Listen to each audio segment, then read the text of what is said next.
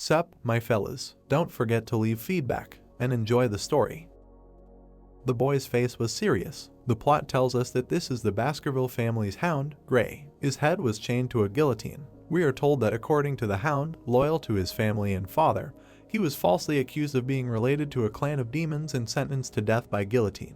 The guillotine descended on his head. The protagonist saw a man before he died. The hound's eyes were glowing red. Gray thought that in the next life, after catching his victim, he would never be a hound again. Moonlight enveloped the room. The protagonist, in the body of a child, was lying in bed. Gray, taken aback, noted that his body was heavy and there was a lot of noise around him. The protagonist assumed that this was hell. The plot takes us to the great estate of the Baskerville family. A light fog surrounded the castle. Many children were screaming loudly. Frowning, the man declared that they were insignificant creatures. We are introduced to the patriarch of the Baskerville family, Will. As he passed the cribs, he said that there were no special children there and only trash. Will suddenly turned his gaze. His face was interested. Looking at Gray, Will said that this trash was somehow quiet. Closing his eyes, he ordered the children to be moved to the Cradle of Swords. The protagonist's eyes lit up. He noted that this was the main suspect in his false accusation. Gray watched Will. Raising his hand, the protagonist emphasized that this is what Will looked like in his youth and now he is sure that he regressed to the time when he was a child.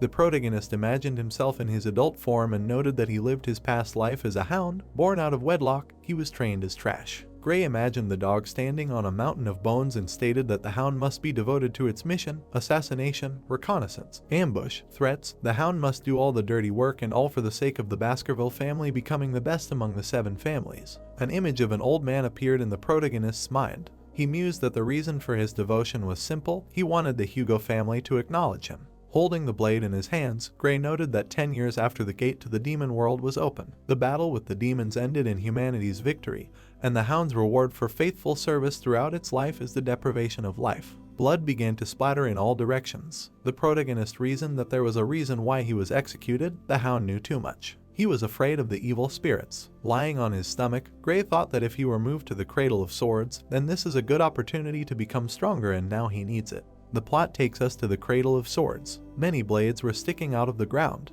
Children were crawling on the ground. The protagonist thought that children born in the Baskerville family must pass a test. They are thrown into a labyrinth with swords, which they must go through and get to the river Styx to explore their talent. The man dipped the child in the river. Gray thought that the river Styx is legendary and famous for turning children's bodies into iron, but there is a limit to how many children it can affect. The protagonist presented a map and noted that in order to get to the river first, you need to move against the spiral wall of blades. His body was bloody. Holding the blade, Gray said that in a past life, his relatives displaced him, and he was unable to get the desired effect, but this time everything will be different. Will watched him. The protagonist fell into the river. He noted that he was monopolizing the river's blessing as much as he could. A bright glow emanated from the river. Gray began to drown. There were many cuts on his body. The protagonist noted that water was seeping deep into his body through the cuts. Holding his mouth, Gray thought that he needed to hold on as long as he could, and no matter how painful it was, he needed to hold on. The dumbfounded guys shouted that the protagonist needed to swim out, and if he stayed underwater, he would die. A smirk appeared on Will's face. Turning around, Will asked John how much time had passed since he entered the river. John replied that it had been about 7 minutes. The plot introduces us to the Baskerville family's head butler, John. Will, with a satisfied look, said that Gray could die. Looking at the water, he said that the protagonist could rise to the surface. The protagonist puffed out his cheeks and mentally asked if Will thought that he would give up so easily. Opening his mouth, Gray noted that he needed to absorb as much as he could. He began to choke. The dumbfounded protagonist repeated to himself that he had to hold on. Air bubbles rose up. Will pulled him out of the water. Holding Gray by the leg, Will asked if the protagonist had drunk the water. The protagonist's teeth had grown. Looking at John, Will asked his name. John replied that it was young Master Gray. A smirk appeared on Will's face. Looking at the protagonist, he assumed that a very greedy son had been born. Drops of water were running down Gray's face. The protagonist introduced the hound and noted that now he needed to use this time to sharpen his fangs, and when the time came to tear off his master's head, the Baskerville family would disappear from the pages of history through his efforts at the hands of Gray Van Baskerville. The protagonist's face was furious. Gray turned around. His eyes were glowing red. The story tells us that at 8 years old, he was talented enough to be called a genius, but his family considered him ordinary. Cuts appeared on his body. We are told that at 12, he took on missions of assassination, espionage, and conquest. At 29, he felt that he had reached his limit in swordsmanship compared to his direct descendants. Gray imagined his outline as an adult. We are told that at 30, the gates to the demon world opened, announcing the beginning of the demon clan's invasion, and at 35, the protagonist lived through an era of destruction, slashing monsters left and right. More and more wounds appeared on Gray's body. The story tells us that at 39, the long war finally ended with the victory of the humans, and at 40, he was rewarded for his loyalty. His head was cut off. We are told that the reward was slander, false accusation, and execution by guillotine. Gray woke up. Looking at the ceiling, the protagonist wondered if it was a child's. Turning over, Gray noted that this meant that he had successfully absorbed the water of the river Styx. The girl was carrying a box in her hands. She asked why Madame wanted to keep such objects in Gray's bed. The protagonist turned around. Looking at the box, Gray thought that no one gave him, an illegitimate child, gifts. Dark energy was coming out of the box. A snake crawled out of the box. Looking at the snake, the protagonist wondered if it was a blood mamba. Getting up, Gray asked if she sent him such rare snakes to kill. He noted that few in the Baskerville family can be addressed as Madam. Whoever that person was, she most likely wants to reduce the competition. The snakes began to hiss loudly. Gray grabbed the snake by the heads. The protagonist thought with a mad look that this was to be expected from the Baskervilles. Their snake mouths began to squirt blood. The bed was bloody. The plot takes us to the next day. People were stunned. Gray slept with the corpse of a snake. He thought that the people of the Baskerville family were shocked when they found a peacefully sleeping child next to dead snakes. Warriors guarded the nursery. The plot tells us that all the nannies who took over the shift that night were tortured and then executed, but the reason for the appearance of snakes remained unknown. Gray's eyes were glowing. We are told that only the young hound knew the truth. The plot takes us to 8 years later. The protagonist stood in the crowd. They listened to the teacher. Standing at the board, the boy said that today they would study the levels of sword art. The boy presented several blades and said that if they could not fill the sword with mana, they were considered a beginner swordsman if they could pour a small amount of mana into the sword. They were an advanced swordsman, and when they were able to coat the sword with mana, the aura of which was like a liquid, they would become sword experts. The boy imagined how mana enveloped the blade and said that finally, when they were able to coat the sword with a solid aura, the shape of which could arbitrarily change, they were a sword master. He said that Will was exactly at this level. The students were surprised. Gray calmly thought that Will was already a sword master at this time and he needed to restore his former strength before the coming-of-age ceremony. Adjusting his glasses, the teacher noted that young Master Gray was in the clouds again. Watching the protagonist, the teacher thought that he received incredible physical strength by immersing himself in the river Styx for 7 minutes. He noted that the patriarch would be extremely happy to hear of his success. Holding his hand to his face, Gray wondered how many years it would take him to kill Will. The boy's eyes glowed red. The boys pushed the protagonist and said that they had heard strange rumors about him. Standing in front of him, they said that Gray had dived into the river Styx for 7 minutes and strangled 2 snakes to death when he was a child. The protagonist remembered how these guys had attacked him from behind. He noted that he knew them well and that they had stabbed him when he was running away after being slandered. The enraged boys asked him to stop lying.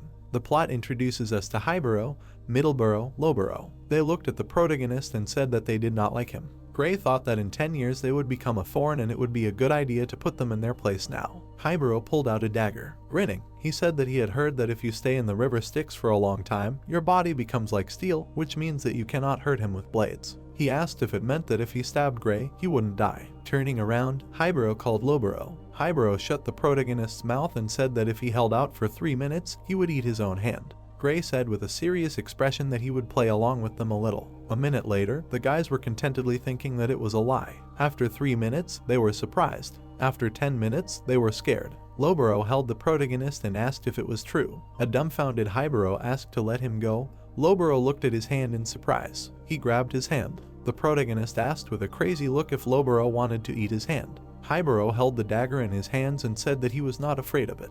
A dumbfounded Lowborough screamed that his fingers had been bitten off. The guys looked at him and asked him to calm down and suggested asking the priest to return his fingers. Gray asked who had let them go. Enraged, Highborough rushed at him. He hit the protagonist in the stomach and asked if Gray had forgotten that he was a year older. Highborough was suddenly taken aback. He had not been able to pierce the protagonist's body. Gray grabbed his hand and said that they were Baskervilles and that their talent and strength did not depend on age. The angry protagonist suggested that they play to the end. Frightened, Highborough asked if those rumors were true. The protagonist hit him in the face. His brothers called out to him in surprise. Middleborough stood up. Gray kicked him. Standing in front of them, the protagonist asked them not to be afraid of him, noting that they would recover as soon as they were treated. Raising the dagger, Gray said that he would not let them go from there and that they would have to feel discomfort with their whole bodies. Holding the dagger in front of him, the protagonist said that he would be generous and allow one of them to leave there. Sitting on the ground, Loboro asked which of them could leave. Gray threw them a dagger and said that it was up to them to decide.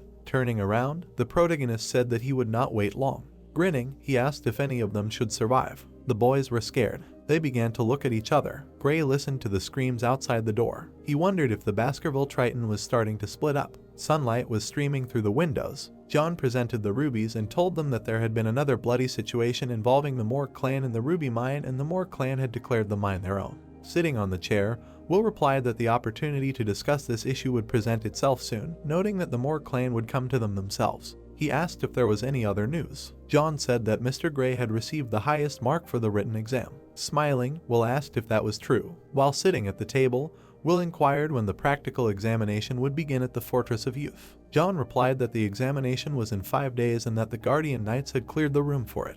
John, taken aback, noted that he had something to report about the Fortress of Youth. He reported that there had recently been a serious fight between the young masters. Will folded his arms and asked again. John introduced the twins and reported that there had been no fatalities, but that Master Highborough's teeth had been completely knocked out, Middleborough's jaw had been shattered, and Master Lowborough's index finger had been severed. Standing before Will, John noted that they had recovered from the treatment they had received, but that their physical injuries appeared to be significant.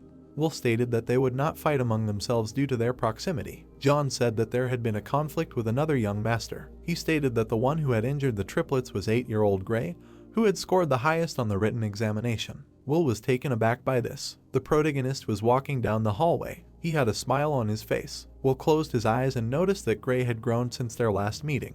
Will said that he had heard that the protagonist had injured 3 boys a year older than him. Gray replied thoughtfully that if he was talking about those brothers, then as far as he knew, they had received treatment. Will said with a serious expression that he was talking about mental trauma. He introduced the brothers and noted that since then they had been eating separately from each other and had not even spoken to each other. Their technique had been quite bearable, but now the relationships within the group had deteriorated. The protagonist listened to him silently. Standing in front of the table, Gray asked what was wrong with that. Will replied that he had led the 3 brothers to ruin. The protagonist said with a serious expression that he was stronger and asked if the one who was stronger could make mistakes. Looking at him, Will said that they had come a little earlier and said that they kindly forgave him. Gray asked with a satisfied expression if they had forgiven him. The protagonist imagined a girl kneeling. The plot tells us that this is a memory from life before the regression. The youngest daughter, whose life was destroyed by the Baskerville clan, visited Will. She became a nun and many years later told Will that she forgives him and invited him to mass. Will's eyes lit up. Gray, with a distraught look, said that he believed that forgiveness was just an excuse for weak people who were unable to take revenge due to lack of strength. A smirk appeared on Will's face. Will, sitting on a chair, said that the protagonist understood the family motto well. He turned to John with a satisfied look. He ordered him to let the protagonist take any food from the storage room. Gray was surprised. The protagonist asked with a smile if he could take chocolate. Gray and John began to leave. The protagonist stopped when he heard Will address him. He asked him to try hard on the midterm assessment. Gray's face was serious. Will asked with a smile not to lose to the direct descendants. The protagonist frowned. Gray walked through the storage room. John told him that this was a famous chocolate that was enjoyed by the gourmets of the Moore clan. Standing in front of the shelf, the protagonist said that he did not want anything processed. Looking at John, Gray said that he needed cocoa beans with a rich aroma. Surprised, John asked again. The protagonist looked at the beans. Gray began to eat the beans. The cook said that these were blood beans, known for their aroma, and 1 bean is enough to produce 100 liters of chocolate. John watched him and thought that since he was eating such bitter beans for no reason, he must really like chocolate. Gray's face was pleased. John assumed that the protagonist, given the restrictions given by the patriarch, found a way to get as much chocolate as he wanted.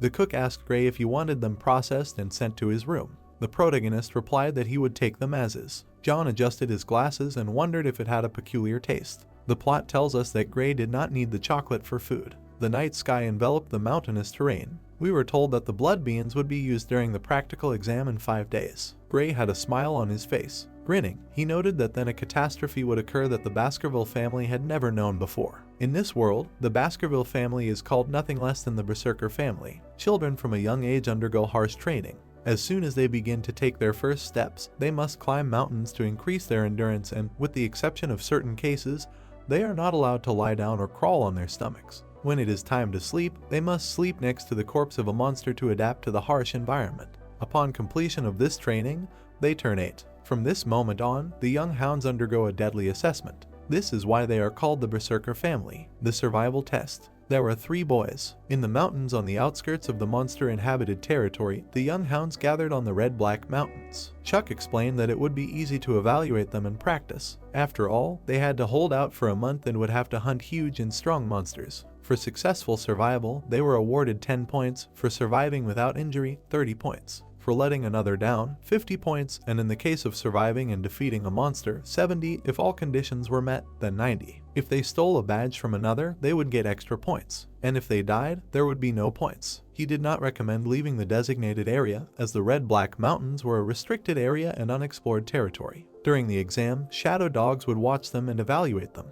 The boy was asking another, and the boy next to him was not the one who had lasted 7 minutes in the river. After all, there were rumors that he had killed 2 poisonous snakes in the cradle. They also said that he had received the highest score for the written exam. Gray had not been to the Red-Black Mountains for a long time. The boys were afraid. Chuck said that the exam would begin when the bell rang. He prayed for their luck. Then he rang the bell. Gray decided to hurry to the place he had noticed last year and take a vantage point. The boys decided to follow him to take what he wanted to get. The brothers argued so that none of them could give orders. Chuck knew that it had started again. The exam did not encourage killing others. It was not prohibited, but not desirable. Points were deducted for killing, so everyone tried not to kill anyone. One of the boys had already been killed. The shadow dogs also had to try to keep the deaths to a minimum. One of them was watching near the tree. He was watching Gray. After all, he was a genius who had stood out since childhood. The protagonist approached a large tree. There was soft ground nearby. He decided where he would live. He also thought about whether he needed to relax and rest. The man was in shock. Gray was carrying branches. The others were fighting. He was carrying a branch, while the brothers were fighting the bear. The protagonist was resting. The man was perplexed. He thought about how much time had passed, how the boy began to rest. He also thought that the rumors about his genius were exaggerated. After all, if he was going to hide, then there was no need to watch him. Gray was calm. How he smiled later that he left. He was glad that he had set up camp outside, because this is nostalgia. He remembered that people were talking and saying that cocoa beans hide the smell of fish, and blood cocoa beans, which contain a high concentration, are even better. The protagonist threw the beans into the fire. They flew and burned. He was glad, because whoever was bothering him left. He finished his preparation. He decided to start hunting. A few days later, he was inside the Forbidden Zone. From there, unexplored territories began. But during his activities as a scout, Google in these places was calm. There was a smell of charred tree roots. He heard a sound, found hot feces. Only one monster left behind such a thing. During his exploration, they infuriated him, but now he was glad. And they called these monsters hellhounds. The monster opened its mouth. It was 3 meters in size, a dog from hell. The guard monster that absorbed hellfire was a hellhound. In the past, the protagonist could defeat one such individual at the age of 18. Now the victory seems less easy to him. After all, 8 years. However, he knew a way to deal with a hellhound even a child could handle. They ran at each other. Gray dodged its attack. The monster only moved in a straight line because it was difficult for it to change directions abruptly. The hellhound looked at the guy. He started pouring out water. Dogs could not cross water even if there was a very small amount of liquid in front of them. This slowed the monster down. Also, while it was running, it showed another weakness common to all dog-like monsters. This is that they open their mouths while running. The guy snapped his finger, because of which the monster immediately ran away from him. Then it stopped, started barking, and finally fell dead. Gray was holding chocolate in his hands because it is poison for dogs. If we are talking about blood beans, from which liters of chocolate are made, then the monster will not survive it. Even a hellhound was powerless against chocolate. Initially, their stomach and heart suffer, but since the chest organs are protected by strong ribs, you need to aim at a weak point where there are none. Namely, aim at the kidneys. The monster was lying and vomiting. The protagonist hit it with a sword, namely at the kidneys. A wound remained after the blow. After destroying the monster, energy called experience points accumulates in the body, making it stronger. The short sword glowed brighter, so Gray hoped that he could rise to his level before regression. He was interested in the expression on one guy's face when he finds out that an 8-year-old child will drag a monster with a danger level of B+ rank. He already knew what reward he would ask for. It was a huge reward, which he never dreamed of in his past life. Gray decided to take only the head. Suddenly, he turned around. There were 2 more monsters standing there. Perhaps they heard the cry of the previous monster and apparently wanted to avenge him. He cut the throat of one. After all, he didn't plan to stop at just one. After all, he still had a lot of beans in stock. The hellhounds were looking at him. The guy was surprised. After all, they were scared of the bloodlust of an 8-year-old boy. After all, they couldn't leave their victim alone, even if it meant death. Gray looked back. There was a very large monster standing there. It was a three-headed Cerberus. The danger level was a plus. He wondered why he had gone down to the first ridge if he lived on the seventh. The monster had wounds all over its body. In addition to the wounds, there were also arrows in its body. He understood that he was being hunted. After all, there was a barbarian tribe's territory around the mountain. The monster had traveled all the way while being hunted. Gray decided to get it. After all, the Cerberus was in a plus rank. The main character hid his strength in his family's house, including the fact that he had already reached a high level of mastery as an advanced swordsman and had learned the third technique. He had also reached a level that other hounds only reach when they are adults. Gray ran towards the Cerberus. He hit one of the heads. Suddenly, the monster tried to bite him, but the protagonist was able to dodge. He decided to hit it again. Before the regression, Gray had honed his skills by going through the war against the demon clan, to the point that his technique did not have a hint of unnecessary movements. In addition, his body was strengthened by being in the river Styx. Everything he had worked well against the wounded Cerberus. The monster was angry. Gray's sword broke. At the moment when he had already relaxed, the Cerberus was able to use its claws. The guy fell, his clothes were torn. He flew into a tree. Blood came out of his mouth. The Cerberus was 7 meters long, located on the 7th ridge. The guy was sitting near the tree. He was angry. After all, he lost consciousness, and the monster was already approaching. He also felt pain in his left hand. He looked at his hand, and there was a deep wound. The monster decided to attack him. Gray dodged. After all, he wouldn't survive a second blow. A difficult journey, but an experienced hunter must find the best way out of such a situation. The best way out at the moment is to escape. Gray ran. After all, if the monster hadn't been wounded, it would have been torn apart already. So he mentally thanked the tribe of barbarians in the mountains. If he got through the iron fence, he would get out of the forbidden zone. As long as he could get to the prepared place, then he would be in the winning position. But if he was caught before that, he would die. Cerberus barked at him. Gray ran among the trees. He looked around for the place he needed to go, and suddenly he found it. He had only a little bit left. The monsters were already very close. He jumped over himself, which is why the dogs were already slightly behind. And suddenly, Cerberus was already near him and he saw its mouth. There was a symbol made of stones on the ground. The monster barked. Gray landed on the ground. He decided to catch his breath after running. He greeted the monster in a lullaby of swords. After all, the guy created a trap prepared for the Hellhound. Cerberus and the Hellhound belonged to the same type of monsters. The essence of blood beans that he applied to the wooden spears was poisonous to both. The monster was angry. Gray understood that since he was a high-ranking demon, he would not die quickly. He threw a spear at him. The monster saw this and began to scream. The guy began to count. Cerberus looked at him. Gray was still counting. Then he approached him. Green mucus came out of the monster's mouth. The protagonist calmed down. After all, he took exactly 7 steps, so he understood that the rumors were not lying. The wooden spear he threw was different from the others. A tooth of a poisonous blood mamba was attached to this spear.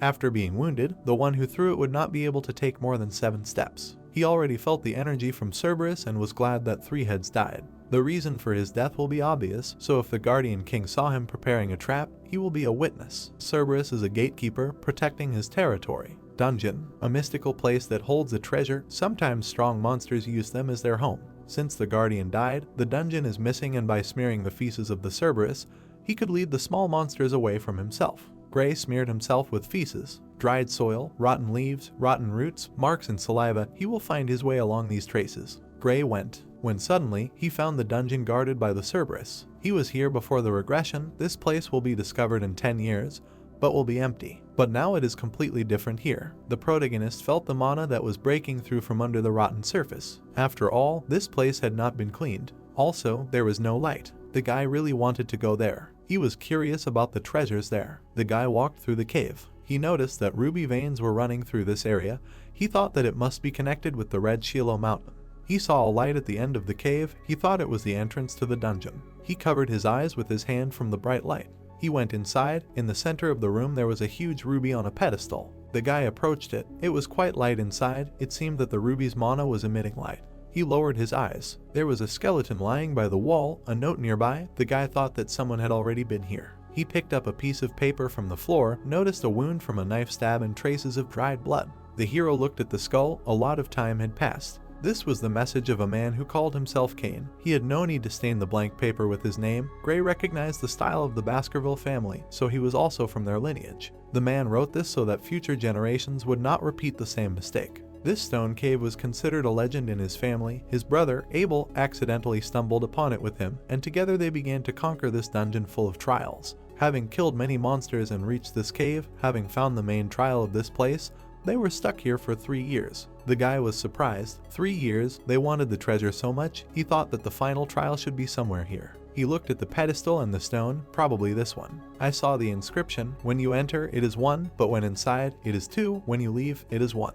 The man wrote that he and his brother read this text over and over again, eventually came to a conclusion. He and his twin brother were one in the womb, but when they were born, they were separated. In other words, in order to take the treasure of this dungeon, they needed to become one again. Their weapons crossed, the man decided what it meant. They stood opposite each other, that only one of them could leave the dungeon with the treasure. After an intense battle, he killed his own brother, and then only one remained in the cave. Despite this, nothing changed. The man lamented, they definitely went from 2 to 1, so why couldn't he get the treasure? He killed his brother, killed him. After some regrets, he decided to leave this place.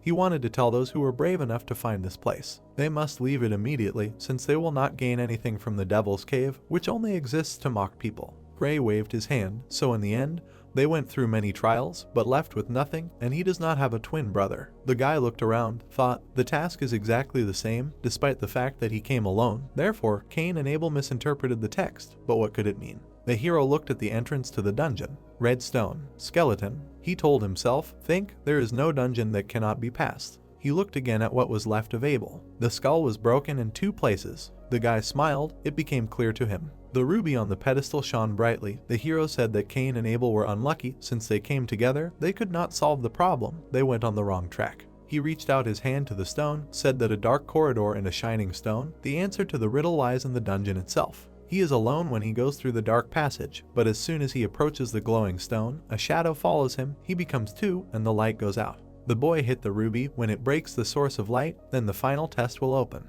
His eyes flashed. He said, the answer, this is a shadow. The fragments of the stone lay on the stone floor. Waves of flame emanated from them. A red light appeared in front of Gray. The hero opened his eyes wide, said, the reason for the death of the brothers. A black sword appeared on the pedestal. The boy was surprised. This is a relic of the Devil's Cave. On the handle were 3 glowing stones in the shape of petals. The hero read, only those with the blood of Baskerville will be able to take possession of Beelzebub. Gray frowned, exclaimed, Beelzebub, so that's where it came from. He remembered how in his childhood before reincarnation he saw an illustration in a book. Lord of the Flies, Beelzebub, an unprecedented great monster that invaded the continent in old legends, the constellations of the devil, also known as the 7 disasters. To stop them, the heads of the 7 families went against each of the devil constellation.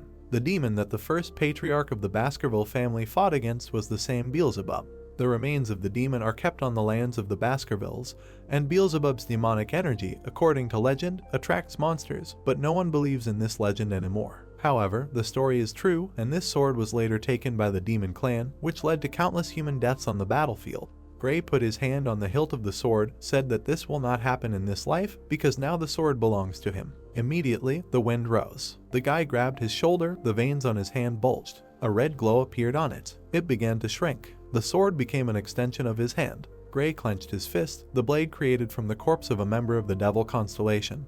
He was lucky to get his hands on Beelzebub.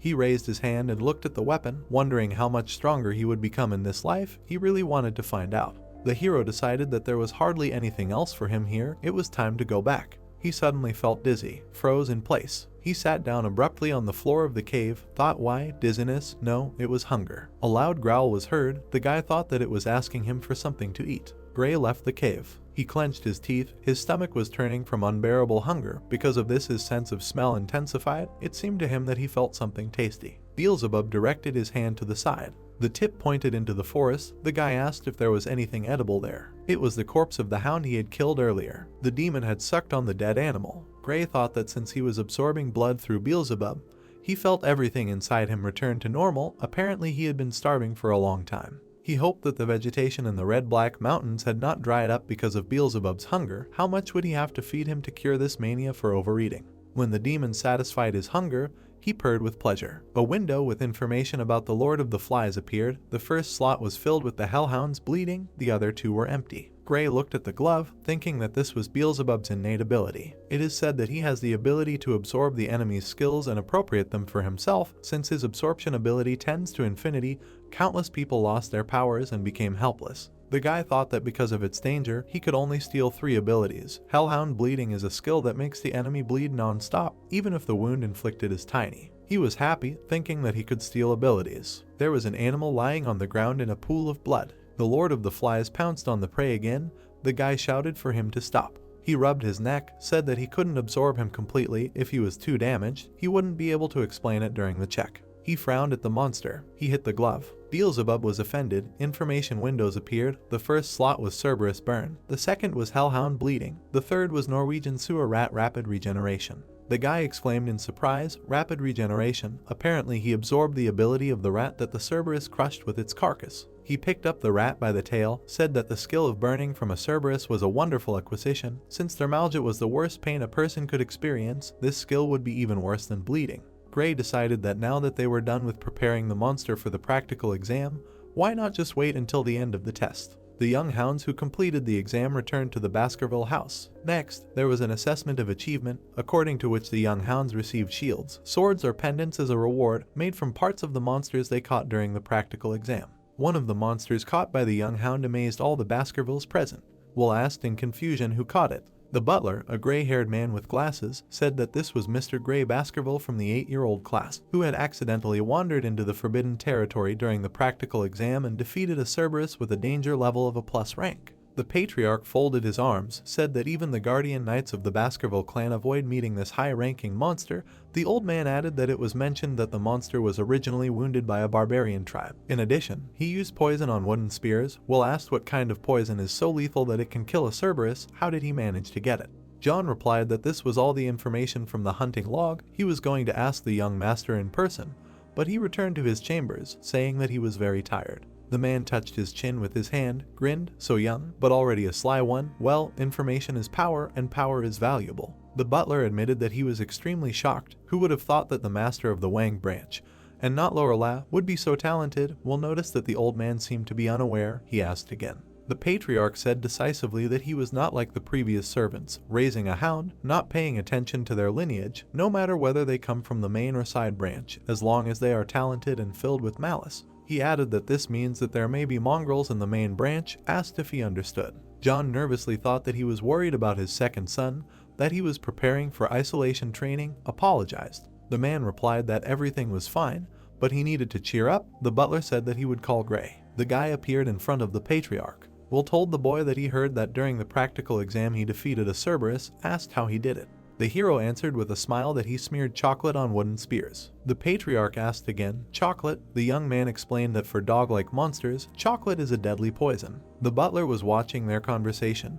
Will was surprised, so he asked him for chocolate. Gray answered, "Yes." John thought that they got to the point without unnecessary words. This does not look like a conversation between a father and son. The patriarch's face became serious.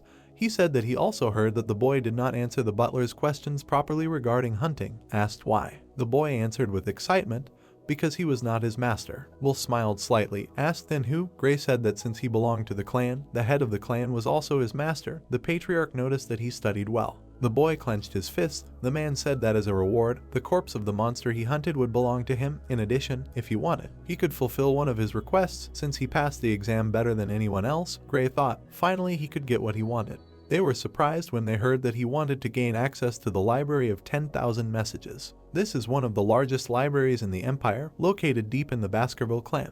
A shadow fell on the patriarch's face. He asked again, a library of 1,000 messages. He knows that only the patriarch, the second person after him, and his direct heirs have access to it. Gray closed his eyes, said that if it is impossible, then he gives up, thought that he will have to climb in secret. The boy opened his eyes wide when he suddenly heard that he can enter. The man put his hands on the armrests of the chair, advised him to definitely study the 6th Baskerville technique. Information about it can be found in the 6th Forbidden Zone, in the depths of the library. The guy pressed his lips together. He could not believe that the same will would allow the offspring of the side branch to get acquainted with the 6th technique of the Baskerville family. It had never happened that an illegitimate child with the middle name Wang was given the opportunity to study materials beyond the 4th technique. But there is no need to be surprised at only the 6th technique. At the moment, Will's cultivation level is at the 7th Baskerville technique. Before his regression, he was able to reach the 9th. The guy did not forget about living in discrimination based on birth, so this time he will surpass Will, because he will receive the greatest Baskerville essence, a book of sword art mastery containing the techniques of the first patriarch who defeated the devil constellation. The man held his clasped hands in front of his face.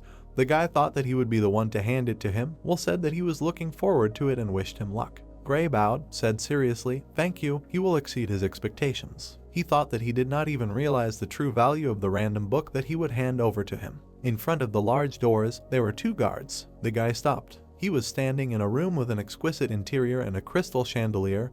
He was in this library for the first time. The hero reached out to the bookshelf, read, ripping incisors, breaking molars, piercing fangs, crooked tooth, erupting twice, lying wisdom tooth, books on sword art, all the books on sword mastery that he so desired to get in his past life are here. Gray frowned and looked to the side. No matter how much mana the illegitimate child of the Baskerville family had, he would not be taught techniques higher than the 4th. In order to make sure that the children who became hounds would not bite their master, the Baskerville family had implemented this defense mechanism. He saw a book hung with chains and locked with a lock, thought, "This is it." The guy took out the key, said, "Who would have thought that Will would give him access to the book with the 6th technique? If this had happened before his regression, he would not believe his luck." He inserted the key into the keyhole and turned it, decided that, of course, Will allowed him to do this, with the expectation that an 8-year-old boy would not be able to memorize everything in one day. Gray began to read. Before his regression, he studied the theory that surpassed the 4th technique until he got bored. It consisted of trying to figure out what was needed for the 5th technique. He thought, after drawing the 4th tooth, it is necessary to stop the flow of mana, so he did not manage to get the 5th tooth. The art of the Baskerville sword, depending on the stage of mastering the sword, 1 tooth symbolizes the 1st technique, 2 teeth, the 2nd, and so on, and when you draw a tooth, a special mark, red sword energy appears. Gray quickly looked through the pages, said that he was not interested in the 6th technique since he came here for another reason. After all, he wanted to get a higher stage. The guards looked at the guy in confusion, asked he was already leaving. One of them waved his hand, said that if he forgot something, they could bring it to him. The other added that the books on sword art were in the very back of the library. The boy replied that he had already finished what he came for. The man asked, "Why not stay here a little longer and look around?" Gray said that before leaving, he was thinking of reading other books, so let them not worry and do their own thing. They looked at each other. One covered himself with his hand and whispered to the other that this place was filled with various books. The other added that if he were in his place, he would read the books on sword art in the back of the library. They were surprised. Did he really not realize their value due to his age? The hero thought, let them think what they want. They do not know that among the dusty shelves there is a real treasure. The boy turned his attention to one of the shelves. He stopped, noticed the book he needed. The edition was old, with a cracked cover. It had ambush written on it. Gray was delighted. He was sure that this was the book. A book about the basics of the 1st technique, which the Baskerville children do not read. Because of the torn pages, it is absolutely useless. He smiled grimly because he knew its true value. Before the regression, together with the squad of hounds to which he was assigned, he found a strange relic in the dungeon on the border with the red-black mountain. It was a page from a book of sword art, a single torn page. A page written in the style of the Baskerville family. Will, who considered it worthwhile, scoured the entire library in search of the book from which this page was torn.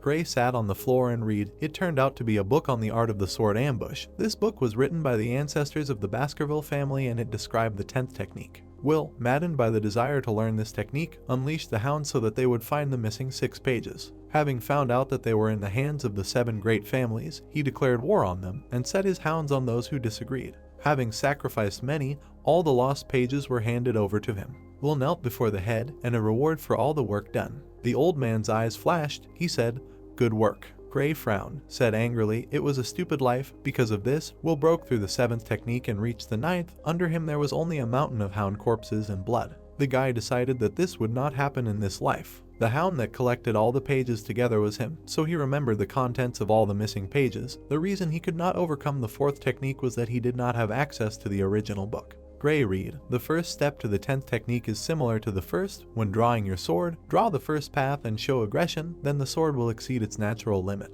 He thought, well, in the eyes of others, this book may indeed seem completely meaningless. He said with excitement, but once the torn pages are put back in place, the false and misleading information is transformed into a masterpiece. The hero thought that in his past life, he had reached the highest level of aura and the highest level of the 4th technique. He needed to reach this level before he turned 15. Moonlight was shining through the window. Dawn had come. The guy was still sitting over the book. He slammed it shut, said, "Enough." Gray looked around. He had been reading intently all day, but thanks to this he was able to remember the entire contents of the book from beginning to end. He stood up, but did not feel the presence of the guardian knights. The hero closed his eyes, thought that he would not be able to draw the 10th tooth with such a young body, but maybe now he could reach the 5th technique. A silhouette of a man stood in front of him. The guy opened his eyes, they were glowing red. He made a sharp chopping blow with his palm. This was the first Baskerville technique. Strikes at the shadow, uses the 2nd, 3rd technique. He jumped forward and swung, the 4th technique. A magical discharge flashed in his eyes. He thought that his past life was pathetic. After all the effort, he reached the highest level of aura,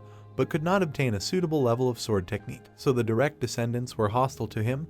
There was only one reason why he could not rise to the 5th stage. He was born in a side branch. The hero rushed at the enemy, exclaimed, "He thinks he will live like this again." The silhouette was motionless. Suddenly, it took on the appearance of his enemy. His face was divided by red lines. The guy struck and jumped forward. An explosion was heard. He sank to the floor. Gray was breathing heavily.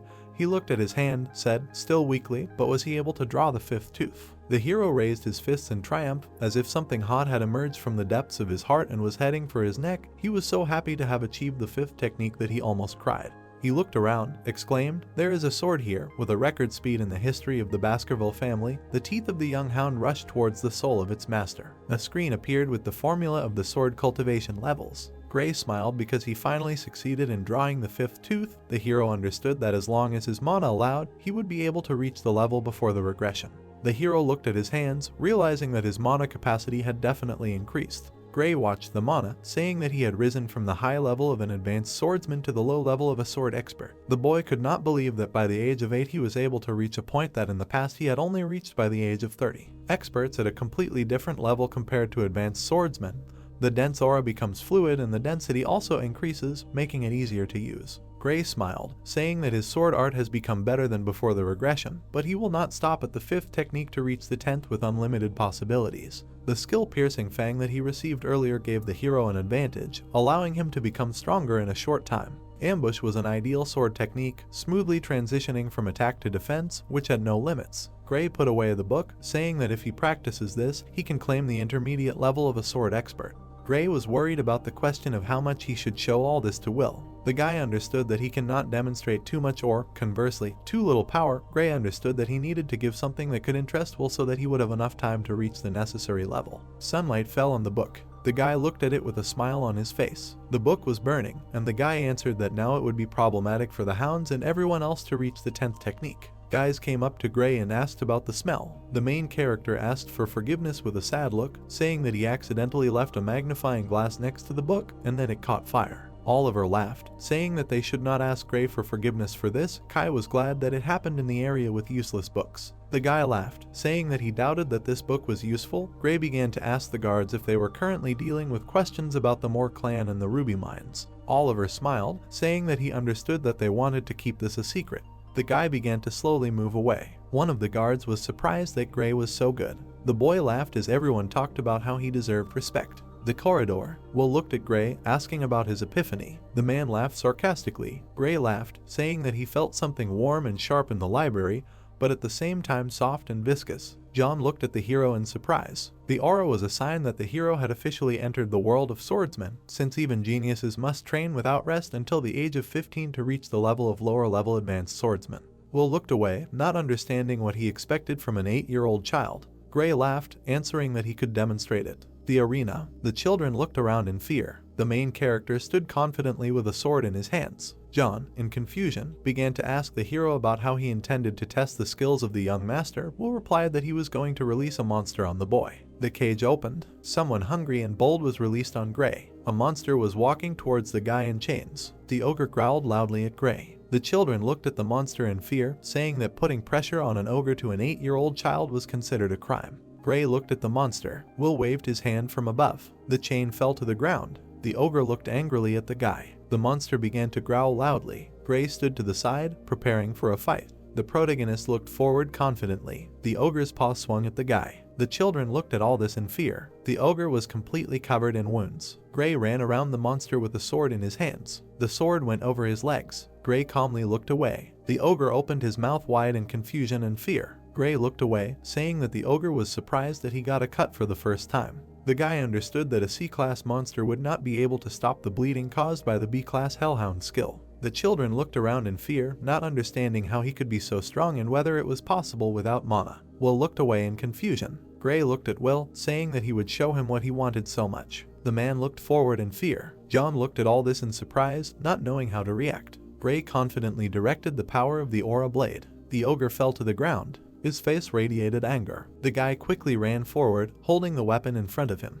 Will looked at all this in surprise. The magic continued. John congratulated the guy in surprise for having witnessed the birth of a genius. The man said with interest that he did not think such a genius could be found. Gray calmly looked at the monster, whose blood did not stop flowing. Will answered in confusion that the hero won only because the ogre was weak. The main character looked at the children. The guy with a smile on his face asked if there was anyone stronger than the ogre. The children looked around in fear, not knowing how to respond to this. Gray continued to confidently look forward, thinking that it would be better to show off his strength until a certain moment. Will and John looked at the boy with incomprehension. The man smiled, saying that the orc he had brought from afar was not enough to satisfy him, which meant that children at this age needed to gain more life experience. Will looked at his son, asking John if there were any monsters left that they had caught during the raid against the barbarians. The hero answered that he had been hungry for a long time, so he was on edge. The children opened their mouths wide in fear. Gray looked ahead attentively. A huge troll stood in front of the boy. The monster began to scream loudly. Gray looked at it attentively, asking his father if he could begin.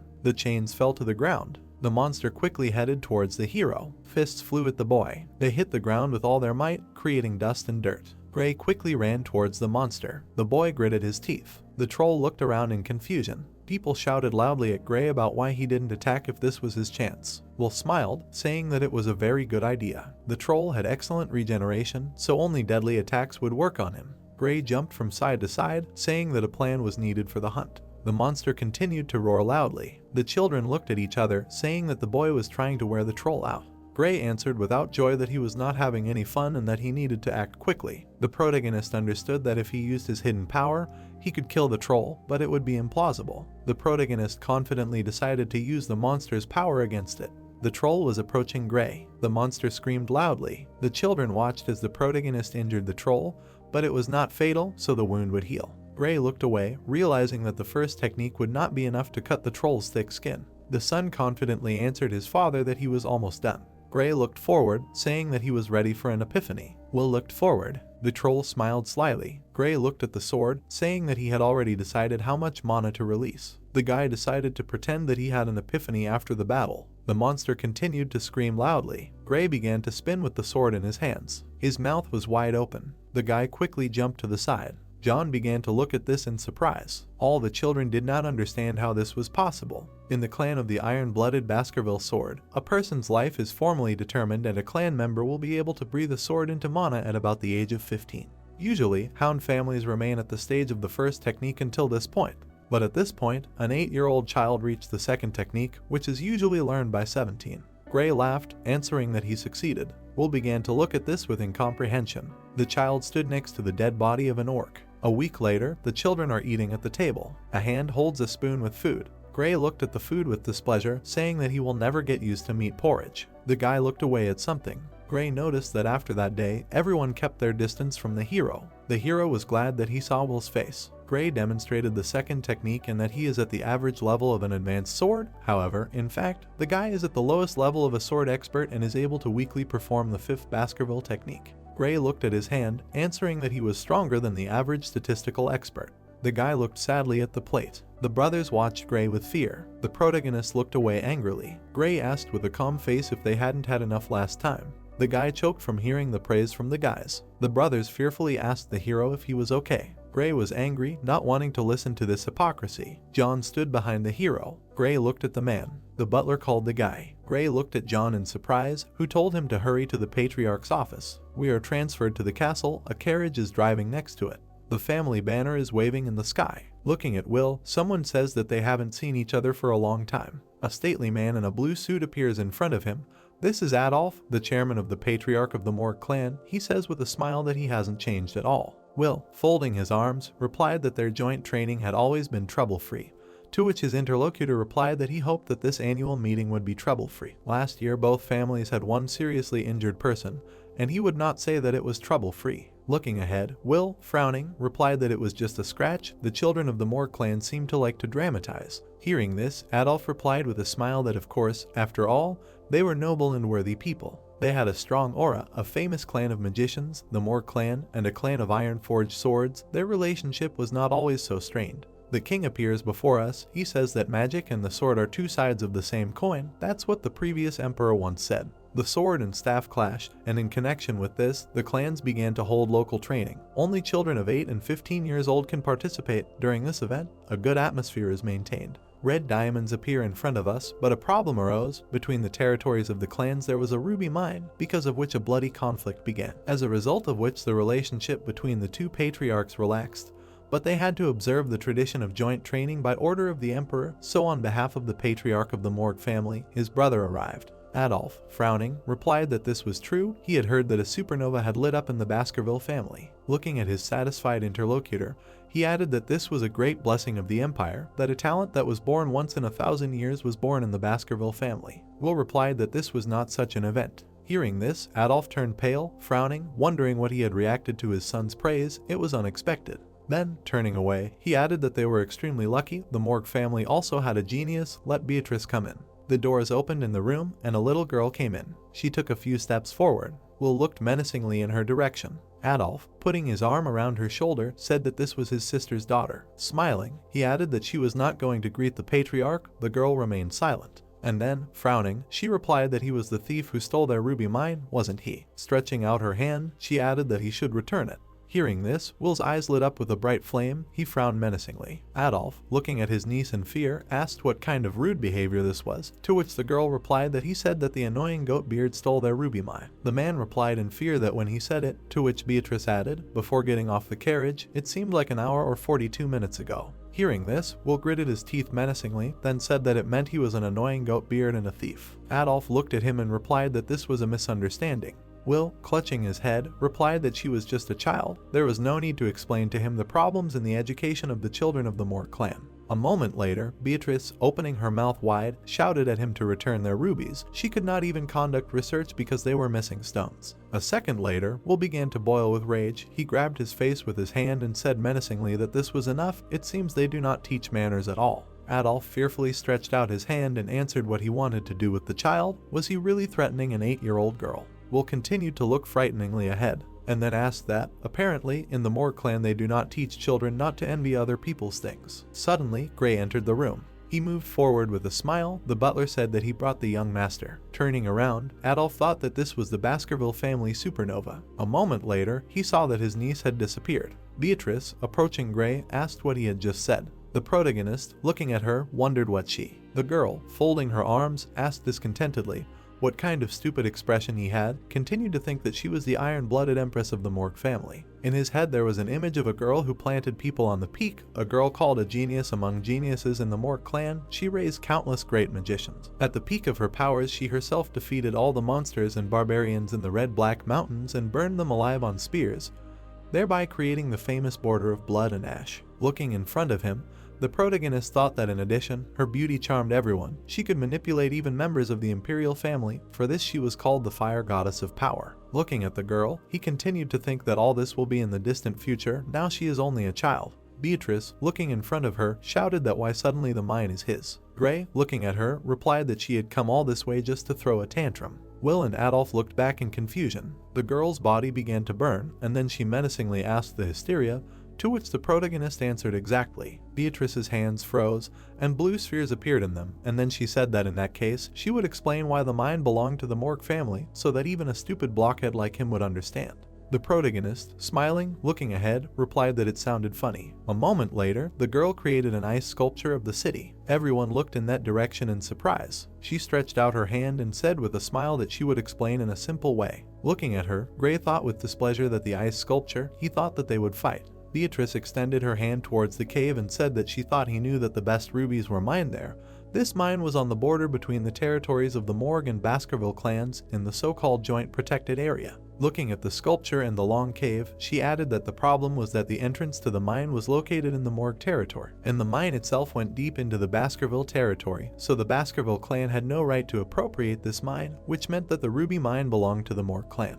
Will looked at her with displeasure, and the girl added that they claimed that this was a trespassing and interfered with the extraction of rubies, and also refused to pay rent for their territory. Gray, approaching her, replied that rubies are used for magical ingredients, so the Baskerville clan does not really need them. Looking ahead, he added that the fee for the territory, what a tragedy that must be, that in the Baskerville clan there was not an idiot who would allow them to freely extract rubies to earn a pittance. Hearing this, Beatrice, frowning in displeasure, shouted that he himself had just said that the Baskervilles do not need rubies. Gray replied that they were interested in whether their lands are important, that is why he tells them not to interfere. Frowning, the girl fell silent, and the protagonist added that only their clan is losing something in this situation. Suddenly Beatrice, holding out her hand, screamed that she would make him understand who had the right to dispose of the ruby mine. This was her land and this was his. Then she held out her hand. She continued to pull it forward, asking whose hand it was. Looking down, Gray replied that she was asking whose hand was on his territory now. After a moment, he grabbed it, and then, smiling, he replied that, of course, it was his. Beatrice blushed, and then, looking in front of her with displeasure, she screamed what he was saying. Why was she his? Gray, looking down, replied that who said that she was his. Suddenly, he pulled out a blade from behind his back. Adolf looked ahead in fear along with the butler. The protagonist, looking down in fear, added that he said that her hand was his. Beatrice looked at him in fear, and Will, looking at his son, turned pale. Then he lifted Beatrice's hand and brought the knife to it. The girl's eyes filled with tears and she screamed loudly for help. Adolf, standing up menacingly, told him to immediately move away from his niece. Then the girl managed to pull her hand out of his grip. She hugged her uncle, screaming that he wanted to cut off her hand. Adolf, turning to Will, screamed what this meant. He was silent for a few seconds and then looked at the protagonist, saying that he thought he had gone too far with his jokes. Gray, smiling, woke up with the finger of his dagger and apologized. He easily bent it, then added that this was a common thing in their family circle. Adolf, looking menacingly in front of him, screamed that it was a toy. What kind of toys does he give to his children? Then the protagonist approached him, bowed. He added that he did not want to make her cry. He offers his sincere apologies. In the Baskerville family, they have been playing with this kind of toys since childhood. Adolf asked what he thought. It was funny. Will, sitting behind him, lowered his head, replied that he did not think he was getting too involved in children's games. After which he raised his hand, adding that he had ideas regarding the ruby mine. He was sure he would be happy to hear them, but first they needed to end in a local teaching. Beatrice, with tears in her eyes, raised her fist and said that she would not forget this. Let her look around. Gray, we are transferred to the training between clans. The guy makes a dash forward, swinging his sword. At this moment a mage attacks him, using ice magic. Children from 8 to 15 years old participate in this event. While the 8-year-olds challenge each other in theory or sensitivity to their mother, the 15-year-olds steal the show with real battles. A tent appears in front of us, but this year the public's attention is focused on a completely different place. A moment later, Beatrice appears in front of us. She is from a famous mage clan. Opposite her stands Gray, who is from an iron-blooded Ball clan. They stare at each other for a few seconds in silence. At the request of the Morg clan, the battle will be held according to the rules of practical training, and the focus will be on a duel between two geniuses of respected clans. A second later, the bell rang. The girl, looking ahead, told him to get ready. As soon as he is ready, she will not hold back. Frowning, she stretched out her hands, said something, and a magic circle appeared in front of her. Everyone who was standing to the side opened their mouths and looked in horror in front of them. 4 magic circles appeared near Beatrice. Adolf, smiling, looking at his comrade, said that she created not one spell, composed for 15 years, but 4 at once. He could not expect less from the genius of the Morg clan. After which she extended her hand, used all the circles, and powerful elements were directed at the protagonist. Gray, with a smile on his face, was able to dodge them. Making a dash forward, he said that she had quite bright spells, but would it not be better to focus on one? Displeasedly looking in front of herself, Beatrice answered that what did he care?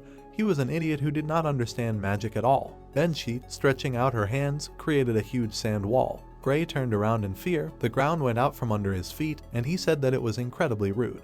The girl looked ahead in fear, and then thought that he so easily broke through the sand wall. This is the power of Baskerville, originating from the river Styx. She narrowed her eyes and thought about how she had let her guard down. Then she opened her eyes a little. Gray appeared in front of her, swinging his finger to strike. He lightly hit the girl, and she flew back at great speed. Looking at this, Adolf shouted in displeasure that he had flicked her. Beatrice, clutching her head, shouted that why did he flick her on the forehead? He wanted to say that he was easy on the enemy.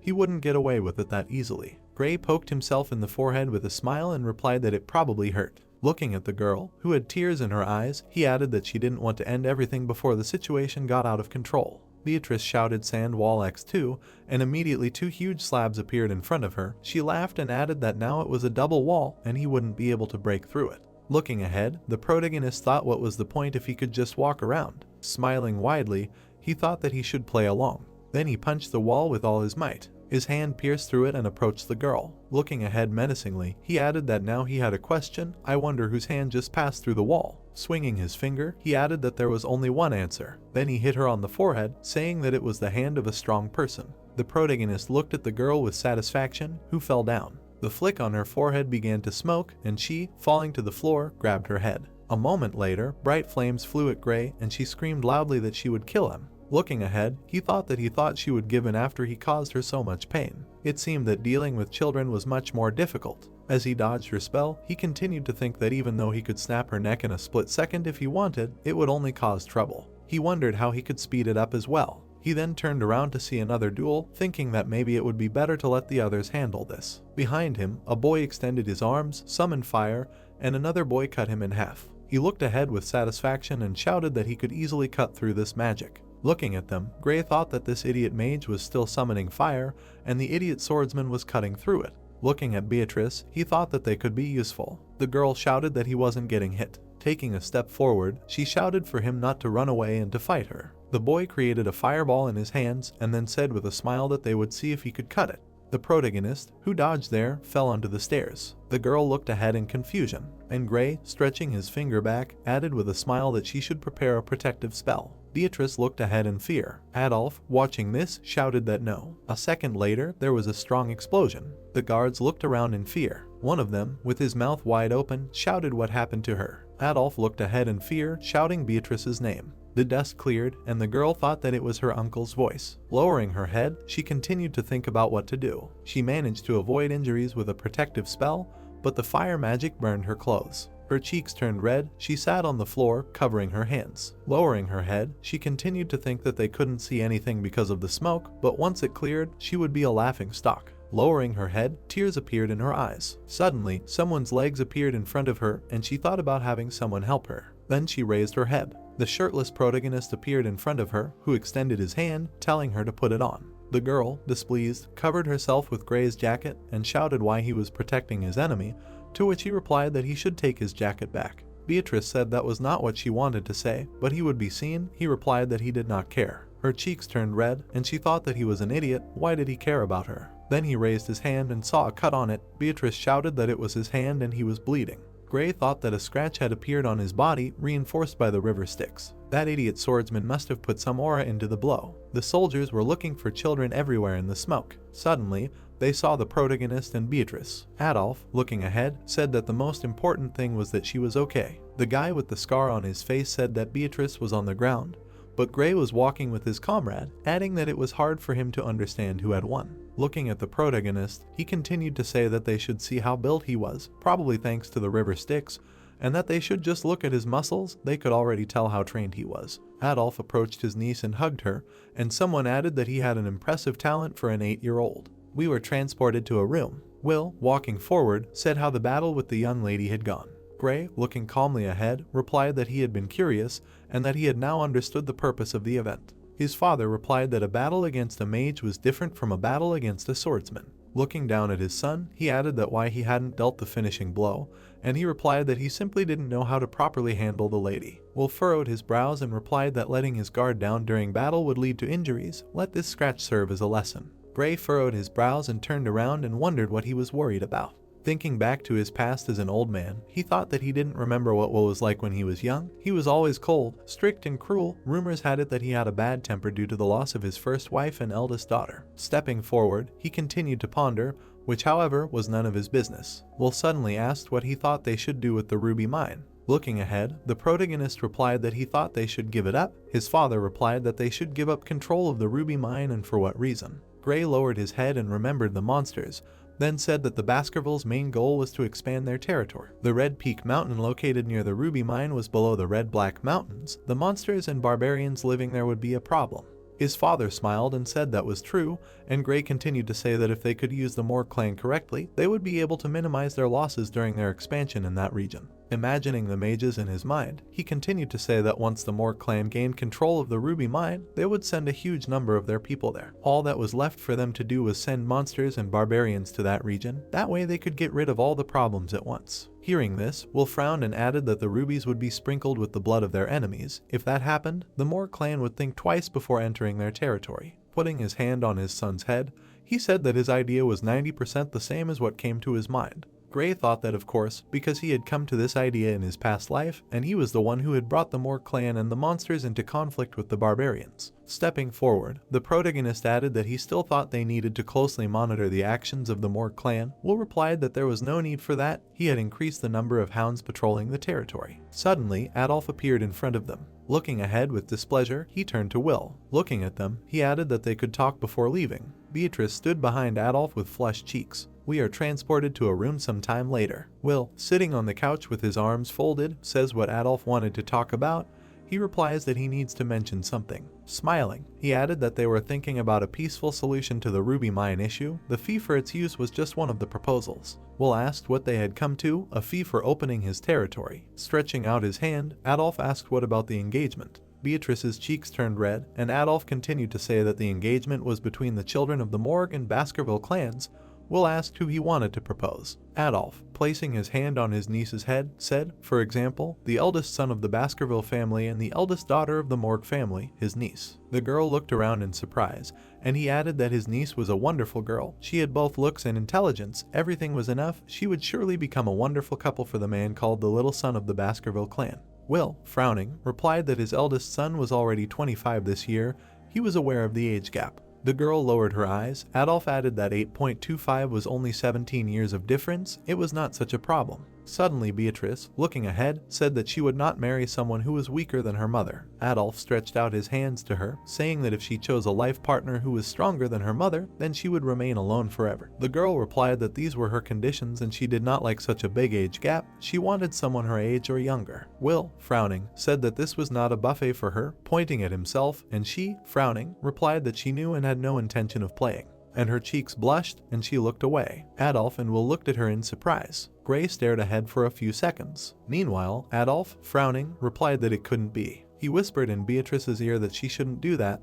This child of the Van branch and not a direct heir, no matter what happened, he would become a small fish in a huge lake. Will, staring menacingly ahead, wondered why this was making him angry. Then, staring menacingly ahead, he said that the most important thing in an engagement is the intention of those involved, what the protagonist thinks about it. Beatrice's cheeks turned red, and she looked at Gray. He stared ahead for a few seconds in silence, and then, slightly opening his mouth, replied that he accepted. The girl, along with Adolf, looked ahead, puzzled. Adolf turned pale, and beads of sweat appeared on his face. Will angrily said that for his son, marriage is not the most important thing in life, and then asked Gray what he thought about it. Beatrice looked at the hero carefully. The main character began to watch her. Gray's mouth fell open. Adolf and his daughter looked in surprise at the guy who said that he would do as he was told. Adolf watched him angrily, not understanding what he was saying. Beatrice began to think that he did not hate her. Will calmly lowered his head, saying that in the Baskerville family it does not matter whether the connection is bloody or not, because fools can come from the family and geniuses can come from the Van family. Adolf looked closely at Gray. The guy confidently raised his head at him.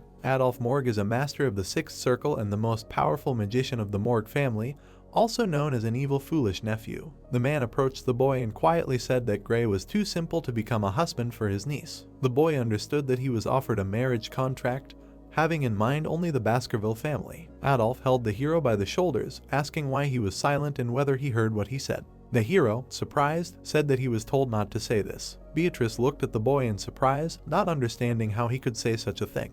Adolf began to laugh. The man looked at Will, asking if he could talk to this boy alone. The hero calmly answered that this request was not as a representative of the patriarch of the Morg family, but a request as an uncle. Adolf ordered Beatrice to sit down, saying that ultimately it was supposed to happen to someone else. Will looked at the man, who asked if he would be given such an opportunity. Gray looked at Adolf. In one of the arenas, a boy and a patriarch stood opposite each other. Beatrice and Will looked at them attentively. The man looked at Gray, saying that he would test his abilities, so he needed to show what the hero was capable of. The child replied that he understood everything. Adolf equalized the odds. A pot began to be created from magic. Beatrice was surprised that her uncle was using fire, earth, and water magic at the same time. There was water in the pot. Adolf pointed to his head, saying that he would fight with the pot on his head, and if even one drop spilled, then the victory would be awarded to Gray. The child noted that Adolf Morg was a difficult opponent even before his regression, and this was a great chance to test his strength and find out what he was capable of. The guy understood that Will had chosen this path for the same reason. Before returning in time, the hero thought about his chances of winning against him, because the chance of a stealth kill was 50%, but in the case of a direct confrontation it would drop to 10%. Gray realized that he did not need to try his best and just needed to satisfy Hugo's expectations. The guy ran towards Adolf, deciding to see what he was capable of. Beatrice looked away in fear. Gray heard the girl's voice with confusion, saying that he could not rush directly at his uncle. There was a shield near Adolf. The patriarch laughed, asking his niece why she said that, because the shield's magic worked best against swordsmen. Gray angrily heard the man answer that his defense would be difficult to penetrate even with a sword charged with aura. Adolf, with a smile on his face, asked why he did not go on the offensive. The magic was quickly approaching the hero. Beatrice looked at this with displeasure, saying that it was unfair that he was using such magic. Will watched the fight carefully, thinking that it was difficult to dodge an attack at such a speed, but perhaps so there was no need to stop them. Gray quickly ran forward. The guy looked at the man, thinking that now he was 8 years old and he had retained all the knowledge he had previously received, so if he used the original data correctly, he would be able to catch him off guard. The hero looked forward, thinking that he could even kill. Gray quickly ran towards the man's magic. His face was full of confidence. Adolf laughed, saying that he would not succeed because the sword would never break through his shield. Magic quickly rushed to the sides. Gray's sword was stuck into the shield. It began to crack on the sides. Adolf looked at this in surprise, saying that he was impressed by his concentration and mastery of the sword. The weapon was in cracks and breaks. Gray hit the shield with his sword for the last time, so that it shattered into 2 pieces. The patriarch smiled and, looking at the guy, said that he should have taken into account the strength of his sword and his shield. Will and Beatrice looked at all this with incomprehension. Adolf smiled, saying that the guy had talent, but he was weak to protect his niece. The patriarch looked in surprise at the head on which water from the pot was flowing. Adolf saw in surprise how a shard of the sword got into the pot with water. Gray smiled, answering that his goal was accomplished. Beatrice began to look at this in surprise. The heroine thought with fear and admiration that he accidentally defeated his uncle, and this meant that the marriage would happen. Will laughed. Gray looked closely at Adolf. The guy smiled sweetly at the man. 7 years have passed. The training ground of the Baskerville family. The monster growled menacingly, looking up. The heroes looked at the beast attentively, raising their heads. The children took out their swords. The monster quickly moved forward, not afraid of anything. The heroes began to confidently jump on the monster. The boy pointed his sword at the monster's horn. The paws rushed towards the people. Edward looked ahead attentively. The man shouted menacingly that if this was a strong opponent, it would be better to retreat and not aim at vital points from the very beginning. The children looked around. The brothers quickly attacked the beast from different sides. The children looked away with a victorious grin. Edward calmly looked ahead, saying that this was to be expected from the triplets, since their dark crimson aura perfectly suited the Baskerville family. The monster continued to confidently look ahead. The heroes quickly rushed, not knowing any fear. Blood began to flow along the ground. The hero clapped his hands, saying that this was a great idea. Edward looked at all the children, saying that each of them was now considered an advanced low-rank swordsman, which was equivalent to fully mastering the first Baskerville technique. The hero looked at each one carefully, saying that in the wild, any animal would behave differently and even the hero himself could not cope with adults. The heroes looked at the man confidently, listening to him say to remember that this enemy was nothing compared to the one they faced in the field and death could overtake anyone. Everyone had 2 options, either use their pedigree to overcome difficulties or gain experience to somehow survive. Edward calmly replied that this was all and he congratulated everyone on their graduation. The children continued to look at him. The heroes sat, asking each other which order they wanted to join. 2 guys admiringly told each other where they would go. There are 7 knightly orders in the Baskerville clan. Each of them is established and serves a different purpose, such as surveillance, search, protection, assassination, suppression, all-out war, and so on. One of the guys was asking his friend about where someone was going. The guy looked away out of the corner of his eye. Gray was sitting on a dead animal. The hero immediately looked at the guys. Gray calmly heard the rumors that people were spreading about himself. The hero calmly watched, answering that it took longer than he thought. The current hidden level was an average sword expert. It was the 5th Baskerville technique compared to what the guy was 7 years ago. He had barely risen from the lowest level of a sword expert. However, if we consider only sword skills, it surpassed itself to the point of regression. Someone began to call the protagonist. John looked at Gray, saying that the patriarch was looking for him. The man laughed, believing that the decision on distribution had been made. Gray calmly replied that he understood everything. The doors. The child stood next to the man, saying that they had not seen each other for a long time. The man looked ahead with displeasure, ignoring Gray's questions. The child looked closely at the patriarch. The man touched his wounded nose, saying that during the fight with the barbarians in the Red-Black Mountains, one of the archers hit it. The hero replied that she was not caught, but she also had a scar on her face. Gray thanked the man for everything, wondering if he was going to talk about the distribution. In the past, the boy became a junior knight in the Order of Pit Bulls, and he was sent to the Red-Black Mountains to fight for his life for 21 months. So they were immediately sent into battle. Baskerville children are divided into elite and expendable, depending on their success by the age of 15. While expendable perishes in battle, the elite receives an education in politics and governance. So after going through countless battles, not for life, but for death, the experienced dispersed become the guardians of the elite, and the elite eventually matures, practicing the knowledge they have gained. The fifth Baskerville technique exists so that the elite can compare with expendable material, who have many hours of experience in real battles, so in life before regression, his sword skill could not rise above the fourth Baskerville technique. The man was surprised to understand that Will would never allow the child to enter the League of Elites. The hero began to ask Gray why he did not go to the lower house of Parliament. The man calmly replied that the lower house of Parliament helps the regional administration of the Baskerville, the legislative and law enforcement agencies, in addition, invites businesses and looks after the region if necessary. Gray thought about the man choosing him as a side branch. Will looked at her son calmly, saying that his achievements surpassed those of anyone who was called a genius by the age of 10. The man replied that Gray should take the position of deputy consul of the city, and at the moment there were vacancies for both consul and his deputy. Gray calmly replied that he would accept any decision, but he had to mention something. The child said that he had to notify them about the incident involving the clan Morg and the ruby mine. Gray calmly looked at Will, saying that he was expecting a reward. John looked at this in surprise. Gray looked confidently, answering that no one had the right to refuse this. Hands put a stamp on the paper. Will smiled, saying that he would not do anything stupid. Gray replied that he would not let him down. The boy could not get used to Will calling him son. The child and John walked down the corridor. The man began calling Gray. The butler smiled, saying that the patriarch valued him. The hero calmly replied that he had assigned them to fulfill the duty of the consul and not sent them straight to the battlefield. Gray calmly left, saying that this was only fair if he successfully fulfilled his duties as deputy consul. Gray stopped caring about current events because his past memories had not disappeared anywhere, and he still remembered the sensations when his severed head rolled from the guillotine. The guy angrily looked away, answering that he would let Will feel it on his own skin.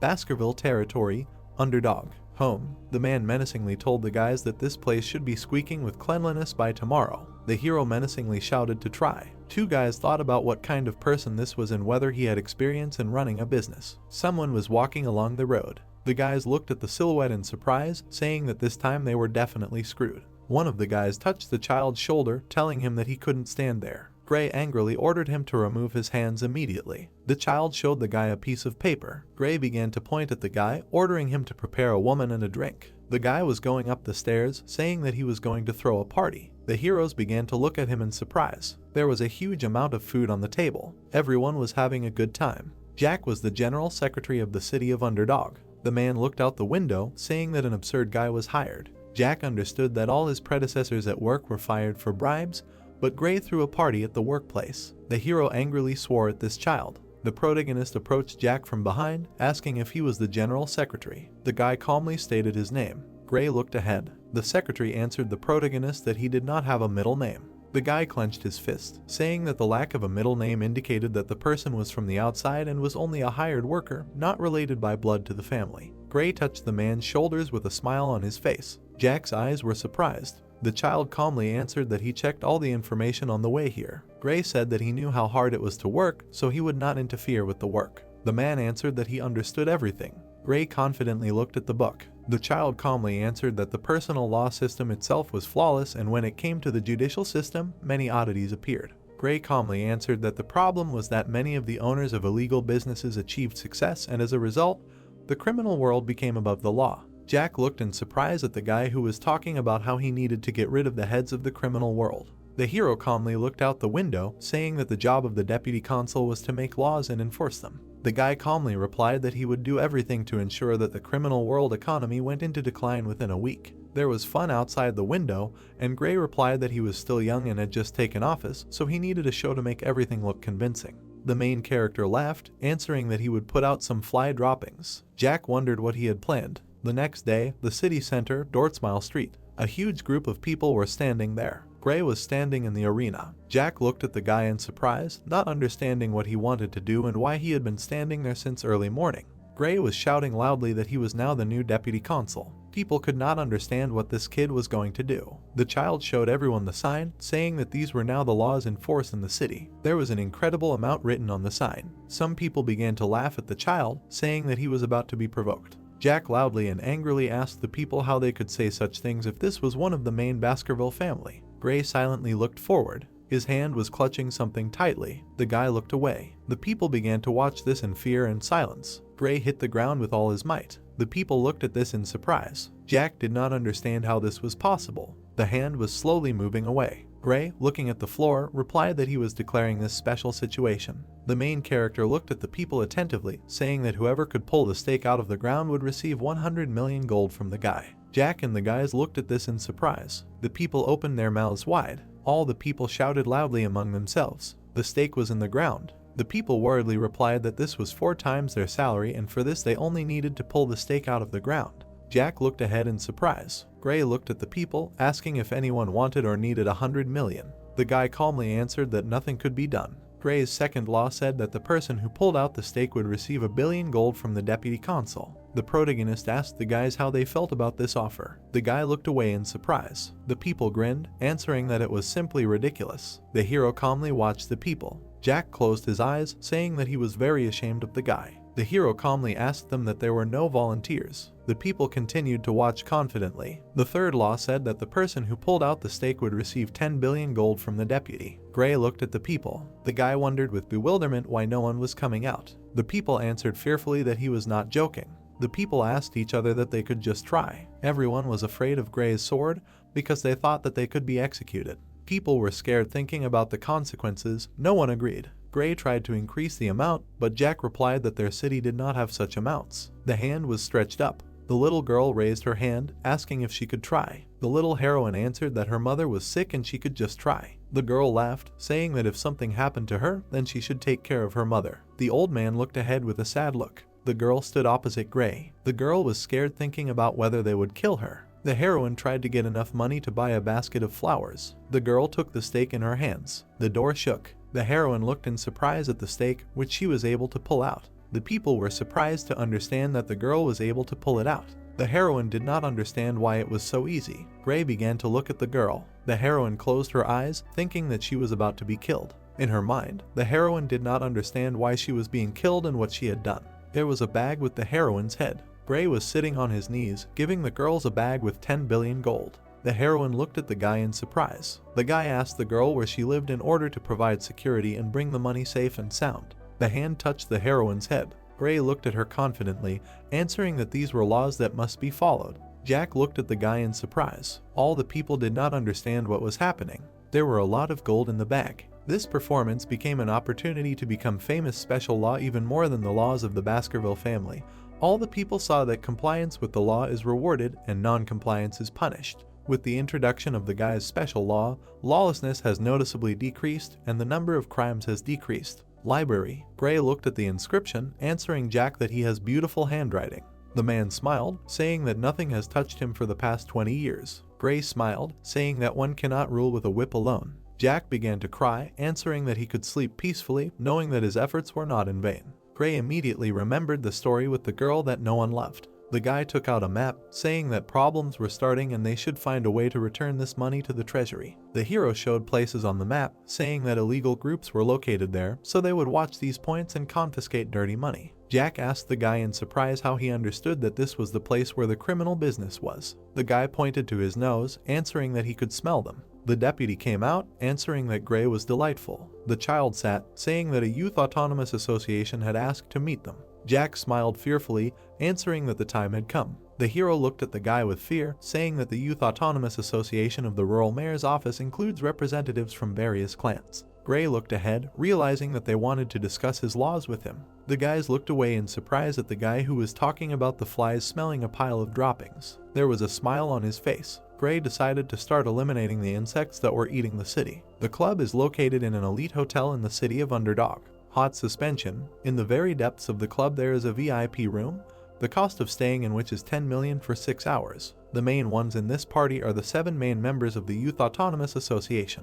The guys made a tower of glasses and demanded to bring more and more alcohol. The second and third generation of children, families of the Baskerville territory. The guy congratulated his friends on the fact that he finally completed the tower, assembled from 1 million won for alcohol glasses. The guy ordered his friends to drink everything that spilled on the table. The boys were happy and licked the tabletop because they were grateful to him for letting them enjoy this excellent drink. At that moment, they were ready to serve him until death. The boy replied that no matter how much he spent, the money was replenished by itself. The boys replied that they could only live like this thanks to Baskerville. He noticed that despite the increasing demands for slaves, the barbarians were easy to catch for sale. He asked the others if it was because of the family, who were concerned about expanding their territory. The boy said that was great, because since they didn't have to worry about the imperial family, this club was much better than the clubs in the capital. The friend replied that the family protected them, and they couldn't be safer. They began to think that the Baskervilles were their excellent hunting dogs. The boy replied that he thought so, because they knew nothing but the sword.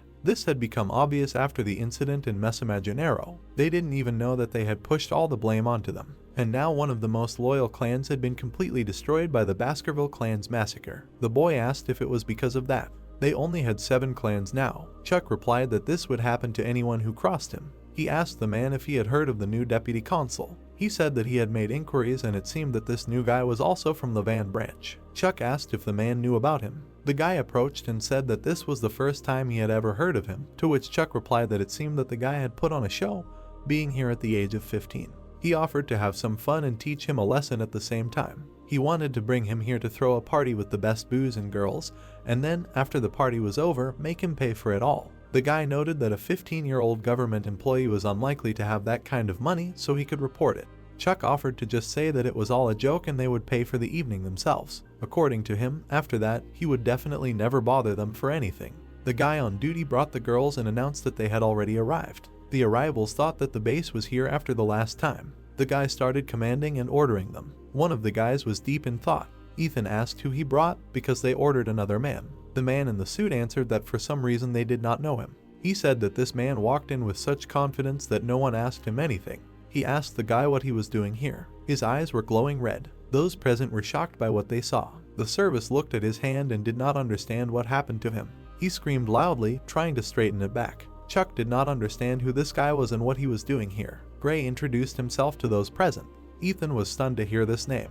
The guy asked him, as the deputy consul, what he was doing here. Gray replied that the guys themselves called him here. Chuck was confused, but to be careful, he tried to be polite with him. He said it was amazing because no one thought the guy would come here. The guys started talking. They wanted to put their plan into action. They wanted to see how he would deal with the fact that he would have to pay for everything, because the guys were going to leave him alone in front of the cash register. Gray walked up to the table and put his hand on it. He asked why they didn't stop with their idle chatter. An energy circle formed around his hand. The guys were shocked to see it. The table began to heat the glasses, and the wine in them began to boil. The glass cracked and the alcohol poured out onto the floor more and more. A few seconds later, there was a big crack and an explosion at the site of the former tower. The guys didn't know what to do with it and what the hell this guy was doing. They saw him use mana control to blow up a tower of champagne just by touching the table. Chuck realized that the guy standing in front of him was an expert. Ethan said that he thought the boy was only 15 years old. Chuck replied that his interlocutor was an intermediate advanced swordsman and asked him to do something about it. The boy did not want to take such a risk and said that he would lose to him immediately as soon as he challenged him. Gray approached Ethan and called him. The boy asked if they would have to pay for the drinks. Gray replied that of course they would pay for their own drinks, but it seemed to him that the guys wanted to make him do it themselves. The guys began to renounce their words and say that they would not do such a thing to someone from the Baskerville clan. According to them, they only wanted to test him as a deputy consul. Chuck asked the boy if he knew that this city was full of corruption and they wanted to make sure that he would not be tempted by easy money. Ethan noted that Gray had the qualities of a leader and they would definitely follow him. The boy said that the owner can test his dogs. Gray got angry and used mana on them. According to him, it couldn't be any other way. He said that a dog should never doubt his master. Ethan was in great pain, to which the guy asked if he was there for money and power. The guy said that they were doing this because they hadn't experienced true horror yet.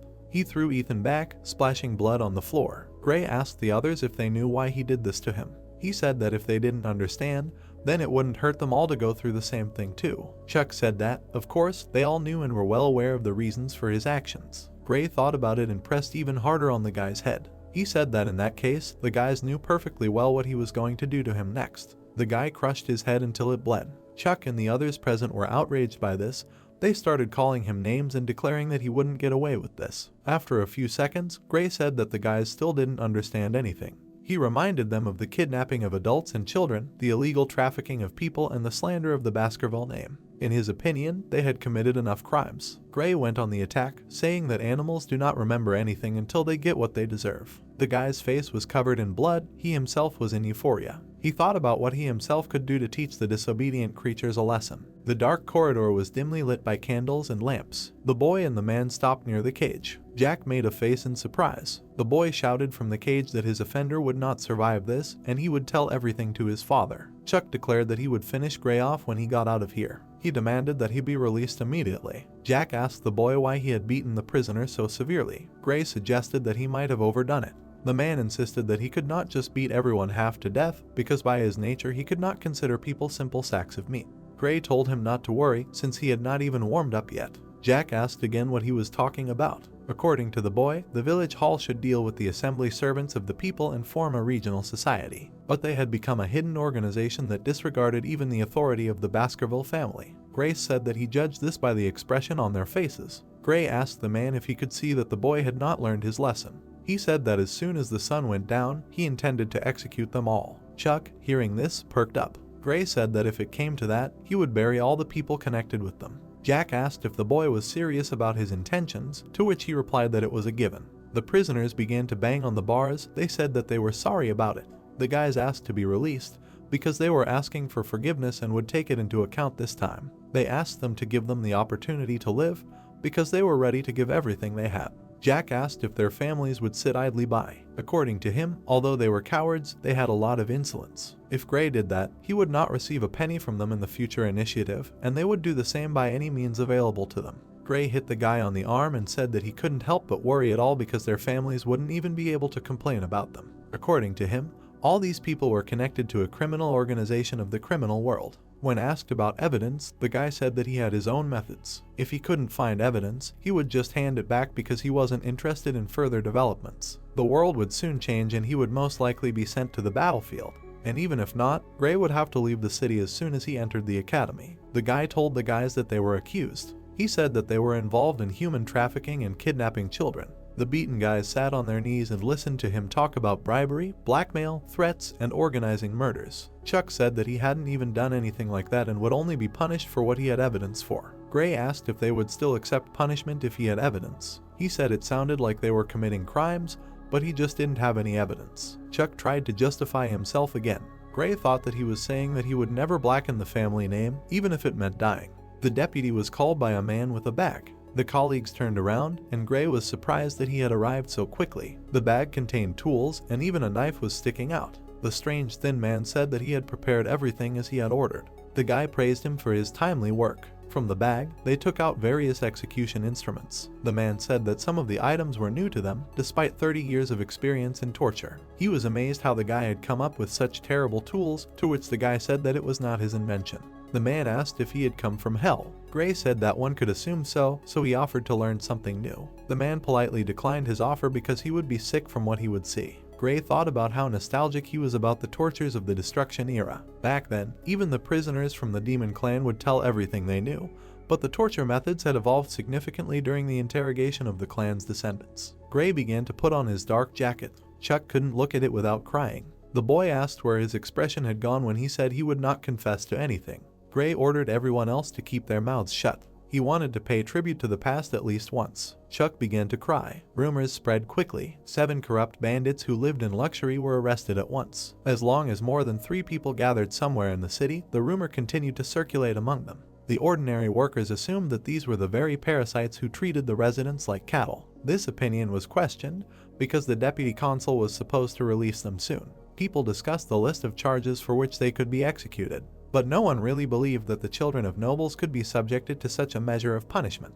The man called out to his interlocutor and said that he did not know their new deputy consul at all. The man sitting opposite claimed that he would still get into trouble if he laid a finger on these cretins. All the townspeople said that this was nothing more than a political game between the new and old authorities. In their opinion, as soon as they won them over to their side, everything would go unpunished. So thought the residents of the city. The clans of the injured boys apologized to the new deputy consul. The local authorities began to sway to their will. The ambassador said that now the prisoners would be released from charges, and the deputy consul would get a scolding from the patriarch. Jack was surprised to see such a large sum in the suitcase. Everyone expected this outcome. Chuck's head stood covered with a rag on the table. No one believed otherwise until the heads of 7 criminals were displayed in the main square. They were preserved in salt and expressed agony as if they were experiencing incredible suffering until their last breath. People paid attention to the text above their heads, which explained in detail the punishments they received. After reading the entire list, shock was visible in people's eyes. Gray understood that since the laws already existed, no one should have any questions. According to him, for the first time justice had overtaken the infamous local authorities of the region, which would bring its own changes to this environment.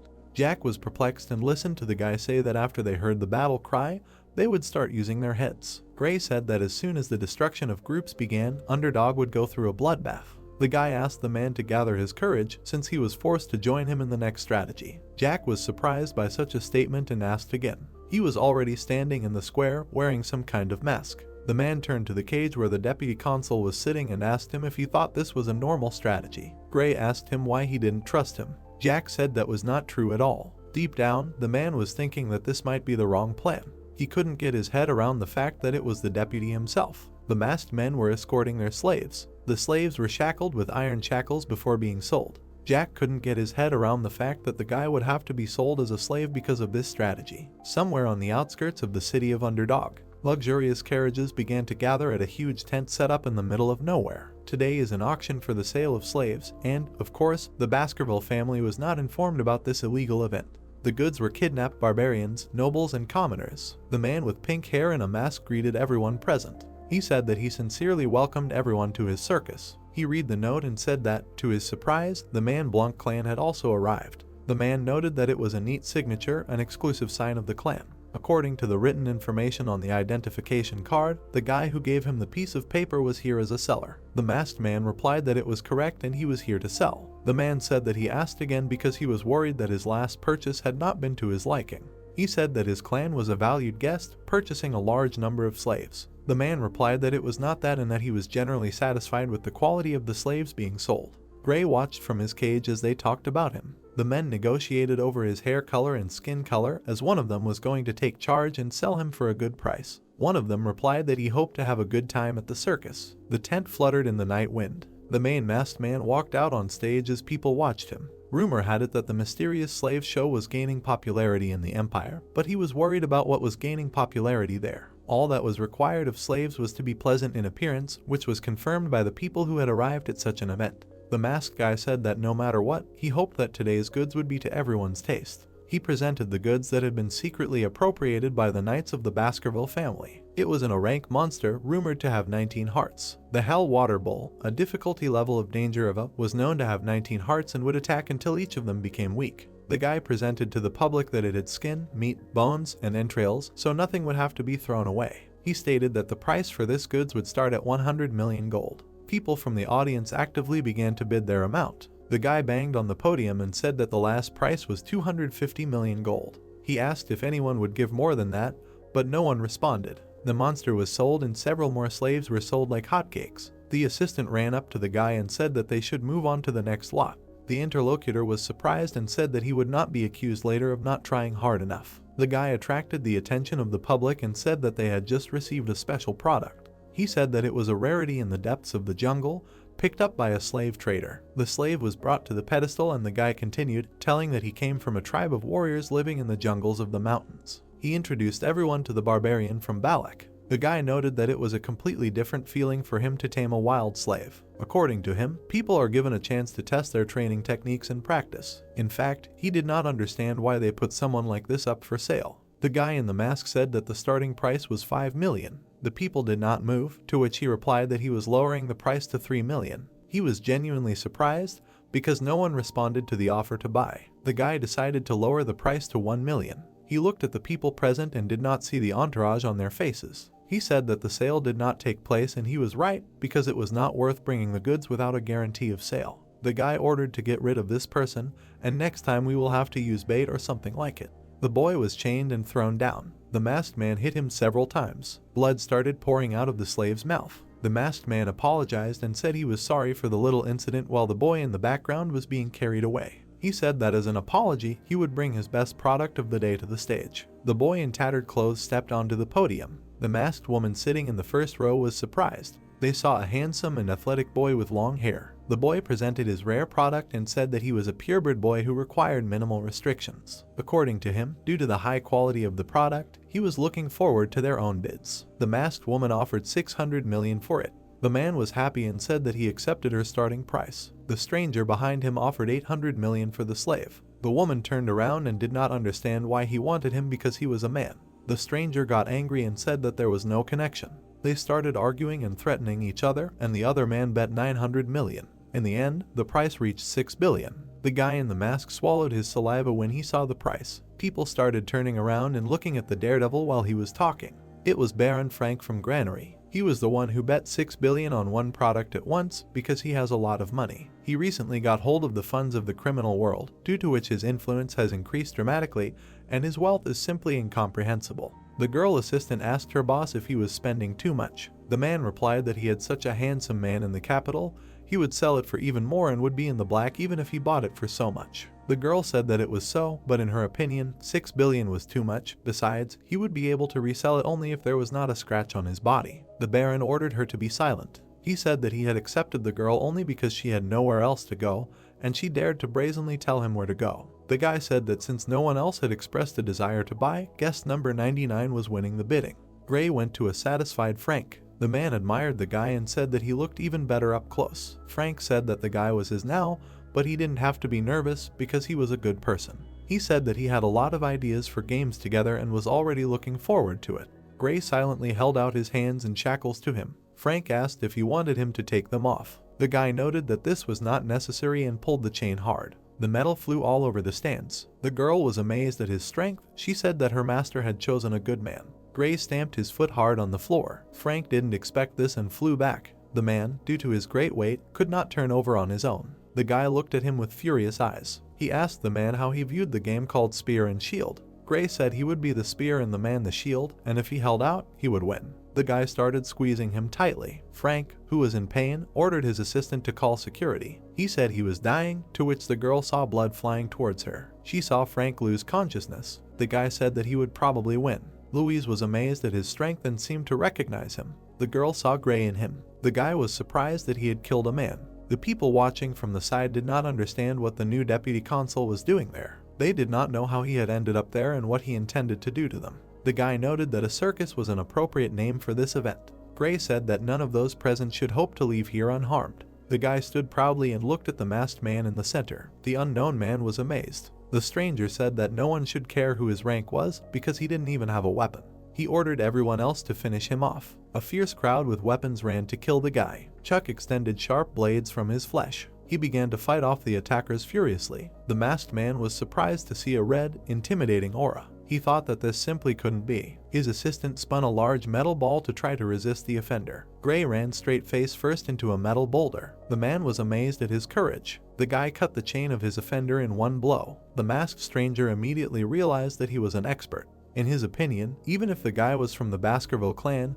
it was simply impossible for him to reach such a level at that age. They are the ultimate weapon, personifying the strength of nations. The strangers realized that with such forces they would have no chance of winning. They couldn't even imagine that the deputy's skills were so uneven. The masked clan representative was very surprised, looking away. He ordered the guy to turn around. The masked stranger put a knife to the clan representative and ordered the guy to surrender. He stated that otherwise his ally would die. The man told him to hurry up if he could hear what he was saying.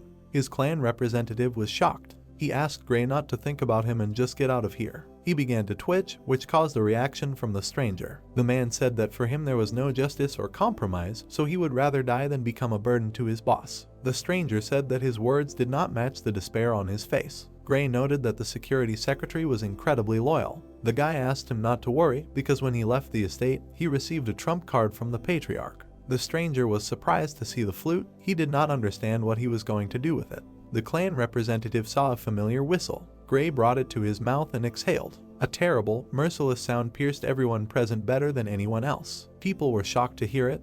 They covered their ears in the hope of never hearing it again.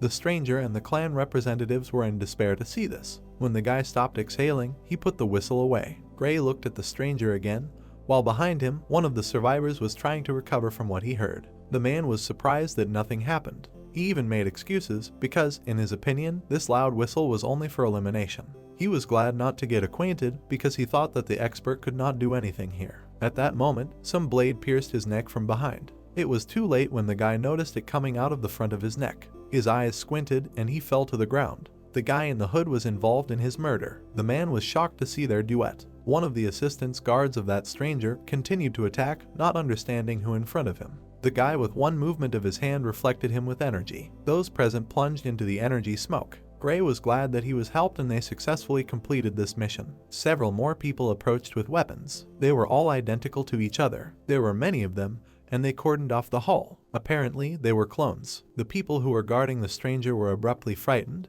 because they did not believe their eyes. Louise noticed the sign of teeth on the chest of the men and thought that she had already heard about them. The most brutal knightly orders of the empire, known as experts in cleansing. It was 100 expert knights. She thought she saw the knightly order of the Baskerville clan pit bulls. Louise turned around, seeing one of the warriors behind her. The girl thought that she couldn't just die here. Gray demanded to leave her and blocked her with himself. The warrior knelt down, waiting for orders. The guy thought and ordered the rest to tear everyone to shreds. He said that the warriors should not touch those who meekly lie down on the floor, but if anyone even lifted a finger, they could mercilessly kill him. The warrior obeyed him and disappeared in an instant. Gray realized that what was involved in this because he remembered how the man told him that he believed that the guy would not do anything irresponsible. The boy thought he was lucky to have gained control of the pit bulls without any problems. The people who resisted the attack were killed. One of the boys lay down on the floor and covered his head with his hands, hoping to save himself by simply waiting.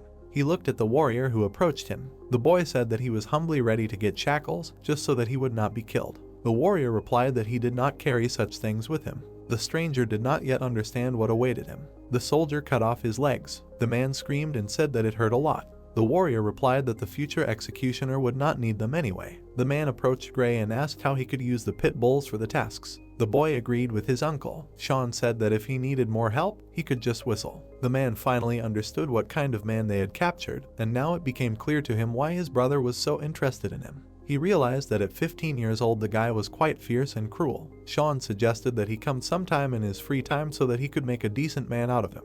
Gray said that he would think about it. The guy went to the side and said that he urgently needed to go somewhere. The man realized that, among other things, his nephew had the courage to ignore him for no reason. While the guy thought that Sean was very annoying, he realized that he wanted to get him more and more. Edge walked along a dimly lit corridor. The guy furiously headed towards the goal, confident that it was somewhere here. He saw a large iron door on the side and thought that this was where they kept the money of those nobles. The guy understood that all this would be transferred to the city treasury, so he would not have problems with taxes. I played it fast, that the Baskerville family financed this event, but now it was not so important. He understood that he came to this storage room for another reason. The guy pulled the cloak off the cage. Never in his life had he seen anything that could surprise him. The guy thought for a moment. In the cage he saw a young girl, beaten and bruised. There were tears in her eyes, and she no longer had any hope. Gray looked at the girl. He thought that she had been severely tortured when she was dragged here. The guy asked her to be quiet. He took some kind of potion from his belt and said that she was very lucky. Gray handed her the potion that he had received from the knightly order out of kindness. The guy began to pour it into the girl's mouth in a small stream.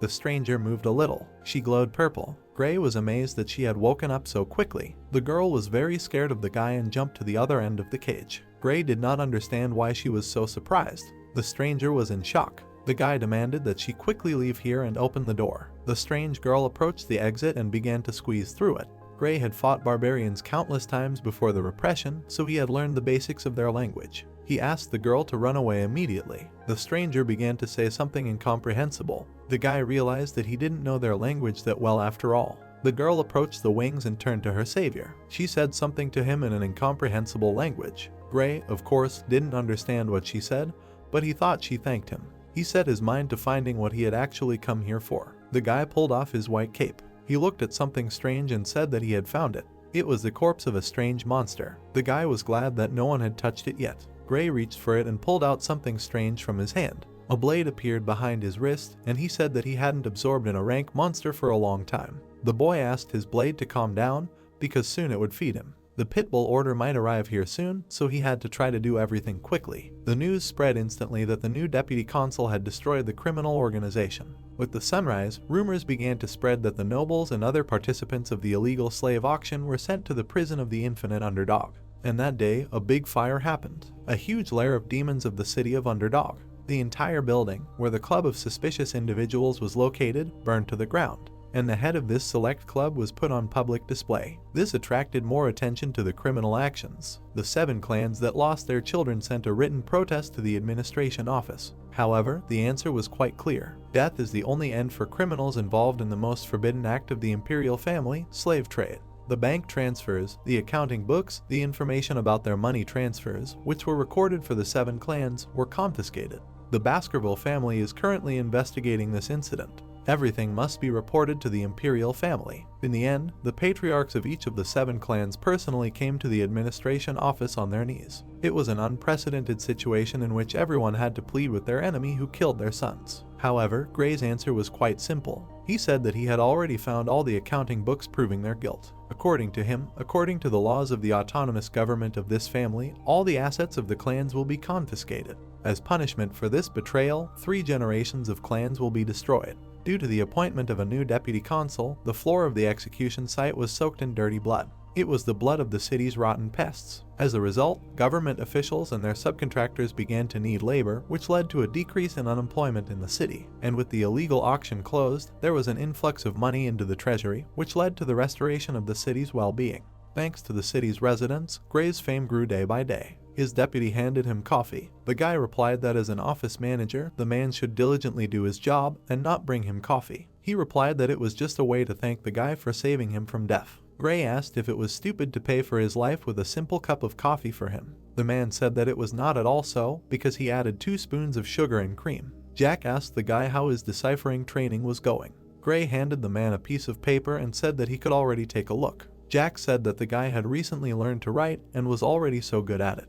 Gray replied that he had not yet grown to his level. The man thought about the person sitting in front of him because he was able to create new rules based on the words he had learned. In addition, it was surprising that the guy had mastered the knowledge of the law. Jack thought about what would happen if this deputy stayed here. In his opinion, the city would probably develop stronger and stronger. Dark night. A torch hung between the 4 walls while the moonlight passed through the bars. Louise was chained and hanging from the ceiling. Gray entered the cell and apologized for not being able to visit her earlier because he had a lot of things to do. He asked her name. He just wanted to make sure he knew. Louise asked why he left her alive. Gray said that it should be absolutely obvious because he had some questions. He removed her blindfold and the girl finally opened her eyes. She was outraged that questions were the only reason not to kill her. The guy replied that the reason why an ordinary homosexual baron was able to increase his influence in such a short time was because of her. Louise did not understand how the guy knew about this. Gray replied that after investigating, it turned out that her ability to earn money was quite good. According to him, if the girl had the opportunity to earn capital outside of a criminal family, she could become a great merchant or even a banker. The guy sat down next to her and said that he was ready to promise that if she answered his questions, he would let her go. Gray said that if she did not answer his questions, she would pay that very day. The girl bit her lip. She said that if she could answer them, she would. The guy was pleased with himself and agreed to this. He asked the interlocutor what she thought of him and whether he observed the law well. The girl answered that a real judge had honored this city with his presence. Gray said that if she did not answer seriously, he would not be able to keep his promise. The girl realized and fell silent. She answered that, in her opinion, the guy should do well. The interlocutor smiled. He got up from his chair and approached her. His hand grabbed her chin, and he himself approached. The guy looked her straight in the eyes. He was interested in the reason for her opinion. Louise saw a serious attitude in his eyes. The girl turned a little pale and realized that everything depended on her answer. The guy let go of her chin, and she lowered her head, looking down. Gray suggested listening to her. He asked what she was doing wrong, in her opinion. Louise didn't know what to say. The girl replied that after they had passed the consul's hand, virtue was considered the most important factor. She said that while the boy could make laws to deal with crime and raise his greatness, many of the city's inhabitants would soon die or suffer from these laws. In her opinion, in the long run, they would hate him and bring down their wrath on him. Louise said that the Baskerville family would not be kind to him when they gained more power than the clan leader in the city. Gray continued her words about how he would eventually be hated by the people and become a threat to the Baskervilles. The boy asked his interlocutor what he should do. The girl replied that he should return all the power and glory he had gained to the clan leader. In her opinion, this would allow him to stop attracting attention because he needed to go either to the Red-Black Mountains or to the academy in the center of the empire. She said that people of his age and status became ordinary people there, hiding their power and erasing their identity. According to her, when the time came, the head of the clan would become the scapegoat instead of him. The guy was silent for a moment. He was furious and could only guess what this could even mean. Gray realized that the girl was suggesting that the dog bite its own master on the neck. The guy was furious because he did not understand the essence of this plan. Louise continued to glare at him. She replied that as a hunting dog, this would be his only chance to escape his wrath. The guy looked at her strangely. He said that he was going to take her recommendations into account. According to him, it was quite good advice because her idea was almost identical to his. Gray began to unlock the door with a key, saying that he promised her to do it. The girl could not believe that he was really letting her go. The guy replied that he always kept his promises. The girl began to leave the cell, saying that she hoped that the boy would never regret what had happened to him today. Gray asked if she knew the Messamaginero clan. There were more famous founding clans besides the family that ruled Underdog City. For example, a rather wealthy merchant clan whose members were the 8th clan. Gray told the girl that due to one accident, it ceased to exist. The youngest son of the clan was bragging about his new learned sword skill during a birthday celebration. The demonstration began, and the people of this clan could not believe their eyes. The youngest son was showing off a secret technique called Baskerville, which was known only to family members. Soon, this information reached the head of the family. They were all convinced that secret military information had leaked, which caused the release of hunting dogs. As a result, the Maginero clan completely died out. However, all this time, events were being controlled by people in the shadows. They were the young demons of the clan families who stole the Baskerville family's sword technique and allowed the young master of the Messamaginero clan to learn it.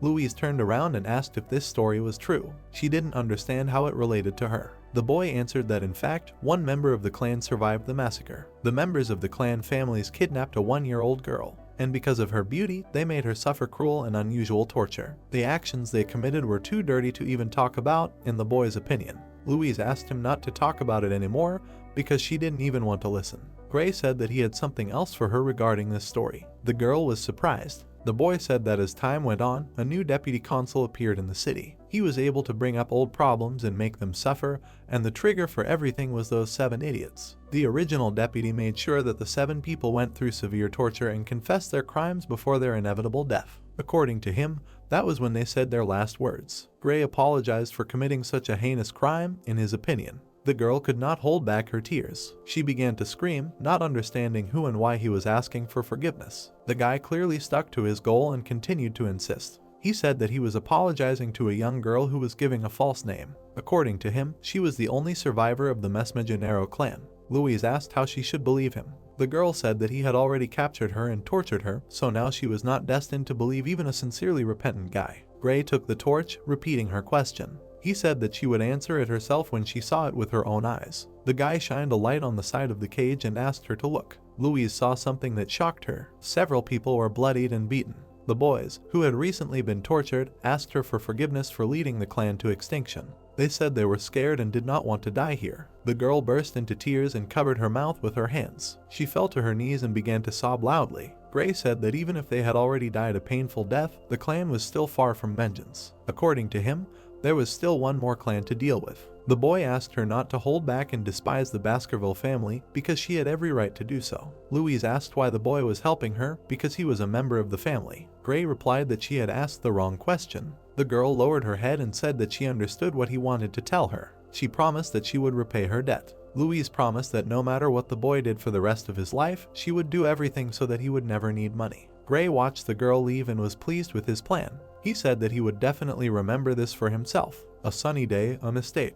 The door to the office opened quickly. Jack ran in and opened the door slightly, saying that the sun had already set. He wanted to say that it was high time to wake up, but he saw a lot of blood and corpses on the floor. Gray got out of bed and greeted the man. Jack asked what was going on here and what kind of bodies were lying on the floor. The guy said in a sleepy voice that he was not sure about it, but it seemed that he killed them in their sleep. The man was confused. Jack asked the guy what kind of childhood he had lived through. Gray asked him why he found his joke unfunny. He said that lately a lot of obstacles had piled up on his way. The guy remembered 2 poisoned arrows that hit him in the chest. Tea poisoned by someone 4 times. Acid, snipers, arson. He remembered how he was run over by carriages and so on down the list. He didn't understand why so many strange things were happening.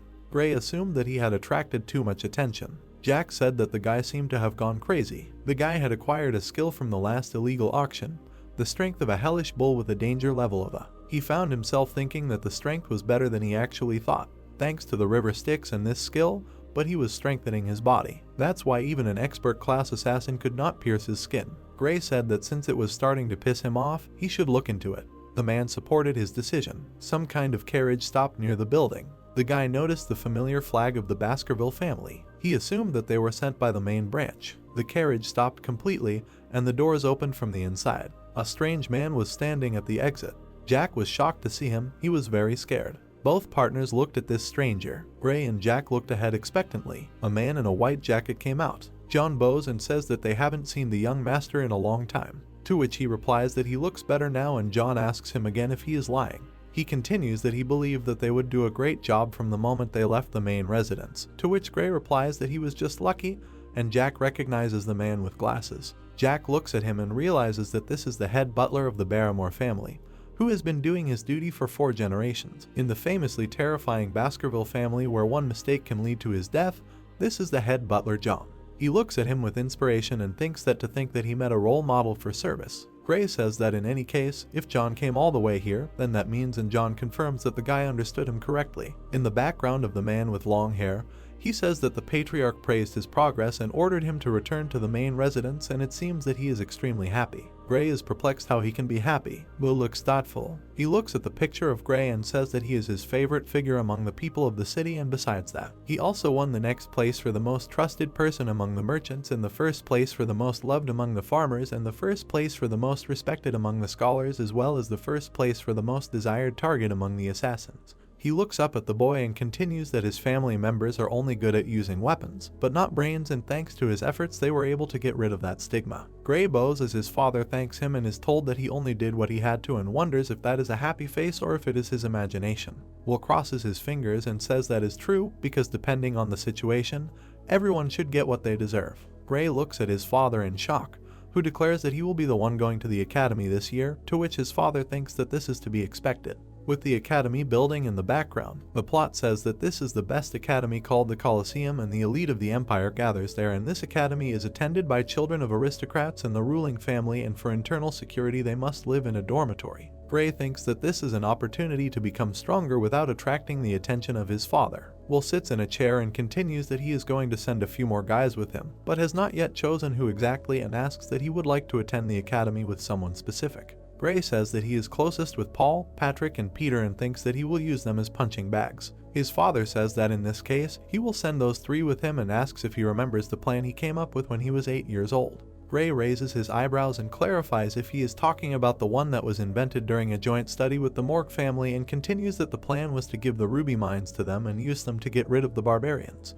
The father smiled slyly and noted that the plan worked. The guy asks him again, puzzled, what he is talking about, to which he receives the answer that they proposed a joint raid and were rather modest. Will continues with interest, saying that why shouldn't he conduct an inspection of the territory before entering the academy, and that he should check whether the laws he introduced are being observed. Gray bows and replies that it will be a useful experience, and he obeys. He goes through the gate. Jack waves a handkerchief and shouts the deputy consul. The guy leaves, and he continues shouting for him to take care of himself and that he will be in charge of administrative affairs in his absence. Gray turns around and thinks that he and the chief secretary will soon be separated on the way. He continues on his way, accompanied by them. Gray looks up and says that they may show up. About a dozen people in cloaks appear behind them. The guy looks at one of them and apologizes for the wait, and he did not want the departure to be disorganized. The man lowers his hood and replies that all is well and that they will deliver him to the Morg's Tower of Youth in one piece. They continue on their way, and Gray asks how his uncle is doing, to which he receives the answer that all is well, because after the slave auction he is determined to place him in the order of pit bulls. Gray considers what makes him uneasy. Sharp peaks against the sunset.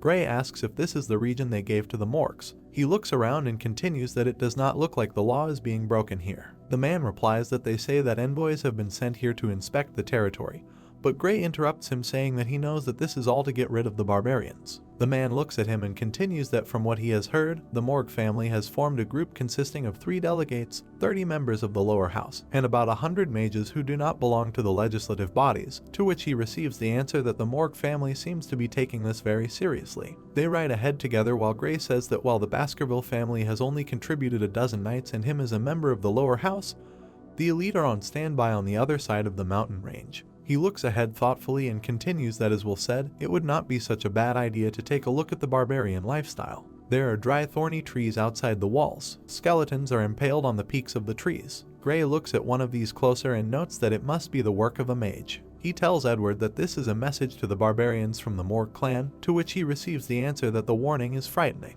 He remembers the girl and thinks that it looks very much like her style and that she must be very tall by now. 3 girls are standing on the wall. The guys respond to the question of who is here. The 3 twins say that no one can pass without their permission, no one and no one. Gray recognizes them. He looks at each one and continues that they are 3 Morg flowers, triplets. He looks up at them and continues that each of them is crazy, and when they are together, their madness reaches the sky, and says that they are from the team of messengers from the Baskerville family. They look down and he continues that they have come to check the territory and strengthen friendly relations, and asks to open the gates, to which he receives in response that not now, because O must report their sudden arrival to her superiors and believes that they will receive an answer somewhere tomorrow. They look slyly while the guy asks what right they have to prevent him from entering their own lands, to which he receives a response asking if he looks down on them, just because they pay his family rent. He touches his forehead and she continues that doesn't he know about the tenant protection law?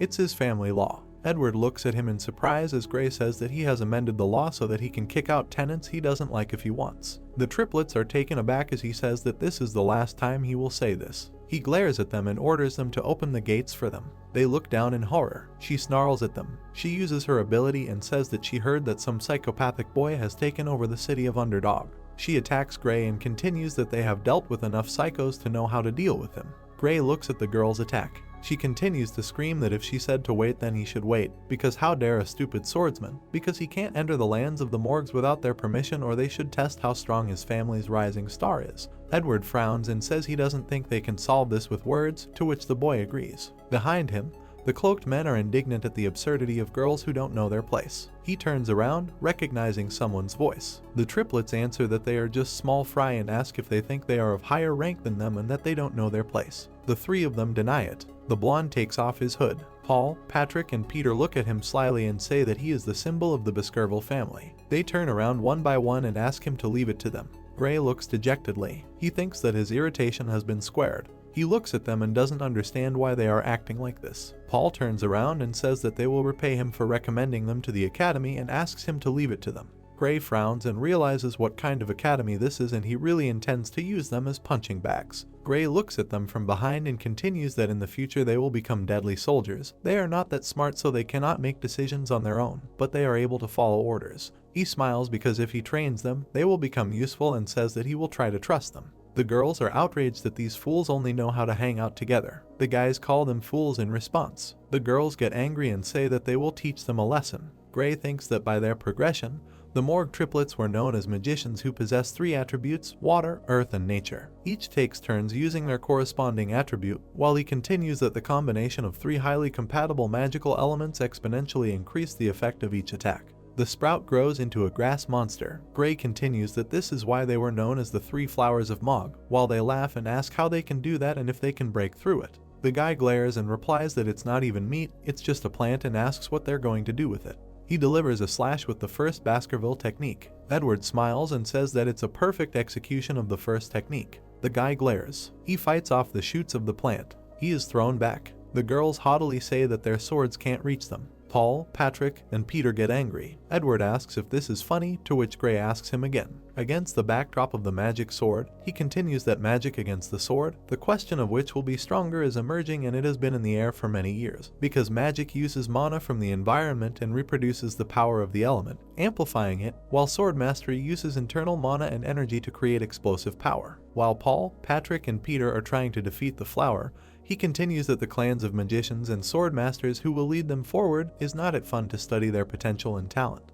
The guy replies that if you put the question like that, then he is also among them, to which he receives the answer that the young master has already surpassed them. Gray thinks that this is boring because he would like everyone to die and says that this is just a waste of time because he needs to get there as soon as possible and he recently found a leader, but he has a whole mountain of paperwork to deal with. Someone interrupts the battle with a question. The man uses the fire attribute and asks what they are doing in front of his territory. The boy caught the girl by surprise and attacks. He feels an attack from the side. He turns to the tongues of flame. An explosion occurs. Gray looks on contentedly and wonders if they are dead. The remaining two brothers are puzzled by what this is, whether it is fire magic and why so suddenly. They shout at the girls asking what they are doing because they almost burned alive. The girls dejectedly shout that one almost died, the second, that if she had not reacted in time, she would have definitely died, and the third, that she is scared. Beatrice is preparing to attack again and asks again what this all means. Gray looks up, puzzled. He looks at the girl on the wall. Beatrice looks down, perplexed. She closes her eyes and says that she cannot forgive anyone who causes disorder near the territory she controls.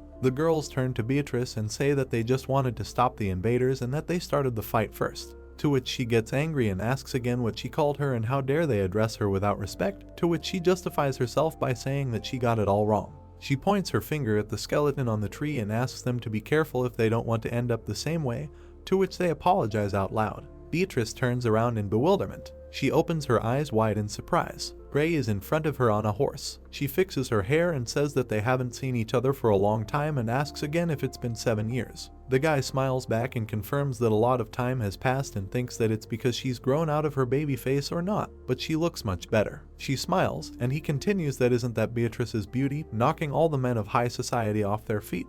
The men in cloaks are embarrassed and he continues that she seduced many married men, which is why scandals arose every now and then, but that's why such rumors don't go around in this time. He sits on his horse and thinks that it does not matter and asks her to open the gate because it is impossible to negotiate with her triplets, to which she is perplexed. She indignantly asks what he is saying, because they have not seen each other for so long and the only thing he said was this. The guy is puzzled and asks what else he should say. Edward thinks that in the continuation of the battle between the triplets of the two families, there will be a battle between them. Beatrice points at him and says that 0 points. She asks with tears in her eyes what kind of attitude he has towards his future wife, just 0 out of 100. Two groups of triplets look with dissatisfied faces. Gray is taken aback. The girl embarrassedly looks away. People are working with the land. Beatrice says that apparently the Baskerville clan knows little about the barbarians, to which she receives the answer that they are constantly fighting them, therefore they know more than they do. Beatrice looks up and asks why he sent those 3 idiots then. They are all just young and stupid hounds, aren't they? The boy looks back and says that they have already discussed with the Moore clan that the main forces will be on the other side of the mountain range and asks her why she is asking about something she already knows. She smiles and replies that she thought he didn't know, to which he replies that he is in charge of the delegation and can't help but know. To which the girl replies that he must be the one the clan would like to get rid of, but apparently he has earned their trust. Gray raises an eyebrow as she continues about which barbarian tribes are the most annoying, as he thinks she is still asking questions. Against the backdrop of magical artifacts, he replies that the Ba Beatrisac warrior tribe and the Rococo magic tribe, adding that Ba Beatrisac's archery skill stands out especially compared to the Empire's level, but that almost nothing is known about their technique. She closes her eyes and says that since he is well informed about the barbarian tribes, she gives him 8 points out of 100, to which Gray says that he gave a good answer. Why is the rating like that? The guy looks at her in bewilderment while she replies that it is because he answered well. She waves her hand and asks what else should be done with a smart person, because she hates smart people and boys are more interesting when they are a little stupid. Gray looks ahead with displeasure while she continues that he has 6 points in horse riding. Is it because he is shorter than her or is the horse simply too big for him? And his fashion is 4 points because he has too boring an appearance and asks if he is not going to answer her, so he gives him 1 point for manners. Beatrice smiles softly and adds that his face is 99 because he grew up handsome, but there are very few emotions on his face, for which she deducts a point. The guy discontentedly asks her to stop making this meaningless assessment, to which she asks again why it is meaningless, because she needs to be strict with her future husband. Gray asks why he is suddenly her future husband, to which he receives in response that he passed her uncle's test. The guy remembers an incident 7 years ago and wonders if this is what she is talking about. A man with a jug on his head says that he will fight him with a pot of water on his head, and if at least a drop spills, then victory is his. Gray goes on the attack, while he continues that he is doing everything well and he should focus on one goal, but it depends on who will be his opponent. The man is perplexed while water from the container flows on his face. Beatrice gets angry and clenches her fist, saying how could her uncle evaluate her future groom with such a weak test? It infuriates her. Because of that decision, her path to marriage is extremely limited. It is true. Since he made such a bet, she is already ringed. But how could it be otherwise? Because a promise must be fulfilled, even though she does not like it, but she must obey, and she gives in, to which Gray thinks that she is a great fire mage. She listens in surprise to Gray, who says that she must forget what happened then, and he will make it as if nothing happened. Beatrice is embarrassed. She throws fabrics in his face and asks if he will reverse what happened and calls him names. She angrily leaves, saying that he should know that she is a genius, and as soon as she notices something, she will never forget, while Gray asks what it was that she threw at him. He remembers how he gave her an item of clothing. She says, confused, that this is nonsense, while he thinks that she returned his thing to him and did not even wash it. Against the background of horses, she says that the barbarians ambushed the ruby mine, so they take either slaves or loot, and the reason they steal slaves is to be able to sell them somewhere else. They walk along the wall, and she continues that this is a wall that was built by the Earth Mages and Meta Beatrice together for a month. Gray looks at the wall and replies that it is to be expected from the mages of the Morg clan. In a month they built what would take thousands of ordinary people a year, to which she agrees. Against the background of holes in the wall, he asks if these marks were left by arrows of the Ba Beatriceac tribe. Beatrice crosses her arms and says that it is true. Their arrows are imbued with a strong aura, and many died during the night shift after being hit by this blow. Since they are able to break through a wall 2 to 3 meters thick, their talent is undeniable. She remembers the clan leaders and continues that since the arrows can penetrate a magical shield, her uncle received a serious chest injury. But fortunately he was able to survive, although his pride was damaged no less, to which Gray replies that if you think about it, the patriarch mentioned that he had a similar experience and he heard that he got his scar on his nose then. He looks at her and continues that it seems that there is a talented person among the barbarians. But who is it? To which she replies that she thinks it is a woman, because they paint their faces black it is difficult to see the distinguishing features. Someone turns to Beatrice. He shouts that he needs to return as soon as possible. The search party caught the barbarian scouts. The red sky is in the background. The barbarian is tied up. Gray says that he belongs to the Rococo tribe of mages, and Beatrice asks if they got any information from him, to which he replies that he doesn't say anything at all. She frowns and asks if they tried using mental magic, to which he replies that such magic doesn't work here. Because of the strong sorcery, it is impossible to read his thoughts. Beatrice says that a few days ago they ambushed the fortress of the Morg clan, and asks if he remembers how many people they kidnapped. He smiles while she says that among the victims was the daughter of the Morgs. Her name is Rose and she was her 6th cousin, and asks what they did to her, to which he replies in the barbarian language. Beatrice asks for a translation and where the barbarian defector is, to which he replies that during the barbarian attack everyone either died or were kidnapped. She frowns and asks if it means that no one can translate his words, to which he answers that at the moment, yes, when Gray says that he knows their language a little. Beatrice asks him again and adds that there is generally something that he does not know, to which he answers that he does not speak it perfectly, only knows basic phrases. He looks at the barbarian, while she asks him to ask where her 6th cousin is, because she was kidnapped during the last raid. She is 12, her eyes are red like her hair, and her skin is white. The barbarian smirks. He looks angrily and answers. Gray squints. He answers that she is dead. Beatrice is angry. She says that the patriarch's representative is currently undergoing treatment, and the head of the fortress is now on the opposite side of the territory and conducts an inspection there, so the decision will be made by her, Beatrice, a member of the middle house and vice head of the fortress. The barbarian looks stunned while Beatrice gives her verdict. She says immediate execution, and the barbarian is pierced with a sword. The sword burns. The barbarian screams, and she says that he can talk as much as he wants. She looks angrily and says that after the war is over, the language he speaks will only be heard in hell. The other barbarians are taken aback. Beatrice turns around and orders them to leave. Gray looks at her in bewilderment. He leaves the tent. Beatrice is shaking and crying. Gray thinks that despite all her severity, she is still 15 and says that it seems that Beatrice was very close to her cousin. The girl answers positively, remembering her sister, for she always followed her around. She is an innocent girl who had no place in the cold-blooded clan of the Morg. She turns around while Gray says that she shouldn't be too upset.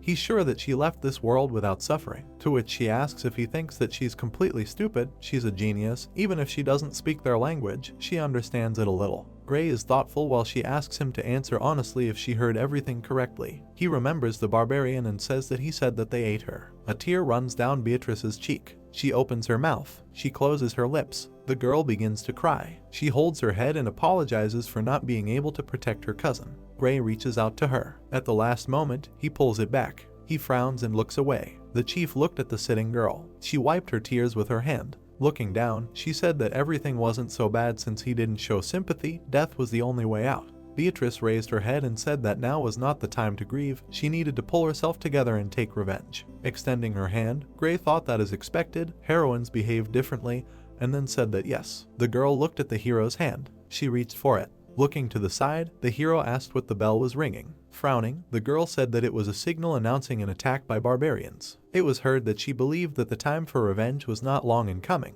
A castle appeared in the middle of the forest. Flowers grew on the ground. Suddenly, the creature stepped on them. The girl, sitting on the wolf, pulled the bow. She looked straight ahead menacingly. Having shot, a huge blue beam appeared. It rushed towards the tower where the people were standing. They turned to look at it in surprise. There was an explosion, the wall was broken. A strong wind flew at the girl. Putting her hand forward, she screamed. The riders began to attack the people. The boy wheezed from suffocation. The man took a step forward. Clenching his fists, Gray asked if he had arrived too quickly. A rope with a noose appeared, flying towards him. The hero was grabbed by 2 ropes. He looked at them in surprise. Smiling, the girl said that he was a handsome man, to which the other said that the hunt for husbands was going well. With wide eyes, the hero thought that the hunt for husbands in order to breed a superior race of aborigines.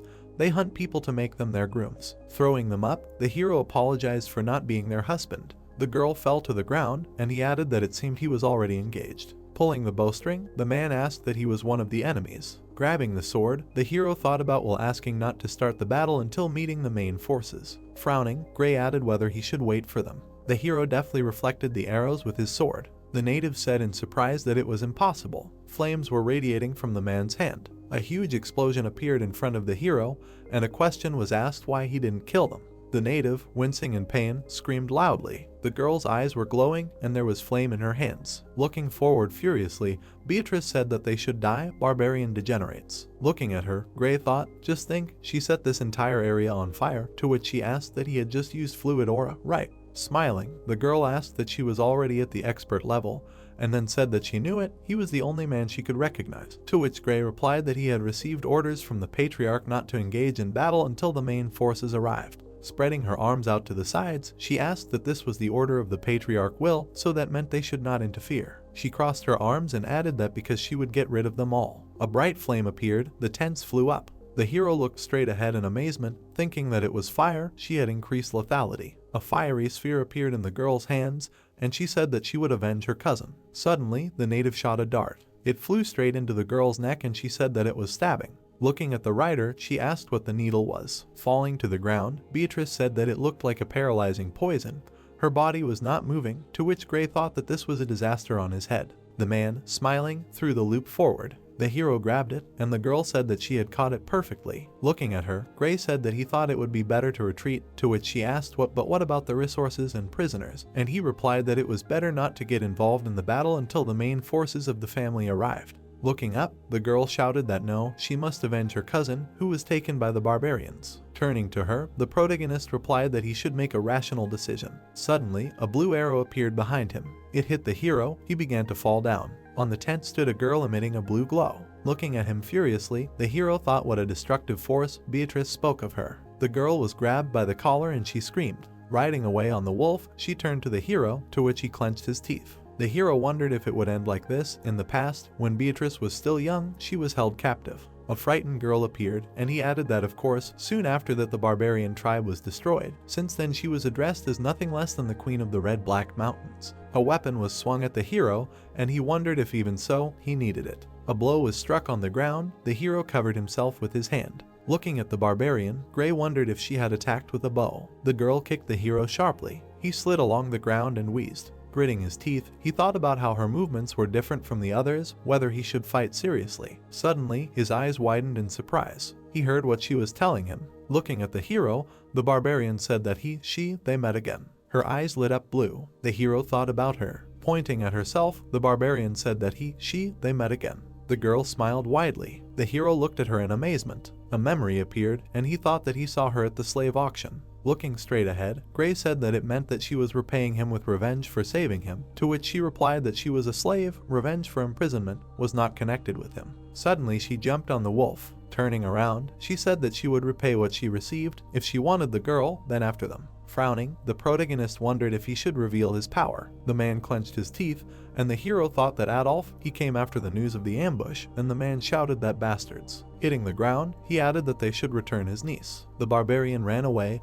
Gray smoke appeared. Looking straight ahead, the man said that the devil. The protagonist bowed his head and thought that they had finished 3 minutes after the bell rang. Everything had gone worse than it could have, due to Beatrice's carelessness and little practical experience. Looking at the man, the guy said what he thought. They were heading to the Forbidden Zone near the Red Black Mountains, to which Adolf asked again, what there? Frowning, the man thought that the Forbidden Zone was an unexplored territory and an extremely dangerous place. It would be even more dangerous at night. His niece had been captured, and he could not do anything. The man turned around, hearing that he could pursue them. Raising his hand, the hero heard that to which he replied that as a child he had already been in a dense forest, and then thought that before his reincarnation, thanks to the experience of reconnaissance and subordination, he had passed through most of the forests. Taking him by the shoulders, Adolf asked that he was serious. Bowing his head, the boy addressed the representative of the patriarch, saying that going to the Red Black Mountains is suicide, to which he said that whoever does not want to, let him not go, he will not make a complaint for this. Looking at the man's hands, the hero thought that he already knew how extraordinary this child was. All that remained was to rely on him.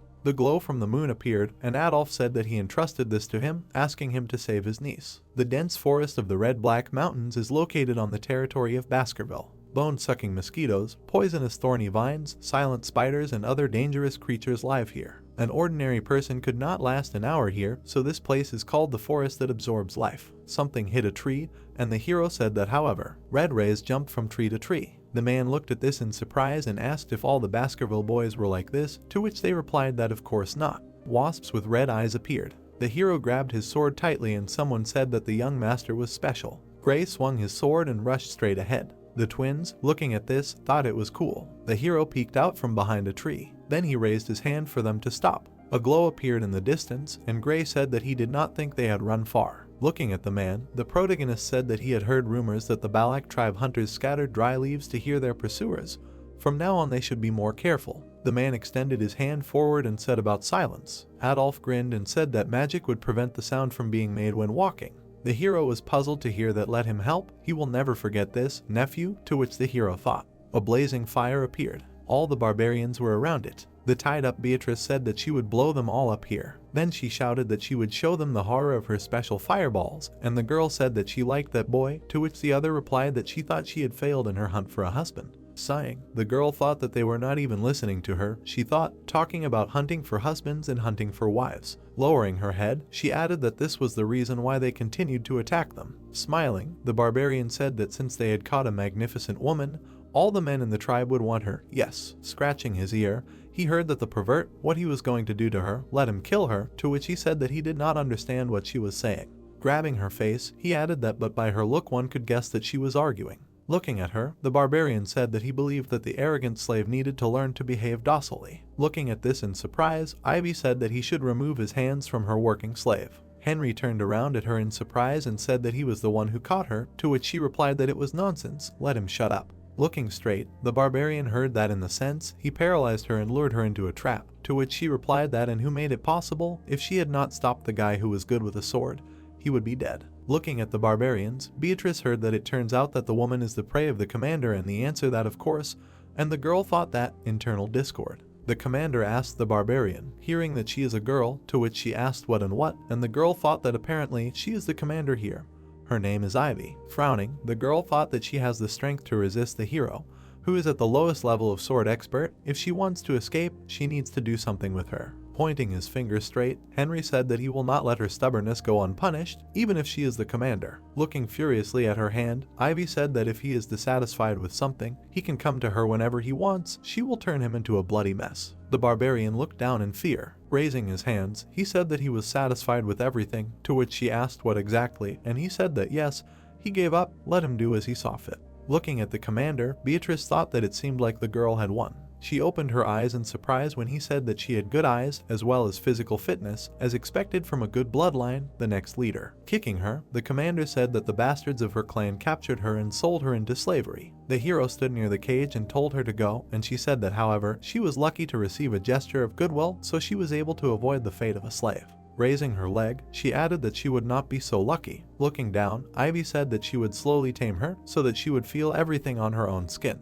The girl clenched her teeth when she heard that licking between her toes would be her daily routine. Suddenly, an explosion thundered behind the commander. She turned around and asked about it in surprise. Amidst the flames, the barbarians shouted that they were under attack. The man took a step forward. Standing in the fire, the man addressed the barbarians and said that he had come to repay them for what they had done. Smiling, the girl said about that voice. The man held the flame in his hand, and she said that he was an uncle, to which the man said to immediately return his niece. The barbarians looked at the glow in surprise. The people from the Alliance were striking them. The protagonist was sitting on a tree branch. Frowning, he thought that something was wrong. It seemed like the barbarians were running away, and he added that why were Balak's warriors, who systematically ambushed them, so nervous. Looking back, the barbarian said that they were crazy bastards. How could they make such a noise in the middle of the night in the forest? Stretching his hand forward, Adolf shouted that they were running away, let them leave no one alive. The girl smiled and said that it served them right. Suddenly, she got scared, hearing a strange sound.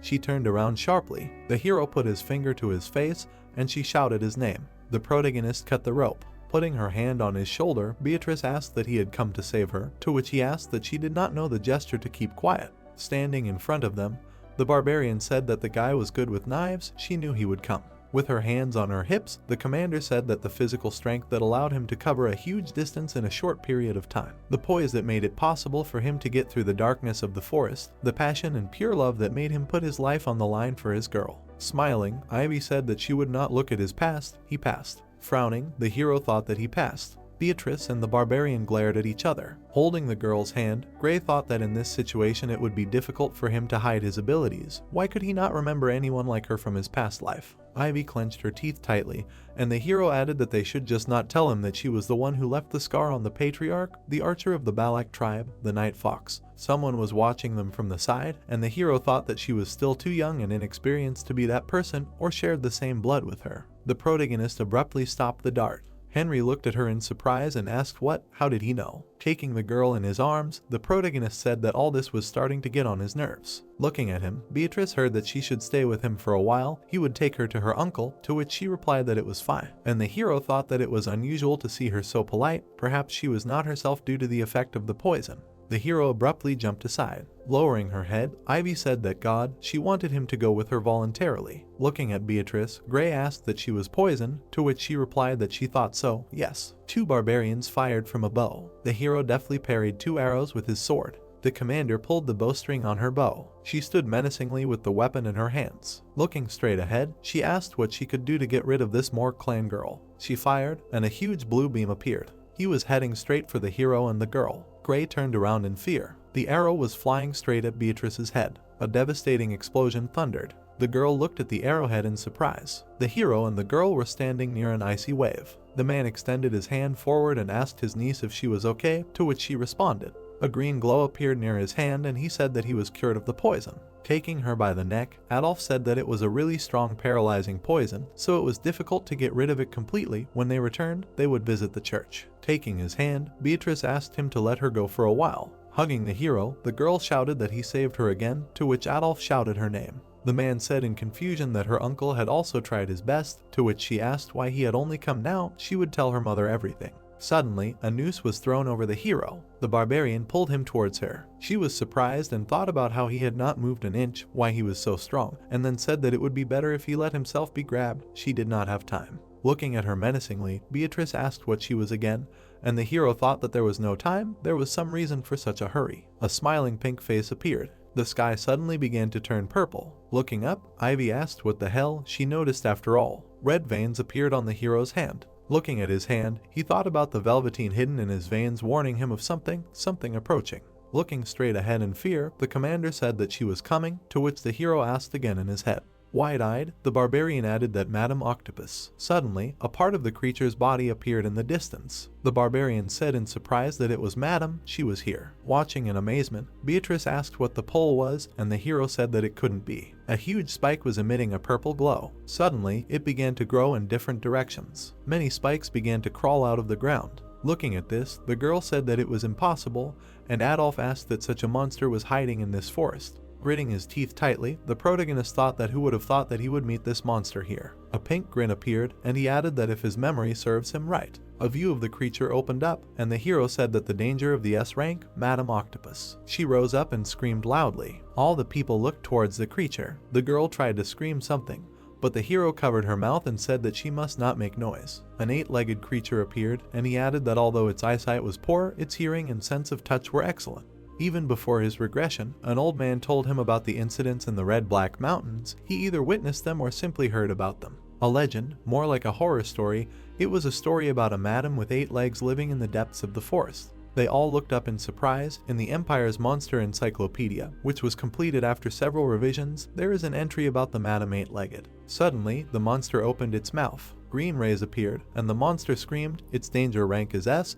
This monster is capable of destroying a country in a day." The trees melted from the poison. The man covered Beatrice from the splashes. The barbarian opened his eyes wide, looking away. His hair began to melt, and he screamed that his hair, Madam's poison. Suddenly, part of his hair came off. Standing in front of him, Ivy said that he was an idiot. How could he yell in front of the madam? Gritting her teeth, the commander said that damn. Looking at the huge monster, she added that if he was not the grandson of a shaman, she would have killed him. Stretching her hand to the side, she said that they were retreating. Holding the girl in his arms, Adolf said that they were leaving too. The monster began to make sounds. Suddenly, she heard something. The Balak tribe ran away in small groups, while the Baskerville and more clans left together. The small difference in how they decided to retreat determined who the madam went after. The monster rushed after the clan, and the man said that damn, why is she running after them? Holding a fire sphere in his hands, the guy asked to leave it to him. If we talk about the weakness of insects, then this is flame. He directed the fire straight at the monster. A huge explosion thundered in front of him. Smiling, the guy said that it worked. Suddenly the man ran into a thorn, and the guy asked what he saw. He looked at the blood splashes in fear. A tear appeared in his eye and he froze. The monster extended its paw to him, and the guy added that there was not a scratch. Gritting his teeth tightly, Adolf asked what it was. The protagonist looked straight ahead and thought. He said that that was all. The protagonist abruptly turned around. The man asked what he was doing, to which he turned around and replied that at this rate they would all be destroyed. One of them should tie the monster's paws. Looking away, the hero heard that in that case, and then said that he thought that with his skills he could tie its limbs. The people from the clan opened their eyes in surprise, hearing that they could not drag this monster along with them to their territory. In this situation, the most suitable person.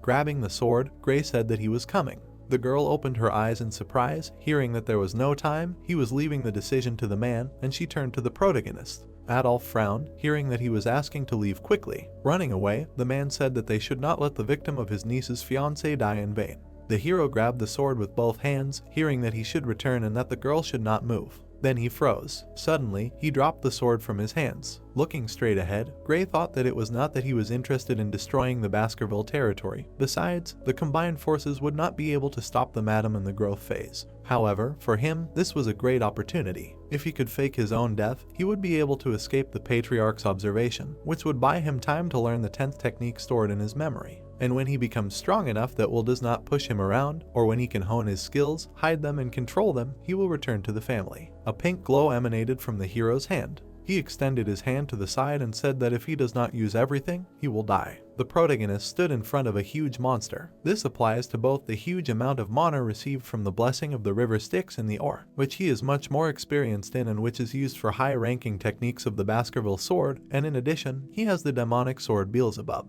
Gray, wide-eyed, thought that he would use everything he had in attack. Suddenly, he began to move rapidly from side to side. The hero flew high into the air. Red particles stretched behind him. Standing in front of the monster, he extended his hand back. The octopus made a loud sound. Looking at it, the protagonist swung his sword. A bright light emanated from the sword. The glow became too blinding. There was a devastating explosion. Beams were emanating from the monster, and the hero used the 5th Baskerville technique. He clenched his teeth in anger. A blow was dealt to the monster's paws. The octopus closed her paws. A bright pink light was emanating from her. A light appeared in the distance of the forest. It was getting bigger. The clan was running away, and a huge pink beam appeared against their background. The girl looked at it in fear. A tear appeared in her eye and she said no. Running away, she loudly shouted the hero's name. The guy was in the guillotine. Frowning, he looked down. Suddenly, he looked straight ahead. The man was heading straight for him. He extended his hand to the guy. His eyes glowed red. He abruptly pointed his hand straight ahead.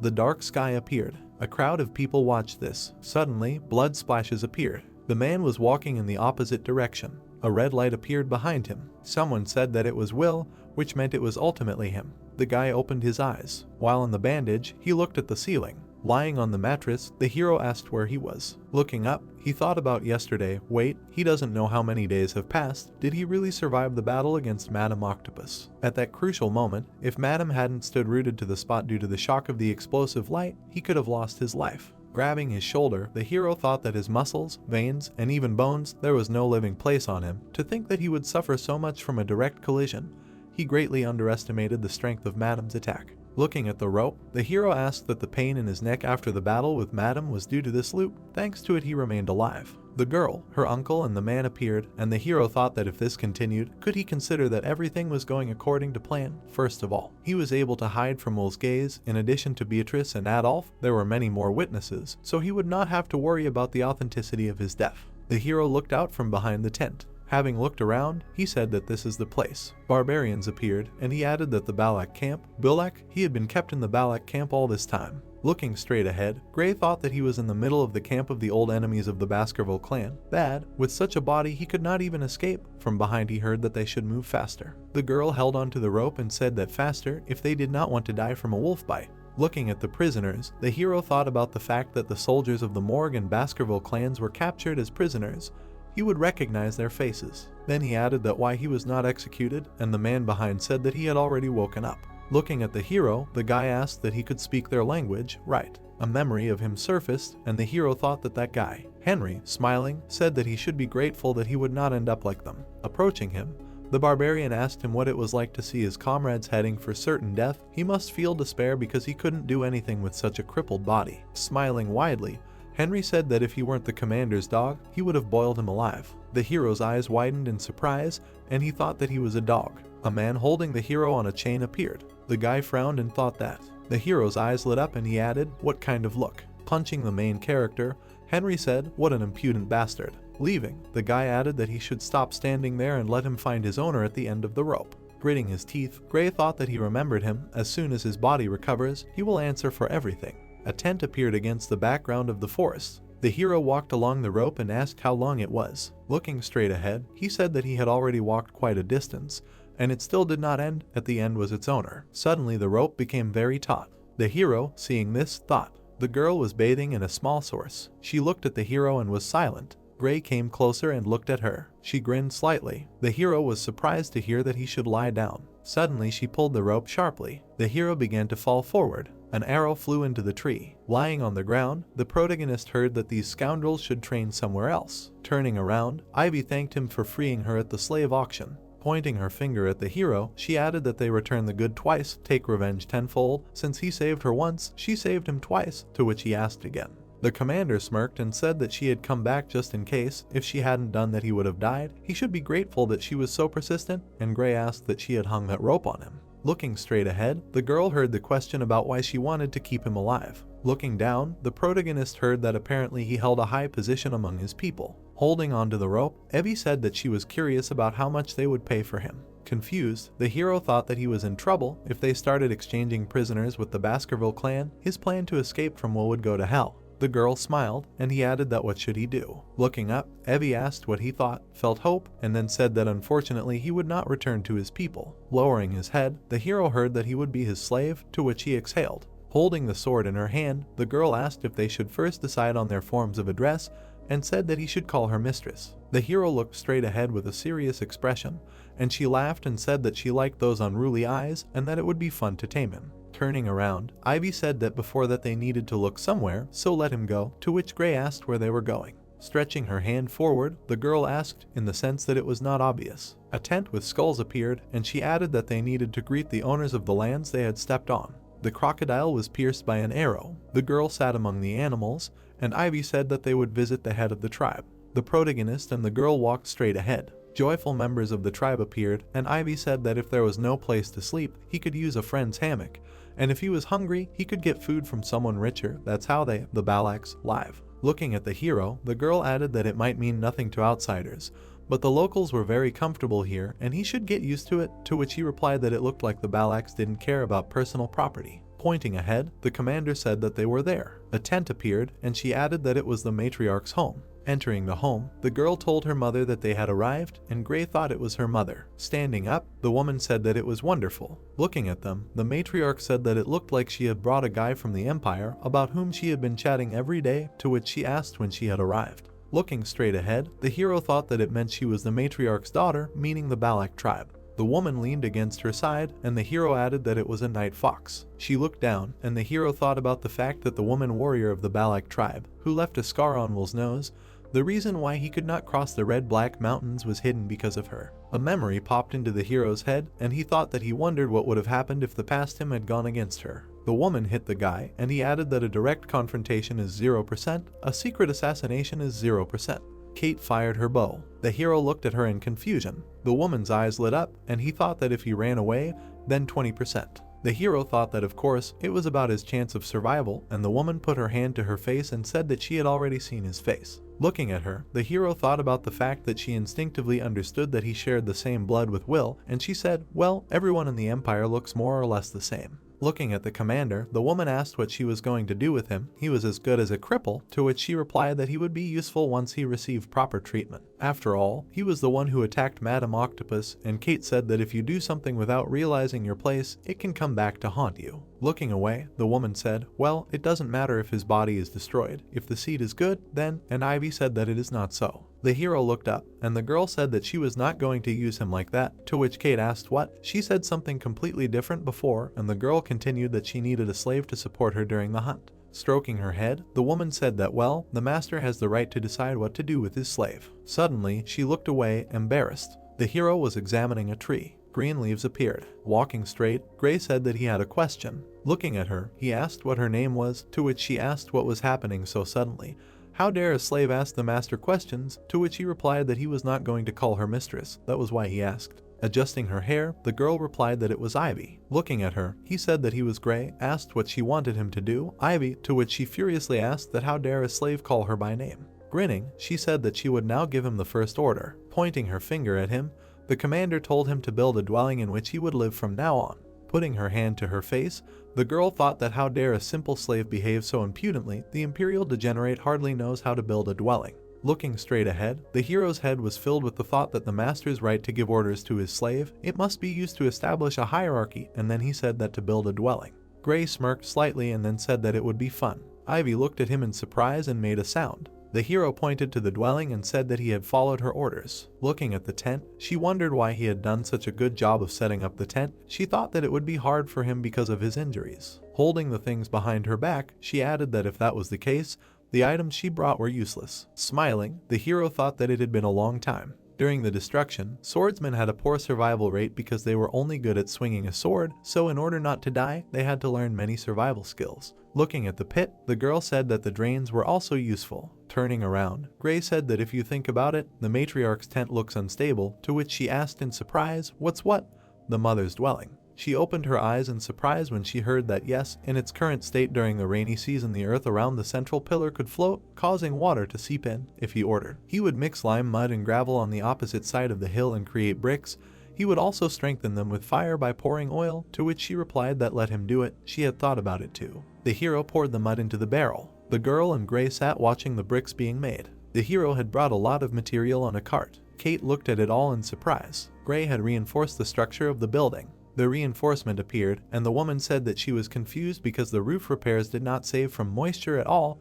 It turned out that the problem was in the pole. Looking at the main character, she added that good work, her daughter had chosen a rather useful man. Looking straight, the hero heard that from now on he should go around the tribe's tents and deal with such household problems. Sitting by the water, someone turned to the hero. Looking at him, Ivy asked that it was not tiring to do this slave labor, maybe he wanted to become an official member of the tribe. Looking at the fabric, Gray said that it wasn't really, working as a slave wasn't that bad, and then thought that it was a much more peaceful occupation than living as a member of the Baskerville clan or working in the city of Underdog. Smiling, the girl said that judging by the way he spoke, he had a high level of discipline. Well, slaves had no right to complain. To which the protagonist replied that no, this work really wasn't that bad, and she added that hard and tiring work couldn't be good. Following the hero, the commander said that he shouldn't act like that and should come with her. She would help him, teach him how to survive and how to adapt to life in the tribe. Turning his head, the hero heard that if he tried, he would remove the rope, to which he replied that it was an attractive prospect. The girl smiled widely.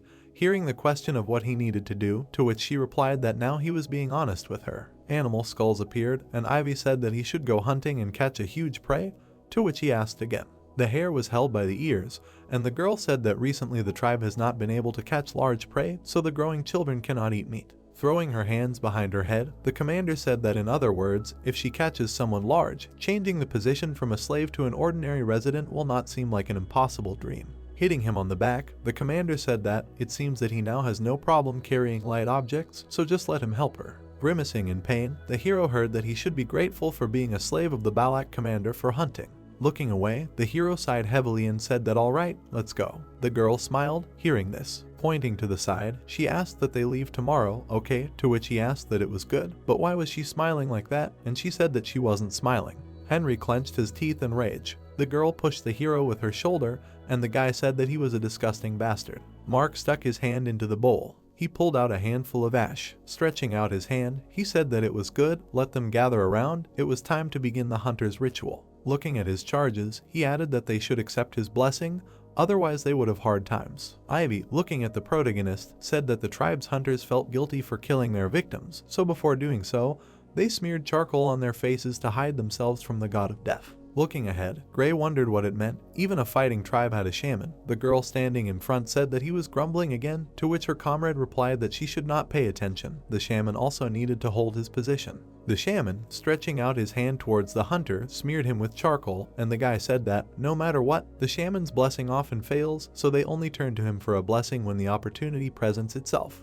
Looking ahead, Gray thought that this meant that his position was meaningless. It seemed that this place was not much different from others. Illy appeared in front of us, smeared with charcoal. The protagonist, stretching out a finger towards her, said that she looked terrible, hit herself in the forehead at something and replied that he should shut up. She did not get along well with the shaman. Then, blushing, she pulled out a collar with spikes, telling him to put it on. Looking at him, Gray asked in surprise what it was, a dog collar, to which the girl replied that they put them on so that the victim would not bite their neck. Then the protagonist grabbed the noose, thinking that since he was already here, he had better adapt to the local customs. A white wolf appears in front of us. Gray and Ivy saddle him. The girl, turning around, says that she told him to grab her by the waist. He is sure that he can hold on. The protagonist answered yes. A second later, he flew back, and Ivy added that in that case, forward. Turning around, she grinned maliciously, and then, looking at the fallen protagonist, she said that he should have grabbed her.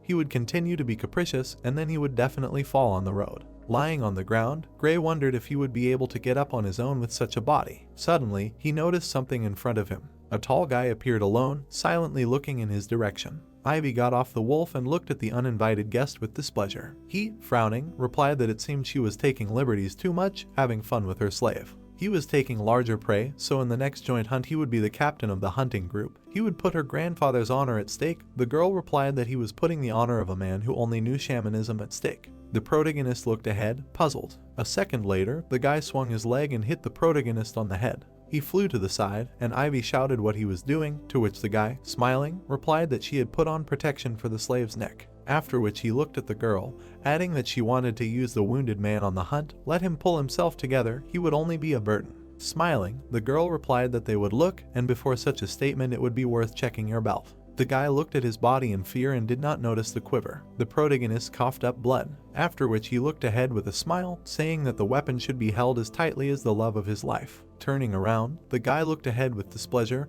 and Gray added that otherwise I would take it away. A moment later, the guy lunged forward, swinging his fist, and shouted that he was an impudent slave. Suddenly his blow was stopped by the bow. The girl said that this was enough. Menacingly looking ahead, she added that he was going to punish her slave. Turning around, he shouted that a slave is a slave, how dare he insult a warrior of the tribe. Ivy replied that he himself behaved pathetically. Suddenly she stood in a stupor when the guy shouted that she really liked him so much. The girl clutched her head and replied that since he had done wrong, he should be punished. Looking at Gray, she added that he had no right to punish him, he was her slave. Then she swung her fist and hit him in the face with all her might. Drops of blood splashed onto the grass. The guy looked in their direction in fear. Gray fell to the ground. Turning around, the girl menacingly asked that he was happy now. Her hand was bloody, and she continued to say that she understood that he was upset because he couldn't catch a girl for himself last time. Looking ahead frighteningly, she said that if he behaved like that with her slave again, he would get into trouble. The guy looked ahead silently for a few seconds. Looking towards the protagonist lying on the ground, he replied that he understood.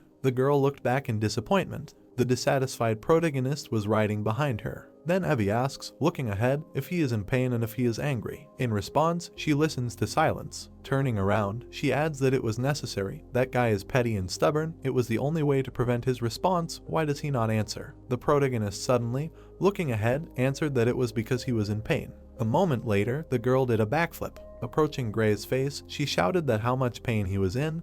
Was his life really in danger? He, looking ahead with displeasure, answered that it hurt him to speak. A moment later, she kissed him on the lips, and he, frightened, answered that he often received such wounds. They continued on their way. The girl, blushing, grabbed her lips with her hand. Then she suddenly turned away from the protagonist. Her ears turned red, and she answered that she knew she was right. For an emperor's bastard, he was quite promising. Gray, looking ahead, thought that barbarians usually lick each other's wounds. It is dangerous and can lead to infections. The girl added that he would like something from her, even if it is a trifle. Let him say, if it is within her power, then she will do anything. Looking at the frightened girl, the protagonist asked that he can ask for anything. Ivy shouted that of course, a warrior of the tribe does not go back on his words. Lowering his head, the protagonist thought. The girl looked ahead in fear, wondering why he was thinking for so long. This cannot be. Gray, looking ahead, answered that if it is anything, then good. She turned around slightly, and then the protagonist said that she should teach him how to shoot a bow. Hearing this, the girl lowered her head in displeasure, answering that it was fine. Raising her hand, she added, laughing, that in that case, their special training would begin tomorrow. He did not mind. The protagonist answered that everything was fine. A tree appeared in front of us, in which an arrow flies out. Gray pulls the arrow, and the girl says that her slave has no talent for archery at all. Didn't she tell him to aim at that arrow like a target? Displeasedly looking ahead, he asked if it was okay to teach him this way. Putting her hand on his shoulder, Ivy replied that he asked him to teach him how to shoot a bow. This is how they train young warriors of the tribe. She lifted his elbow with her hand and added that with such a body he would not be able to hold a sword for a long time, so let him learn to use a bow. After all, he needed to catch large prey for the sake of his reputation. Gray thought that his bones were at their limit. Suddenly, the girl turned around in fear, seeing a white wolf in the bushes. The protagonist fell to the floor, and Ivy, approaching the wolf, asked if he had found anything. Gray looked ahead with displeasure, after which the girl called him. Pointing her finger towards the forest, she added with a smile that from now on they would move faster. We are transported to a mountain river. Looking at its flow, she says that here the river joins the ocean. Let him be careful. In this area there are all sorts of animals, so her grandmother told her. A fish jumps out of the water, and she adds that the salmon believes that if it successfully climbs the waterfall, it can develop into a huge animal. The fish continues to swim quickly downstream, and Ivy adds that however, the fish runs into a sharp rock, and the girl continues to say that most individuals cannot rise up and fall. They receive their punishment. Running into sharp rocks, looking at the dead fish, she said that then the fallen fish becomes good food for the bull bear. Near the river, a huge monster with red eyes appeared. Looking at it, the protagonist said that this is a bull bear, as if it were a completely different species. It is completely different from the individuals he has seen. The girl replied that because it is an unusual bull bear. Looking at it, she added that this is a bull bear with an excellent pedigree, having gone through countless trials. Gray, looking at her, said that she offers him to catch him. The girl replied that, of course not. She did not tell her wolf to find a strong female to hunt. Suddenly, someone else put their paw on the shore, and Ivy said that they were on target. 3 small bull bears appeared near the female, and she continued to say that a male bear had come to court the female. The female looked menacingly ahead.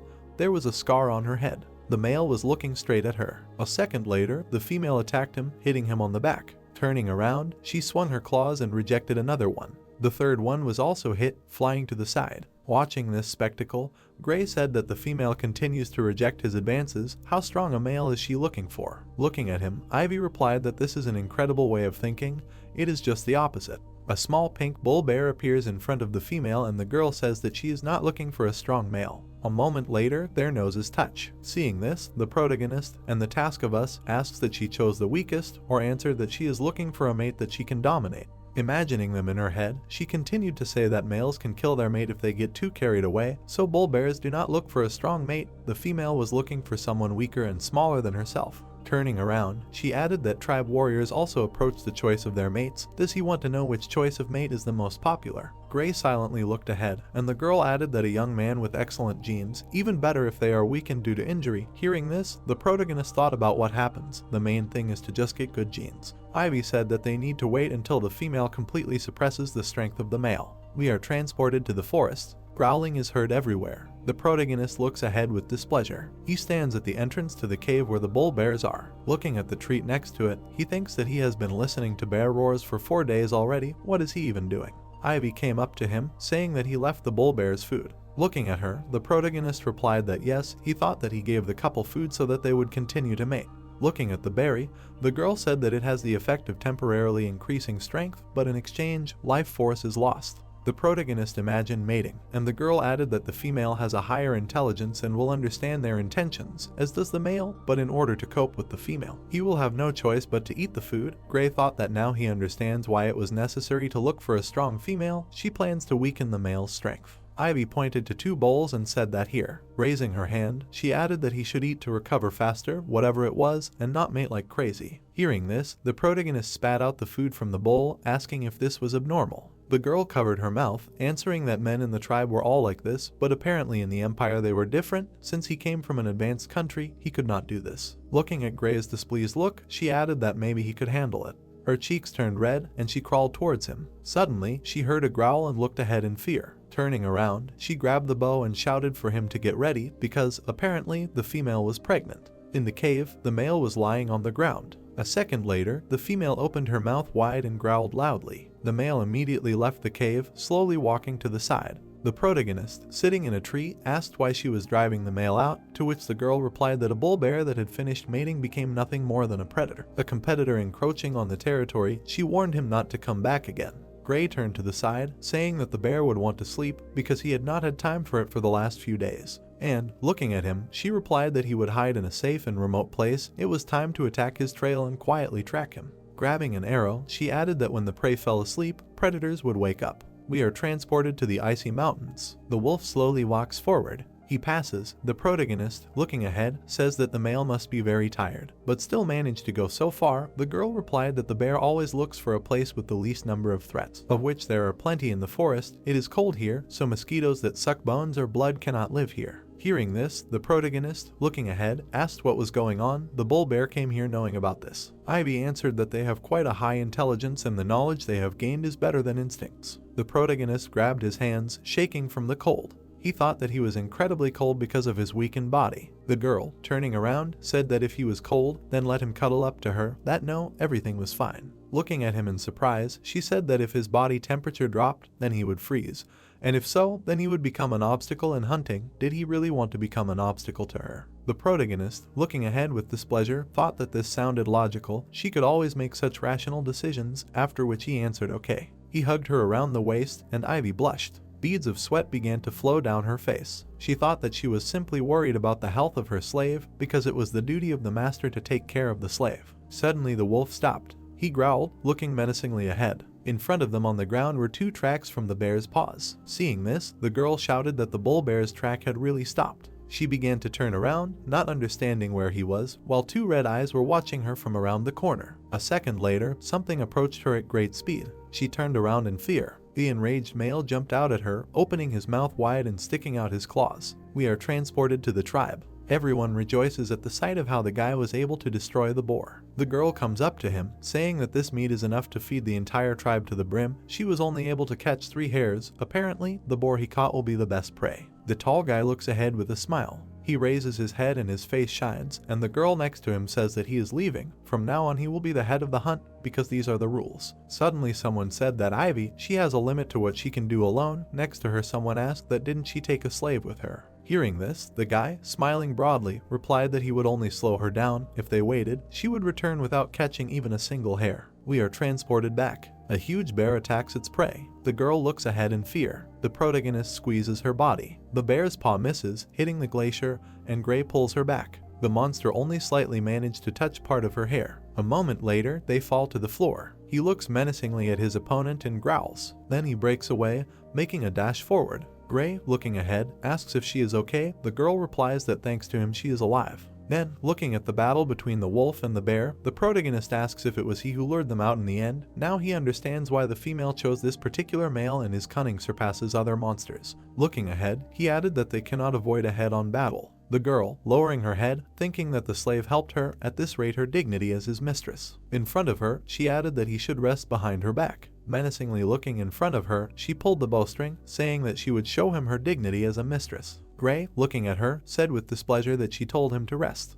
Raising his head, he saw how the girl, sitting on her wolf, made several jerks upward. He said that in the end, while the slave is idle, his master works. The girl, chasing the bear, pulled her bowstring and made several strong shots, and the protagonist said that the way she treats her slaves is quite unique. The enraged bear continued to run away from her while arrows were stuck in his back. The girl, menacingly looking forward, shouted that the sin of his free behavior in front of her slave, he will pay for it. A moment later, the bear disappeared behind an ice block. She asked him what he thought he could dodge her attack by hiding behind a rock. Pulling the bowstring with great force, she added that a good arrow would pierce even steel, but without the desire to go through something, it would not even damage leaves. The arrow rushed towards the rock at great speed. It hit it and bounced off to the side, but the blast wave passed right through, hitting the bear with great force. He opened his mouth wide and roared, and blood poured out. He thought in fear that she had hit the bull bear hiding behind the rock. Wondering how this happened, he continued to think that the aura wave from the arrow passed through the obstacle straight to the target.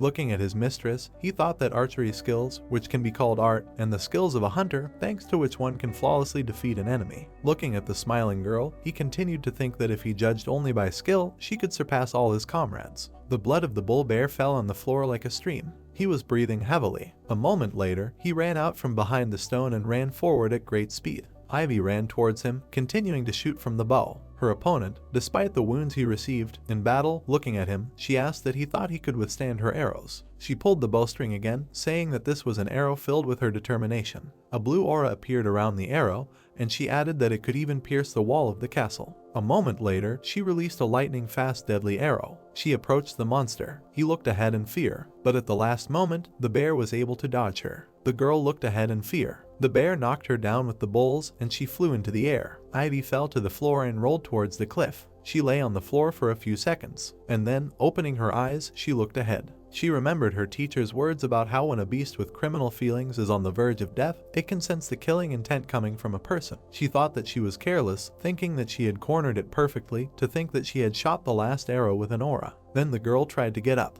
Raising her head, she saw the bull bear right in front of her. It opened its mouth wide. Seeing this, Ivy clenched her eyes, preparing for death. Suddenly, she opened her eyes in fear. Hearing the protagonist's voice, he asked that she ended up demonstrating the mistress's dignity right in front of the monster. Swinging his hand, he said that now it was his turn.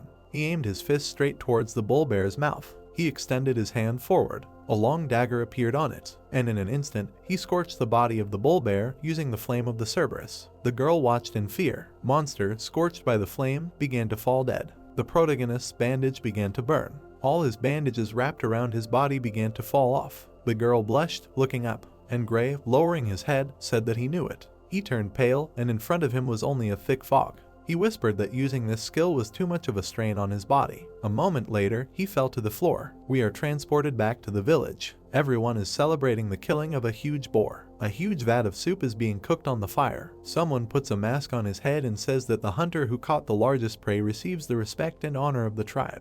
Ivy points her finger at the protagonist and asks what it's like to be the hero of the hunt. Gray replies that it's nothing special, and the girl adds that he should stop acting like an ungrateful bastard. Looking at the dead carcass of a bull bear, Ivy says that not only is it a strong and ferocious beast, but it's also unusually smart, so it's an honorable prey, which is why they were chosen as the main participants in this ceremony. Smiling, she raises her head, saying that this is not a boar for him, who beats in fear and runs, dropping shit. She looked at the tall guy, who was looking ahead with displeasure. He pulled out a bowl of soup for Gray and said that this was his portion. Taking the plate, the protagonist asked why there was so little meat, and the guy, displeasedly clenching his fist, shouted that in what sense is this, because this is too much honor for him. The girl, looking ahead, said that it was a tradition in their village. The one who contributed the most to the hunt received the least meat, but a lot of honor. The guy, discontentedly stepping aside, shouted that he himself would like to bring him a lot of meat. Frowning, the protagonist thought that the more honor, the less meat. Wouldn't it be better to get meat than some honor? The girl, laughing, said that, judging by the expression on the guy's face,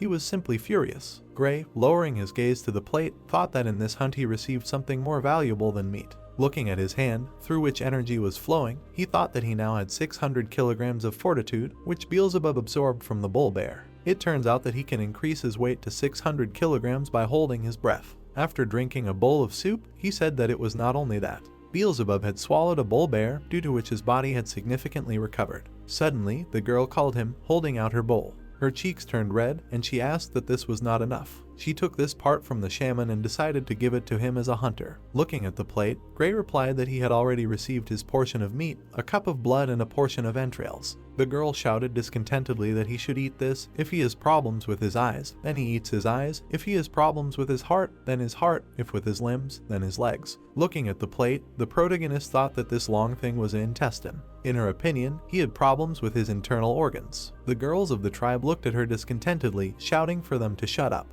The protagonist began to chew something, thinking about how hard it was to chew. Then he swallowed it, and the girl looked at him with a smile. Her cheeks turned red, and she said that now he could fulfill his duty. Surprised, Gray looked to the side, thinking that he thought he had already done his part during the hunt. What else was needed? We are transported to the tent. Gray takes a step forward. He looks at a huge tree stump that stands in the middle of the forest. On top of it is an incomprehensible green liquid, from which smoke comes. Looking at it, he thinks that yesterday she was not lying. He remembered how, looking at a huge pile of meat, he asked why they put good meat here. Looking at the stump, he added that didn't she say that they have problems with food? The girl replied that they bring it as an offering. Raising her head, she added that this is for Madam Octopus. This is how they ask for permission to live in this forest. The protagonist remembered the huge spider and thought that the horror of the deep forest, after meeting with which only death awaits. Watching how the tribe treats the madam, he understands how reckless his action was. Looking at the sky, he said what kind of annoying monster it is. We are transported to the tents. The protagonist walks through the village. He notices a long line at one of them, asking what is going on there. Looking at the crowd of girls, he thinks that this is another ceremony. The girls look at each other with smiles, saying that they have been standing in line since dawn. She is glad to be at the front of the line. One of them looks at her friend, saying that based on the result of last night, there is a high probability that he will become a member of the tribe. Another adds that then she is sure that he will take a girl from the tribe as a wife. Her friend replies that if he could defeat a bull bear, he is very strong. Ivy comes up to them, asking what they are serious about. She has a dead deer on her neck, and she shouts in displeasure that she will not give them that stew. How dare they encroach on someone else's? Throwing the loot on the floor, she looks at them with displeasure, saying that if they think it's unfair, then let them stop the traps and catch someone for themselves. She looked at them menacingly. One of the girls said that they had tried so many times, even went to the borders of the empire and did not find anyone even close to him. Looking at them menacingly, she added that they checked in hell. After which she grabbed her face, saying that she was waiting for him to recover and these surgeons were already going to intercept him, even fed him a bull bear, so he should do what was required. Suddenly she turned around. The protagonist looked at her menacingly and then asked what he ate yesterday. The girl, coming closer, stretched out her hands to him, saying that last night, as she heard, Mother called a meeting of elders. He can ask her for anything he wants, since he became an honorary hunter of the tribe, and also blushed, and she added that while his mother had not yet called him, she was already thinking of what he could ask her. Looking at Gray, she added that he should ask her something. We are transported to the main tent of the tribe. The elders look menacingly ahead. Evie and the others turn their heads. The protagonist appears in front of them, who gets down on one knee. The head of the tribe looks menacingly ahead, and then Gray says that he greets the matriarch. She, raising her hand, adds that it was he who caught the bull bear. Thanks to him they were able to taste good meat. The protagonist answered, lowering his head, that he was only doing what he had to. The girl looked at him and said that he didn't need to be modest. He did great and seemed to have recovered quite well. That was great. She didn't think he would heal so quickly. Raising his head, Gray replied that it was all thanks to her care, and then thought that he had experienced this before, but it was interesting. Looking at the matriarch, he continued to think that the Night Fox was a genius archer, inspiring fear in the people of the empire. Despite the fact that she leads a tribe of less than 300 heads, she is also majestic, but at the same time exudes warmth and softness. The protagonist frowned, and the matriarch said that she should reward him for his achievement yesterday. She will change his status. The elder cleared his throat, and the queen said that now he is no longer a slave, but part of their family. Looking away, Gray wondered what Evie said about the elders being unhappy with the change in his status. Looking at them, he continued to think that the old man who was putting ashes on the hunters' faces and the tribe's shaman was Ivy's grandfather. Then suddenly the matriarch stood up from her throne, saying that since he was now an official member of the tribe, he should say what he wanted. She extended her hand, adding that she did not give him life or raise him, but now she considered him part of the family, so she would fulfill any request he made. If he found a girl from their tribe, she would bless their relationship. But if he needed a partner, he could get a slave. Ivy made several hand gestures. Looking at her, Gray deciphered her signs, saying that he had not forgotten what they had talked about. He narrowed his eyes, and then, closing them, he said that he had one request. The matriarch smiled and told him to speak and not to be shy. She thought that Ivy, the scoundrel, was gesturing so that only a blind man could not see. Did she really want him so much? Lowering his head, he added that if she would allow him. Touching his chest with his hand, he added that he would like to bathe in the hero's spring. Hearing this, the elders looked ahead in fear. The guy and the others, frowning, looked at him, and Ivy smiled broadly. The matriarch stood in a stupor, looking down, and then asked that he realized what he was asking for. The main hero was kneeling in front of Kate. Mark angrily shouted that he was a bastard, and at least he understood who he was showing his insolence in front of. Then he continued that only the best warriors of the tribe could bathe in the spring, and that she did not need to listen to this disgusting request. The guy said that it was true, only heroes who had proven incredible strength could enter the territory of the source,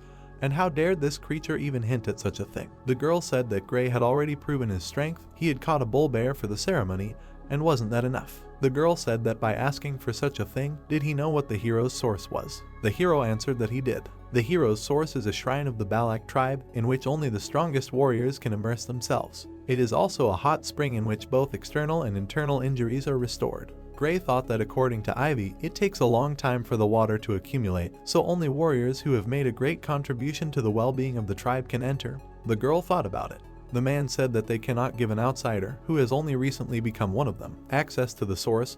The other continued that however, this kid is promising, so it would not be such a bad idea to send him there for additional motivation. Someone asked when the hero's well became a public well. A voice said that his body was not in the best shape, and since he was part of their family they should take care of his health. Kate thought she wanted to fulfill his request, but the truth was that there was no good reason for it, and since the shaman and the guards were against it, there was nothing to be done. She looked up. The sun was shining in the air. Gray said it was a bell and asked what the attack was. Ivy said they had a guest and that no one in their right mind would challenge them, the Balaka, in this forest. Kate said they would discuss the matter another time and to return to their duties. The man looked at her seriously. Then his eyes lit up and he clicked his tongue. The man was standing next to a group of people. Gray asked if it was their guest. The girl answered in the affirmative. Horses with carts were approaching the people. Ivy said that these traders bring them what cannot be found in the forest, and that the Balaks are waiting and counting the days until their arrival. The protagonist thought about this symbol. One of the 7 trading families, the bourgeois family. The hero thought that in order to get here from the capital of the empire, they had to cross either the territory of the Baskerville family or the Mort family. And how did they get here? It is unlikely that any of the above-mentioned families could miss them, and really they. Looking at the man, he continued the thought that they went the way of smugglers. The man joyfully shouted that the 5-day market declares open. Then he continued that if they want to exchange for something, ask, let them bring it. The men stood nearby with a smile.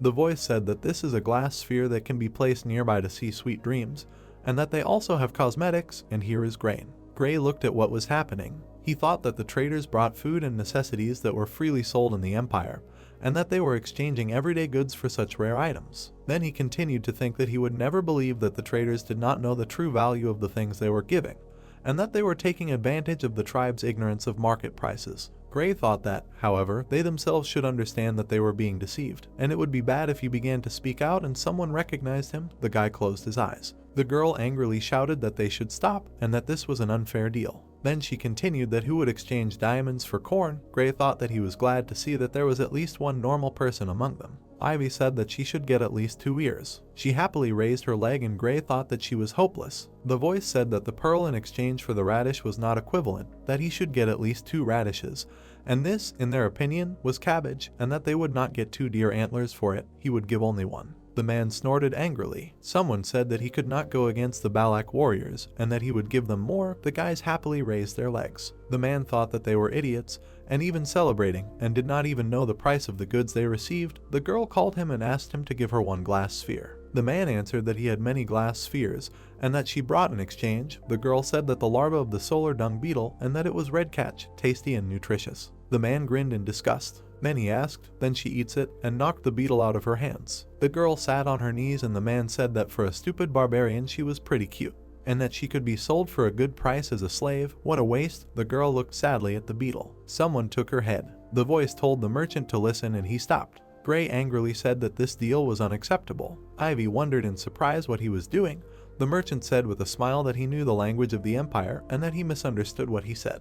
The guy asked about the desire to sell this child as a slave, and that now it is not the most important thing, he needs to cancel all dishonest deals for today. The merchant asked about dishonest deals, and what kind? The guy answered that he sells them goods at completely different prices, market weeks. The man thought he was the only one speaking imperial here, and said he spoke as if he knew the prices of the goods, and that this trade was blessed by the shaman of the Balak tribe himself, the confidant of the god of the forest. Then he went on to say that such a young man should not interfere in such arrangements. Gray replied that the corn they had bought was worth 100 gold pieces, but the diamond they had received in exchange was worth approximately 2 million gold pieces. He looked away and went on to say that if they carved a billiard ball from the horn of the bull bear, it would be worth 1 million, and that the same would be the price of a goblin mushroom used to make medicine. The merchant wondered how this young man knew the exact prices of the goods. Gray said that as for the glass sphere that gave pleasant dreams, if you put it next to you, you would get drugged, and pleasant dreams would be nothing more than a dream. He continued that there were small holes on the surface from which the drug poured out, and that this cheap drug was harmful to the body if used for a long time, and he knew that its use was prohibited in the empire. However, he sold them. Gray broke the glass ball. The guy mentally asked what was going on. He was told that one guy understood everything. Damn him. Ivy said that just now drug, body, harm, and that he used these words. The guy answered affirmatively. The girl exclaimed that this was really the reason why so many people's health had weakened. The merchant thought with a smile that it was time to get out of here, and said that he asked for forgiveness, but it seemed that a small misunderstanding arose between them. A moment later, something flew towards the man. He bared his teeth angrily. There was a scream. Ivy pulled the bowstring. Someone shouted that the man fell to the ground. Then a voice shouted that they had tricked their tribe without fear of consequences. Evie's eyes glared angrily. The merchant's eyes widened in fear. Then someone shouted for everyone to grab their things and run. Gray asked if she would just let them go, and that merchants were known for not returning without profit. The girl said that was impossible, and that one technique for hunting animals that lived in a large pack was to shoot one and let it go. The merchant shouted that these damn brats. Evie continued that such animals had a tendency to return to the pack. Someone cursed. Then a voice shouted that these barbarians had stolen their goods, and for everyone to prepare for battle. The bird flew forward quickly. It flew towards the man. The voice said that they had contacted the Balak tribe, and that there was only one way to deal with them. Evie continued that total destruction. The people walked down a dark path. The guy asked the man what must be wrong. He was shocked that these freaks robbed him, and that is expected. Words don't work on these barbarians. He needs to take them out or make him slaves. Vincent replied that it was his first time in this deep forest, so he didn't know that defeating the Balaks in close combat was not an easy task. Fred said with a smile that if he was afraid, why did he bring them, the mercenaries, and was he not going to change the situation? The voice said that they had decided to split the dirty money in exchange for an escort. The match lit. Fred continued with a smile, so can they consider everything stolen as their own? Vincent looked at him in bewilderment. Then he said that as he wished. The man asked if the Balaks were really that special, and that by attacking at night, they would ambush them, set fire to their settlement and lure them out, then they would be finished with them. The man next to him asked him not to put it out and that he needed it too. The guy replied that only 2 people could use one match, and hadn't he heard that on the battlefield you can't share a match with 3 people? The man chuckled. Then he said that he didn't believe in such superstitions. A moment later, an arrow flew into his head. Fred said that barbarians used to be caught and sold, but he hesitated. Vincent's mouth opened in shock. Arrows were flying at the warriors, and the man shouted that they were Balaks and to put out their cigarettes. Evie angrily said that she forbade them to shoot anywhere but the head and to show them how scary Balaks are. Gray thought that these warriors could hit the target with an arrow using just the light from a cigarette. The man called the protagonist a slave and said that they had finished what he had asked for, to which Gray replied that he was now an ordinary villager and not a slave. The man laughed and said that before he was too timid to complain about that. The man shouted for the mages to gather, block the arrows with their shields, and for the aura users to prepare for a counterattack. An arrow flew forward. A barrel was attached to the arrow. The weapon stuck in a tree. A second arrow also attached itself nearby. The barrels hung above the people's heads, and the man said that they launched barrels of alcohol. The barrels began to leak, and a voice shouted that no, this. A moment later, the barrels exploded. A loud explosion thundered above the people. Voices shouted that there was a fire. The Balaki started a fire. Vincent thought that they tied ropes to the arrows and launched barrels of oil. These savages were always so smart. Someone's shadow appeared behind the man. He turned around and exclaimed that it was him. Then he continued that the same annoying degenerate. The protagonist's eyes were shining. Vincent said that he would regret it if he killed him. She took out a piece of paper and showed it, saying that it was an official permit obtained in the city of Underdog, and on it was an official seal put by the new acting consul, and that if he killed him, the Baskerville family would come for his soul. Gray thought about it and answered that he was now talking about the consul named Gray. The man answered that it was true, the famous Gray. The guy said that how strange, and that he did not remember giving such a permit.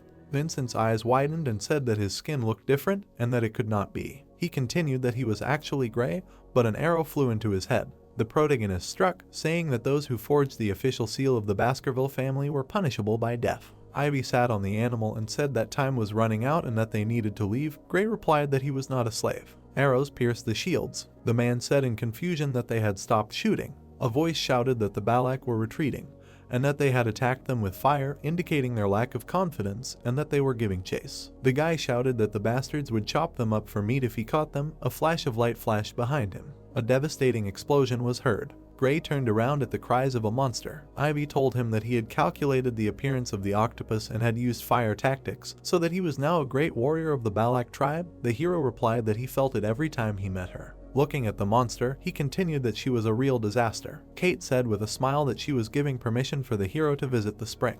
Then she told the protagonist that he had solved the food problem by catching a bear for the tribe, had taken part in the battle without getting hurt and had used barrels of oil, and had also found out that the disease that had struck the tribe's warriors was caused by cheap drugs. Kate continued that there was no longer any doubt that he was a brave warrior. Then he said that today was a full moon, so she asked Ivy to take Gray to the spring. She agreed. She hugged the guy and said that it served him right. The girl continued that Shaman Mark had not said a word. Earlier he had said that the cause of the warrior's illness was a curse, but thanks to his actions, Mark's words no longer carried weight. Vincent appeared in her thoughts and said that this trade was blessed by the shaman of the Balak tribe himself, a confidant of the god of the forest. Gray said that it was a curse. Then the moon shone through the clouds. The man was sitting in the water. The protagonist exhaled. His mana was being purified. He felt his broken bones and torn muscles being restored. This old shaman was howling for a reason. Considering the effectiveness of the treatment, he probably wouldn't mind sitting in the source himself. And yet, this place wasn't as effective as the river Styx in Baskerville territory. The only plus was the lack of age restrictions, she said, by the way. He continued that the efficiency should not be reduced by half if she climbed in two,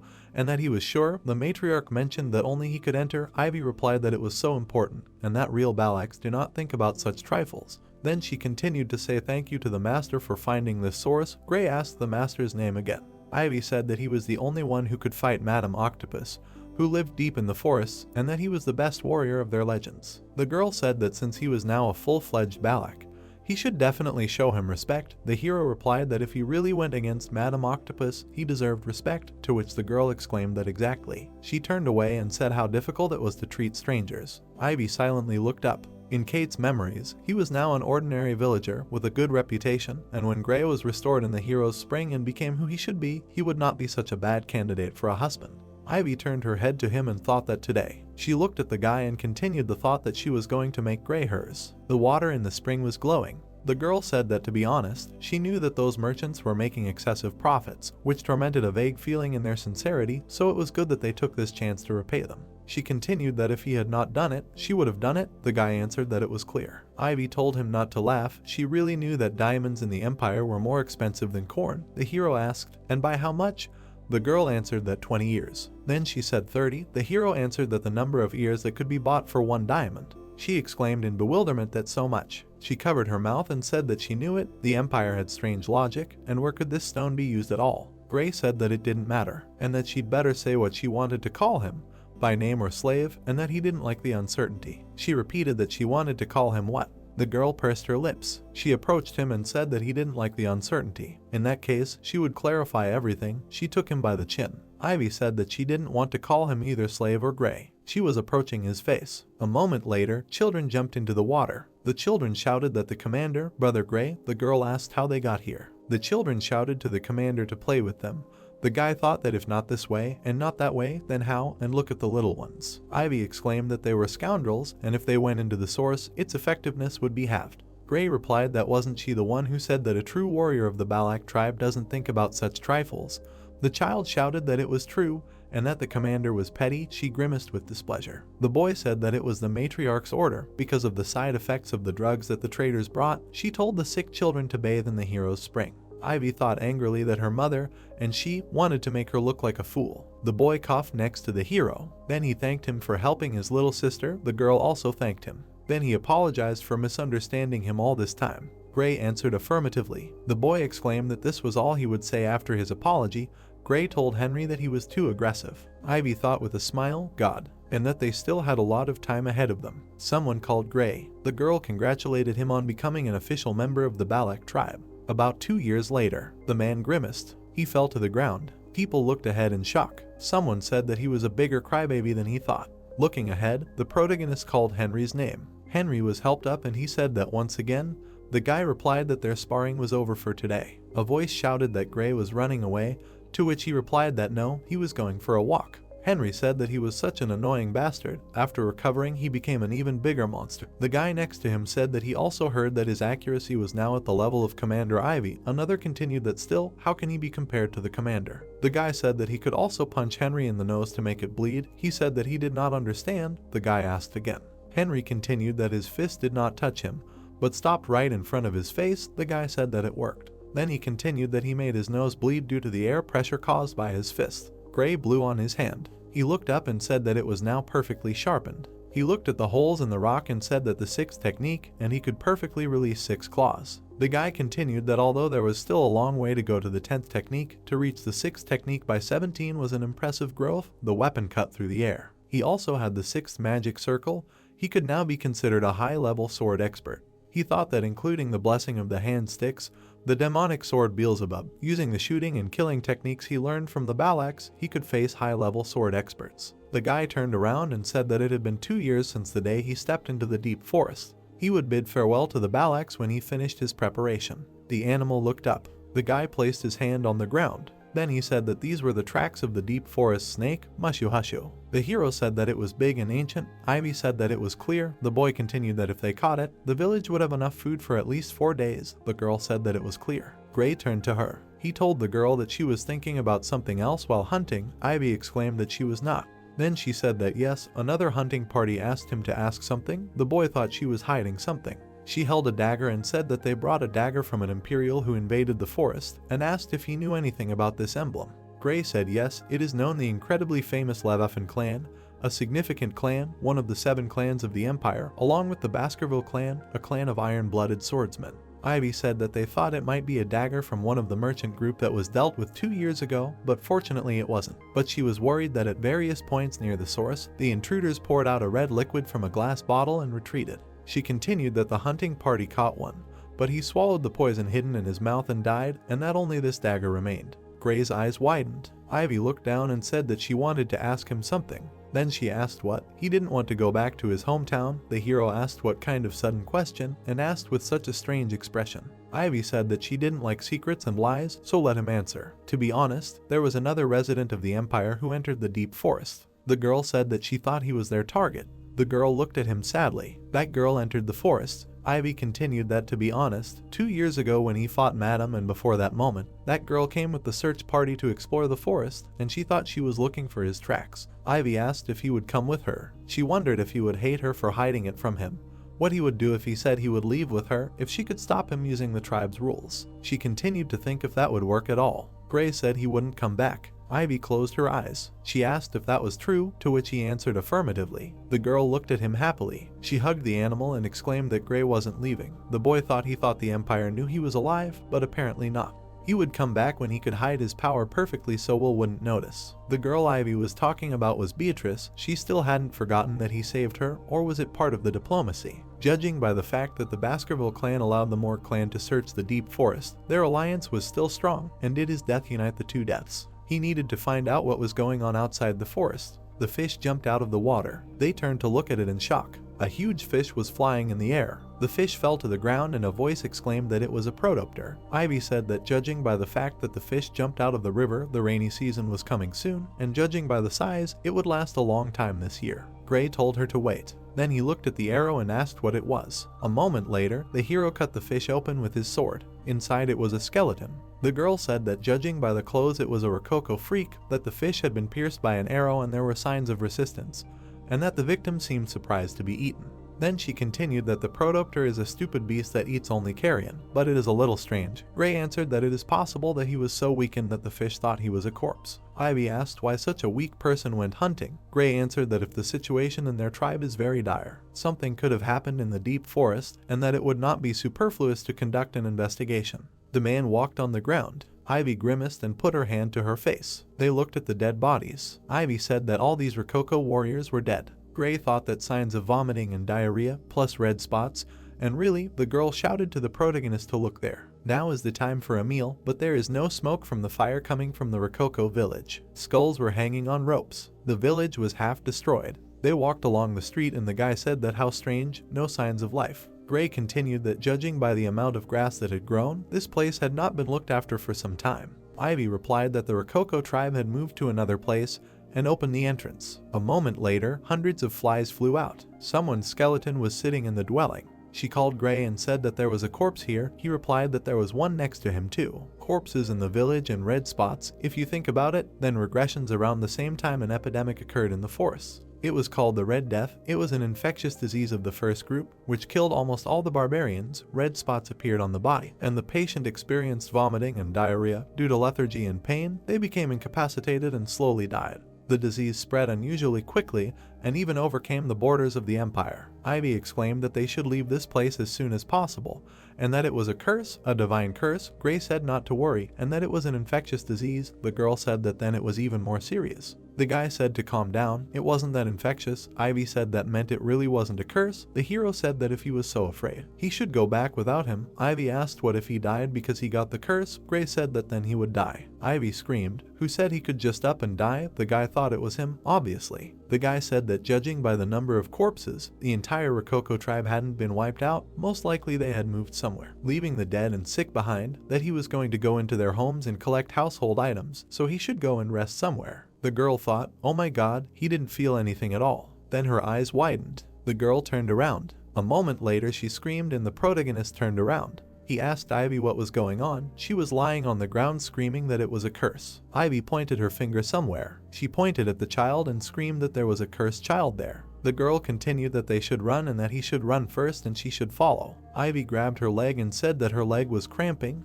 Gray walked past. He approached the child and thought that judging by the child's appearance, she was not from the Rococo tribe and she was about 5 years old. Then he continued the thought that she was mourning someone's death. Gray asked what she was. The girl answered that Rococo, a slave, a cook. The protagonist opened his mouth and answered that it meant that she was a slave of the Rococo tribe. Then he asked what her name was. The girl answered that it was Isabel. The hero thought that it was an imperial name, and this was a child from the empire captured by the Rococo tribe. The girl said that it was La Baskerville. The hero's eyes widened. He asked again, puzzled. The girl showed her finger. She pointed at herself and said Isabel. Then she opened her eyes and continued, La Baskerville. There are 3 middle names in the Baskerville clan. Van is given to members of the sideline. La is given to men of the main line. The middle name given to girls of the main line, although it is rare due to the predominantly male offspring. The girl said La Isabel La Baskerville. Gray thought that the middle name was La. Not many people have this middle name in the family. The girl called the protagonist and told him to look at this. She pointed to the pendant and asked if this was by any chance the symbol of his clan.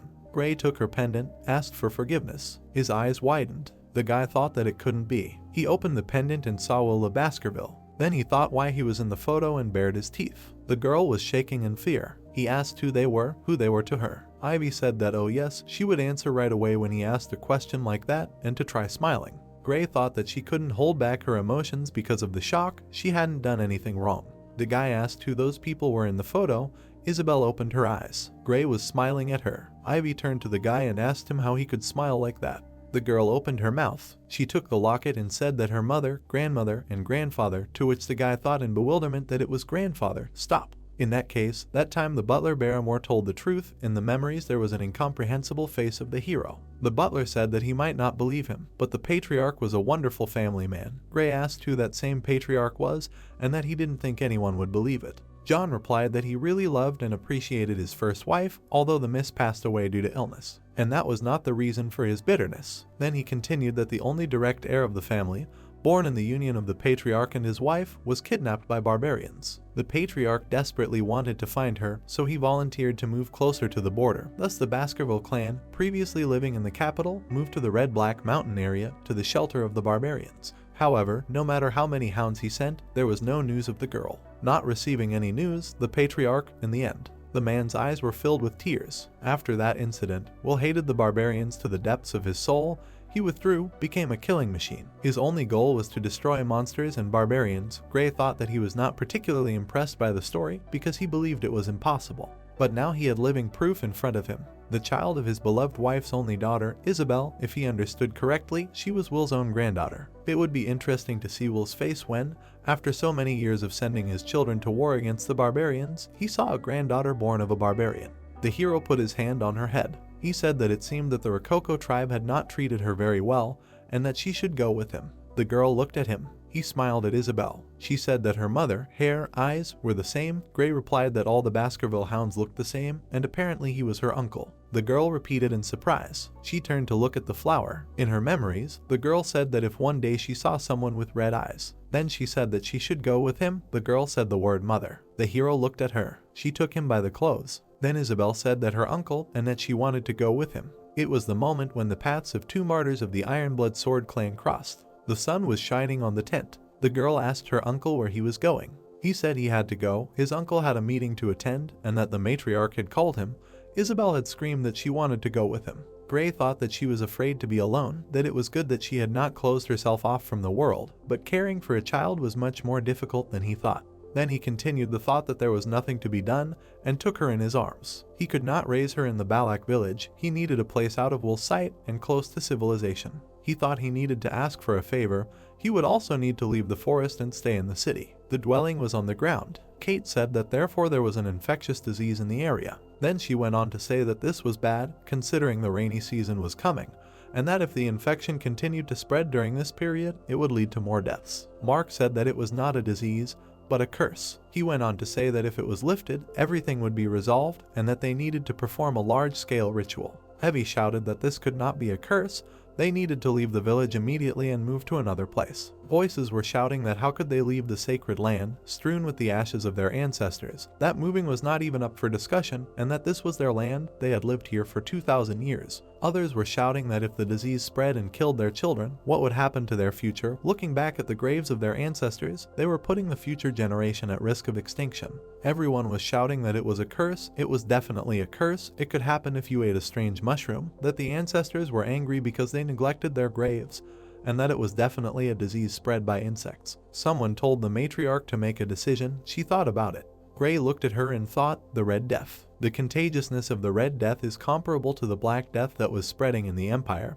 This terrible disease was rapidly spreading throughout the Empire to its borders. The reason why the Empire survived the epidemic was because of the Camus of the Morg clan. She created a wall of flames to stop the spread of the disease. And thanks to Dolores, the saint sent from Quo Vadis, with her divine powers, the disease was cured. However, this method of treatment only applies to the Empire. Most of the barbarians who lived in the Red-Black Mountain area died. This outcome was favorable for the Baskerville clan, since the barbarians who played a huge role in controlling the forest ecosystem disappeared. Waves of monsters began to appear due to the influx of low-ranking monsters. This led to an exponential increase in the number of accidents among the citizens. The Baskerville clan, who defended the borders, received help from the Empire and began to exterminate the monsters. Eventually, they succeeded in defending the borders, which opened the way for Will to strengthen his position. Someone raised a hand. Gray said he knew a way to stop the Red Death and thought he refused to witness it. The monster was hanging upside down. Its head was in the cauldron. The rope was pulled. The monster was wet from the water. It was infected with the Red Death. The people put the goblins in the infected water and they ended up infected with the Red Death. The disease was transmitted through water. If you boil it, it will not be infected, Gray said. Ivy offered them in the boiled water. The monsters were afraid. One of them was still hanging over the cauldron. The goblin died instantly. Gray asked to put him in cold water. The monsters screamed. After a while, they did not show symptoms. They found a way to defeat the red disease. If they drink boiled water, they can prevent infection. Ivy knew that this was a good job. Ivy thanked him for helping her see the light at the end of the tunnel. Gray said that they shouldn't let their guard down just yet. The infection could get in through the head and any mucous membranes, and it could also be transmitted through the respiratory tract, so they had to be careful during the morning fog. Ivy remembered the old man telling him that it was a curse. Mark bared his teeth. Then he asked what they would do, because the rainy season was coming, and how to avoid water in such a situation. After all, during the rain, the rivers would overflow their banks and the air would become humid. Gray said that preventive measures involved restrictions on what water they drank and how they washed themselves, and they needed to relocate the settlement. The old man didn't understand. After all, he had told them that they couldn't leave the land of their ancestors and that they couldn't ignore the words of the elder. The protagonist replied that there was a method that would allow them to stay on their territory. The rainy season had begun in the Red Black Mountains. The river overflowed, turning the former plains into a vast swampy area. Such a heavy rain in the deep forest was the first time even the elders had seen it. So everything in the deep forest was flooded. Everything except the settlement of Balak. The boys shouted to pull and tie it tighter. They raised the fence. The houses were in the trees. Even with such a heavy rain, the village did not go underwater, the boy said. They thanked the main character for helping them. Gray thought about it and realized that they were lucky, because there were many tall trees growing in the Balak territory. The boy asked his uncle to stay nearby. The boy heard something. There was a monster under the water. It was shouting to them that it was dangerous. The monster came out of the water. It opened its mouth and tried to eat the boys. They were in complete shock.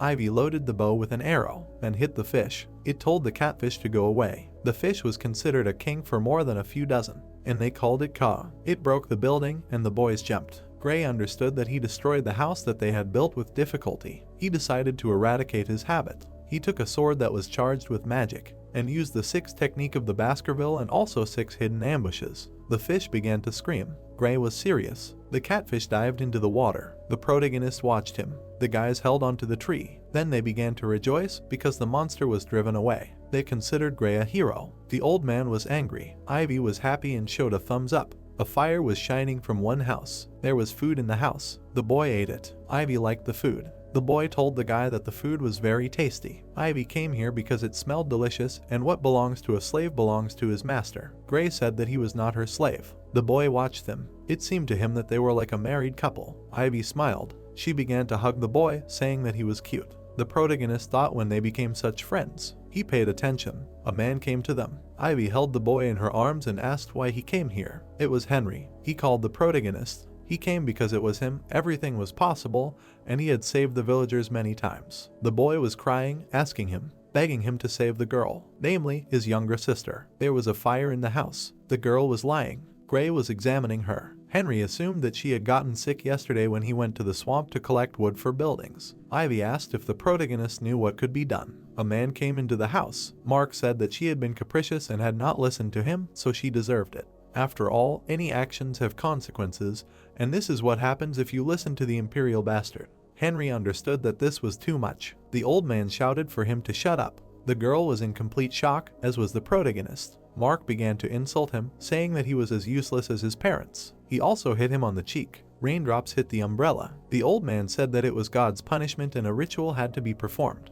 And since this had happened, the patriarch would definitely agree. The girl was angry at the old man. Henry was crying. The protagonist said that there was a cure. It was necessary to disinfect the furniture that Isabel used and boil water. Then it was necessary to burn the coals on the fire to smoke out all the insects and mice in the house. They had to create conditions in which the girl could fight the disease. Hope appeared in Henry's eyes. He agreed to all this, wiping away tears. The protagonist could really cure the girl, but for this he needed help. He asked to take him out of the forest, and then he would be able to get a cure for the infection. The girl screamed for him not to even think about it. Henry listened to it. Ivy screamed that even though he was recognized as one of them, he should not just go to someone else's land. After all, her mother would never allow it. Gray agreed. But she also does not save Isabel. The protagonist could escape in secret from everyone if they kept the departure a secret. He asked if the girl would let him go. Ivy didn't know what to answer. It was raining. The flood almost reached the treetops. There was a sound near a log floating on the water. It was Gray jumping over rocks, logs. He was serious. His feet landed on the ground.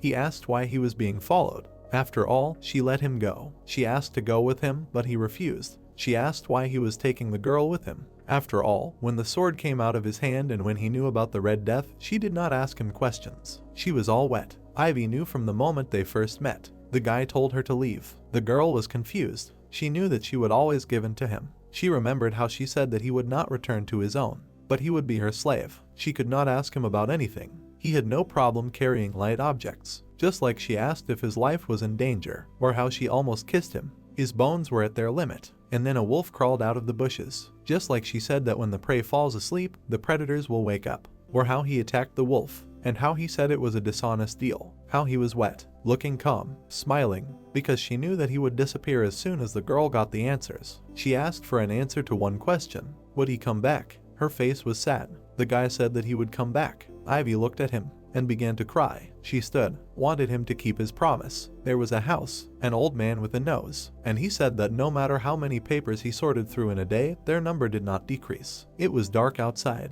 Everything was fine when the acting consul was there. The work was tiring, but fun. He could not believe that the acting consul was dead. Missed him. Gray asked if he called him. The old man was confused and started screaming in fear. The guy landed on the windowsill and asked how he was doing. Jack was sitting, started asking if he had received serious injuries and if he lived with the barbarians. The protagonist answered in the affirmative. He asked if that was why he was in such a long shock. After all, he was the general secretary. The old man started crying. He was glad that the guy was alive. Then he asked what kind of child was next to him. Gray said that they had the same blood, which is why they looked alike, but still the man made the wrong conclusions. He asked to look after the girl in his absence, and it would also be a good idea to teach her the basics. Jack agreed. Gray asked if he had trouble doing his job on his own and if he could find an assistant, like Louise. Jack asked if he was talking about the one who had been pardoned 2 years ago. How could he even find her? Gray asked if he remembered the time when he had worked here and given the girl 10 billion.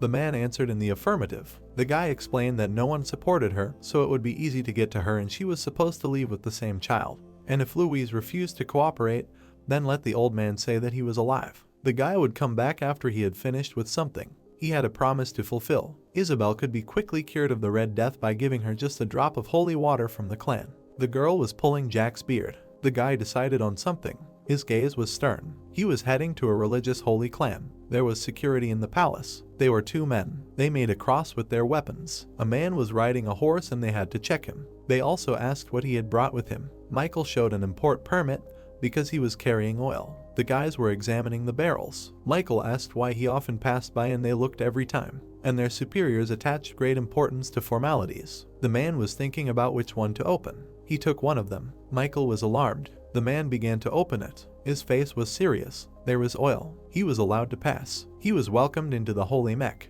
There was a path. Michael was riding along it. He said that the guy could get out. The barrels were standing. One of them was pierced by a hand. The man was shocked. The lid of the barrel fell. A guy in a mask climbed out. He was covered in oil. The path was also painted black. Michael asked if he could go. Gray gave him the bullbear fangs he promised and went into the darkness. Michael was shocked because he had been in a barrel of oil for 2 hours. He considered him inhuman. The protagonist stood on the edge of the building and looked at the city. He began to take off his mask. It was the first time he had been so immersed for a long time. He was also glad that he had entered the territory of the Quo Vadis clan. Holy Mecca, the central city of the clan, population 160,000 people. Due to the influence of the church, any manifestations of sexual desires and greed are strictly prohibited. Local residents do not even pick up coins from the ground. They strictly follow the rules because they are aware of the regulations and public order. The bell rang. When it rings, people stop and begin to pray. Gray watched as people stood and prayed. He was near them. Then he walked past the people. It was night. The protagonist was near the well. He pulled the cork out of the test tube and poured it out. The Red Death bacterium is contained in the blood, sweat, and tears of Isabel. It causes a highly contagious infection, so as soon as it gets into the well, the locals will immediately fall ill. Although this method was radical, the situation was urgent. Every second counted. This is a religious and holy area, so people will be saved before the first accident. The boys asked him who he was. After all, there was a suspicious person at the well, and he seemed dangerous to them. Gray asked them to listen carefully and turned around. Then he said that the well was cursed and whoever drank from it would not receive mercy from death. He asked them to spread his words. The boys began to run away because the ghost had put a curse on the well. Gray looked at the thrown ball. After all, children will not drink from the well now. Then he threw the dagger down. The clan's dagger was known for deadly poisons. Since the religious clan and the clan of deadly poisons have long been on bad terms, this will unleash a large-scale battle between them. The preparation was complete. It was almost time to pour holy water. Decided to visit St. Dolores. There were many people near the palace. They wanted to greet Dolores. They also wanted her to look at their illnesses and show her face. They asked if they wanted to see her at a late hour. Byron greeted them. He was the eldest son of the clan. Nicholas was the person in charge of the guild association, responsible for the family's export. Steve said that if they cured his illness, he would reward him with the contents of the granary and also give him a villa on the south coast and a personal carriage. The girl asked to stop.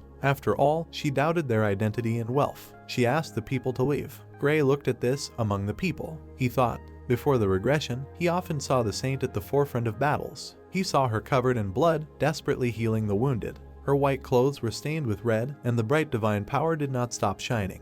The saint he knew hated money and power. Dolores asked him why he had come to her. The boy knelt down and said that he had lost his way. He was still kneeling. The door opened slightly. The girl allowed him to enter. Inside, everything was in golden flowers. In the center was a statue. She asked how he had lost his way. Gray did not understand why she did not meet him in person. He said out loud that he had come to report that an epidemic was spreading through the slums. He had brought water from the well located there. With divine powers, it would be easy to sense the bad energy emanating from it.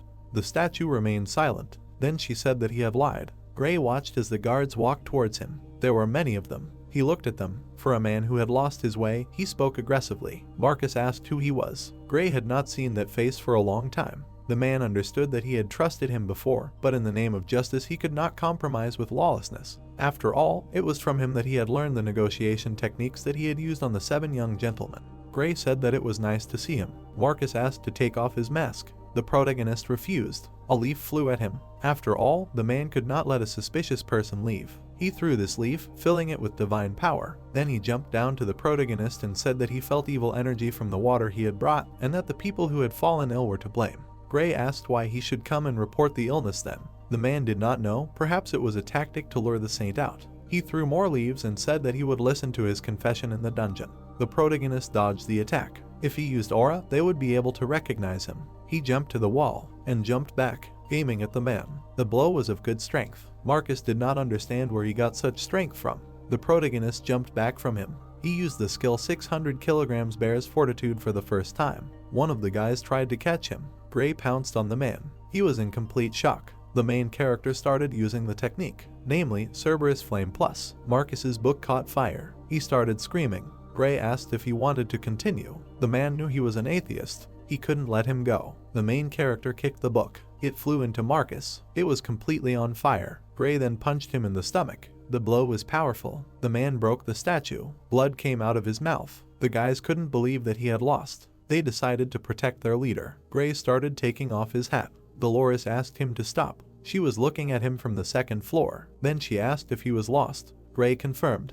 She called him a puppy. The guy interrupted her and said that he was a wolf obsessed with blood. The girl asked to bring them tea. After all, she had to talk to this man. They were drinking tea. There was also a man standing next to the girl. He was silent. Gray wondered if she was 16 now. Dolores was drinking tea. In the future, during the war against demons, she took care of the wounded on the front lines, saving countless lives. During the devastation, like everyone else, every martial artist who met the saint respected her. The girl looked at him. She had been tense lately. She entered the Imperial Academy, but was currently resting and dealing with family matters. But nobles and merchants sought out meetings with her, regardless of the day. The diseases they wanted to be cured of were either the effects of taking drugs or sexually transmitted infections. Justice, fairness, mercy, and equality are God's will, but people did not see what was in front of their noses. The guy said that theology is essentially a process of understanding people, so it is inevitable. The girl's eyes widened. Gray said it was an Old Testament book and he remembered the old texts. More importantly, an epidemic was spreading through the slums of the holy Mecca. He brought a vessel with contaminated water that he personally collected from a well in the slums. Dolores asked if he was involved in this process. The protagonist asked if he would have come otherwise. He decided to use the method. The man was confused. He asked the saint to hide. There were sparks. The guy did not like to harm innocent people, especially considering that this place was his home. He used divine power. The girl asked if he was a believer of the moon. Gray knew she was ready to listen to him now. He noticed suspicious people pouring liquid from a glass bottle directly into the waters of the slums. They were criminals. Dolores asked what their motive was. The protagonist replied that most likely the criminal was someone who wanted the family to fall and who would benefit from it. He put the card on the table. He pointed to the place and said that the deadly poisonous Leviathan clan, as well as the bourgeois family conglomerate, would benefit most from this. The Levian clan used the epidemic as an opportunity to collect samples from an endless number of patients and use them in their research. Moreover, the fall of the Quavades family could not have come at a better time for the Leviathan family, their sworn enemy. There is also the bourgeois family, for whom the epidemic will not be a hindrance to their earnings. Along with the death of the workers, the landowners will go bankrupt, empty lands, factories, and stores would be absorbed by the aforementioned family and directed to a new business. For them, the forest dwellers became the fall guys so that both clans could prosper. It was just a hypothesis. The girl was shocked. After all, it sounded plausible, and who would have thought that there was a person who could predict incidents? She asked who he was. The guy called himself the Night Bloodhound. For the girl, the nickname was ominous. The man said that it suited his appearance. Dolores understood that all this was possible. She decided to visit the slums, conduct an investigation, and report the results to her father. The guy was lucky to meet a saint. The girl wondered what it was. After all, the guy looked small and unhappy. She looked at him. His eyes were green, the smell of a beast emanating from his soul, the smell of blood, oil, and iron, as well as cruelty and suppressed anger, the color of hatred, in a deep whirlpool of countless emotions. Inside all this, there was great sadness. They looked at each other. She wondered who this person was. It was night, the lights were shining in the houses. The light in the church was also shining. The girls were in shock. After all, a saint had come to them. The girls asked to save them from a terrible epidemic. Dolores understood that what the Night Hound had said was true. Gray was silent. He felt sorry because due to lack of time, he had to involve the city residents. Fortunately, there were no sick children. Everyone showed early symptoms of the disease. He decided to leave everything to the saint. For Dolores, they were unhappy people. She asked them not to worry because the supreme love of the goddess of the moons would heal them. She read the spell. Then she began to cry. A tear ran down her chin and dripped into the golden water. The girl glowed with a bright golden fire. The whole church also glowed with a bright light. The old man was covered in red spots. Suddenly, only traces remained of them. The girls were in shock. They thanked the saint. Gray understood that this was the very power. He needed to bring the miracle of holy water to the forest. The girl sat at the table. She was making notes on the map. Looking down, she thought about how healing the sick with divine power was only a temporary measure, and that new sick people could not be allowed to appear. The candle stood on the table, and she added that the fact that more sick people were appearing meant that there was an infected well somewhere in the slums. Suddenly, she turned her head to the test tube. A green liquid appeared. Dolores thought that judging by the bodily fluids of the sick person, the incubation period was quite short, and it took a very long time for the person to die. She looked at it in confusion and thought that this was malicious intent, because of which the sick person experienced pain for a long time. A drop appeared on the foliage. In order to completely stop the spread of the disease, she needed to concentrate and cleanse the deepest well. If she could create one drop, concentrating its divine power. The man exhaled. Leaning on the table, Dolores said that now was not the time to be lost in thought. She had another patient to take care of. Suddenly, her eyes widened in surprise. She fell abruptly to the floor. Holding her head, the girl thought that anemia was due to the frequent use of too much force. Then she pressed her lips together. As she left the room, Dolores thought that she could still do this,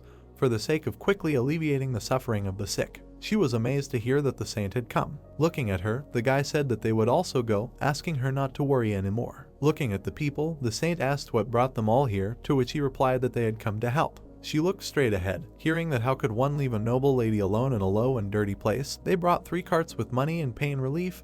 These guys won the jackpot today. The smiling boys appeared, and she heard that they thought that the people living in the slums would be skinny and covered in dirt, but they turned out to be quite humane. Perhaps they overdid it, because they were worried that if they were given too much money, they would lose all desire for self-sufficiency. Looking at the departing saint, the boy said that, whatever the case, it was the duty of a gentleman to protect a lady, and the man said that they would follow her. The people smiled. Hearing what she was thinking, she understood their intentions. Dolores grinned, saying that in that case, she was counting on them. They put their hands to their chests and were surprised. Long tents appeared. The boys grimaced and wheezed. There was a bright glow above the boy. Someone said that the smell was disgusting. He had stepped in trash. Those shoes cost a fortune and were from a limited collection. Frowning, the boy turned to the priests and asked them to take care of him, to which another said that he would also get sick. It was heard that they should tell them all to disperse. He needed to leave. Looking away, the girl thought that she knew this would happen. It was blasphemy to come here with ulterior motives. Did they not know that all that was required of them was compassion for the sick?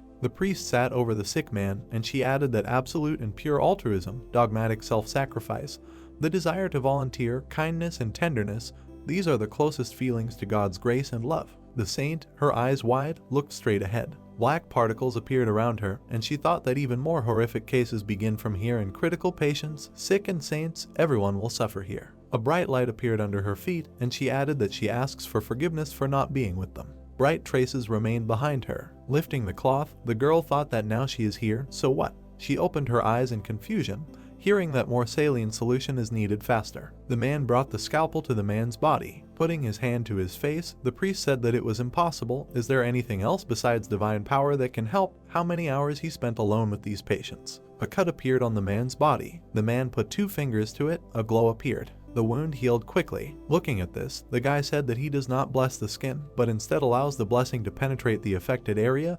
If this works, then he will be able to concentrate and use divine power. The girl slightly opened her mouth, hearing that who would have thought that this method would work, and then thought what it was. The healer poured the grass into the guy's mouth, and she added that the night hound. Looking down in surprise, the saint thought that it was amazing. She could not think that he was so skilled in medicine and managed divine power well. The healer pressed both hands on the guy's chest. The protagonist looked away tensely. In general, divine power is the prayer of the priest that reached the god, which he accepts and gives in exchange for holy power. The man folded his hands. The amount of divine power is determined by devotion to the god, and is proportional to the amount needed to perform a miracle. 1 divine power is 1 miracle. 10 divine powers are 10 miracles. However, he knows the method. The hero tensed up, and then added that with the help of 1 divine power to create 10 miracles, and with the help of 10 divine powers 100. During the fall, surrounded by monsters and looking after the sick, whose number exceeded even the number of enemies, the priests knew that they did not have enough divine power to stop the disaster. And then God, seeing the despair and fading faith of the priests,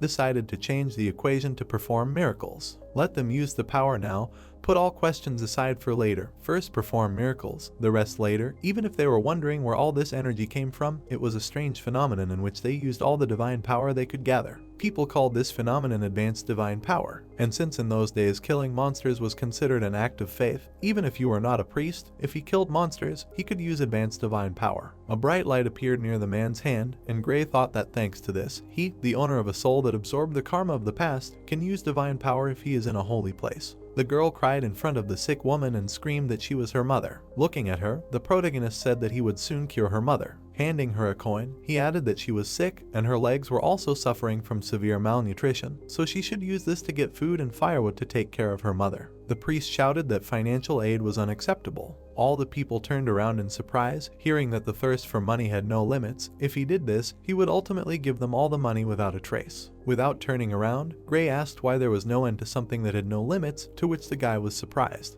Turning around, the protagonist said that his wallet was limited, he could just give them everything.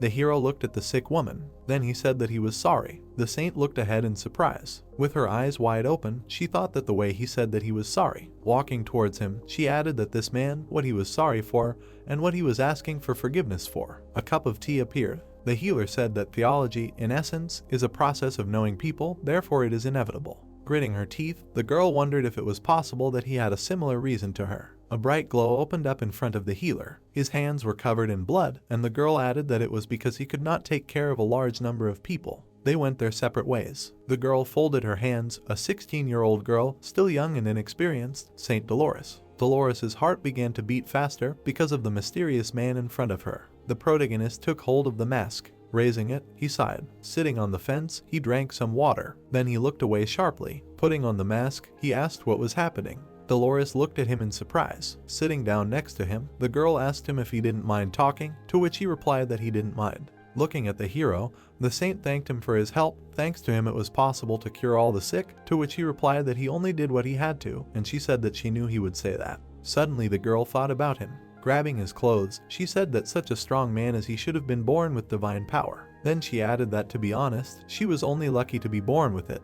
But her body, mind, and faith are not so strong, asked why God chose her, weak as a saint. Looking down, Dolores said that there are so many other people with much more faith, but born without divine power, why did God award the title of saint to her? Looking straight ahead, the protagonist said that it was precisely these sufferings and guilts that were the reason for choosing a god. Grinning, Gray said that the world needed light that would illuminate even the most impenetrable and terrible places. The girl looked at him in amazement. A tear appeared in her eye. Looking at the village, the saint asked if she could one day become a person capable of saying such things, to which he replied that she could. The result of the general gathering of the clergy was the successful completion of all the processes necessary for the creation of holy water. Divine essence, capable of purifying all the infection in the slums with 1 drop, including reserves. 3 drops of concentrated holy water were created, and this is called a tear of the saint. The girl looked at the divine essence. Then she bowed before it. Slightly opening her mouth, she said that let everyone see. Yellow rays appeared, and she added that the woman whose son was the only one here, she who, unfortunately, was forced to raise the Son of God, shed tears all night until the next. Closing her eyes, the saint said that her heart could not bear this agony. Today was the most painful and sad day for her. A huge yellow ray appeared in front of her. The knight opened the box with the essence. Standing in front of the girl, he said that he thanked her for her hard work. They would make sure that they would be kept in the basement in complete safety, to which she replied that she entrusted it to them. Looking at the window, she wondered what now. A stone statue of a woman appeared. A man, holding a chain in his hands, prayed. Standing behind him, the saint said that she came to tell him something about the Red Death. Closing her eyes, the girl heard him come closer, to which she replied that she did. Putting his hand on her shoulder, the man said that she had made a great sacrifice this time. Edgar smiled and said that it was to be expected from his daughter. The girl lowered her head and said that he was too merciful. The man said that it was fine, let him tell her what happened. Standing in front of him, Dolores explained that they first planned to use the saint's tear they created to purify the water flowing under Saint Mecca, to which he asked that she had found the source of the infection, to which she replied that yes, the infection came from an unregistered well in the slums. The well was filled with a purple liquid, and the girl said that according to the children, they witnessed a spirit curse the well. It was heavily contaminated, and inside they found a glass container used to store and transport the infection. Looking down, the man heard that after examining the area, they found suspicious objects, to which he asked what they were. The blade appeared, and Edgar asked where she found them, to which she replied that by the well. Gritting his teeth tightly, the man said that the emblems of the Leviathan and Bourgeois clans, they really get along well. How did they create an artificial virus? Yellow particles appeared near him, and he furiously asked how dare these lowly fanatics of poisons and misers insult God himself. Suddenly the earth began to shake. His eyes glowed brightly, and the man said that he should declare a holy war. The girl froze in surprise. She opened her eyes wide, hearing that the guy who called himself a night hound. Looking at the saint, Edgar added that he was suspicious. His eyes filled with black, and he said that he should immediately grab him and make him confess everything. Clenching her fist tightly, Dolores said that he was innocent. The girl looked forward furiously, and the man asked what she had just said. It seemed like the hero was healing people, and she said that it was he who tried harder than others to heal the sick. Thanks to him, none of the sick died. Putting her hand on her chest, the girl shouted that he could not be evil. The man replied that it was clear to him. Dolores looked at him in surprise, hearing that his daughter, who had never gone against him, was saying so. He lowered his hand, palm down. Raising it up, he said that he would personally interrogate him. Lowering her head, the girl screamed loudly. A yellow beam appeared in the middle of the city. Suddenly it began to glow brightly. Many people were standing on the street, and Edgar said that it was pointless to go against him. The men looked around, and he added that he had already instructed the paladins to find him. The people quickly climbed the stairs. Suddenly they grabbed their swords. The boy knocked the door down with a strong blow. Looking straight ahead, he turned to the healer and shouted that he was suspected of spreading the Red Death. They looked at the open window in surprise. Raising his hand up, the boy shouted that something terrible had happened, to which the man asked what it was. The boy said in fear that it concerned. The objects in the storage appeared, and he added that one of the saint's tears. A view of the hole in the glass opened up. The saint opened her eyes in surprise, hearing that she had disappeared from the underground storage. Looking straight ahead, the girl thought, really? The hero stood on the tower, and she continued that the reason he came. In the bag was a saint's tear. Looking at it, the hero thanked her. His cloak fluttered in the wind. Suddenly he disappeared. The girl pulled her bow in fear. A three-headed monster appeared in front of her. All the people furiously aimed their weapons. The monster's eyes were shining brightly. He began to approach the girl. Her foot was on the edge of the ledge. Suddenly, she began to fall backwards. Many branches and leaves appeared. She landed on the ground. Ivy slightly opened her eyes. A man in glasses appeared in front of her. Behind him stood a man who was smiling widely. Many people were standing around the girl lying on the ground. She looked straight ahead in fear. The girl timidly held a sword in her hands. A bald man appeared in front of Ivy. The crowd cheered. He was flexing his fists. Suddenly, he pounced on her. She nervously clenched her teeth. The gladiator was smiling widely. She made a sharp swing of the sword towards the man.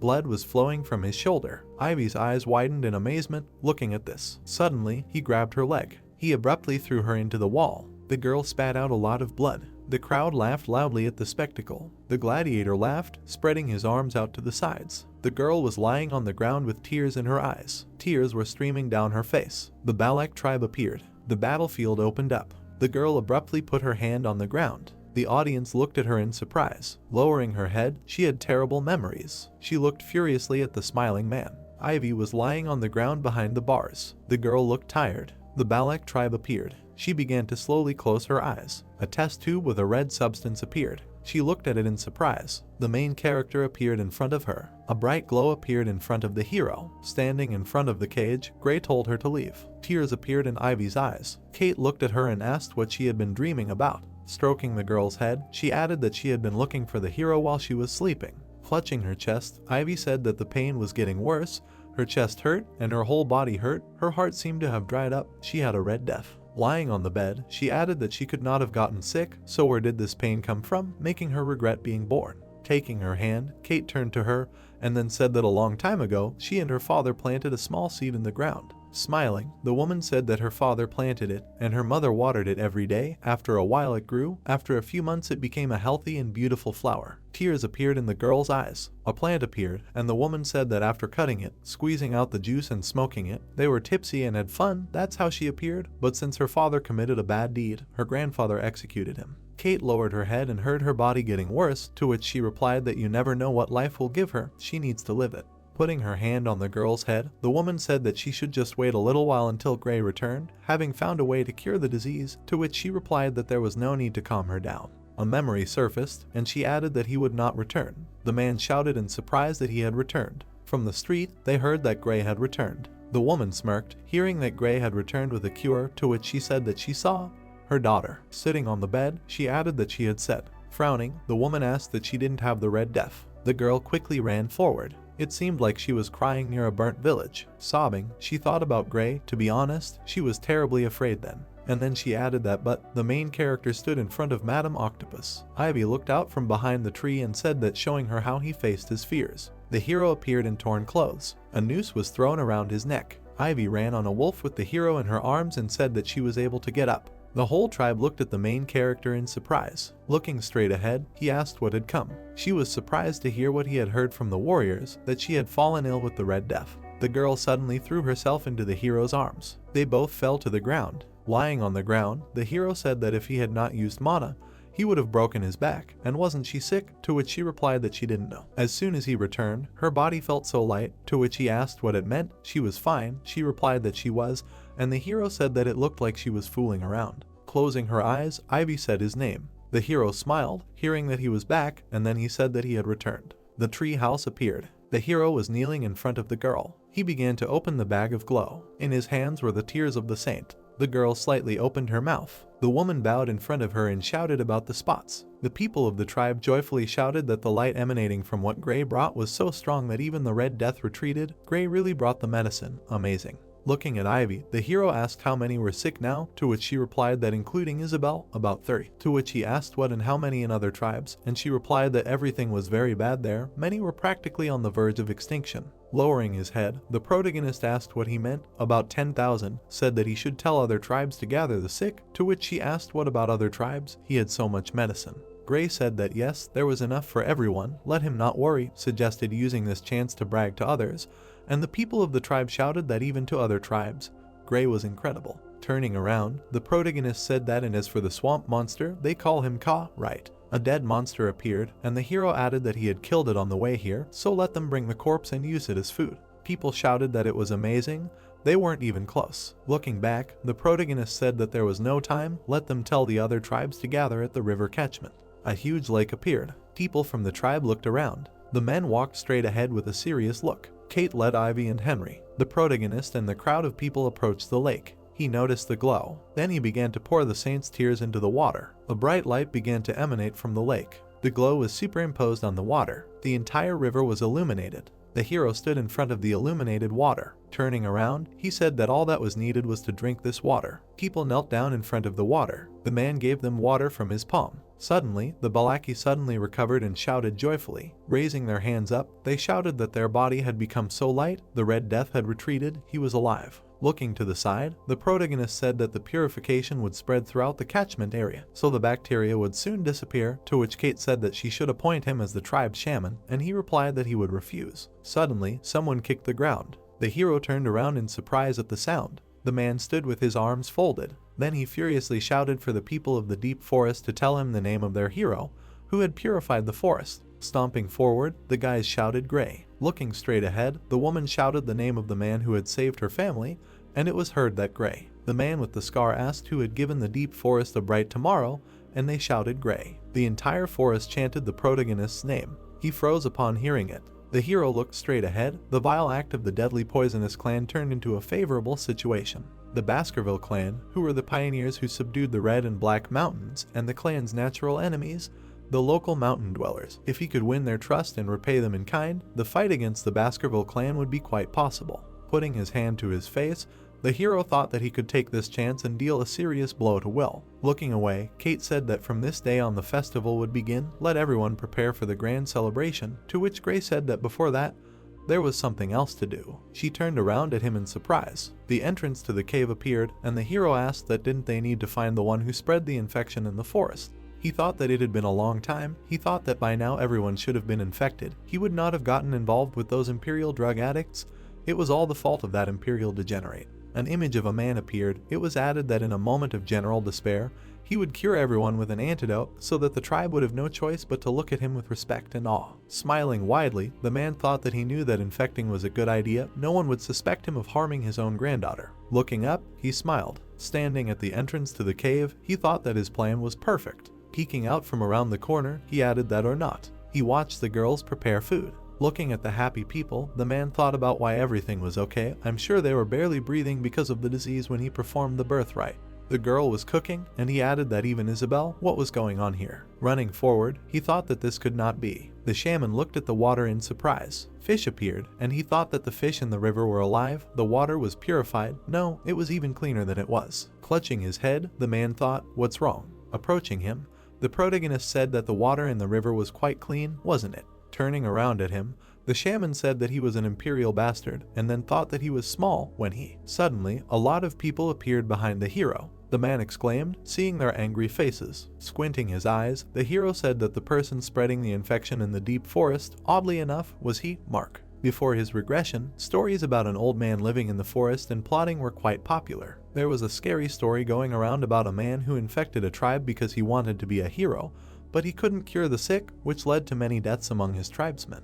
The hero thought that it was him, Mark, and the shaman put his hand to his face and thought, wait, no, he can't know that, and then asked if everyone had really come here to greet the old shaman. The man suddenly came up from behind. Kate folded her arms and asked if he had prepared the ceremony. Walking towards her, he said that of course, the infection should disappear soon, to which she replied that she had heard that a war had broken out in the Empire between two clans because of the Red Death, because it turned out that the infection was created and spread artificially. Looking down, the woman asked if that was strange. She didn't see any connection or reason why the infection had spread, both in the Empire and in the deep forest. The shaman said in confusion that he did not know because he had just returned from a ritual for the complete recovery of the tribe. He opened his eyes wide, hearing that then why he came here and not to the village. Looking at the hero, Kate said that as he said, Mark came to the watershed. The woman said that they would see if the hero's words continued to be confirmed, to which the shaman asked fearfully what she was talking about. Looking straight ahead, the hero thought that Mark wanted to take advantage of the opportunity to become the hero of the tribe, so that he would definitely have a cure for the Red Death with him. The woman, looking down, turned to the shaman. He opened his eyes in surprise, hearing that she wanted to see what was in his bag. The girl asked in surprise that he wanted to know about the birth of the shaman, to which the hero replied that yes, it would be useful for him to get to know him better. Looking straight ahead, Ivy said that Mark, not a native of their tribe, his origin is not revealed, but many years ago he was enslaved by a shaman and came to the Balak. A man with a knife appeared, and she continued that however he killed the shaman who was planning a coup and took his powers. For his services in preventing the coup, he was promoted from the role of a slave to a shaman. The man stood with a rake, and the girl said that after that, in order to get used to life in the tribe, he, as she heard, did everything in a row, tinkered with everything in a row, even cleaned up waste products. Mark ran away from a bear, and the girl added that he also acted as bait for dangerous prey. An old man appeared, and Ivy said that however he was accepted as part of their community when he became old and his hair had already turned gray. Looking straight ahead, the hero thought about how now, in his old age, he wanted to get only those privileges that he was deprived of in his youth. Looking at the shaman, the hero added that it meant he had overstepped the matriarch's authority and tried to take over the entire forest. Extending her hand forward, Kate asked what he was doing and said that he should show her his bag right now. The man nervously pressed his lips together. She reached for the bag. He replied that of course, there was flour in there, which he had saved to eat after the ceremony. Suddenly, he dropped the bag and screamed. The bag fell into the water. White powder began to crumble. Looking at it in surprise, the shaman said that his old hands were shaking so much that he had accidentally dropped the bag into the river, to which Kate replied that he was right again. Looking at the hero, the woman said that he had indeed thrown his bag into the river, just as he had said. Looking away, Gray said that, however, now they would not be able to find out the contents of Mark's bag using the same method. Clenching his fist, the shaman shouted that since he claimed to have had an antidote, it meant that he believed that it was he who had spread the infection throughout the forest. Pointing his finger at the hero, the man told the matriarch to punish this vicious bastard. He dared to accuse the decent him and denigrate his shamanic honor, to which she replied that yes, no one can be accused without evidence. The man smiled broadly, hearing that since he said he was innocent, she would help protect his pride and honor, to which he thought that yes, even though she was the matriarch, without evidence, he, the shaman, could not be punished. Stretching her hand to the side, the woman said that she demanded to conduct an Iliad. Surprised, his eyes widened, the shaman thought about it. The Iliad, when it is not possible to resolve a conflict of interests, the Balaks take the side of the winner and recognize the loser as incompetent. Henry, looking at the shaman, said that he always said that traditions are important. Frowning, the guy added that the Iliad is the tradition of the Balaks, let him show them how he protects traditions. Gritting his teeth, Mark thought that this was an immoral bastard. Pointing his finger at the hero, the shaman shouted that fine, 4 days from now, on the night of the full moon, he would officially request the Iliad. The protagonist clenched his fist tightly and said that what 4 days? Looking at the man, Gray said that he was sure that the date was set by the one in whose direction the Iliad was directed, since they had started talking about traditions. The hero thought that, frankly, evidence and confirmation were meaningless, since cornering him and forcing him to request the Iliad was part of his plan. The hero smiled, looking at the shaman, and then said that they would hold it right now. Many people stood in a circle. Looking to the side, Kate shouted that the Iliad was starting now. The people of the tribe stood still. It was heard that she would pass in a circle of warriors, let them mercilessly execute cowards who try to leave the circle, to which they responded. Looking ahead, the woman said that behind her was a mountain of warriors, where their ancestors rest, they are watching them. The entrance to the cave was boarded up, and she added that for this reason she will not forgive unacceptable behavior. The hero looked out from behind a tree and listened to the fact that their ancestors will decide what is right and what is wrong. Therefore it is they who will determine the winner. Let them prove their case as warriors of the tribe. The man, frowning, took up the bow. Smiling, Ivy shouted that Gray should win with one blow. The people chanted the name of the hero. Biting his finger, Mark thought that damn creatures, there is no one on his side. Blood trickled from his finger, and he added, well, they would shut up once he won, since in the Iliad you can use more than just weapons. A skull began to emerge from the ground. Looking at several skeletons, the shaman told them to watch their blind spots and report as soon as they saw him. Smiling widely, the man thought that he, who had only been here for 2 years, would not be able to defeat him, who had lived here for 70 years and knew the area like the back of his hand. Looking away, he added that he should just show himself and he would immediately shoot an arrow at him. Hanging upside down, the protagonist thought about how the silent step, a skill he received after killing the river master, allows him to silently aim at the enemy's open places. He likes that this skill gets rid of the surrounding sounds, useful for a stealth kill. Seeing the skeletons, the hero thought that it was probably not for nothing that Mark became a shaman. Judging by his ability to raise the dead, he belongs to the tribe of shamans, Rococo. The man looked out from behind a tree, and the hero added that, however, this does not change anything. Suddenly, he landed sharply on the ground. With a deft swing of his sword, he struck the skeletons. Smiling, the shaman said that this child was most likely scared, so he did not move from the spot. Suddenly, the main character pierced him through. Tears appeared in the man's eyes and he thought that when, he did not even hear the crunch of fallen leaves. The man fell to the ground.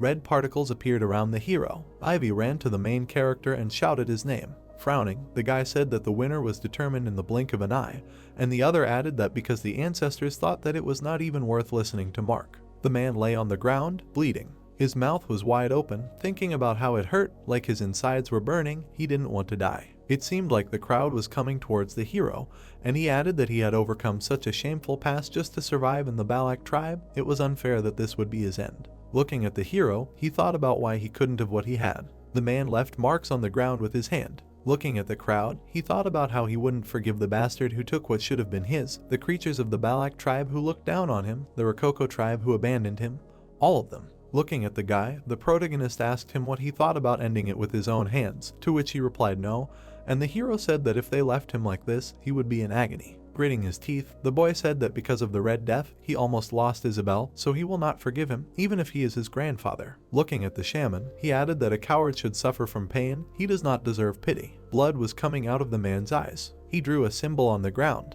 Then he pressed his finger on it. The box emitted a pink glow. Suddenly, it began to open. A bright light appeared from the cave. The sky turned purple-black. Looking at it in surprise, Ivy asked what ominous energy emanates from the graves. The boy exclaimed in amazement. The shaman began to slowly get up from the ground. Turning around, Gray thought that it can't be.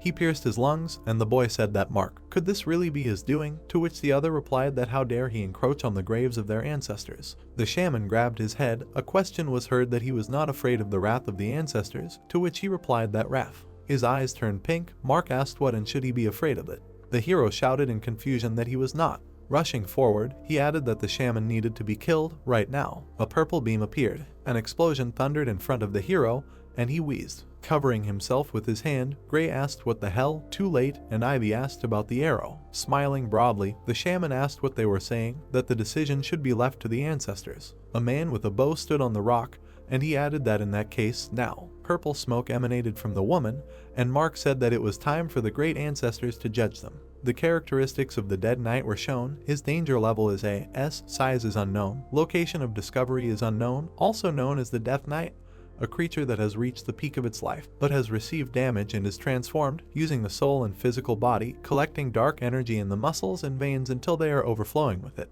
Ivy asked in surprise that she was an ancestor, and the hero thought that it was impossible for a shaman of Mark's level to use resurrection magic on the ancestor of the Balak. The man summoned skeletons and said what they thought. He lived as a shaman among the Balak tribe and did not think about countermeasures, and the hero thought that it was possible that he himself turned into the undead. The undead appeared, and the shaman said that it was too early to be surprised. Many dead people appeared, and Mark said that there was more than one grave on the mountain. Smiling widely, the man said that they should try to defeat their ancestors, to which Henry turned to him. Pulling the bowstring, the boy asked how low he was willing to fall. Suddenly, he looked at the purple beam in surprise. The dead woman released the arrow. Gritting her teeth, she growled. Suddenly, she was struck by a blue beam. Holding the weapon in her hand, Kate shouted that everyone should prepare for battle. Several dead people appeared, and she added that the creatures in front of them were just Mark's puppets. They could honor their ancestors after they sent them back to where they came from. The people of the tribe looked forward angrily, hearing that survival came first. The Balaki fought the dead. The undead swung his sword at the boy. The girl held her hand with a wound. Opening his mouth wide, the dead man screamed. Suddenly, he flew back sharply. All the undead began to lose their heads. The woman released arrows in flight. Having pierced the dead man, Gray thought about how one arrow per dead knight, it kills those who are at the level of a high-ranking sword expert. Kate pulled the bowstring, and the hero added that this is what the night fox is like. The rumor that she protects the forest from the Empire was not a fiction. Looking at the girl, the hero said that thanks to the matriarch everything will be fine here, and then said that let her follow him, to which she asked again. It seemed like the shaman was jumping on the skeleton and shouting that they would regret throwing him out, and the hero said that they would follow Mark. Looking at the skeleton, the man said that he needs to take care of something. Putting his hand to his face, the man thought. Thinking about Kate, a thought came to mind that even if he resurrected his ancestors while she was alive, he couldn't relax because she was a genius, the strongest head of the tribe in history. Smiling widely, he asked that a genius, yes, even a genius couldn't cope with what was about to happen. A dark sky appeared. The hero and Ivy looked out from behind a tree. Looking at the shaman, the girl said that there. Standing behind the tree, the hero asked why he ran here. This is the area with columns. Why is he casting spells in this place? Pulling the bowstring, the girl said that she was sure of one thing. They can't let him continue to do something strange. Opening her eyes wide, she added that she would kill him on the spot. She abruptly released an arrow at the shaman. The arrow was rapidly approaching him. Smiling widely, he said that he was finished. A huge hand stopped the arrow. The girl and the hero looked at it in surprise. Smiling, the shaman said that he successfully summoned him. Spreading his arms out to the sides, he added that as the legends say, he sleeps alone in the deep forest. Hair appeared on the skull, and the shaman said that only he noticed him. Suddenly, the hair grew sharply. The dead man was kneeling, holding a bow in his hand. He looked straight ahead seriously, hearing how the shaman addressed him. The girl said in surprise that it couldn't be, it was Colin, and the hero thought what it meant. The archer looked down, and he added that he was the legendary archer of the Balak tribe. Suddenly, the man pulled the bowstring. He sharply released a black arrow. The hero, gritting his teeth, repelled the attack. Looking to the side, he thought that the arrow was created by the aura. He was able to repel it, but such damage. The hero looked at the wounded girl in surprise. Looking at the cut, she said that her leg seemed to be burning, and he thought that it was poison because Colin's arrow had grazed it. The man aimed his bow, and the hero thought that therefore the legend about his battle with that monster was true, the bow that he was using. Arrows appeared flying, and Gray added that he was created from what was left of Madame Octopus's paws. Suddenly, explosions thundered throughout the forest. A huge mark from the attack appeared on the ground. Taking the hero by the shoulder, Ivy turned to him. Looking at the hero, she added that he should stop protecting him, let him leave her and run. Smiling widely, the shaman said that they were vile creatures, asked what they thought, he would let them live. The man held onto the bow, and he continued for Colin to kill them. The arrow flew straight out. Gray and Ivy looked at the shot in fear. Kate abruptly snatched the arrow in flight. The shaman opened his eyes in surprise. The archer frowned in rage. The hero and the girl looked away in surprise. The arrow in his hand emitted black particles. White smoke appeared. The woman looked straight ahead with an angry look. Suddenly, she turned to the shaman. They looked at each other. Then she said that she wanted to talk. Ivy turned to the woman in surprise, to which she said that she came here, having felt a strong aura. Looking straight ahead, she added that she did the right thing. The shaman shouted the woman's name in fear. Looking at the woman, Ivy said that the arrow was poison, she must immediately get rid of the poison, to which she replied that it was poison then. The woman clenched her fist and wheezed. Looking at the blood, the hero thought that she had undermined the aura inside herself to expel the poison and purify the blood. Just think that someone could do that. Kate looked straight ahead with an angry look. The man was frightened when he heard his name. Standing in front of him, she heard that since it had come to this, it was her own fault for cornering him, to which she replied that she did not care about his betrayal, just let him answer him, and he asked again. Looking at the dead archer, she asked that the man in front of her was the divine archer Colin. Smiling widely, the shaman replied that yes, this was the same legendary Colin, the one she would not dare fight against. Grinning, the woman said that it was clear. The hero looked at her in surprise, hearing that she addressed them, and then said that they had done an excellent job and now let them not interfere. Standing in front of the archer, she addressed him. Lowering her eyebrows, Kate said that it was an honor for her to meet him, even in this way, suggested that they see who was the better warrior. The archer and the woman stood opposite each other. Colin looked at her carefully. She also did not look away. Suddenly, she rushed forward. Sliding, she fired arrows at him. Blue rays appeared in front of her. The archer deftly dodged the attack and then aimed at her. Black particles emitted from the arrow. The woman jumped to the side. She landed loudly on the ground. Then she raised her hand behind her. Frowning, the archer looked straight ahead. Explosions thundered throughout the forest. The man stood still. Taking the girl on his back, the hero thought about the fact that this was a battle between master-level aura holders, and he could not imagine that he would witness such a rare sight during the fall, and Ivy called for her mother. The man covered his eyes with his fingers. A black creature appeared on a branch. Looking up, Mark said that as expected from a night fox, it is not so easy to fight against Sir Colin. Smiling widely, he said that however, the woman dodged the arrows, and he added that she could never defeat him. Sir Colin was already dead. He could use the aura of the Hell Dimension infinitely. Looking away, the woman heard that she knew the power of infinite arrows, right? To which she thought that in a long-range battle she would have problems. Thinking, she looked straight ahead. The man released an arrow, and she thought that speed, strength, and agility, he was a perfect archer without flaws. Frowning, she added that but he lacked something very important. The archer's arrow flew straight. Kate's arrow flew in response. They both approached each other. A devastating explosion thundered. A bunch of gray smoke appeared. The woman suddenly stuck her head out of it. Then he pulled her towards him. Her leg was near his head. He slapped the woman sharply. She grabbed the weapon tightly. He knocked the sword out of her hand. With her back turned, Kate hit his leg. He looked down in surprise. A blue glow appeared in his eyes. The woman pointed the bow at him. Suddenly, a shot rang out. A blue beam appeared in the middle of the forest. Kate slid along the ground. She frowned, thinking. The archer's body began to crumble, and she turned to the great ancestor. Watching him evaporate, she asked that the reason he did not want to fight was because he was already dead, or he did not want to harm his descendant. Taking up the bow, the woman said that whatever the case, all she could do was free him from his current state. Suddenly, she released the arrow. The man looked at the glow. The light became blindingly bright. He closed his eyes in front of the arrow. Kate looked at him in surprise. Holding the arrow in his hand, he growled. A creature began to emerge from his hand.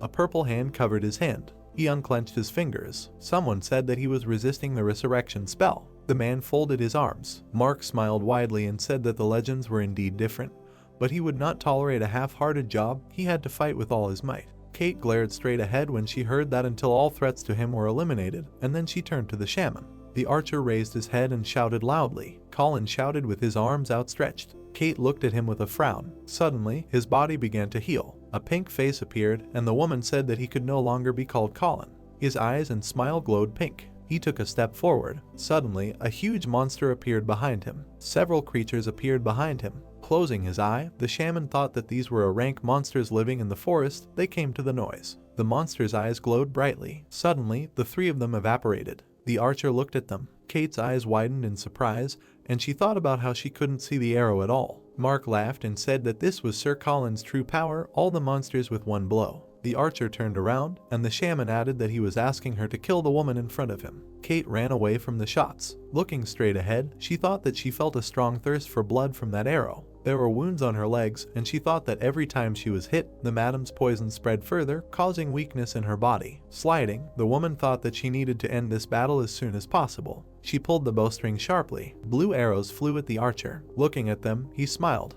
The arrow was in front of his face. Raising his finger, he summoned a shield. The arrow crashed into the field. Suddenly, only a feather remained. Putting out his hand, the archer looked straight ahead. Kate opened her eyes in surprise. Then she smirked slightly. The arrow bounced off the top. It pierced the archer's neck through and through. The woman's hair fluttered in the wind, and she said that the first arrow flew past, but the second one would hit the target. However, when her opponent blocked the second arrow, the first arrow shot past, returned and hit the opponent in the head. Looking straight ahead, Kate added that the skill where the arrow is released with maximum spin and turns in the air, returning to the enemy upon reaching its peak, is her personal shooting skill, created after hearing stories about how they fought the Imperial Knights. Blue particles were emitted from the arrow. The archer pulled it out of himself abruptly. Kate's eyes widened in surprise. A smiling Colin appeared, and the shaman laughed and said that no matter how strong a warrior she was, she could not defeat someone who was already dead. The archer held the weapon in his hand, and Mark added that Sir Colin was dead. He could not be defeated with an arrow shot into the throat.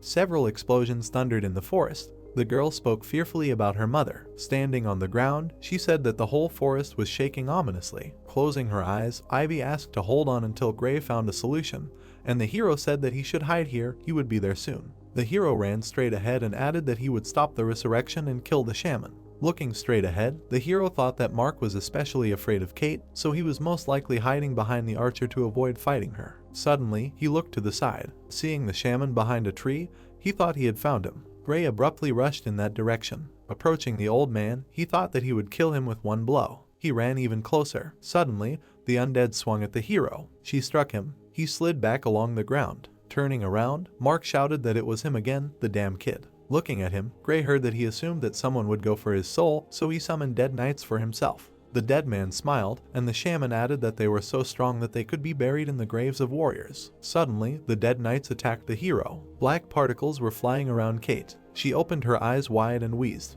The woman fell to the ground in front of the archer. Covering one eye, Mark laughed loudly and said that she finally knelt down. Smiling widely, the shaman added that soon the guardian of the forest, Kate, would die and he would rule this forest. This would be his reward for the unfair treatment during life. His eyes glowed pink. He said that first he would kill all the clan members who looked down on him. A creature appeared. Someone said that it would be problematic. Swinging his sword, the hero used the 6th Baskerville technique. Someone said that the people of this forest would become his support. The shaman looked at the hero in surprise and thought about the impossible.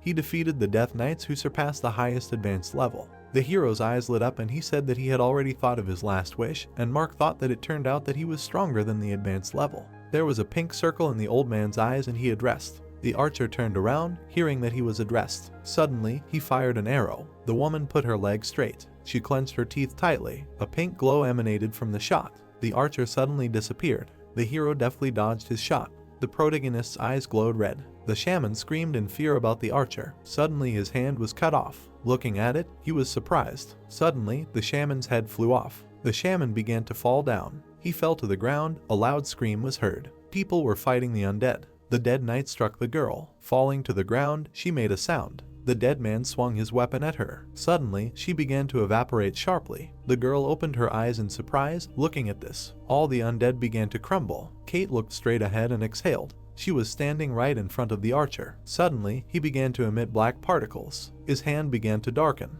The woman placed her hand on his. She watched him disappear and then said that she asked for peace, great ancestor. The man screamed loudly. Lying on the ground, the shaman screamed that damn it, he was so close, the forest was almost his. The hero turned to him, hearing that he was again a child of the Empire. The hero looked away and thought that he was better than he thought. Not only did he become undead himself, but he was able to use magic on a completely different level, not to mention control over a dozen dead knights and Colin if Mark had not developed as a shaman. Looking up, the old man laughed and said that he should not think that it was over. he would make him regret banishing him. A shot flew into his head and he said that he and the Balak tribe, he would curse them even if he died. The hero looked at the guy with the bow. The guy sighed heavily, and Gray said his name. Looking down, Henry apologized to the hero and said that if only he had listened to him earlier and killed Mark. Suddenly, the hero turned his gaze to the side. Putting his hand on his shoulder, the protagonist said that it was not his fault. The old man began to evaporate, and the hero added that Henry was a good boy. Joyful inhabitants of the tribe appeared. The hero closed his eyes. A forest at sunset appeared. Someone suggested returning to the village. Many people were walking straight. A forest path appeared. Suddenly, outlines of people appeared in the distance. All the inhabitants of the tribe were looking straight. Ivy exclaimed in surprise. Destroyed houses appeared and she said about the village. Looking down, the girl asked what happened, and the other said that those who did not go to the Iliad and stayed. Holding his hand, the girl said that Madam had come. Ivy asked in surprise that Madam had come here, and Henry fell to his knees and asked how she was she not wounded anywhere? Looking to the side, the hero thought about Madam attacking the village while they were fighting the shaman, why she had come, although she had been inactive before. With tears in her eyes, the girl pointed straight ahead. Pointing with her finger, she said that before that, smoke had been coming from the ceremonial tent, then Madam had appeared and had caused a pogrom. The hero touched the traces with his hand. The girl shouted in amazement that the corpse of an orangutan. Holding a leaf in his hand, Gray thought about burning a plant that lures out insects. Mark, who would have thought that he would prepare something like this? Hitting the ground with his fist, the man shouted his name.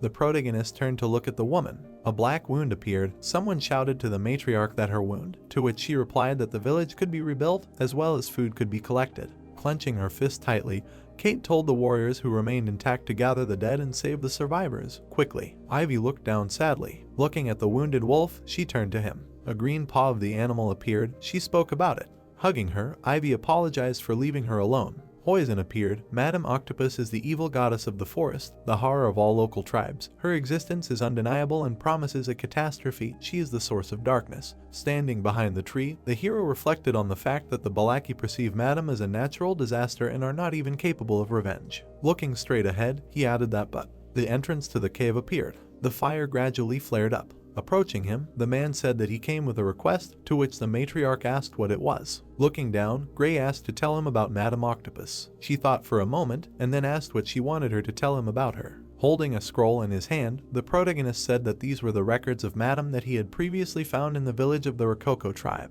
The scroll opened, and he added that it contained information about Madam's poison, testimonies of witnesses of battles with other monsters, and even her hideout. Gray, wide-eyed, said that after reading, he still had a question. Looking straight ahead, Kate heard that he could not find a reason why the tribes of the forest were so afraid of her, why no one tried to unite against a common enemy. Standing in front of the woman, the hero listened to how, like the Rococo tribe, the Balak tribe also had records of Madam, passed down from generation to generation, including a record of Colin's battle with Madam Octopus. It seemed like an archer shot an arrow, and she added that the battle between the god of the bow and Madam, during which Colin pierced one of Madam's paws with an arrow and, as it says, was able to successfully deprive her of that paw.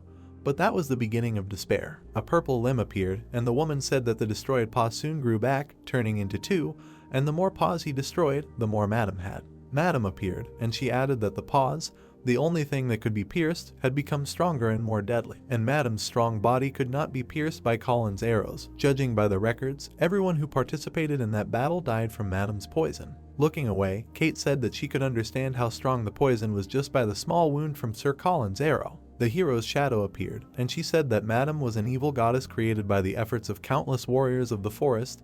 If he planned to attack her, then do not. She did not want to lose another of her family. Gritting his lips, the hero thought that now his chances of defeating a woman or an archer are very small, but if we are talking about a strong monster, then this changes the matter. Scary monsters appeared, and the hero thought that although Madam Octopus is now considered a rare monster in the fallen world, when the demonic monsters invaded the human world, he saw many monsters of the same level as Madam. He has experienced fighting against these creatures. The hero's memories appeared, and he thought that no matter how strong Madam was, she was still just a monster, and they have habits and weaknesses. Coming out of the cave, the hero continued that if he finds out Madam Octopus's weakness, putting on the hood, he thought that he could. His eyes glowed and he added that he would kill her. A volcano appeared. Suddenly, a huge spike came out of it. Many paws were crawling out. Madam Octopus screamed loudly. He stepped on the ground with his paw. The hero hid behind a tree under her. Looking up, he thought that when she wakes up, it becomes so noisy. The monster was above the forest. After spying on Madame's lair for several days, the hero found that at a certain time she went out to look for food.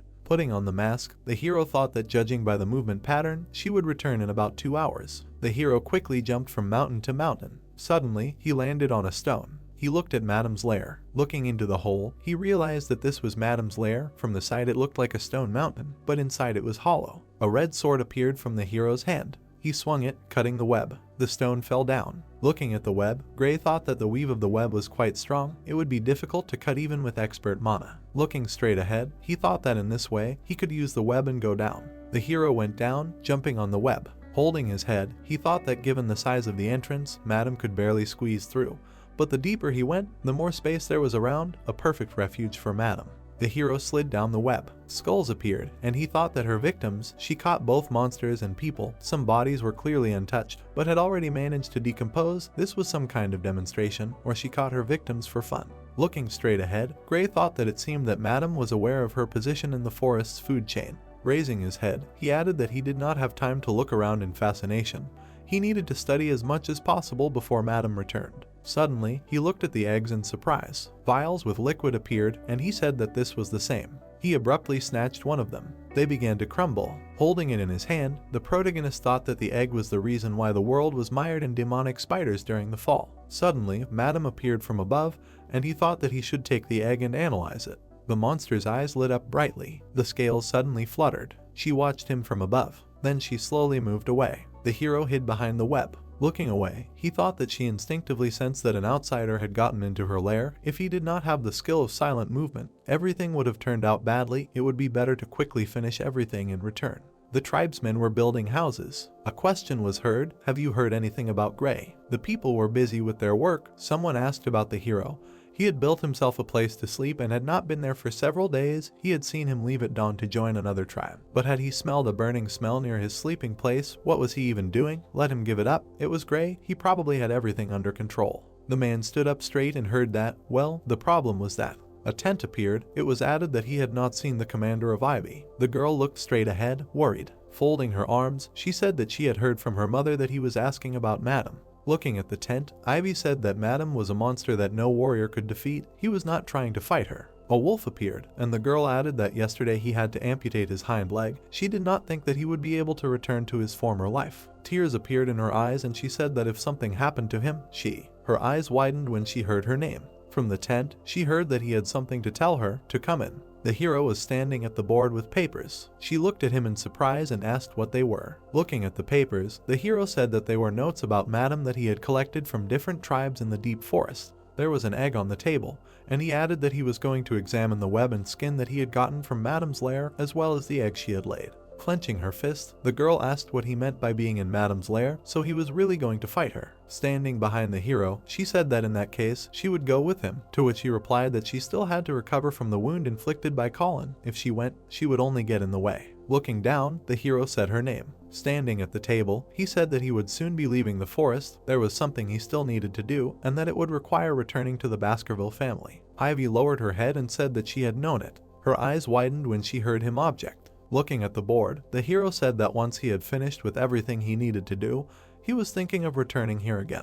Taking up the lantern, he said that he would do that too. Holding the lantern in front of him, he said that he was going to protect the place he wanted to return to. The girl placed her hands on the notes, and he said that the plan to hunt the Madame was already complete, and what had happened to the girl would not happen to him. The girl pressed her lips together, and then said how reckless it was of him to call it a hunt. Looking ahead, she said that just like when the plague had spread throughout the forest, or the recent incident with the shaman, he was always faced with insurmountable problems. She placed her hand on his and added that she would definitely succeed. Smiling widely, Ivy said that she knew that his words made her expect better. Holding the lantern together, she asked if she could expect positive results this time too, to which he replied that of course. It was raining heavily. The hero looked at the huge green monster. Suddenly, it swung its hand at the hero. Gray made a sharp swing with his sword. He looked at the splashes of blood and thought, A severed hand appeared and he said that so. Suddenly, the hand began to join, and he added that indeed, if the head was in place, this monster could regenerate itself. Standing in a puddle, Gray said that he needed to defeat Madam. Smiling, he asked to give the weakness of the salamander. It was written about the Lord of the Flies. The first slot is the burn of the Cerberus, the second slot is a silent step,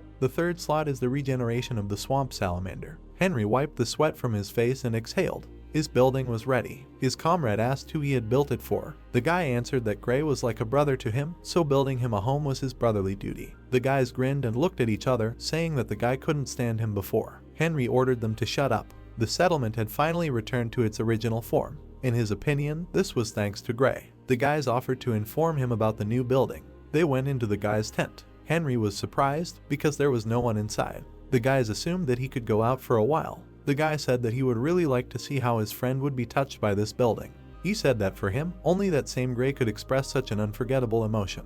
The girl looked at the guys and realized that today would be it. The god of the forests, she asked him to bless the great warrior who would face the catastrophe. The guy looked at the sky. A strong wind was blowing in front of his eyes. He realized that it was going to rain soon. Gray thought that Madam was probably sleeping at this moment, so now was the best time to attack. He realized that he had gone through many possible outcomes of the hunt, and had also developed methods to overcome all situations. In his opinion, it was high time to act, and the guy fell off the cliff. He flew down with only one thought, that the hunt had finally begun. The monster with an open mouth was below. It was a giant spider with many large tentacles. It was suspended upside down on its own web and was sleeping. Gray flew down the cliff, pushing off the walls. The guy quickly looked down, expecting to see Madam. He decided to perform the 6th Baskerville technique. The spider looked at the approaching guy. With just one swing of the built-in sword, Gray cut off her limb. The guy looked at her furiously. He followed those notes because a severed leg becomes 2. The spider screamed in pain, but instantly grew 2 legs in place of the previous one. He went to attack, to kill the guy. Gray also went to attack and decided that it would be better to use Plana for now. Very quickly, he slipped between her limbs with great speed. The spider screamed in pain. Green blood poured out of his mouth. Gray began to dodge it, suspecting that it could be poisonous. One drop fell on his hand. The guy flinched and looked at the place where he fell. Grace noticed that Madam's poison instantly spread across his hand, illuminating it with a green color. He thought about how he did not want to do this in advance, but it seems he will have to.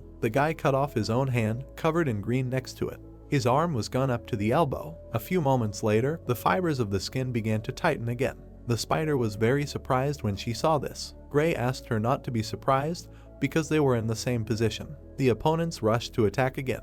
The guy chopped off limbs one after another. He quickly dodged the blow and prepared to attack. Gray plunged his knife into the spider's body. With 40 drops of blood on his hands, the guy continued to move like his head again. Unfortunately, he missed one blow. Gray rolled head over heels along her limb. The guy caught his hand on her paw while the spider tried to fight him off. His arm and leg were cut off, which were restored with the help of force. The spider was surprised that the guy could move so fast. He instantly rushed between her limbs, chopping off one after another. The spider screamed loudly in pain and spurted blood from her mouth. Gray, this was not enough, he wanted to kill her. Several limbs fell to the ground again. The guy's arm began to transform into a human form again. He stood menacingly and looked at his opponent while he was regenerating tissue. The guy realized that he had regenerated many times already, but it took too much energy. In his opinion, the spider, meanwhile, was duplicating its legs as usual. The guy exhaled to collect his thoughts. At some point, he realized that he knew the plan and moved to attack again. Gray jumped onto the web that hung from the ceiling to the floor. He began to climb the webs to the surface while the spider watched him from the ground.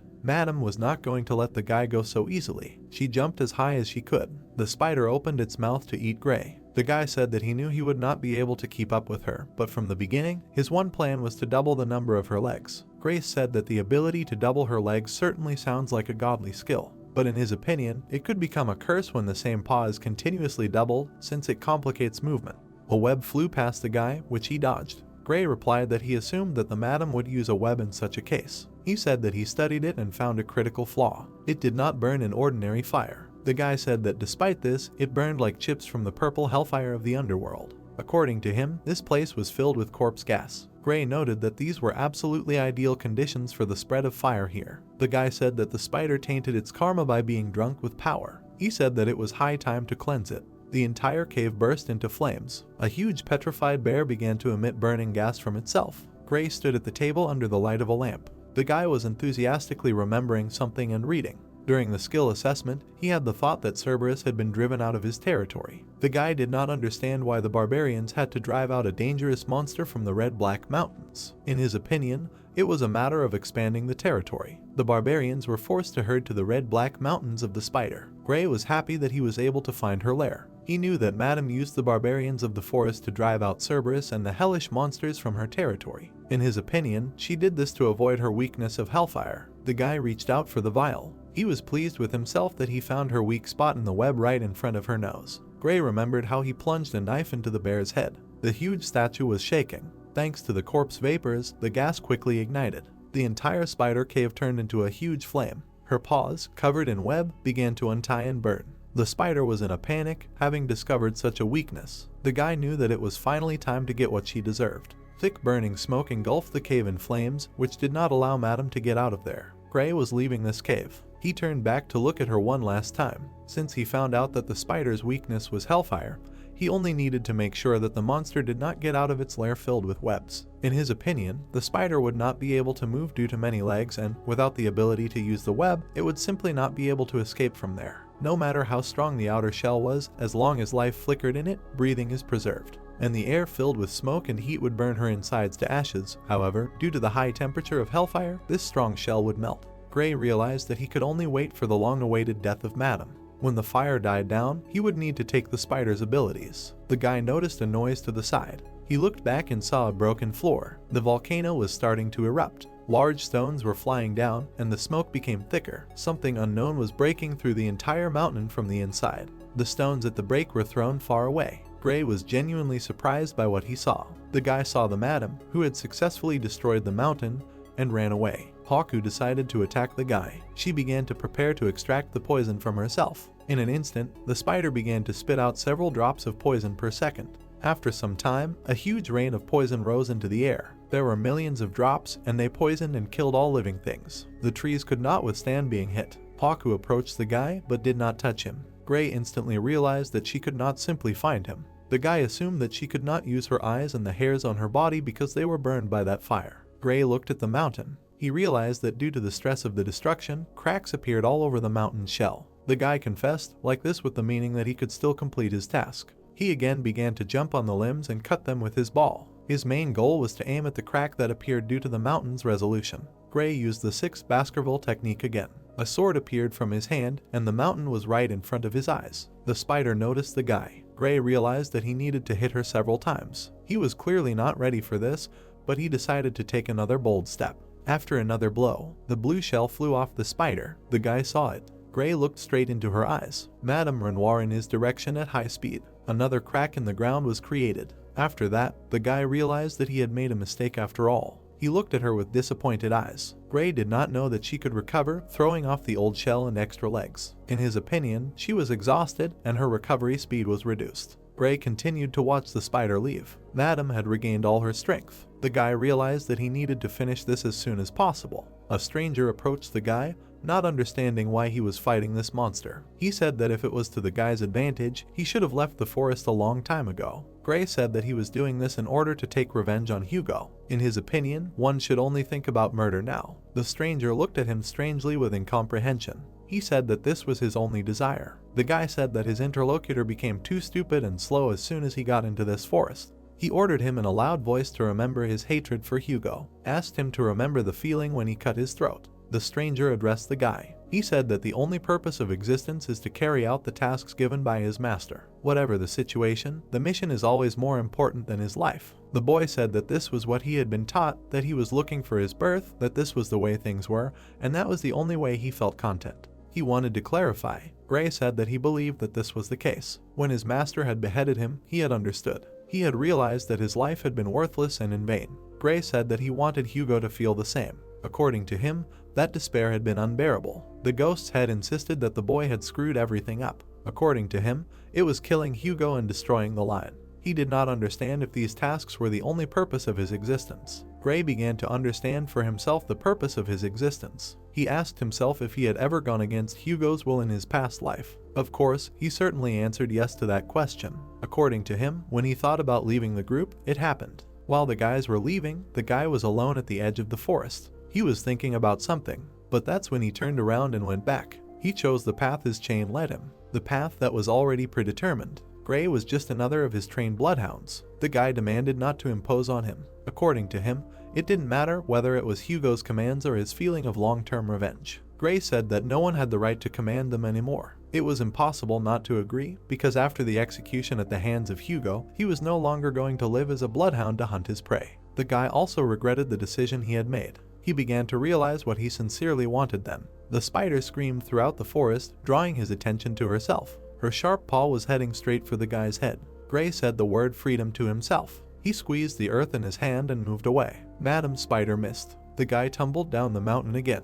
He realized that revenge in the place he wanted to protect and where he wanted to return were all his desires. Gray decided to attack. He was going to live according to his desires and not give up. The guy tried to force himself to get up and fight again. He didn't want anyone or anything else to control him. Someone's long black hair suddenly appeared. Something big flew towards Madam, and the guy realized it. The strongest energy flows began to destroy the spider. Gray looked at it all in shock. On the neighboring mountain there were several people who defended the guy. The girls furiously shot from bows and protected him. One of them demanded not to touch his future candidate for husband. The girl shouted to Gray that they came to fight with him. These were all the warriors of the Balak tribe who were standing on the mountain and looking into the distance. The warriors were puzzled by the guy's decision and were preparing to attack. They demanded each other to help the hero of their forest. Madam Spider clearly did not expect such an influx of soldiers and archers. Gray stepped on the spider and began to climb higher and higher. He was angry because he warned them not to interfere and not to come. At the same time, Gray realized that thanks to Ivy, he survived. The guy dealt a strong blow to Madam with his blade. The spider screamed in pain. She closed her scales and pushed the guy far away so that he could not hurt her anymore. Gray could not understand why she was not dead yet. The guy pulled himself together and decided that if his method did not work, then it should be tested again. The spider clenched her paws and prepared to attack with a jump. She screamed loudly, scattering her limbs and scales around. The warriors of the tribe shouted to each other to be careful because Madam went into serious defense. The girl decided that if this was happening, it meant that Gray had cornered her. She ordered the rest not to retreat and to continue fighting her. The archers from the mountain watched Madam fall. The girl watched in rage. She always considered Madam a disaster, so she did not even think about killing her because her body considered it wrong. The girl realized that the young warriors showed her how to take up defense. They showed her how to fight her fear and how to go against the disaster. And she must do it, even if she starts vomiting blood or her wound opens up. She was going to do it desperately for the sake of the opposing warriors. The girl aimed her bow and decided that she must clear the way for them. A large energy arrow flew forward in an instant. It hit Madam right there. The spider roared loudly. She lay on the ground while there was despair in her eyes. Gray charged again to take revenge. The guy knew exactly what he was aiming for. His eyes glowed red and he was confident. Gray rushed forward in an instant, pushing off the trees. He ended up swinging his hand to deliver a powerful blow. The spider was unable to do anything against such an attack. The guy was furious that he hadn't killed her yet. He used the first Baskerville technique and the deep piercing fang to defeat her. The warriors realized that the guy had penetrated right into the spider's body. This was the second Baskerville technique, the biting fang. Then the guy used the technique, the cutting fang. A few moments later, he used the fourth Baskerville technique, the tearing fang. The fifth technique followed. The spider suffered greatly from pain and splashed out purple blood. The guy was angry and believed that he would no longer live like a hound led by its own shackles. The guy broke the chain, saying that he was not going to live like that anymore and used technique 6. It was a destructive fang that helped him free himself from the shackles of the past. The monster opened its mouth and screamed, after which he received a powerful blow. Gray cut the monster. The crowd looked in surprise and Ian asked what the protagonist came out of the madam's eye. The huge monster fell. Thick dust rose. The protagonist was lying on the corpse, after which he clenched his teeth and thought that there was poison in the madam's blood. Then he looked up. The monster looked at him and creaked, and Gray thought that it seemed like it was hard for her to maintain life in her body. The protagonist closed his eyes. Then he completely closed them and thought that he needed to hurry and remove the poison from himself. His hand was covered in red energy, after which a long strip appeared from his hand. The monster opened his mouth, after which a portal appeared under his feet. A huge number of monsters looked out of the portal. Cerberus opened his mouth and growled, after which they began to gnaw the spider. The mosquito looked down furiously. There was a bright void before his eyes and he heard that there was poison here. It was dangerous to approach. The protagonist opened his eyes and heard that he could not die. He was still, after which he closed his eyes. Gray lay on the ground and said his name, and the squad looked at him in surprise. Then he looked at them and noted that he was fine, just let them not make noise. She was too loud, he could not rest. Ian began to cry. The spider's corpse lay over the forest and the girl shouted that she was worried too. A dark bracer appeared on the protagonist's hand, after which a notification with stats appeared. People were lying unconscious on the ground. Kate and the warrior hit each other with plates. The protagonist stood up and sighed, after which he leaned on his leg and thought about how many days had passed since the beginning of the festival, and they only enjoyed the holiday. The dog looked at the protagonist. The protagonist approached her and asked how she felt. Bakira smiled and heard that although she lost her leg, she defeated the other one and found a partner for herself, let her rest because he avenged her. After that, Gray looked at his hand. His hand glowed red and he thought that after killing the madam, he was able to use the 7th technique of Baskerville. Although there is no skill for this, it is because of the effect of receiving an achievement after killing her, or because of an increased understanding of martial arts after an experience on the verge of life and death. The protagonist remembered the man with red eyes and added that it can be said that Will's current 7th technique is strong, and his 7th technique is still imperfect. It will still be difficult to fight Will, a master of the sword, head-on. The protagonist grabbed his neck and thought that, nevertheless, compared to the past, he became much stronger, and since he has already achieved his goal here. After which he tore the decoration and added that it was time to return to the Baskerville family. Someone was eavesdropping from around the corner behind the protagonist. The mountains were brightly lit by the sun. Gray walked forward confidently. Kate folded her hands, heard his gratitude for letting him go, and asked if she had any reason to stop him. Then she smiled and added that once he became a member of their family, he would always remain a part of it. The fact that he would be away from them did not mean that their family ties would weaken. Anywhere and at any time, he was the commander of the Balak tribe, let him not forget about it. The protagonist smiled and thanked. Then he looked between the crowd and thought that she would not come. Nothing could be done. She did not like that he was leaving. Gray turned and noticed that he was leaving. The whole crowd smiled and shouted, no matter what happened, they would come to his aid. The guy clenched his fist and shouted to come back at any time, he would be waiting. The protagonist passed by the trees. Then he smiled. Then he took a confident step forward. Gray stopped abruptly and opened his eyes. A girl was standing in front of him. Ian was holding the object tightly. Then she looked at the protagonist and asked if he was really leaving. Then she pressed her lips together. Ian abruptly threw an object into the protagonist's hands and asked him to take it with him. The protagonist looked at it carefully. Ian blushed and replied that it was Anubis, the huge bow that Adonai used. She adjusted it so that he could use it. Gray opened his eyes and wondered if that was why he hadn't seen her for a while. A moment later, the girl fastened the collar on him. The protagonist looked at him and heard that she did it to him because he kept talking about bloodhounds when he was unconscious or sleeping. The girl spread her legs and added that he was not a bloodhound, they do not act like him. He is a wolf, it is strange to keep wolves on a chain. Gray smiled and asked who would have thought that she would decide to calm him down like that. The girl quickly approached. Then she raised him on her toes. She grabbed his chain tightly, after which they kissed. Ian moved away, after which she cried. She went into the forest and noted that she heard that this is how they say goodbye in the Empire. Before he was shorter than her, but now he has grown so much, let him be healthy and take care of himself. The protagonist looked at her carefully. Then he smiled and said that he first heard someone say goodbye like that in the Empire. Ian jerked sharply after the protagonist's words that they will see each other soon. Then he wiped away his tears, after which she began to turn around. Ian smiled and said, "See you later." Gray walked to the edge, after which he saw a dark city. Then he opened his eyes and thought that this was the Red Peak Castle. He hadn't been here for a long time. Gray looked closely at the banner and thought that judging by the fact that there was a coat of arms of the Morgue family, they were still mining rubies and therefore did not stop cooperating with the Baskerville family. The protagonist remembered the girl and wondered if she was still here. Gray raised his hand and said that he was already tired of thinking about how she would eat his brains out when they met. The protagonist landed on the ground. Then he put on his hood and thought that it was already getting dark, so, apparently, he would have to spend the night here, where is the inn. After which he sharply looked up. He approached the statue and thought that this was a golden statue.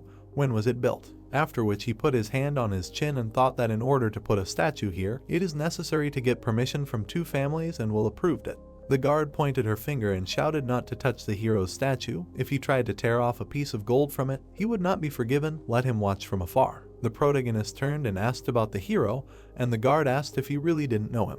After which the guard squeezed his hand and said that who would have thought that in the Empire there would be someone who didn't know about him. As an eyewitness to the events, he couldn't just leave it like that. Then he remembered how the guy cut down his opponents and added that he was so strong that he killed countless barbarians with a simple sword, not to mention the nobility and fortitude that allowed him to save the weak and adored daughter of the Morgue family in a deadly situation. The guard imagined the guy holding the girl in his arms and said that he also sacrificed himself, bravely fighting a huge monster to buy time and allow the combined forces to escape. Then he imagined how the warrior kills monsters. The guard extended his hand and noted that his story was filled with so many emotions that it made him shudder. For this reason, the Morg family immortalized his image in a golden statue as a token of gratitude. Let him remember, he was a great hero who lived here only 2 years ago. The protagonist looked at the statue. Then he looked closely at the face and heard that his name was Gray. The protagonist abruptly covered his hood and noted in his head that he knew it. A bright light was shining from the windows. A mug hit the table. The girls were sitting at the table and said that she still can't forget how her heart trembled when she first met Sir Gray.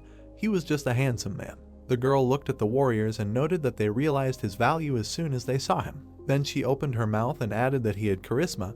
How to put it, she wanted to get closer to him, although it was not easy. The second girl looked away and noted that they had talked a lot to him when they first met, although those 3 Baskerville mongrels kept interrupting. The third girl leaned on her hand and said that it was true that when she saw him, all the fatigue had instantly left her body. The protagonist looked back and heard that the statue did not reflect Gray's true beauty even half, then thought about how different it was from the version he remembered. The protagonist turned around abruptly and wondered if the result achieved by Adolf Morg and the combined forces was ultimately attributed to him. But it was true that he had fought with Madame, thanks to the talkative triplets. He had managed to learn unexpected information. The protagonist remembered Will and added that 2 years ago, after he had disappeared, Will Baskerville had been furious and had visited the Morg family several times, causing scandals. After which a picture of carts going to the city appeared and Gray added that the Morg family paid the Baskerville family a huge compensation. But this did not calm Will's rage. The protagonist took a sip and thought that he had lost a useful bloodhound. His anger was understandable, and the compensation from the Morg family did not make up for the loss. The girl opened her mouth and noted that if he were alive, they would have made a great couple, and the second noted that she would have definitely won him over. The protagonist threw the coins on the table and thought that he could no longer listen to them. The girl looked sharply at the protagonist. Then she jumped up and shouted for the suspicious-looking guy to come here. The protagonist did not turn around and heard that she had wet herself again. Gray turned his gaze and heard him move and come here. Then the girl put out her hand and asked how he dared to ignore her. Then she used binding magic. Gray jumped up sharply. The girls looked at this in surprise. The guards stared in surprise. Gray landed gently on the ground, after which everyone surrounded him with weapons at the ready. The warrior gritted his teeth and shouted that he took off his hood and said who he was. The protagonist carefully took hold of his hood and thought that the situation was starting to piss him off.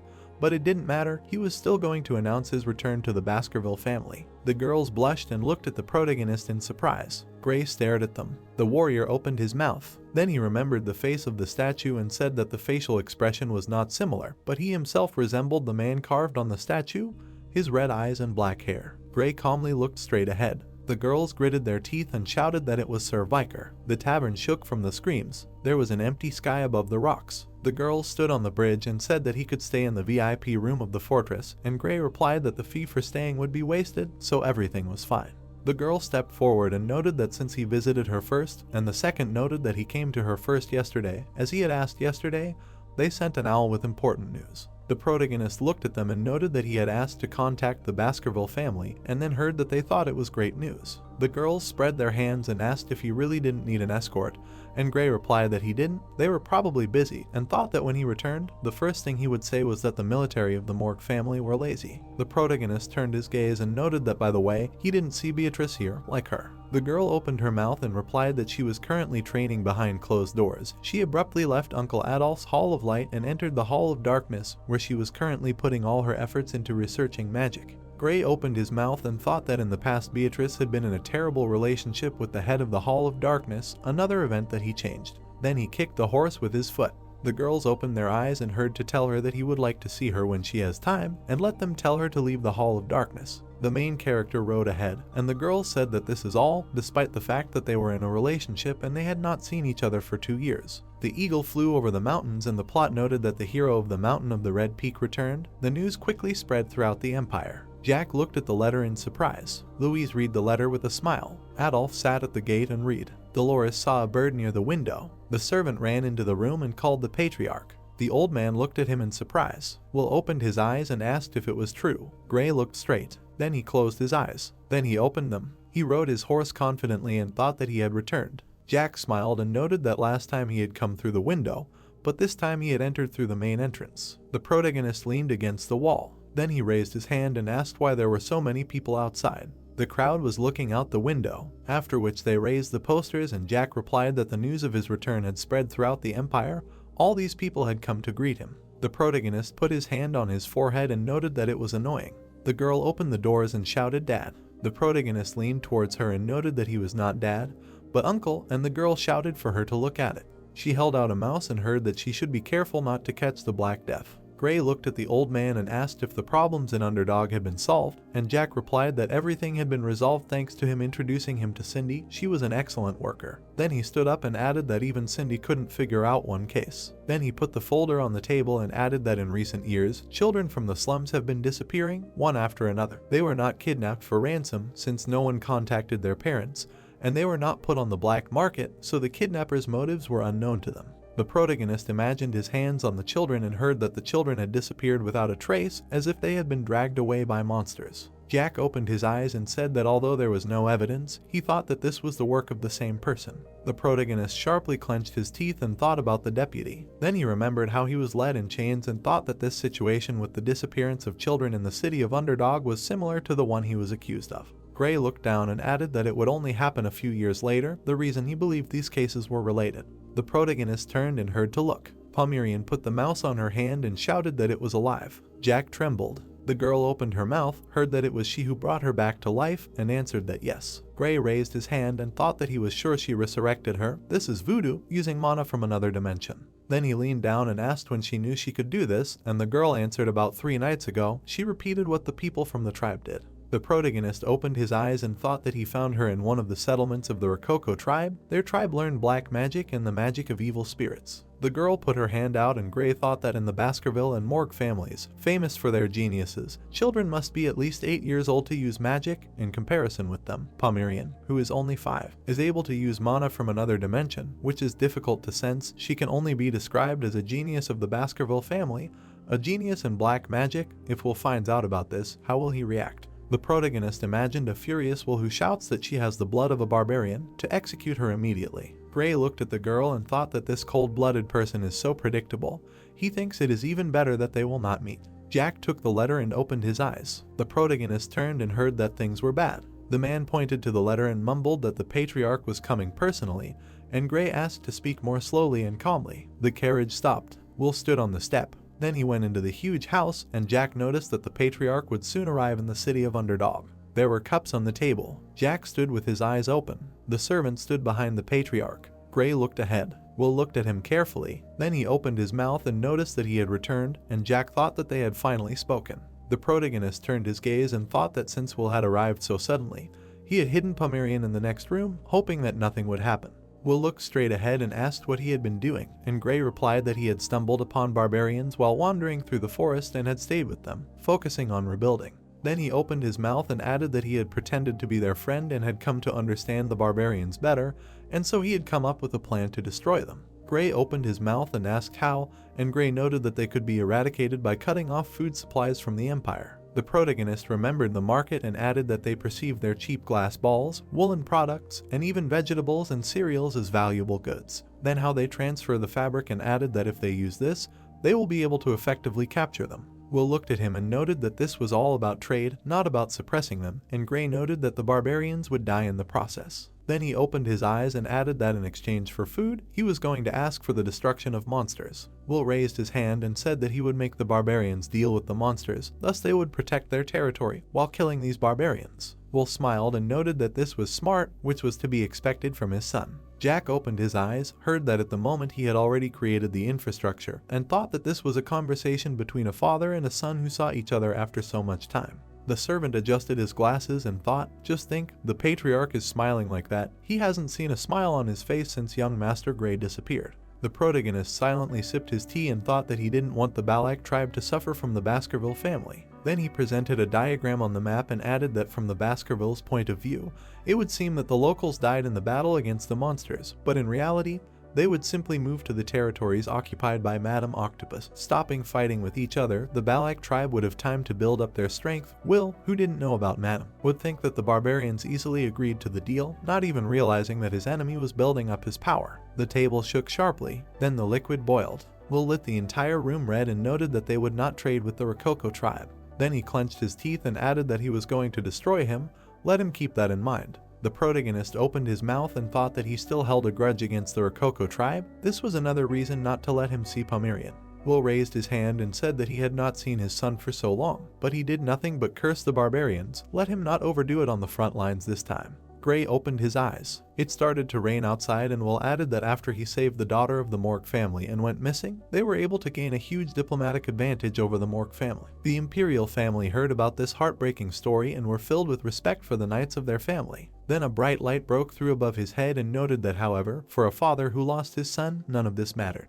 A bright light shone on the back of the protagonist's head, and he heard that it was useless to get something in return for losing a child, so from now on there was no need to go out of his way. The protagonist remembered the pretense in his head. Then he remembered how he was lying on the ground. The knife was piercing his back. Red tears were coming out of his eyes. The crowd was looking at the protagonist with fury, and he thought that before his regression, on the night of his escape after the false accusation, feeling the knife in his back and the cold gazes of the other bloodhounds with whom he had previously shared joys and sorrows, he instantly realized that he had been betrayed by his master. Lightning struck outside, and Gray added that he had not even given him a chance to explain himself. His fangs would not lose their sharpness because of his pretense. Gray opened his mouth and thanked his father for worrying. A girl ran into the room and called her uncle. Jack opened his eyes. The protagonist opened his eyes. The girl ran to him and shouted that it was raining and thundering. Then she hugged the protagonist and cried. Gray gritted his teeth and thought that he could not let Will see Pomeranian. Then he opened his eyes. Will stood up. The girl opened her eyes, after which Will gritted his teeth and muttered about her face. The head of the iron-blooded Baskerville family, one of the 7 families of the Great Rock Empire, Will, he pursued the barbarians far from the border, and is also known as the strongest sword saint in the empire,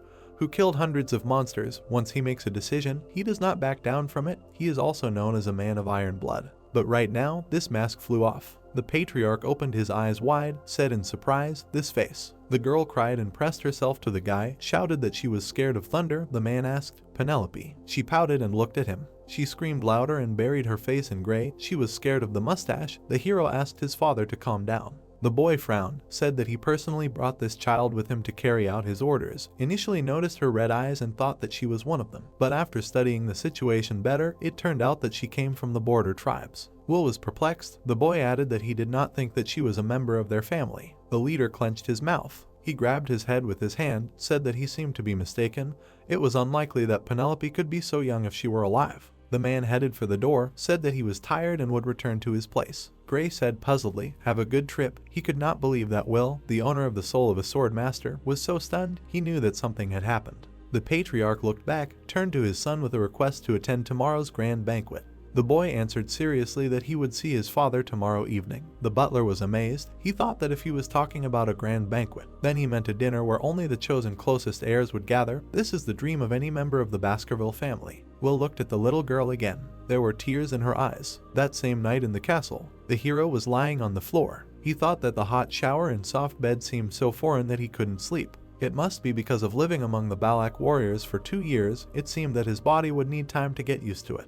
He looked ahead, thinking that Will's reaction was quite unexpected. He made the decision whether to tell him about Isabel and the medallion based on his past behavior. After tomorrow's banquet, he should figure it out. She could be a great trump card, which would lead to Will's downfall. Gray closed his eyes, thinking that no matter what happened, he had to make sure that the girl would not get hurt. A gust of wind blew the curtain. A girl was standing by the window in the room. The guy opened his eyes. The blade of a knife flashed in her hands. She approached the bed. She flinched in surprise. The hero said that not even a day had passed. Information really travels quickly. He jumped, leaning his hand on the bed. He kicked the knife out of her hand. The weapon stuck in the wall. Gray raised his hand to hit. The girl screamed, "Wait." The guy recognized her. She screamed that it was a joke. He touched her chin with his hand, told her to come next time only after requesting an audience. It would not work out well if he killed her by mistake. She replied that he had a strange habit of passing off his pillow as himself and sleeping on the floor. She took off the mask from her mouth, added that he had not changed at all, despite returning from the dead. Louise waved her hand and smiled, said that they had not seen each other for a long time. Gray angrily told her to be quiet. The girl turned away and stuck out her tongue. She went to the bed, asked, "Anyway, he sent a Chihuahua secretary for her. Did he really know that she would not take 10 billion? The guy replied that her ability to build up someone else's capital and gain trust in order to ultimately drain everything down the drain. He took into account all the circumstances. Louise sat down on the edge of the bed, explained, "It's rude. As a financial consultant, she only gets orders." The girl closed her eyes, noticed that if it weren't for her, Judy would have lost all the 10 billion he gave her. Gray said that he assigned bodyguards to her to prevent this. Louise was indignant. The bodyguards could not have prevented this. The hero replied that among them there was also an expert in finance. He ordered him to filter out all dubious transactions. She objected. The bodyguards did not cross paths with her. The guy looked back, said with a smile, because he ordered them not to approach her. The girl looked at him angrily, said, from the very beginning she was under his complete control. The hero gathered her hair in a ponytail, asked, more importantly, what was there on the information he requested. She said that she brought everything. She handed him folded sheets of paper. He noticed that her character had changed a lot in 2 years. Let her bring reports in a folder next time. He added that as promised, he would allow her to join the trade with the locals. Louise smiled, said that from now on, she should address him as boss. Gray looked at the cards, thought, this is information about the people who will attend tomorrow's banquet. He knew that he would be invited to this event, as long as he made a worthy contribution. On the paper was written information about Will. The guy thought that he should not need to look up information about him. He frowned. He wondered, so these people will also be present. On another card was information about Sean. Next was Greg, the commander of the Mastiff Knights and Senator, Will's half-brother. The guy asked Louise, they do not attend internal events of the house, so why are they attending this dinner? She asked if it was to meet the young legend of the Baskerville clan, resurrected from the dead. Gray looked through one card after another. The girl assumed that most likely they would want to recruit him into their squads. The guy noticed that tomorrow would be a rather tiring day. He learned that Osiris would also be there. The girl rested her hands on the bed, said, the eldest son, who in his youth became an exact copy of his father,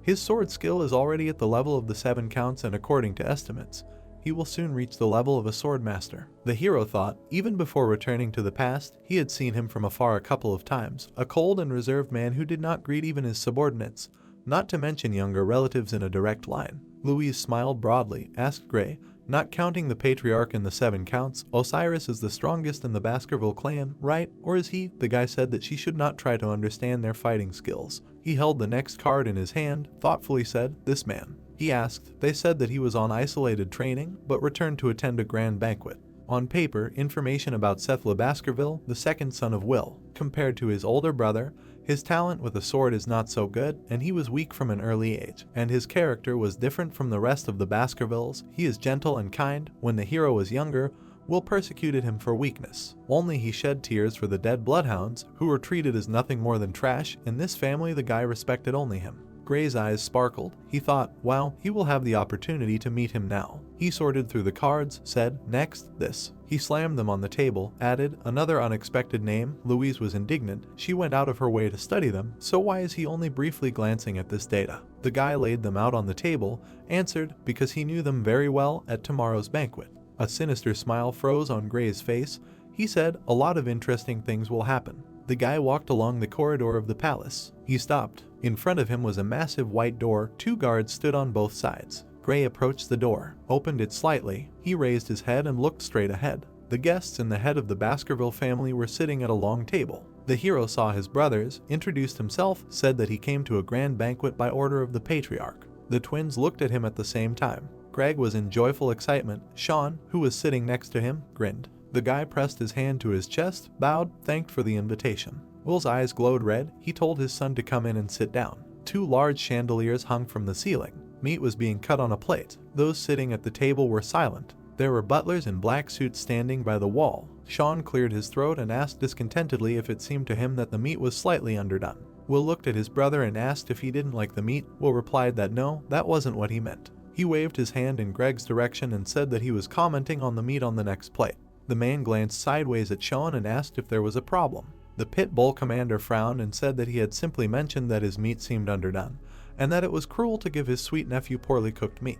Greg agreed that the guy was sweet, but noted that Gray and his nephew were also like his uncle, and of course he would want him to follow the right path. Sean raised a finger and protested why joining the Mastiff Knights was the right thing for him. Greg replied that he would be much better off among the slow and stupid pit bull knights. The hero watched them argue and thought he was told to come here so that he could be recruited. One of the 7 orders representing the Baskervilles, an offer from the Knights of the Order of Pit Bulls and Mastiffs. If these offers had come before he returned to the past, he would have been pleased, as if he had received a great offer that guaranteed success. But now, the guy raised a fork with a piece of meat to his mouth. He thought that he saw only blockheads in them. John poured wine into Will's glass, said that it seemed that the patriarch was arriving in a good mood, considering that his usually quiet and aloof younger brothers showed sympathy for the young master. Gray thought that the head butler always interpreted events in a positive way. For Will, it was amusing to watch the brothers bicker. Sean leaned his hand on the table, leaned towards his nephew, asked him how much he had spent 2 years in the Red Black Mountains, how many barbarians and monsters he had killed, and if he could share his experience of living in the woods with him. Greg immediately intervened, saying that he wanted to know how his sweet nephew had spent his time in the dangerous forest, but at the same time he wanted to know how much he had grown. Will told the brothers that they shouldn't bother him unnecessarily, that he should eat first. Greg objected, but wasn't he curious? Sean added that he couldn't help but be curious, so he had hurried here. They shuddered. The leader said sharply, "Enough." A dark aura appeared around him. He said sternly that he was sure they both knew that he hated repeating himself. Embarrassed, Sean put his hand on his face, apologized. Greg closed his eyes. The hero stood up, said that his achievements were not that hard to prove. Will looked at him seriously, asked if he would get tired of going to the training hall. Because he had come a long way, he answered that everything was fine. The guy tapped his finger on the table, said that the skills can be demonstrated anywhere and anytime, asked if everyday life is not a part of training. He noticed that Sean seemed to have poured too much wine into his glass, and Greg's steak seemed to be undercooked. Gray closed his eyes. Red sparks rose from his finger. They hit the glass and plate. A light steam rose from the well-cooked steak. The amount of wine in the glass decreased. Greg looked at the meat in amazement. Sean took the glass and laughed. He put his hand on the table, shouted that the guy used mana to cook the meat and evaporate the wine. Who would have thought that by the age of 17 he would reach the intermediate level of expert? Because usually it happens closer to 33. The patriarch was about to take a sip from his glass when his brother shouted that he should be proud that he had a son who had achieved such skill. The hero looked away, thought, "This is strange." He thought that 2 years ago he revealed himself as a mid-level expert in the battle with Madam, but it turns out that no one guessed. The twins looked at the guy with admiration. He thought that these guys must have known about his skills, so why did they not report to anyone? He glanced at his older brothers. One of them said that he tried well. Osiris said coldly, "Well done, keep it up." Gray timidly thanked him. He was surprised that he was praised. Osiris looked down. The guy thought, the first successor of the Baskerville family and the one who most resembles Will expressed praise. He is evaluating him. One of the guests touched his glass with his hand, noticed, an amazing sight, the older brother praising the younger. Seth said with a smile that it was the first time he saw brother Osiris praising anyone, let alone smiling so openly. He noticed that Gray, like his older brother, had no expression on his face. Maybe he didn't recognize him. The boy replied that it was not so. Continuing to smile kindly, Seth exclaimed that he was glad that he knew him. His body was weak, so he was either in the medical wing or in an isolated training room. He said that the training room was very close to the city of Underdog, where Gray held the position of deputy consul. He was going to visit him to learn about his experience living in the forest. The boy looked down, thought that his bright attitude, untypical of the Baskerville family, had not changed at all. During the fall, he served under Seth, so they sometimes spent time together in the chaos of battles. Only he found time to honor the fallen Bloodhounds. He consoled him, covered in blood and wandering aimlessly on the battlefield. Even when he was falsely accused, he stood up for him, defending him until the very end. Seth closed his eyes, asked his younger brother to take care of him. Gray thought that he was the only one he wanted to see at this banquet. The corners of the guy's lips drooped. His eyes flashed. He felt that disgusting stench from the past. A terrible stench that only he, who was at the fall, could know. It was the smell of demons. He was sure that there was a demon among them. He looked at everyone present and could not understand where he was, the source of this disgusting smell. Gray frowned and closed his eyes. He looked to the side. They raised a glass. Shadows of hands reached out to Seth. He asked the hero, did he want something? The guy thought about his brother continuing to talk to ease the atmosphere, and even asking the staff serving food how they were doing.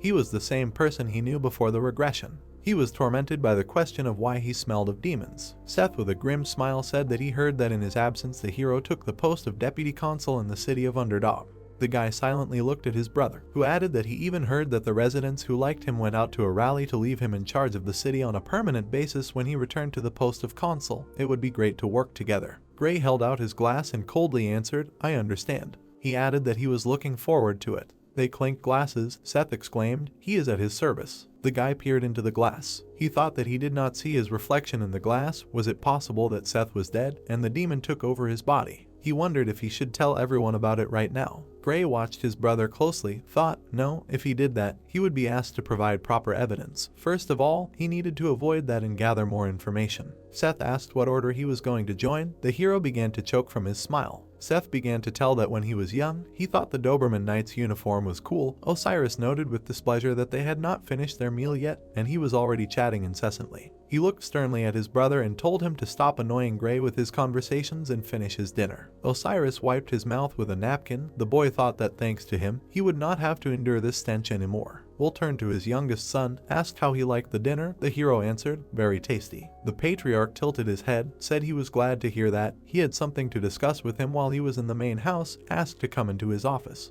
Gray, after a moment of confusion, said okay. After a while, the guy left the castle. The fog fell on the city. The guy walked down the street and thought, dinner lasted 5 hours. To think that he had to dine with these people, how hard. He heard that an official document for applicants to the academy had arrived at the Baskerville house. On the roof, behind him, there was a man with a weapon. Gray thought that the reason Will called him to his place was because of the entrance exams. He felt the shadows behind him approaching. The guy looked to the side, wondering if this was the 6th Baskerville technique. Should he reflect it? He grabbed the hilt of the sword, decided no. Others considered him to be an intermediate level expert, so he could not demonstrate anything higher than that. Gray parried the attack, used the 4th Baskerville technique. Part of the shadow disappeared, leaving glowing sparks. The hero leaned down, thinking that he would absorb the rest with the blessing of the river Styx and his aura. A flash of light occurred in front of him. Everything suddenly disappeared. The man standing on the roof laughed. It was Sean. He threw his sword over his shoulder, shouted. There was a difference of 2 levels between their techniques, but he still thought that he could withstand his attack. His nephew had matured so much.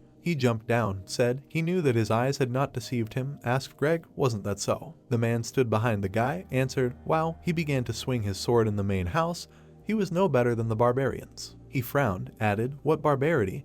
Trying to kill. If his brother found out about this, he would at best be sent on probation for several months. Sean smirked. How could he talk like that about an uncle's love for his nephew? He made the attack disappear before it could hurt him. The boy sheathed his sword. Sean asked his brother why he didn't go where he was going and stop interfering with pit bulls.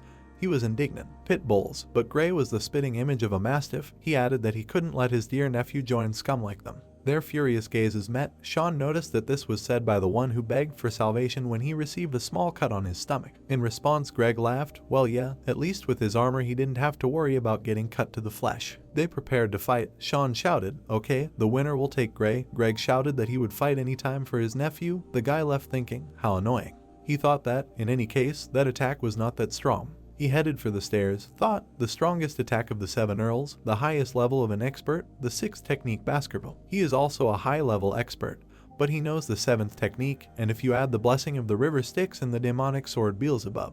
An evil grin appeared on his face. He thought that at least against one of the earls, no, he can go against 2. In front of him stood 2 guys. Gray looked at them questioningly. He recognized the twins. The hero asked, now them. The brothers took out their weapons. The hero raised his hand and clenched his fingers, thought that they knew the difference in their strength. The twins dropped to one knee. He thought he had no choice but to kill the Bloodhounds, baring their teeth, forgetting their place. He noticed that they were pushing their swords against their own boots. The boy thought in surprise, this is an elf. In this vulnerable position, one small push separates the sword from piercing through the leg, thus entrusting their lives in the hands of another man.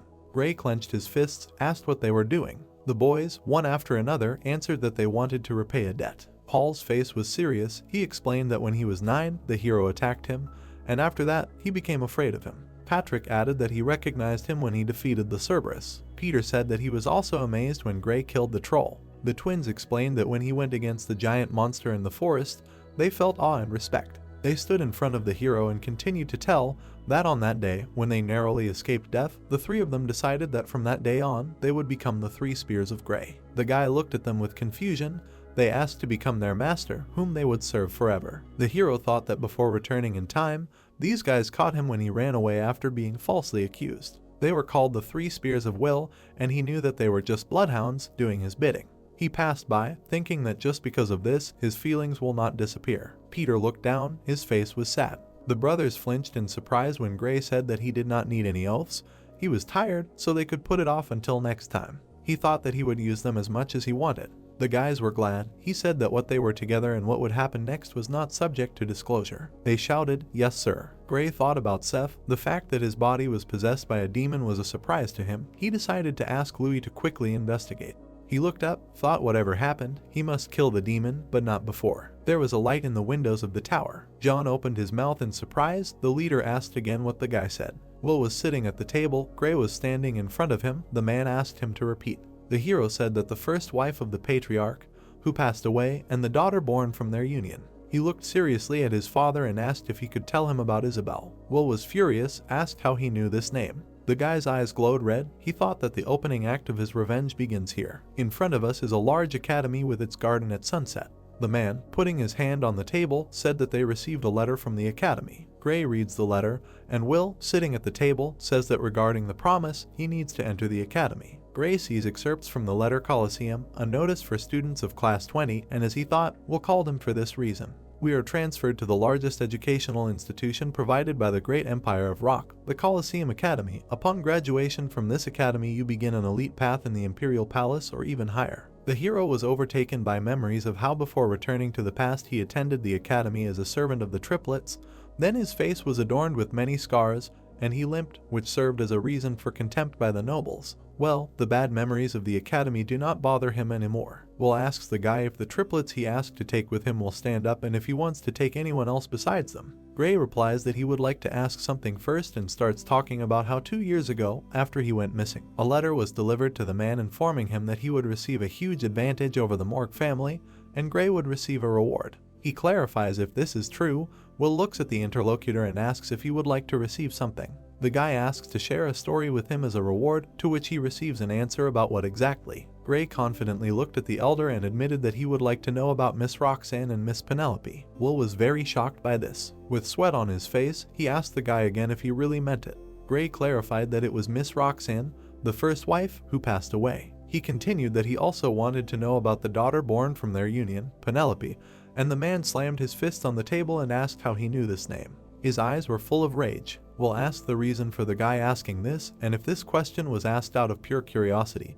Then he, the man, was interrupted by Gray, saying that first of all he needed to hear the elder's answer in order to tell him the reasons. Will was at the peak of anger, but his interlocutor asked him to believe that this was not out of simple curiosity. The guy represents his family and understands that what Will thinks about his first wife, with whom he had an arranged marriage, and about his eldest daughter, kidnapped by barbarians, is the necessary information to reveal the existence of the Pomerians. He remembers how the butler told him a story that was hard to believe. As they walked down the corridor, John explained that the patriarch was a loving family man and loved his first wife, although she left them due to illness, but the boy found it hard to believe. He could not allow Will and the Pomeranian to meet each other only on the basis of that story. He needed to check everything himself. The man was thinking about the beginning of the story. He opened his mouth to say the first words, and finally began, putting his hand on his chest, to tell about how Roxanne was the only one he loved with all his heart, and Penelope was his most precious treasure. The boy was very surprised by his words. He could not believe that such words as the only one in love just came out of his mouth. Will, folding his hands, continued, saying that his marriage with Roxanne was not an arranged marriage, and she was a commoner without a penny to her soul. He still remembered the day they first met. It was love at first sight. A picture of this event appeared in his head. The guy was a little annoyed that the patriarch decided to start from the day they met. And Will continued that their love was very complicated and she tried to distance herself from him because of her humble origin. And he left everything and went with her, was ready to give everything for her, not only his body but also his soul. Already irritated, Gray thanks his father for sharing this with him, but asks to talk closer to the point. He continues, remembering how their love was tested again. To catch them, the Baskerville family sent pursuers after them. Will, remembering the bloody scene, says that in order to protect her, he fought tooth and nail. They went through a thorny path in which no one accepted their love, and, of course, thought about giving up, but the couple was able to overcome everything thanks to love. The man, taking off his glasses, wiped away tears and added that this was only the beginning of a harsh life together. They were able to go against the discontent of their parents and get married. A picture of the past appears in Will's head, where he and his wife are holding Penelope in their arms, who was born thanks to their determination. The baby is crying on her mother. These are his beloved wife and daughter. He wanted to protect this happiness received through suffering. But Roxanne's health after the birth of her daughter began to deteriorate rapidly, and eventually she left this world, and little Penelope, he remembered how they left their mother's grave with the baby in tears. But, fortunately, Penelope grew up to be a bright and charming child. She inherited his strong character and Roxanne's kind heart. Everyone in the Baskerville family showered her with love. The father was happy just knowing that Penelope was okay. The guy listened to him with enthusiasm. His hand clenched and his veins stood out, because that incident changed everything. He was lost in his memories once Penelope, who went for a walk, was captured by the flames of Rococo. Will, full of anger, could not understand how these barbarians got into the very center of Baskerville territory and how they stole Penelope, and until today he could not find a single trace of her. Gray's eyes lit up, and he realized that in this way, under the pretext of expanding the territory of the Empire, he began to look for Penelope and destroy the barbarians. He felt that it was difficult to cope alone, so he increased the number of wives through arranged marriages and began mass production of offspring. Decades later, being on the very border of the Empire, he created a powerful family that could not be ignored, and so the Baskerville family appeared, iron-blooded, the guy thought, imagining the coat of arms of swords in the estate. Will sat, covering his face with his hand. His composure allowed the family to be revived, but behind this mask was hidden the pain of losing his loved ones. So what? Gray looked at his interlocutor, continuing to think that all villains have a backstory. All that remains behind them is their evil deeds. He is a heartless person who produced offspring en masse and sent them to the battlefield. But still, the guy could understand how valuable Roxanne and Penelope were to him. He looked at Will, tired of the story, who finished his story and asked what Gray wanted to know. He put his hand in his pants pocket. Then he took out a pendant from there, put it on the table, and asked to look at it.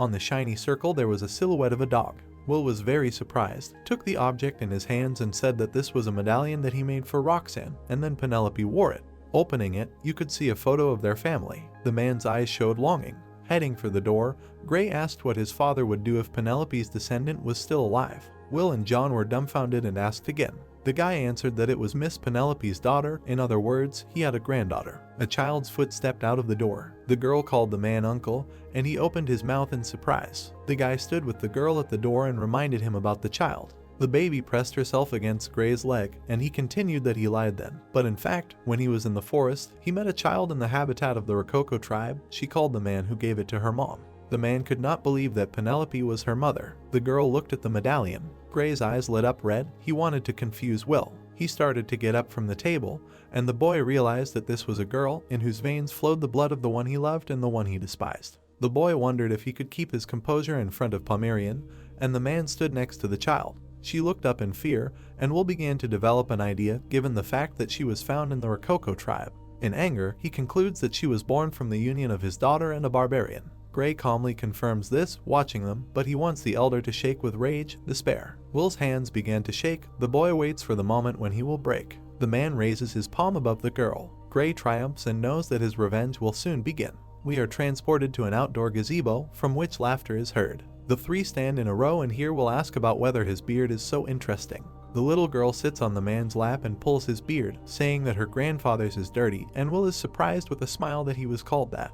Osiris said that he has not been alive for long, but he has never been so surprised. John answered him, saying that he has been alive for a long time, but shares the feelings of the vice-patriarch. Gray does not understand what is happening. He imagined the Will he knew, and how after that his image cracks, and then breaks into small pieces, showing Will with a girl on his lap, realizing that he is a grandfather. He cries with a smile and says that no one could have thought that the day would come when someone would call him that. Gray still could not understand why this was happening. He lowered his head. The guy was very nervous and tried to understand why Will had such an expression on his face. Gray, 15 years after the regression, standing in front of Will, suddenly asked himself a question about whether he could kill him, imagining a wounded heart. Remembering his image, he realized that it was impossible. When a person reaches a certain level of mastery, he gets an unshakable mind. Because of this, it is impossible to find a single open place even in a domestic situation, so Gray abandoned the idea of killing Will. Many years later, he found Pomeranian, who really wanted to go with him. Penelope's daughter, whom Will truly loved. The wave of emotions that he would experience from meeting his granddaughter could affect the swordsman. The guy's hand showed his strength, because, combining the mastery of the sword of Beelzebub and the poison of the madam, the likelihood of a successful murder increased. We are shown how the man is currently sitting with a girl in his arms, and Gray is standing opposite. Today was supposed to be the cornerstone for killing Will. But why is he laughing as if he is happy? The guy was confused and could not understand why his father was not confused. He remembers how they were standing in the hall earlier and Will asked if this was really Penelope's child. He raised his hand above her. Then he brought it closer so that it was reflected in the girl's eyes. She said that Penelope was her mother's name, which shocked the patriarch. Taking his hand in hers, the girl continued that her mother always said that she missed her dad, so she always looked at the pendant. She remembered it clearly. Pomeranian realized that he was her grandfather. An image of his daughter appeared in Will's head and how she called out to him. His lips trembled. He clenched his teeth. The man quietly said his daughter's name, Bowing down, and Gray stood next to him, not understanding anything. Will began to cry. Then he screamed loudly and fell to his knees in front of the girl. The memories passed, and now John thanks Gray, and he is perplexed. The elder, looking at how Will offers his granddaughter candy, understands that he never thought that he would ever see the patriarch smile again. It seemed like an impossible dream to him. Then he said that it was all thanks to the master, and he repeated his phrase in his mind. All four were smiling and happy except Gray. He clenched his palm and did not understand anything. After all, he, as if removed from everything that was happening, stood in front of Will, who was open as never before, but the guy did not know why he felt so helpless. In the twilight of the evening, their house was visible. Through the window you can see Gray's room. He was lying on the bed. The guy thought about what Will he remembered. A scene from the past appeared in his head, where the guy, kneeling before the patriarch, shouted that he was innocent and asked why they did not want to listen to him. He continued, asking if it was true that they were going to hang all the sins of the Baskerville clan on him, but Will was not going to listen to a sinner. The guy's face twisted, and the other continued his speech about how it was not enough for him to secretly contact demons, but he even kidnapped an innocent child and handed her over to them. The opponent called out to him. The young gentleman, full of rage, took out his sword, but he immediately fell silent after being told not to call Will by his filthy language. The man looked at him with contempt and said that he was trash. He was the one who turned him into a sinner and executed him. Gray understood. But why was he hesitating about taking revenge? He looked away, distracted from his memories by a voice that said that it was rare to see apathy on his face. It was Louise, sitting on his window, asking why the guy had called her while he himself was lying on the bed. Gray asked why Louise had come, and she, approaching the bed, replied that she was fulfilling his request. The girl threw a folder on his face, adding that he had asked to learn more about Seth. Sitting next to him, she first asked why the gentleman looked as if he had lost everything, but then said that she had things to do and would simply give an account. Louise sheepishly said that she had done a thorough investigation into Seth as he had wanted. She went on to say that it seemed he had sponsored several orphanages under a false identity, and as a sponsor, he was responsible for the adoption of children. The boy looked at the report, and Louise noticed that there was no information about who had taken them in, and she had not been able to find any adopted children either, and if he really was a demon, as Gray had said, that was bad. The girl tensed, saying that a demon would need to kidnap children to use as sacrifices or as food. Seth must have something to do with the missing children case in Underdog, Louise said, and Gray was flipping through the pages of the report. Looking at them again, he realized he had missed it. The boy was lost in his thoughts again, imagining the long-haired man, and was aware of the fact that Seth was a demon, which meant that Seth, whom he served before returning in time, was also one. Remembering himself behind bars, he was sure that the man who told him that Will was going to accuse and kill him. Seth stood near his bars and said that his father, having accused him of all the sins of the Baskerville family, was going to speed up the execution. He said that he was sorry that he could not help, but he hid a smile behind his hand near his face. Gray woke up from his memories and thought that this could not be. We are shown an episode from the past. Two people are walking along a path, and one of them asks, stuttering, where they are going. The man, holding a flashlight in his hands, said that this is his new home. The boy looked back in fear. Sweat was running down his face. He began to talk about the fact that the head of the orphanage said that he was accepted into a good family. But it turned out to be an ordinary cave, at the entrance of which two people were standing. Seth smiled mysteriously and realized that there seemed to be a misunderstanding. His face was covered with bloody cracks, and he said that this cave was not a home where he would stay. It was a place where the boy would go, who looked at the transforming man in fear. A terrifying monster with one eye and tentacles emerged from his head, with which he grabbed the child. The frightened boy cried and called for his mother. But a moment later, a shadow was visible on the rock where the demon began to absorb the child. All that was left of him was a shoe and blood. Hiding the essence back into himself, Seth, smiling, admitted that children really are the most delicious. Licking the remaining blood with pleasure, he could not help himself. It was Seth Baskerville, one of the 10 elite demons, the 10th corpse, and Remalius. It was dark. In the dungeon there was a throne and a man was sitting.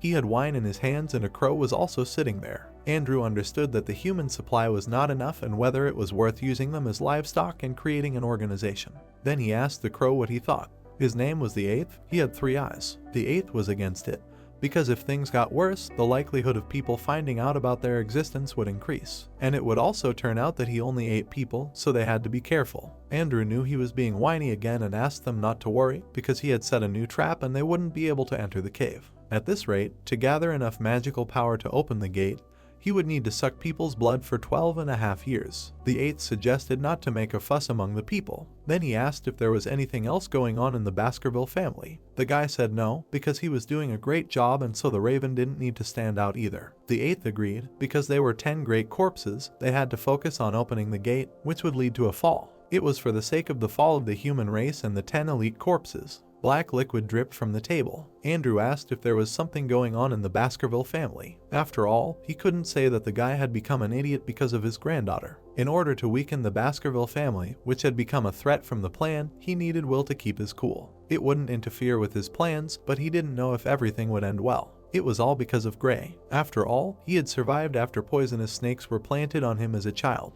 It was wonderful when he thought he had died in the forest. The guy bit his nail. After all, he had done a lot to destroy Will. He thought that the best way to fix the problem was to fix it. 2 guys were walking. Will had red eyes and a scar on his nose. The protagonist was just walking. The man called him, but for the last 5 minutes they had been walking without saying a word to each other. He knew that Will had a lot of open places and now was the perfect opportunity to kill him.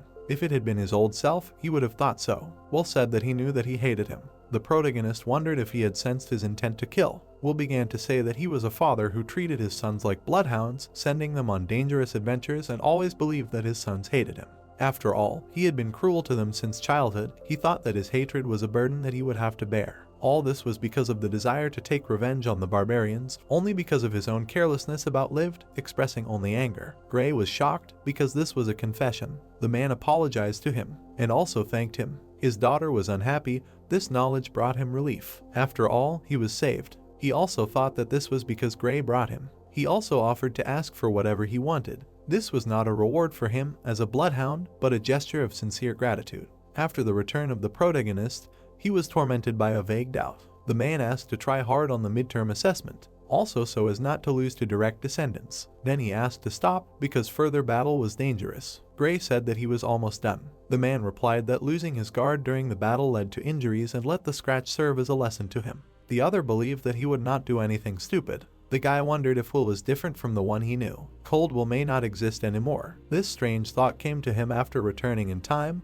but because of this he was more confused. For the last 17 years, he had thought only about revenge, but it turned out that he was capable of simply forgiving. The one who accused him may not have been a man, but the one who ordered his execution was definitely him. Revenge and forgiveness. He thought about what to choose. The guy asked to raise his head, and asked if he could really ask for whatever he wanted. Will answered yes. Gray began to say what he wanted. They looked at each other. The man stroked the girl's hair. He asked if it was nice to live in the Baskerville family. Isabel answered yes. The man asked if she remembered his name. The girl said his name with a smile. The grandmother reminded him that he had not yet started training. The man explained that he wanted to meet his niece, asked her to keep his visit a secret. The girl had beautiful hair, reminded her of one of his sisters. The grandmother asked if he had met her before. Andrew thought about it. Then he said that her father was looking for her, and that she needed to hurry to him. The girl suspected something. She saw that the nanny had left. After all, she had urgent business, the man said. Isabel liked her grandfather. Andrew said that she looked like his dead wife and daughter. If he killed her, transparent hands tried to touch her. He wondered how upset Will would be. How upset he would be if he killed her. He extended his hand to her, from which teeth appeared. A man approached. He asked where the nanny was and what he was doing here. He looked at him sternly. Andrew began to get nervous. He also said that when he came, the nanny was not there and the girl was alone. The guy replied that her father would be furious if he found out about it. He also said that he needed to return to his individual training. Andrew decided to start it the following week. The man was stern. He touched his hand and said that he was worried about him and if he needed help, he should ask. Andrew was shocked. He bared his teeth because how could he worry about him? After all, his father was pressuring him because he compared him. If he did not exist, then he. The man said his name. Andrew grabbed his face, apologized and left. The man remained silent. Then he was glad that he left. The girl looked at him. He told him for the first time that he was worried. Being the successor of the patriarch, it was assumed that he should be like him. So he was told, so he grew up watching his cold-blooded father. But since he is able to express emotions, will he be able to live expressing these awkward emotions, being inside? He stroked his niece's head and thanked her. After all thanks to her appearance in the Baskerville family. It was night. The guy was standing. Andrew was irritable. After all, since that day, Will did not leave the girl, and since he dotes on his granddaughter, he cannot kill. This was his chance if the man had not appeared. There were skulls, skeletons around him. There was still enough time before the gate opened. Perhaps it would be more effective to kill Isabel when she becomes more valuable to Will. He also thought about how to kill her. Initially, he thought of putting up death from illness. Then, he thought about using barbarians. He wanted to kill in a more brutal way. The guy was standing near the entrance to the cave, when suddenly, he began to strike. Andrew was in complete shock. After all, the trap was defeated. He wondered who it was. Gray came out of the darkness. He was serious. He decided to visit him. Andrew was shocked. The protagonist was following him all this time, but he did not notice him. A silent step of a Mashusua Plus appeared on his hand. Gray said that apparently his sudden visit had brought him a lot of trouble, and what was he doing in such a chaotic place? After all, it was as if he was a demon behind the disappearances of children in the city of Underdog. Andrew smiled. Crazy asked how he knew everything. After all, it seemed that he no longer planned to hide the essence of the demon.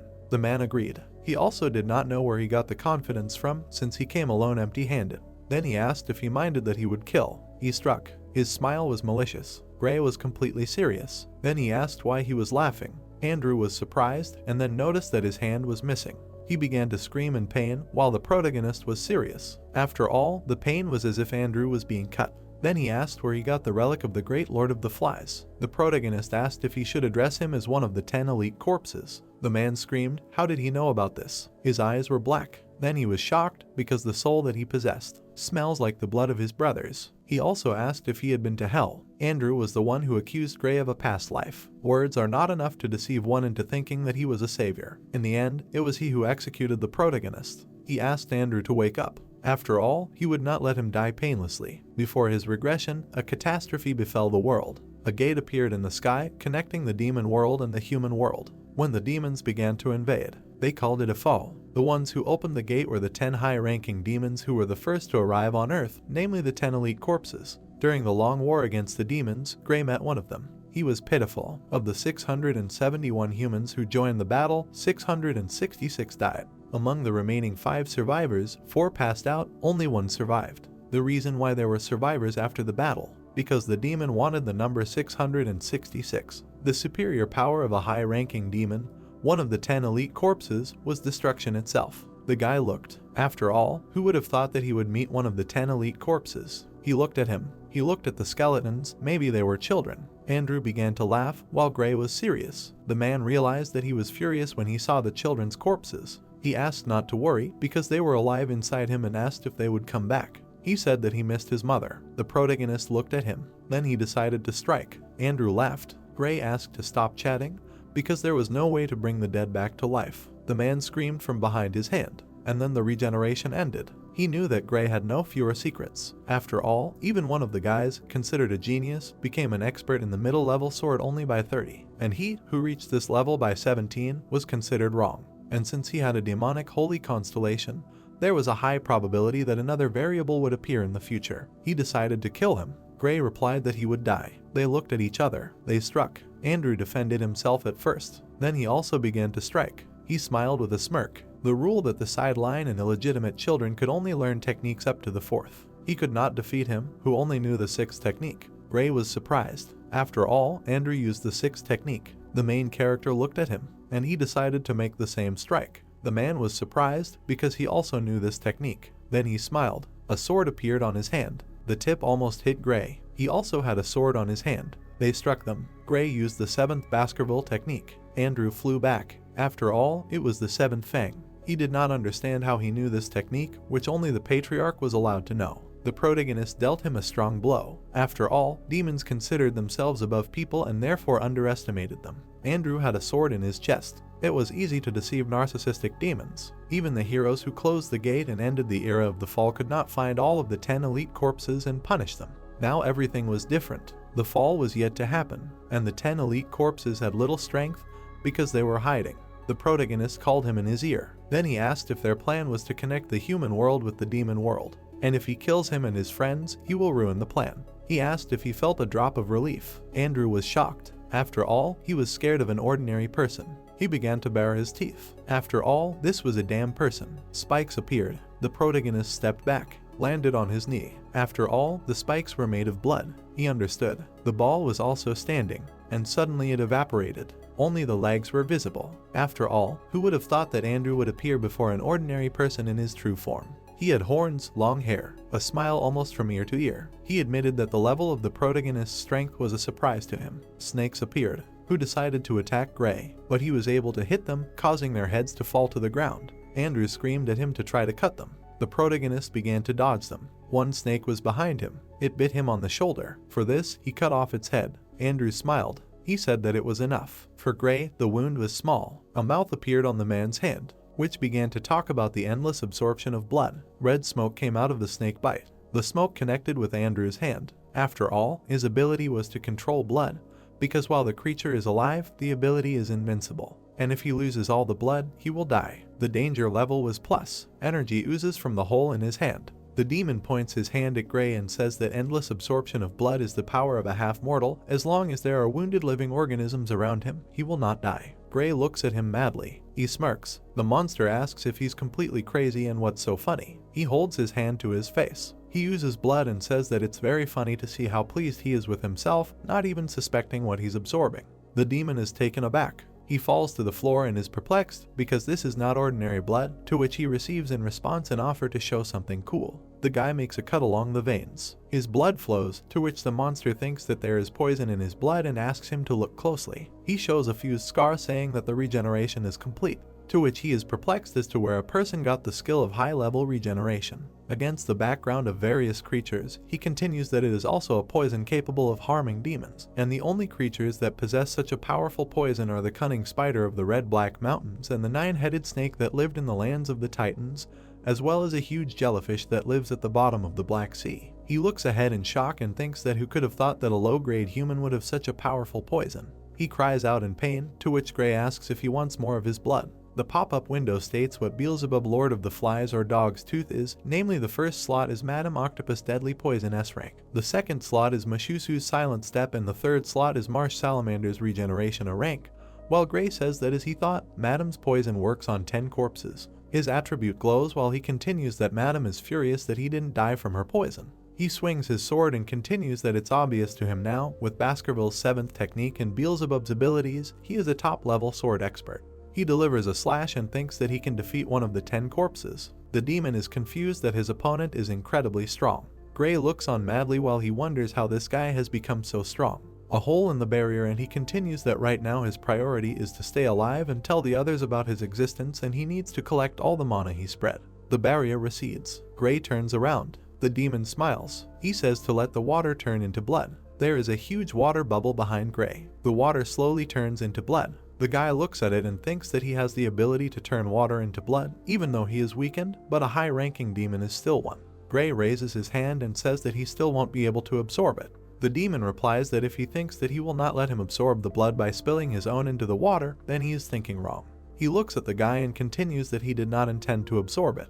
He holds his face and orders his blood knights to rise. Blood from the bubbles flows out onto the ground. A ring is formed from the blood. A blood knight is born from the ring. There are rings of blood knights around Gray. The demon says that they are able to use the 6th Baskerville technique that he learned. Even if he knows the 7th technique, he will not be able to stand against them all. He looks madly and says that he will kill him, and then everyone he loves one by one. The guy turns around at the tip and hears that he will regret going against 10 corpses. Gray put his hands in his pockets and says that does this mean that each of them is able to use the 6th technique, and notes that it is becoming dangerous. He adds that he cannot say that he was not ready for this. He remembers how he looked at Will and asked again if he said that Gray can ask him for anything, and immediately answers that in this case he wants. The guy is holding something in his hands. He shows it to the demon and says that since he lived among the Baskervilles, he should know what it is, and asks again if he is right, to which the monster recognizes this whistle. He looks at Gray, dumbfounded. The boy puts the whistle in his mouth while the demon is puzzled. A sound wave spreads out from the boy in different directions. It goes outside the cave. A man with long hair is standing on a rock. He has a sword in his hands. The demon commands the knights to attack Gray. The boy does not turn around to see the attack and says that this is the power to give orders to anyone of the Baskerville family. He stands with the blood knights around him and he continues that this is another function of this black whistle. It delivers a slash and says that it can mobilize all the forces of the family. The knights around him are blown away by the wind. He hides behind his forearms. The people draw their swords. The demon looks at the cave in horror. Half the mountain has disappeared, which the monster notices. Will says that he was wondering why he asked to borrow the power to control all the Baskervilles. He stands in close up and continues that it turns out that everything is for the battle with the demon. He looks down and says that this is what you would expect from his son. Gray holds his chest. The demon wonders what Will and even the commanders and the successor of the Osiris Patriarch are doing here. He looks up and sees everyone from the clan there. Will holds out his hand. He says that he hereby declares that for the next 6 hours his son is the owner of the whistle and has the right to dispose of all forces. Gray closes his eyes. He opens them and begins to speak the order. He looks at the demon and orders him to be torn to shreds. Multiple blows are inflicted on him. Dozens of swords are pierced into him. Gray stands opposite and says that this demon has the ability to suck blood and thereby restore his magical powers. The blood is collected in bubbles and he continues that those who are wounded must jump into the poisoned river. The men in red cloaks attack from all sides and he continues that they can't help demons, so they are all bloodhounds. He points to the side and continues that they have no right to even get a scratch. They attack him and follow the order. The man in glasses laughs and says that in one fell swoop he raised the morale of the knights, and the second says that he didn't know his nephew was so good at ruling. Will frowns and says that didn't he notice how his son turned into a demon. The demon fights back with snakes while he asks if his family is in the same state. The monster is no match for the knights. Several more swords are stabbed into him.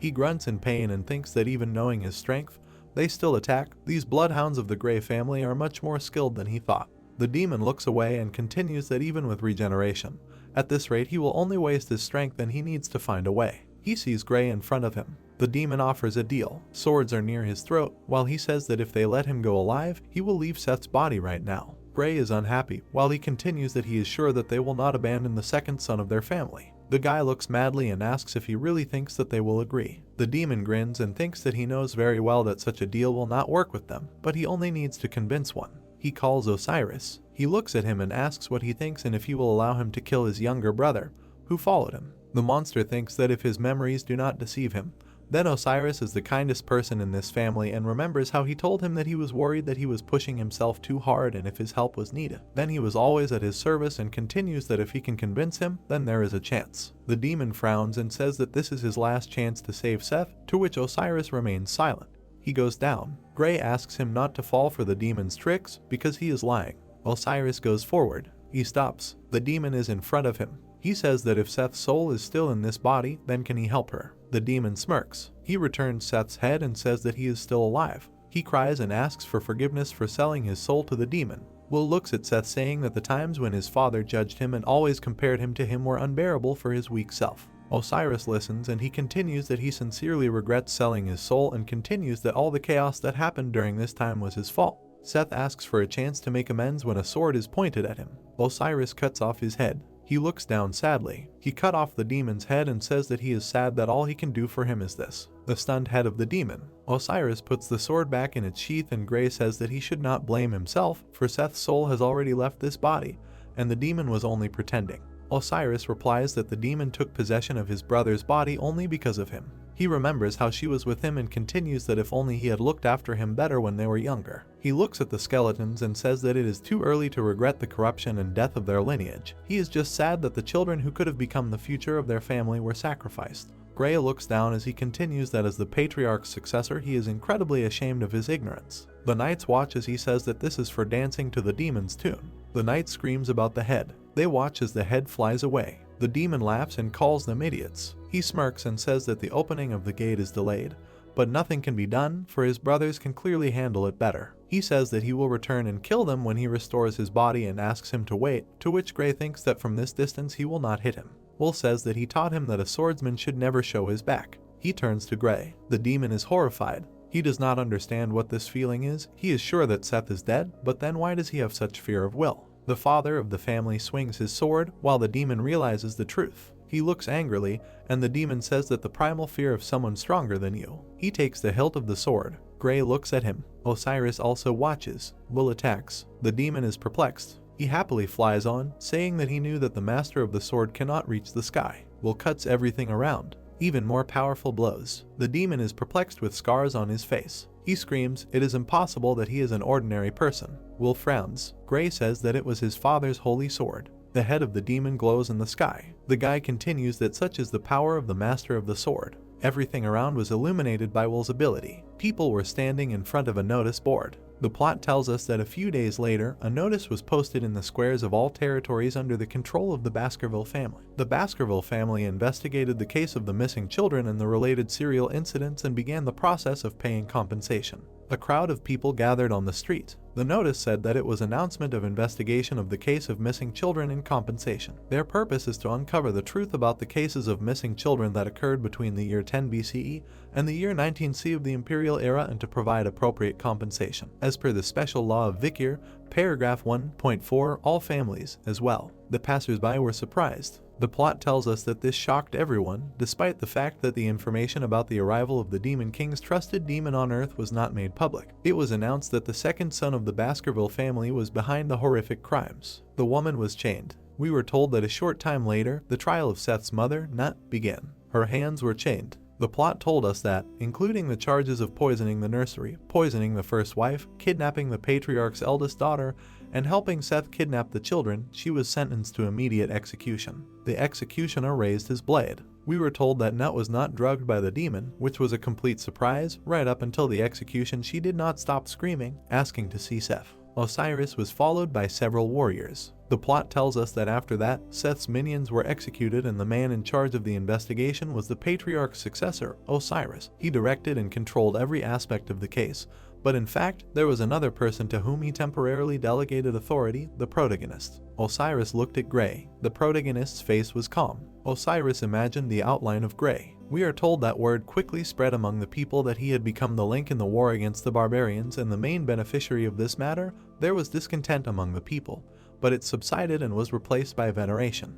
Gray and Osiris held the blades in their hands. We were told that less than a week had passed since they closed all the questions, but the news that a high-ranking member of the Baskerville family had been executed was a huge shock to many residents. The dog's eyes glowed red. The plot tells us that everyone was again convinced that the Baskerville law applies to everyone without exception, even members of the Baskerville family. Will held Pomeranian in his arms and asked what had changed in his grandfather. She was surprised. She pointed her finger at him and cried out that her grandfather no longer had a beard. Osiris and Gray stood in front of them. The protagonist, with a serious look, mentally noted that he felt as if that farce had never happened. His face was imperturbable. Gray mused that since everything and everyone related to Seth had been practically cleared out, there was no trace of the demon remaining in the Baskerville territory. He imagined Louise clenching her hand into a fist. He noted that he had tasked her with obtaining information on the other demons, so if he waited, he would definitely find out something. Louise asked if Gray wanted her to find out the locations of the Demon King's high-ranking subordinates. Osiris looked at the protagonist and stated that it was an excellent job. Gray replied that he had done well as well. Looking at the protagonist, Osiris informed him that this incident had delayed his departure to the academy and that it was time for him to prepare for departure. Gray said that the family was still in chaos. Osiris asked not to worry about the family, noting that it was their father's decision. Curious, the protagonist wondered if he was sending him to the academy in this situation.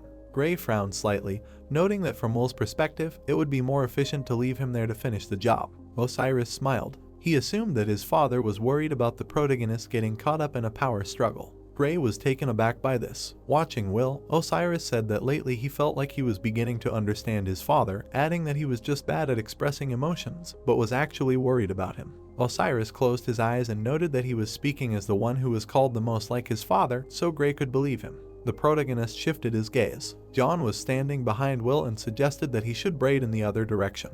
Will was braiding her hair. Pomeranian had a smile on her face. Gray watched this. His adult image appeared behind him. There was a collar on the protagonist's neck. He thought that he was looking through the prism of the past again and that he had lived his past life in a collar and saw only Will's back. Will held the chain in his hand. He led Gray behind him. The protagonist's face was serious. He opened his eyes wide. Gray emphasized that this is why he did not know that Will also had a collar on his neck. The demon was winding the chain around his hand. The protagonist said that his awareness had changed. He imagined many familiar people. Pomeranian hugged Will and said that she loved him. Gray looked at him intently. Tears appeared on Will's face. Gray noted that this was the same emotion one experiences when freed from the collar. The protagonist and his past self stood back to back. Past Gray began to leave. The protagonist emphasized the fact that he now knew that Will, whom he was supposed to take revenge on, no longer existed. His double began to leave. Gray stated that the past no longer held him back. Will hugged Pomeranian. Osiris watched this with a smile. Light emanated from his image. His double evaporated.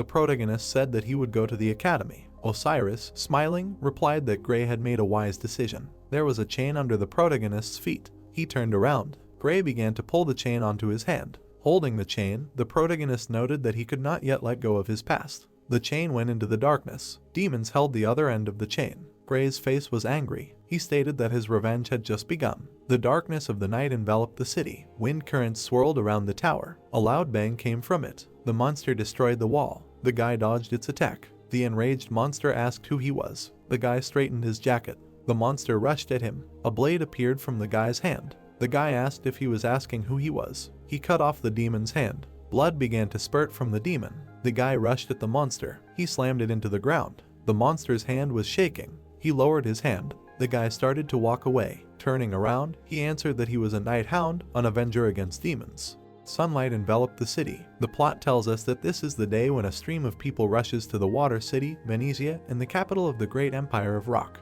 We were told that the day of the entrance ceremony of the Colosseum Academy, the most prestigious educational institution, has arrived. We were told that on the first day, the academy is buzzing with new members wanting to get their clubs. Many guys were standing outside and calling for newcomers. Wiping sweat from his face, the guy said that the competition for newcomers this year is much stronger than last year. The stranger replied that this is because this time the newcomers are good from both the fire and ice squad. Gray presented weapons blue with blue and orange energy. He noted that there are two classes in the academy. The ice squad specializes in swords, archery, spears, and so on down the list, and the fire squad specializes in magic. The story tells us that for the next 4 years, in addition to developing these skills, the students receive various basic knowledge. Looking at the notebook, the guy said that these two attracted everyone's attention. He introduced the blonde man and said that Tudor was from the Don Quixote family, famous for their sword skills. A girl appeared in his imagination.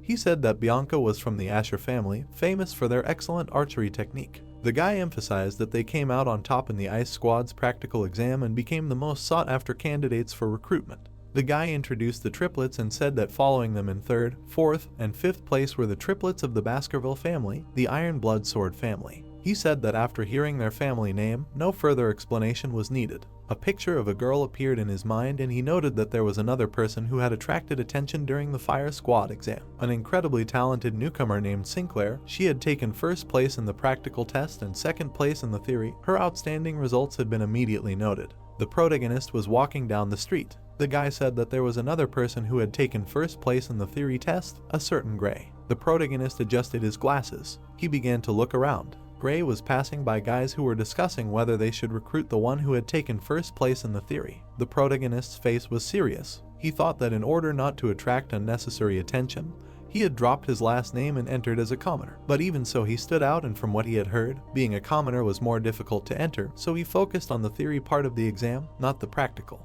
The triplets were watching him. Gray emphasized that he needed to try his best not to stand out in order to move around the academy more freely. The protagonist turned around at the shout. A crowd of people gathered around the girl. Smiling, the girl asked them to calm down. The plot introduces us to the president of the academy and the vice president of the newspaper club, Dolores. Gray watched her. He thought that if he thought about it, she was the president of the academy and should be avoided at all costs. Dolores suddenly turned around. The protagonist began to walk away from the crowd. Sunlight enveloped the academy. Approaching the door, Gray asked if this was it. The guy approached him and asked if this was his room. He noted that in that case, they would be living together. The guy happily said that his name was Blaze. Standing opposite, the protagonist introduced himself. Gray mentally noted that he remembered him well. The protagonist remembered how Blaze used to follow him around. He noted that before returning to the past, Blaze was a kind guy who always helped him and treated him to all sorts of things when he was at the academy as the triplets' chaperone. Gray pointed out with a serious expression that he was being bullied by his nasty roommate,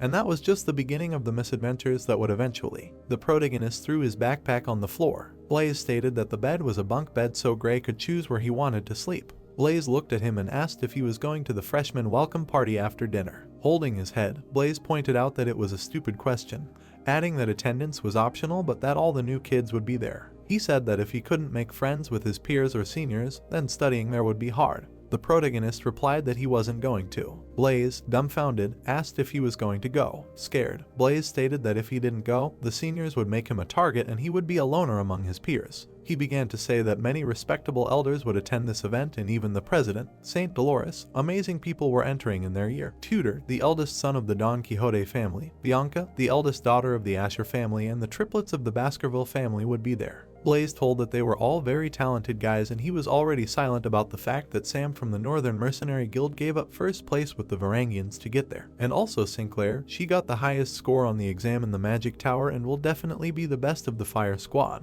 Tilting his head, Gray thought that Blaze was also good at collecting and analyzing information in his past life. Blaze enthusiastically asked if he wanted to go. The protagonist replied that he did not want to. Scared, Blaze asked why he did not want to. Leaving the room, Gray said that he simply did not want to and asked him to have fun. Blaze was surprised. He thought that he would like to learn his indifference. The protagonist walked out of the academy. The moon was shining brightly in the sky. Gray was standing on the roof. He saw a glow in the alley. Sitting in front of the fire, the guy noted that he was happy that he no longer had to hear the whining of these brats. Grinning, the guy said that the warehouse was overflowing with children. A stranger came to them. He seriously ordered them to stop chatting and properly guard if they wanted to get paid for their miserable existence. Looking at him, the guys noted that it was Ron the meat grinder. Walking away from them, Ron said that they were trash and they had no fighting spirit. He asked what low-ranking mercenaries without a drop of mana could do against him, an expert swordsman. Taking out his tongue, Ron said that he already wanted to chop someone up.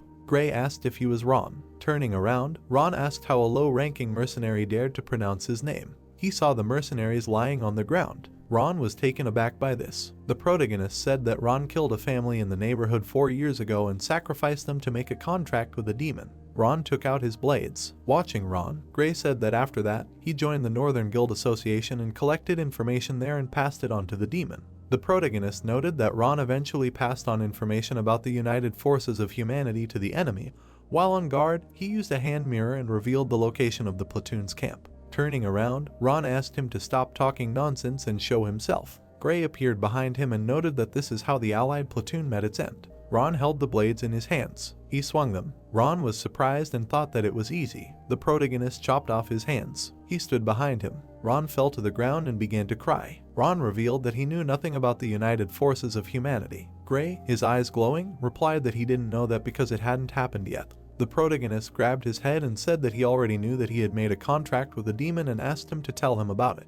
Tears were streaming down Ron's face. His face began to swell. His face finally swelled up. Ron's head exploded. Standing in front of the corpse, Gray noted that another one had died from having his head explode. The protagonist opened his notes. He crossed out the item with blood and noted that this was the third one. Looking at the book, Gray thought that this was a blacklist and that it was compiled from his memories of his past life and Louise's investigation data. The protagonist introduced people in black cloaks and noted that it contained information about demon minions who had betrayed humanity, and that they must be killed before the time of the fall. Putting the book in his bosom, Gray said that 3 demon minions had died from having their heads explode before he killed them himself. Turning around, the protagonist stated that if this was a demon skill, it meant that he was hiding in the capital. He imagined the man stretching out his hand. He stretched out his hand further. The man grabbed the mask. The stranger put on the mask. The protagonist said that this was one of the 10 elite corpses that had made a contract with all the dead. The bell was ringing in the church. Loud sounds were coming from the building. There were many corpses behind Gray. Looking at his hand, he asked if there were 29 now. Looking at the corpses, he thought that everyone was either already dead or would die from being decapitated if they tried to say a name. He assumed that this was the condition of the contract. The protagonist crossed out the names of the people and thought that he had failed to obtain information about the location of the demon and that it would be a long and grueling battle. Looking around the city, Gray noted that he did not expect much from the first day. He wondered if it was time for him to return to the academy. The protagonist began jumping on the rooftops. He jumped off the building. He saw a light coming from the window. Gray looked at the light. Looking at the guys, he said that the freshman party was still going on. He landed on the ground. The protagonist dusted himself off. Putting on his glasses, he asked if he should drop by just in case. The guys were getting food. The triplets started drinking at the same time. The people were looking at Dolores. Tudor was laughing. Bianca poured wine into the guy's glass. Gray came there. He looked at Tudor and Bianca with a serious expression. Watching them, he mentally noted that he did not know that they were the same age. The protagonist introduced the warriors and emphasized that the great heroes who led humanity to victory together with Beatrice during the fall. A picture of Tudor fighting appeared in Gray's mind.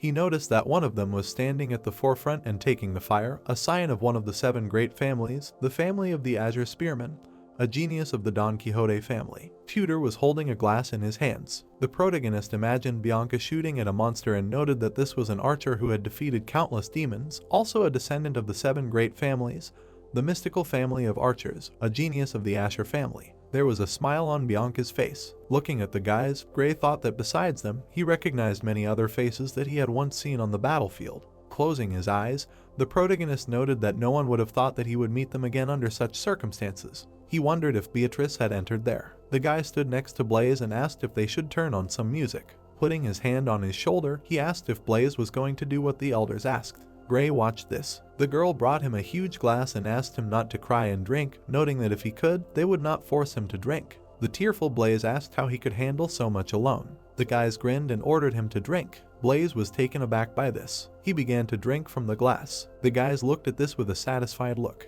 Blaze fell to the ground. The guy began to scream that this fool threw up everything. Blaze was upset. The main character covered the vomit with his cloak. He shifted his gaze. Looking at Blaze, Gray thought that in the past he dropped out of the academy, unable to cope with bullying, and so became a low-level official and lived a hard life looking after his parents. He imagined Blaze standing at the bulletin board and pointed out that the next time he met him was at the front lines when the times of decline came. He was one of the few who volunteered for the front lines, and his amazing strategies and analytical skills saved many lives. Blaze was writing on the board. The protagonist stated that Blaze was the friend who would gain respect. Blaze looked at Gray, dumbfounded. The protagonist said that he would figure it out and asked him to return to the dorm. Gray emphasized the fact that he could not stand by while his friend was being humiliated.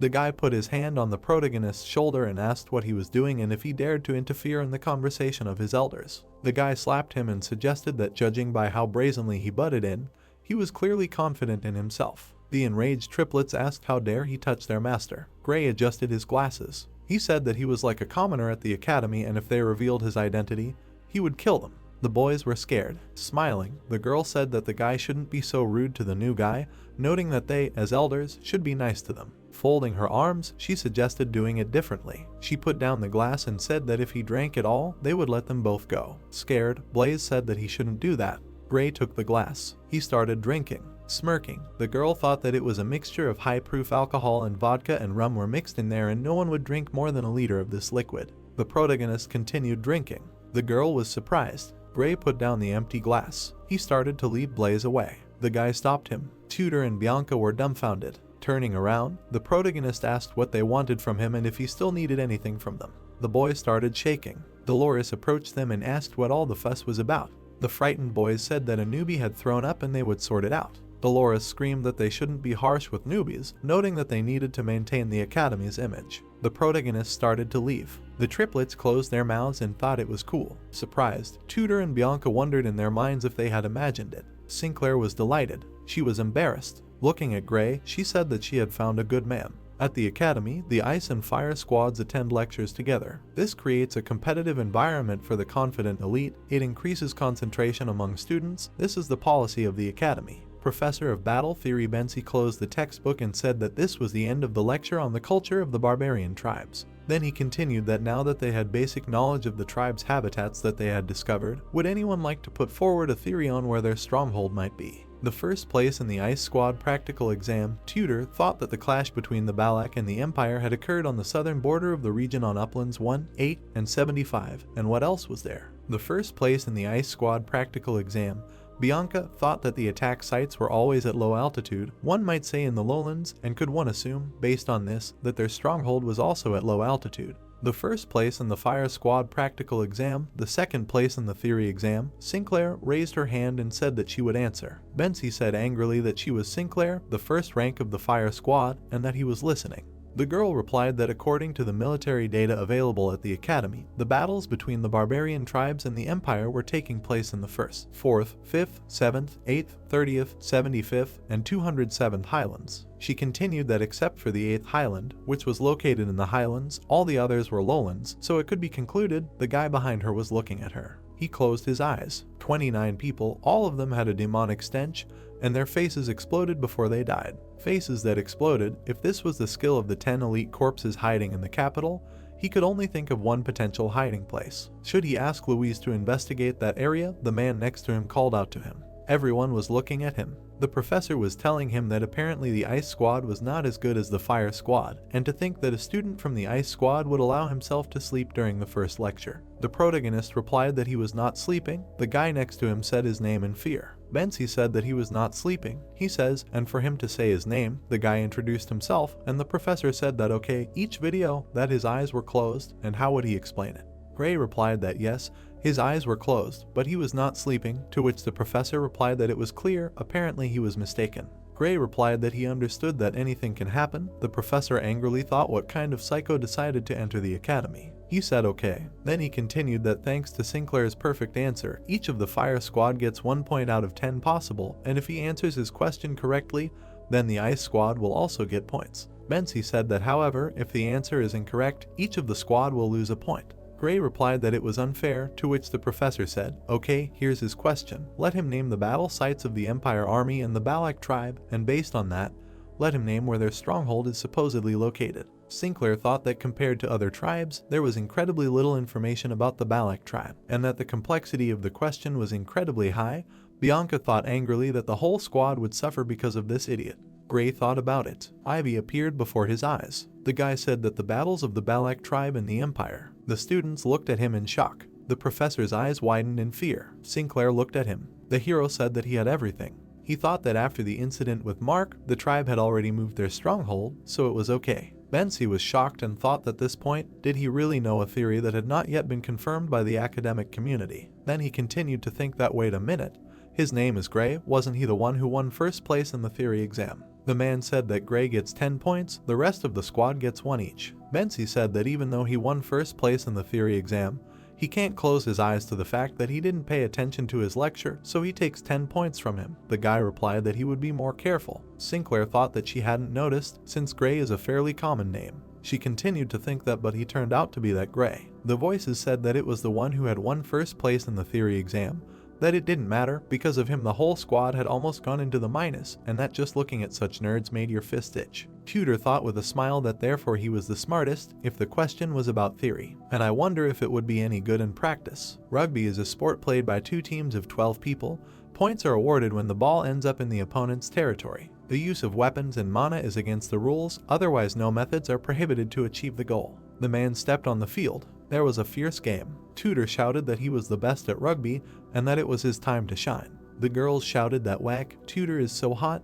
Bianca thought what a barbaric sport. Tudor ran across the field. The boy said angrily, those cheeky bastards, how dare they try to break through them, how dare they? Tudor said with a smile, the famous troublesome triplets from a family of iron-blooded swordsmen. He continued to ask them to forgive him, but he did not want to fight monsters head-on. The triplets turned to him angrily. One of them said no way, and to give him the ball. Tudor extended his hand forward. Then it glowed brightly. He threw the boy back. The boy winced from the blow. Tudor said that even if he had to, he did not intend to lose. People shouted, wow, it was definitely Tudor. He was so amazing, strong even without mana and weapons. Rumors were that he was a talent in rugby and is expected from the best in the ice squad. The boy thought, yeah, what's the point of memorizing theory, and if he's a true fighter, he needs to win with strength. Then his eyes widened. Gray was standing in front of him. Tudor thought he was the guy who stood out during Professor Bensi's morning lecture. The protagonist thought it was the triplets.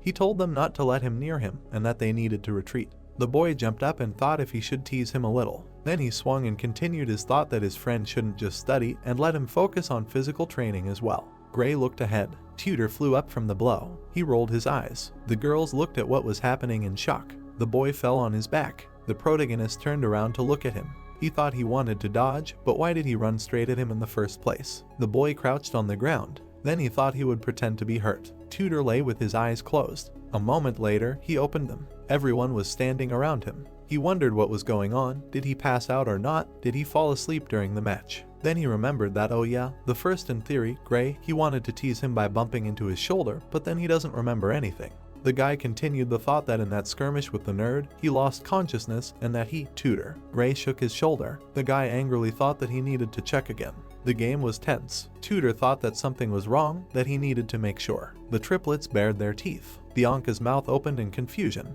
The voice said that the target was there now, but what was he doing? Tudor called Gray and the triplets. They screamed that he would not pass. The guy knocked them out of the way. The hero thought that he asked to keep him away from him, and why was he even running here? Tudor thought furiously that this could not be an accident, the secret running technique of the Azure Spearman family. He thought that the holy spear, his eyes lit up. The hero looked ahead, then he frowned. The man turned to Tudor and asked if he was awake. He was lying on the ground. He grabbed his head and wondered why he fell unconscious again. The guy told him to calm down. Then he continued that as soon as he hit him with a high-speed attack, he bounced back at the same speed. The guy said that he could understand why he was fixated on him, he was definitely hiding something, and that this time he would go for him. Sam continued that he knocked out his friend twice. He can't just stand there and do nothing. A transfer student who came from the Northern Merchant Guild Association, Sam. Due to his outstanding physical strength, his participation among his peers is considered illegal, so he decided not to play rugby. Sam said that in the frozen lands of the north, the newborn children of elders, on the threshold of death, fought desperately, and that this meant that they were all warriors. The triplets thought that this time they would not let anyone pass. A moment later, Sam knocked them down. All three flew away. The hero turned around and thought that they wanted to die. The boy apologized. Sam ran forward fiercely. He bared his teeth. Gray looked at him. The boy exclaimed that he would see if he could withstand all his power. Sam extended his hand to strike. In place of the protagonist was a huge boulder. The boy, confused, thought that it was a mountain. Gray thought that he should play along. His feet left the ground. The hero fell to the ground, then rolled on the ground as if from a blow. The voices shouted that Sam had broken through the defense. Wait, but the guy he had pushed away wasn't dead, and who cared? At this rate, Klasa would win. Sam looked at the hand and thought about what had just happened, and that it felt like it wasn't human. One of the triplets ran up to Sam. A moment later, he grabbed the ball and ran away. The man blew the whistle. The triplets shouted happily. The voice said the score was 0-1, Class B was winning. The hero shook off his clothes. Someone poured water on his head. Sam smiled and said that he was the secret helper who brought Class B victory, so he shouldn't stand by. Tudor said that he should be a little happier because he made him retreat, that he wanted to teach him a lesson during practice because he was starting to get jealous, and that he realized how pathetic he was. Sam continued that he was training. His body was not like a rock, it even seemed like he was using mana. Gray said that he was a commoner, so he could not use mana. Tudor replied that this was even sadder. Such a blessed body, and with proper training, he could become as strong as him. The girl called Tudor and his friends and asked them to take towels and use them to wipe off the sweat. Sam handed the towel to the guy. Tudor exclaimed that thank you, and that his classmates are the best. The hero of the Azure Spearman family, Tudor, and the best fighter of the Mercenary Guild, Sam. One day they will become heroes who will save humanity, fighting hordes of demons during the fall. It is strange to think that they had such a past. Sam and Tudor widened their eyes. The girls opened their mouths. Gray wiped his head with a towel. Thought that he was handsome. Gray did not know that from now on his days at the academy would be filled with troubles. The building stood in the middle of darkness. The voice said that Lord Dogseller, 52 years old, then continued that the leader of the informant house and the head of the orphanage, he contacted the demon and sold children to wealthy families. The man asked what he thought he would go unpunished. The guy said in fear, don't tell him, this dense aura, and that the sword master. The sword master, his aura is dense enough, but still more like a liquid. He is currently at the highest level of sword expert. The man said to work with him to catch the demon, and he will repay the favor in full. The guy screamed. The masked man's mouth opened. The tower was falling down. A moment later, it fell to the ground. The man staggered. Someone was standing on top of the destroyed tower. The hero thought about the all-pervading energy that he sensed even from here, then asked that he was an elite corpse. Something fell to the ground. Will swung his weapon. The hero jumped back in time. The man raised the huge hammer again. Gray managed to wave it away. The weapon was pointed at the protagonist. Will held it tightly. He struck again. The guy stayed on his feet. Gray thought that the aura of a high-level expert, and he was using the blooming technique of the religious saints Quo Vadis. He continued the thought that he was not an elite corpse. The protagonist thought that a demon had infiltrated a religious holy country. Well, even they have their dark corners, and that he thought he was a servant working under the leadership of 10 elite corpses. The hero said that if he killed him, he would be able to meet 10 elite corpses, and that he was annoyed because he was also getting rid of trash. Then he said that he had not given vent to his emotions for a long time. Will jumped up to strike. The hammer met the protagonist's leg. Will growled in confusion. The hero clenched his fist. Holes appeared in the man's body. The blows cut through him. A moment later, there was an explosion. The man stayed on his feet. Someone jumped into the air. Will ran at the protagonist again. He swung his hammer at him. The shockwave hit the man. The hero was behind him. A moment later, he hit Will on the arm. Then he jumped up and hit him in the chest. The man fell to the floor. There was a gaping hole in his chest. The protagonist was approaching him. He looked at his chest and asked what was his name. Then he asked who his master was and who made him like this. Will coughed, and the hero continued that judging by his appearance, they can control his speech too. He extended his hand to him, saying that interrogation can be conducted not only with words. Gray said that he would cut his body into small pieces, his insides, bone structure, wounds, freshness of blood in the vessels, and concentration of mana. All this could tell him a lot. Gray said his name and said that they would begin the interrogation. The voice screamed to save him. The hero turned around at the screams. There was darkness in the distance. The protagonist moved the stone. Then he said that he mentioned that he was a poison seller and that he was lucky to survive in this chaos. Then he continued that if he wanted to live, he himself knew what he had to do and that he should tell everything he knew. The man asked, and then he would spare him, to which he received the answer that it depended on how valuable his information was. The guy pursed his lips. The man screamed that he would tell him everything and that the manager's office was in the safe. The eyes widened and lit up. The hero turned around. He said what had just happened, and men's heads came out of their mouths. The protagonist opened his mouth. There was a bright explosion. Everything around him sparkled and flew apart. The bell rang. Smoke rose into the air. A voice shouted that there was an explosion. An explosion thundered. Soldiers were walking down the street. Smoke spread across the sky. The girl asked what was going on and if there were any casualties. The warrior called the saint. Then he continued that they were still sorting out the details, but there was little left after the explosion.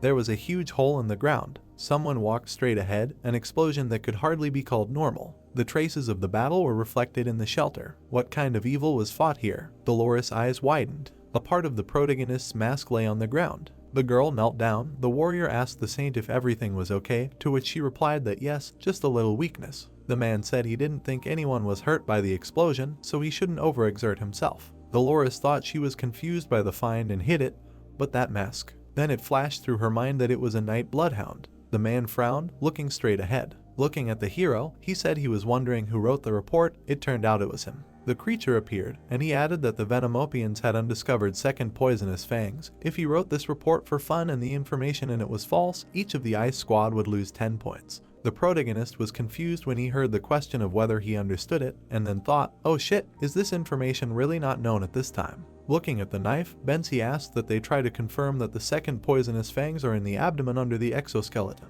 The man brought the knife to the creature. He made a small cut. Suddenly, a fang flew out. All the students opened their eyes wide in surprise. The man looked at the liquid in fear. He fell to the ground and screamed, and the hero asked if this was enough proof. Grimacing, the man thought that there really were second poisonous fangs. The student saw the Venomodopian and made a huge discovery that could solve the cases of mysterious deaths. Looking straight ahead, the hero heard that he was giving all members of the Ice Squad 1 point. The hero's request to come to his research lab and provide more detailed information, to which he replied that it was good. The protagonist climbed the stairs. Around you could hear that. Amazingly, where did he find out? He always thought only athletic guys were cool. But it seems that being smart is also cool. But he is good at sports? No, he even went against Tudor and Sam. Gray lowered his head. Someone said that it was more important. The hero looked down. It was added that his face, which he hid behind glasses and hair, was simply gorgeous. The hero opened his eyes wide, then slowly closed them. He thought about yesterday's explosion. It seemed like the hero's skin was peeling off. Then everything suddenly healed. Gray crossed his arms and looked straight ahead. Looking straight ahead, the hero thought that he had allowed Will to cover his tracks. The only thing he managed to get was the ledger from the orphanage director's safe. It contains information about the location of children used as food for demons. Judging by the fact that the places are not connected in any way, it cannot be ruled out the possibility that more than one elite corps is active in the capital. More importantly, the person he saw yesterday. The guy smiled widely. The hero slightly raised his gaze. He thought that it was quite possible that one of the Academy students was an elite corps. The Academy publishes a famous newspaper within the capital. Her influence is enormous. Issues are published daily and sell out quickly. This is the work of the Lucian Academy Newspaper Club. The president of Lucian is. Dolores appeared, who welcomed everyone to Lucian. Putting her hands on her hips, she said that the fact that they got into Lucian, which is considered a difficult task, means that they are persistent. In this case, she suggested that they introduce themselves to each other. Raising his hand, Tudor said that he wants to be one of the best in both his class and the club. Smiling, Sam said that he hated that people think he is just a stupid jock, so he joined this club to become an intellectual. Thumbs up, Sinclair said that money and information usually go hand in hand when it comes to power, but she joined the club because she believes that information is more important. Looking straight, Bianca said that she chose the club with the purest vision. She will try her best. Blaze closed his eyes and said that he liked to collect and analyze information, so he thought that the newspaper club would be the best fit for him. Gray looked straight at him and said that there was a rule that everyone had to be in a club, so he just followed Blaze. The protagonist thought about how Lucian, a famous newspaper club in the academy, being here, he would easily receive various information, although, of course, he felt a little uneasy due to the presence of a saint. Looking at the protagonist, Dolores asked what he was saying, his name was Gray, and then said that he could not become a reporter for Lucian with such a careless attitude. Pulling out a newspaper, the girl asked that it was him, yes, and then said that she knew it, that she had seen him somewhere, how wonderful that the same famous student joined their club, to which the saint asked to stop. An article about the main character appeared with a caption about who the newcomer was who showed up at the track game on the plains, an unknown newcomer who attended the physical training class yesterday. Pointing his finger at the newspaper, the boy laughed and asked about it being him. Looking at the girl, the saint asked when this issue came out, to which she replied that she received information about the cute newcomer, and if she hadn't released it into circulation, she couldn't call herself a reporter. Putting her hand to her face, Dolores said anyway, and the girl stretched her hand out to the side and said that well, since the rest of the second and third year club members had gone out to gather news, why not start the club's activities with those who were here now? The newspapers appeared. It was written that on day X, month X, dawn last night, a suspicious assailant who remained unknown appeared and burned down Orphanage 20 to the ground. Sitting at the table, the guy asked what it was about yesterday's explosion in the capital, to which the girl replied that yes, on the day of the incident she received information when she went outside the academy. Looking at the guy, Anna said that there is a hypothesis that the person behind this case and the recent murders in the capital is the same. It is shocking that most of the bodies of the children of this orphanage were identified. Raising his hand, Blaze asked the hero what he thinks this was also done by that mysterious person, to which the hero thought that the children's bodies were the work of a demon. Folding her hands, the girl said, well, they will decide, asked what the news will be titled. The students wrote different versions on paper, such as the birth of a terrible villain, the appearance of a monster that caused chaos outside the academy, what the guards of the Empire are doing, an unseen villain and a challenge to the family, died in a strange way. Who is behind this? Looking at the paper, Bianca said that none of them caught on, to which Tudor asked if it was because the villain's name was unknown. For violent criminals, nicknames are usually given, such as Jack the Ripper or Bluebeard. The guy smiled happily, hearing that it was a good idea, and then asked what then, how about the Dark Lord of the Death Scythe? He sadly hung his head, hearing that, what crap. 3 characters appeared. It was heard that if the explosive demon bringing misfortune, too long, what about the asylum killer? It seems to catch on, he suggests Mr. Terrorist. Dolores looked at the paper and listened to the conversations. Then she confidently said that the Night Hound. Suddenly she thought that the mask she found at the crime scene was definitely his, what he was doing there. His modesty did not speak of high position or wealth.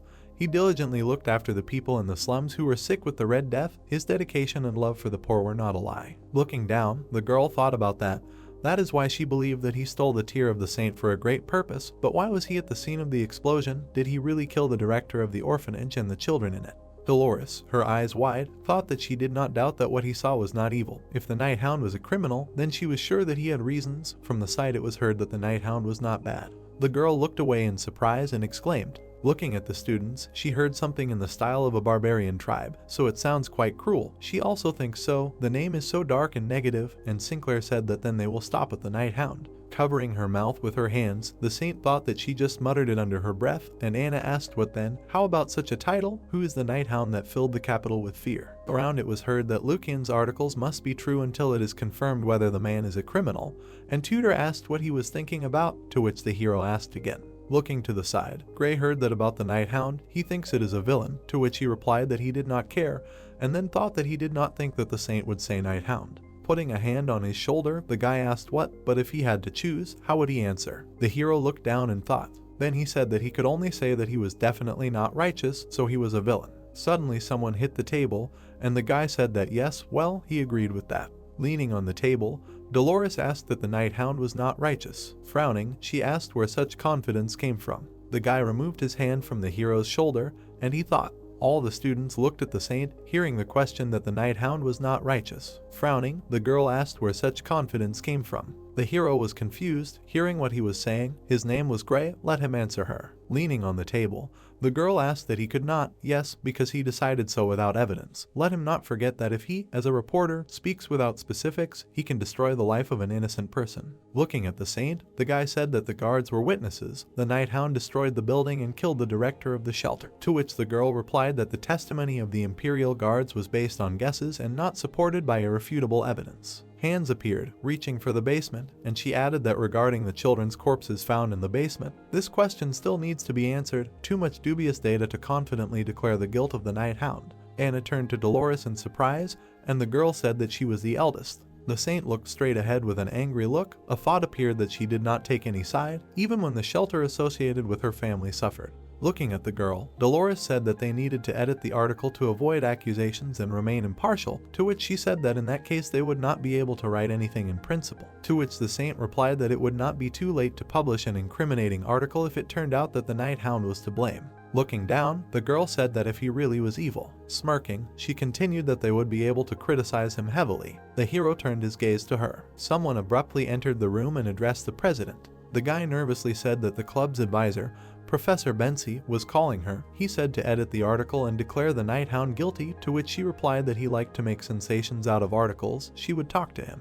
The door slammed loudly. Tudor looked away and said that the president was so bossy, to which the hero replied that she had been like this for a long time, and he asked how long ago. How long? She looked the same as when she led the Holy Knights to the front lines during the fall before he returned in time. The saint extended her hand forward and shouted for the knights to advance. The people in their day had such weak faith. Looking at the knights, she shouted that instead of taking breaks, they could save people. Opening her mouth wide, the girl shouted that in her time, they would rush to help as soon as the demon appeared. Smirking, the hero thought that she would think his action was evil, but it was nice when someone tried to convey the truth. It seemed like the saint was arguing with the professor, and he added that he was deeply grateful. Loudspeakers appeared on the street. The boy slightly opened his eyes and hummed. Getting up, he heard someone wish him a good morning. The hero was warming up, and Blaze responded in kind. At the academy, everyone has to wake up at 6 in the morning. When the siren sounds, the students head to the training ground in front of the dormitory. Then they do exercises, following the instructor running in front. The day begins with a light jog.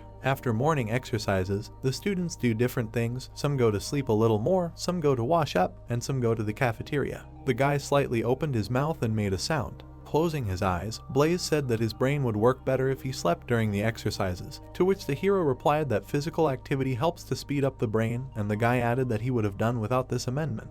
Looking away, Tudor asked how he was going to pick up girls. Being so unempathetic, maybe he should practice empathy on Blaze, and the guy asked that maybe he shouldn't. Walking forward, Tudor asked that by the way, everyone is free this weekend, why don't they have fun in the city together? To which Blaze replied that it sounds great, he was just about to buy a book, and Sam said that he was going to visit a certain restaurant.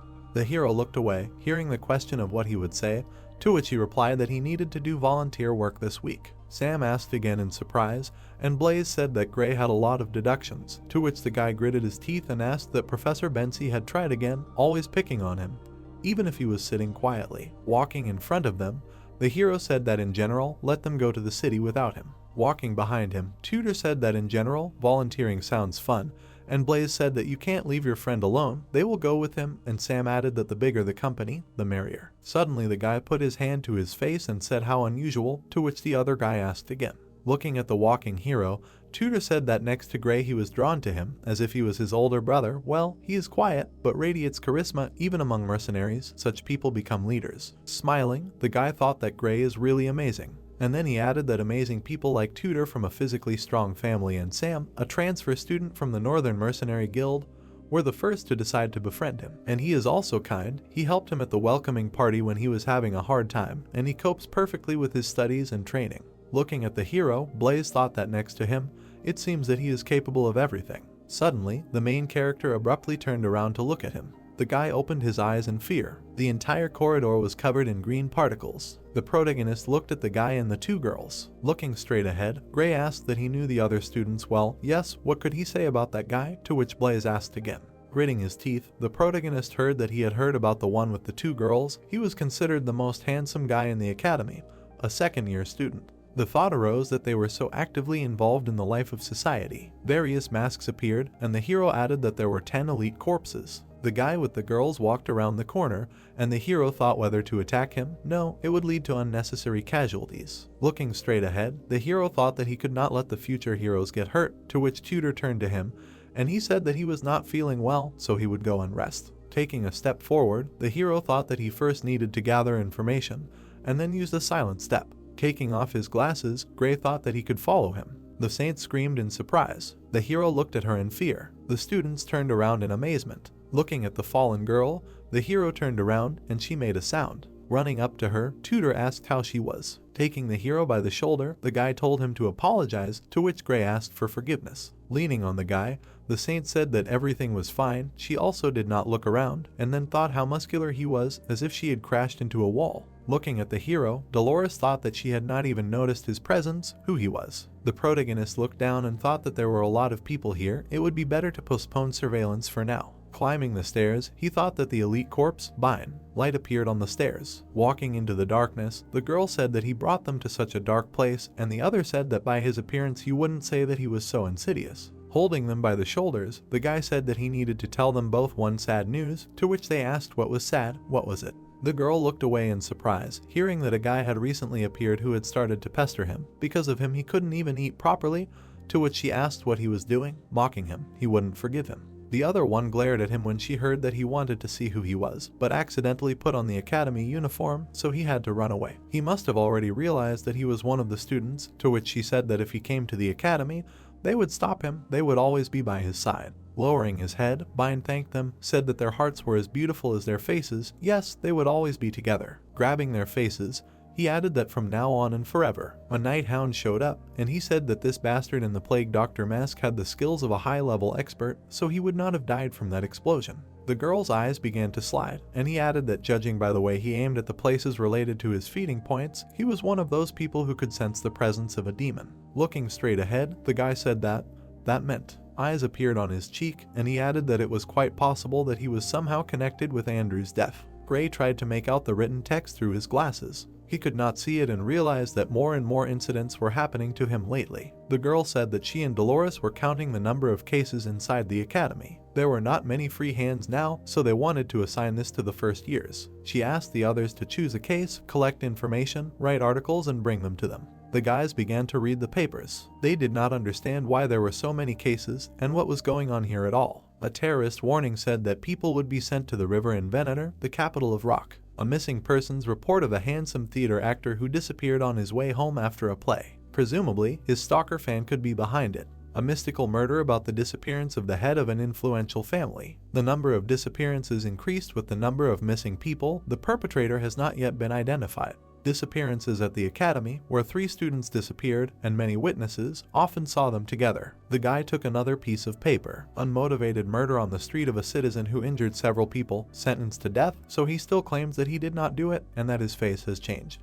Gray read it again with disbelief. He saw a portrait of the killer and read that he committed 10 murders. It was night around. In one of the buildings, a dim light was burning from one window. A man and a woman were lying on a bed. Dantalian was not sleeping. Unlike his wife, he was looking at the ceiling. After a while, he got up from the bed and looked forward. The light from the room where he was sitting went out a little onto the street. The man was resting in his chair and looking at the flower. He decided that it was time to begin. Dantalian asked what his subjects managed to find out about the plague mask that bothered them so much. Dantalian's subordinate, the 9th of the 10 corpses, muttered something in an unknown language. Another subordinate looked back. The third one threw down a cold weapon and looked at the master. The last subordinate muttered something. Dantalian noticed that he had not shown up since that day either, and it seemed that this man was less careful than them. He said that there was nothing to be done here, and they should probably expand the search area. His fingers turned into the outlines of a face and eyes. The subordinates were stupefied and did not understand what was happening to them. The man said that he had given them faces. Now that they had faces, they could find the plague mask. The door quietly opened. It was the voice of the man's wife, who had entered the office at the wrong time. She asked what he was doing so early in the morning and who all these people were. Dantalian looked at his wife. He said that he simply wanted to add a more lively face to the scenery, so this would have to do. He ordered one of his subordinates to make sure that no marks were left on his face. The guy approached the woman from behind and put a blade to her neck. Blood splattered on the floor. Due to the death of Andromalius and the intervention of the Very Me mask, the plan to open the gate was being delayed even more. This irritated him greatly, and he began to turn his face over. He asked one of his subordinates to go with him because he needed to meet someone. He changed his face and offered to relieve the stress that had accumulated over all this time. A large, expensive, open-work chandelier hung under the dome. Dantalian entered this room. The girl asked him why he was smiling, to which he replied that he had something to do it for. He noted that a beautiful saint was now in front of him. Dolores said that she had not come to the Lord for jokes. The man replied that he was very worried that she hadn't visited him often lately. He thought that she had a lot to do at the academic club, so the world was becoming more and more restless. The girl replied that she had been busy investigating the increasing number of murders and disappearances. In fact, Dantalian knew that all these incidents were his doing. Dolores looked at her interlocutor, the head of a side branch of the Quavades family, the House of Indulgence. With the resources of the Quavades, he maintains shelters, monasteries, hospitals, and apparently does charity. But at the same time, he supports the system of indulgences, which allows the rich to buy off their sins. This was a man with a double bottom, who was definitely hiding something inside. The man approached his interlocutor and asked what business she had come to him for. The girl replied that she had come to ask for the abolition of the indulgence system, because she thought it was wrong that one could escape punishment for all sins just because someone had a lot of money. Dantalian replied that it was an ancient tradition of the church. He asked if the enormous donations were not sufficient punishment for the guilty. Dolores replied that sin could only be atoned for by confessing it to God and suffering the corresponding punishment. According to her, indulgences could never truly save a person.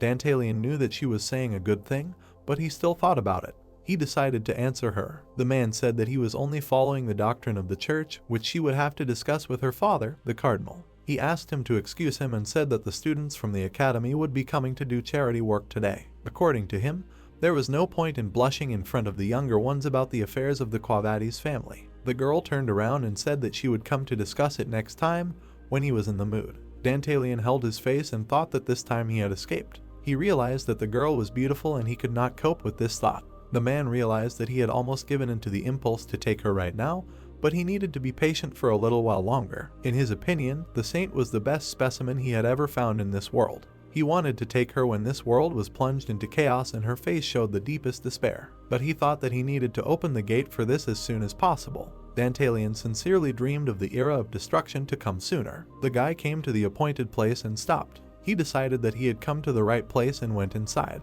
It was the shelter that Louise had found by analyzing Andromalius's records. According to her, there should be a high probability that this person was connected to the 10 corpses. The guy looked and did not understand if this was the ability of the family. He understood that if there was a high probability of that they had penetrated these houses, then they were here. After the explosion, the night hound became more noticeable, so the guy calmly wanted to conduct an investigation under the guise of a student volunteer. The boys saw the very shelter where they were going to help someone. The boy praised his friend for being so lucky because so many friends came with him. Gray replied that he didn't ask for it. He sighed again, looked down. He was well aware that things were getting even more complicated for him with these new arrivals. The academy had begun a 10-day vacation. It was a golden week of holidays consisting of a weekend, the anniversary of the founding of the academy, and the Sunday of the church. The students of the academy planned to have fun, for example, go to the imperial capital with their classmates or visit their parents. But not all the students enjoyed their free time. The boys said that they thought Gray would be happy when they also gave up their weekend and returned. They were talking about how they still had to work off their volunteer work anyway, and it would be nice to do it now because they liked volunteering, so everything was fine.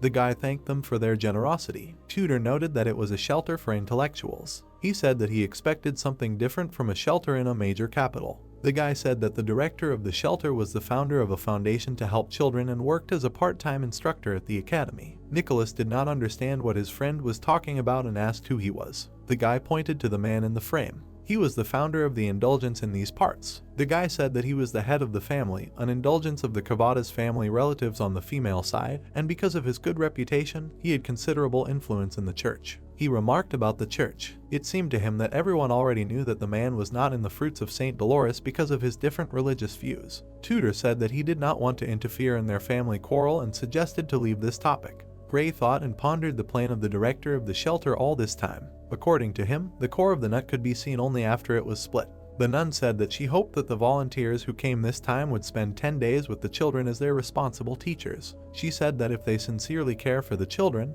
they will be grateful to them for the rest of their lives. She asked them to become spiritual parents and mentors for the children. The guys were very surprised by such a proposal. Tudor did not understand why Bianca and Sinclair were there. The girl said that this was volunteer work, so the guy should not be here. The interlocutor replied that the hero does not need a reason to do a good deed, to which the girl said that the guy, apparently another descendant of the family. Sinclair approached the guys, to which they did not understand where such a meeting happened. The woman approached her with a friendly tone. She regretted that they had not had a chance to talk much before, so she asked him to take care of her this time. Gray did not understand what she was talking about. The guy still extended his hand and greeted her. Sinclair ran to her row with a happy face and mood. The guy turned to his friend and said that he had urgent information right now. He said that the other day he saw a girl approach a volunteer and ask him for something. In his opinion, she was asking where the guy was going and asking him to direct her there. He asked his friend if he understood what this could mean for him. Gray immediately realized that the girl decided to get closer to him under the pretext of a simple coincidence. He decided that it was better to be on guard with her for now. The guy looked to the side and something caught his attention.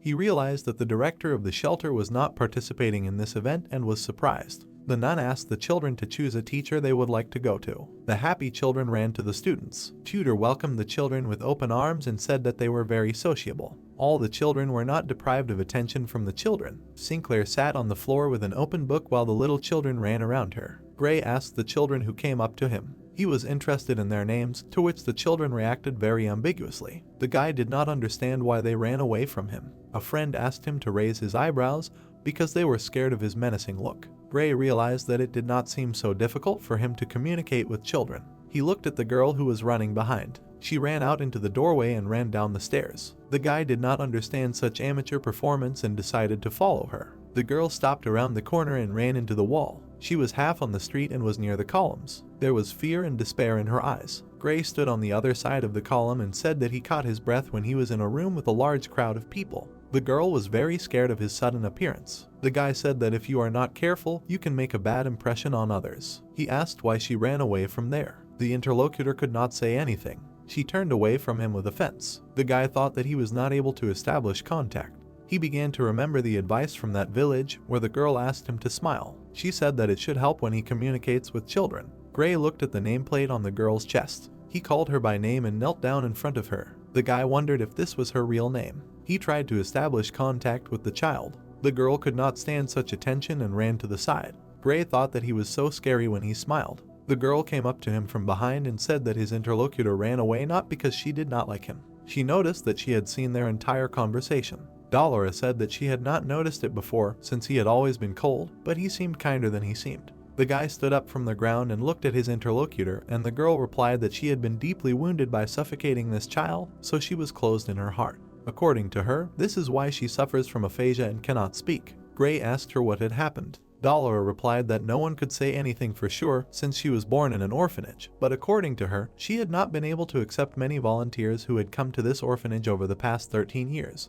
The girl said that at first they all seemed kind and friendly, but then they became so busy that they never came back. Dolora asked the guy if he himself would get tired of short-term relationships and constant separation. Gray thought seriously. He looked at the exit from the building. Some man walked up the steps to the street. The boy was very surprised and started to sweat. Dolora said that the girl had reacted to him after all, and if he didn't mind, he could take her under his wing. Gray covered her mouth with his hand and hid behind a column. Two men were leaving the building. One was telling the other that his interlocutor was so busy that it was difficult for him to meet new volunteers. The man replied that he thought that the number of parishioners wishing to repent of their sins had increased significantly lately. The interlocutor said that she would also like to buy an indulgence. Dantalian asked the man how many he needed. The man said that he would like to buy one for 1 billion gold. Dantalian asked him if he had killed people lately, to which the man replied that the slave he had bought had escaped some time ago, so he had died. The interlocutor didn't understand the catch, why his parishioner had decided to buy an indulgence for just one slave. The man replied that on the way back he had gotten so angry that he had burned down an entire village. Gray asked the girl not to make noise or move, but she did not understand what was happening. The guy said that this smell reminded him of something. He replied that he had smelled it at the academy. Dantalian said that in the case of the man, 500 million gold would be enough. He asked for a 5 million tip. Gray smelled the same 10 corpses. The man said that tipping a god was blasphemy, but, according to him, if you pay well, then the god will forgive everything. The interlocutor said that he was constantly learning something new thanks to the Lord. The man said that he was always ready to serve. Gray asked Dolora to calm down because now was not the time to act. The girl was breaking out of his embrace and wanted him to put her down. One of the man's subordinates looked out from behind a column at them. Gray was disappointed that they still caught his eye. The guy caught himself thinking that the smell had not stopped. He looked at the guy standing in front of him and smelled it again. Dantalian approached the column and greeted the saint, saying that he did not expect to meet her there. He said that in the future he would take into account her bad habit of eavesdropping on other people's conversations. The man assumed that she was having a secret date with a student. The girl approached him and according to the rules, Dolora was beside herself because it looked like she had been caught eavesdropping. She realized how awkward the situation had become. The man approached the boy and said that, judging by his school uniform, he must be volunteering at the shelter. Dantalian said that at first he did not see through his glasses, but up close the boy had a rather attractive face. In his thoughts, he was thinking that the boy deserved a certain place in his collection, and he definitely wanted to get it. The parishioners reminded him of himself. The man apologized to him and said that this would not happen again. He said goodbye to the boy and the girl, saying that he had urgent business. Gray watched his subordinates leave, unable to do anything. Dolora thought that she was very offended. She could not see indulgences being sold openly because it was blasphemy, but she could not say anything. The girl asked Gray why he did this to her. She looked at the guy again and was amazed by his expression. The interlocutor apologized if he had frightened her with his sudden behavior and said that he would be more careful in the future. The guy turned around and said that he had stayed here too long. The girl did not understand what was going on and why her internals had suddenly changed. It seemed that she had noticed an offended expression on his face. The building for accepting indulgences. It had already been a proven fact that the man spent an average of 2 hours a day in the shelter, and his main activity was selling indulgences to nobles and merchants. Sometimes he mailed investment reports and indulgence sales ledgers to the house. After checking the mail, it was established that the recipient was the head of the Quavati's house. In addition, he was always accompanied by security during public events. It consists of 4 people working in shifts,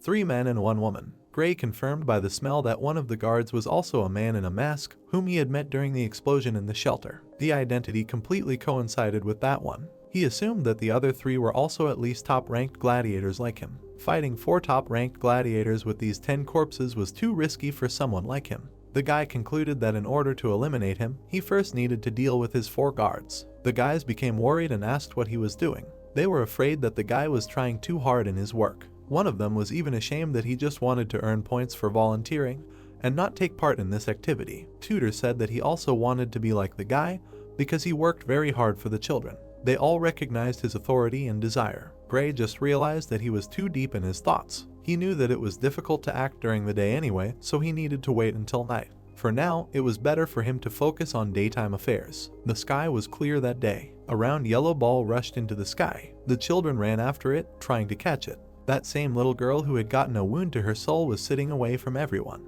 She didn't want to participate in all this. Friend, she looked to the side and saw someone. Gray was sitting on the other side of the flower bed. He threw the ball into the ground with one movement of his wrist, and it ricocheted. The girl watched him play with the ball. The guy thought about how Balak's children also liked to play with this. It was Madame's egg, which didn't want to hatch. Gray always carried it with him, just in case, because no one knows what will come in handy here. The girl watched this with surprise. She felt lonely that it wasn't playing either. She took the egg and also started hitting it on the ground. The girl ran to play with the others, and the guy realized that the first step had already been taken. Sinclair watched the guy from the side and commented on how kind he was. Gray looked in her direction. The girl said that he was kind, but not talkative. The guy asked what she wanted from him. Sinclair started to approach him, saying that she would watch it now. The girl sat down next to him and said that she wanted to be friends with him. She admitted that even though she was a year younger than him, she could still address her informally. Gray looked at her with an approving charge. The guy said that she could call him whatever she wanted, to which the girl was very happy. She asked if his brother could call him Gray. The guy said that it sounded awkward and frivolous, to which Sinclair said that she wanted to see him next time when she would come up with a better option.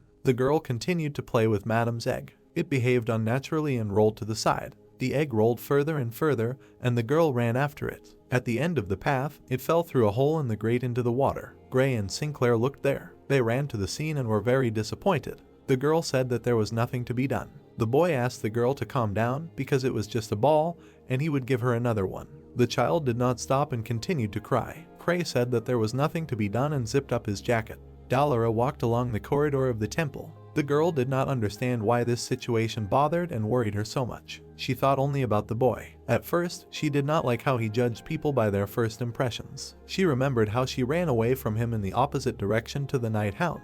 In addition, the girl was unhappy that he received penalty points and came to community service, because this is a clear sign of bad behavior. But she knew for sure. The guys spoke of him as a good-natured and sympathetic person. The guy said that he had just handed out food and then went to check the pipes because there was no hot water, because he did not even have time to eat because of the distribution. His friend said that he does good for free, infringing on his own interests. The girl said that he finished hanging out the laundry and then went to play with the kids and clean up the playground. She realized that everyone thought Gray was a good person. Valora realized that she had been very wrong in her judgments and was biased towards him. Everyone knew that she and Dantalian had a bad relationship. But if he had hidden with her when he noticed that person, then maybe it was because he cared. The girl decided to apologize to him for sure. She approached the guys and noticed their strange behavior. Sinclair and the little girl were crying. The guy took off almost all of his clothes and prepared to jump. Gray jumped into the sewer to get the ball. Drops of black water from the mud splashed around the area. The guys were perplexed to see this. Terrorists like a moment the guy got out of the water, taking the ball with him. He informed everyone that he had found it safely. Gray told the girl that she didn't have to apologize to him for this. All the kids were delighted. The little girl finally felt her hope. On the playground, the kids were playing with some academics. The guys were very tired and were talking about how it was their last day of volunteering. They said that time was flying by and they really regretted it. Someone suggested that they have a lot of fun today. The other kids supported him. The little girl and Gray were sitting on the same flower bed as the first time. The girl looked at him with despair. The guy was also unhappy. She suddenly came up to him and put a wreath of flowers on him. Gray was surprised by such a gift and started to touch it.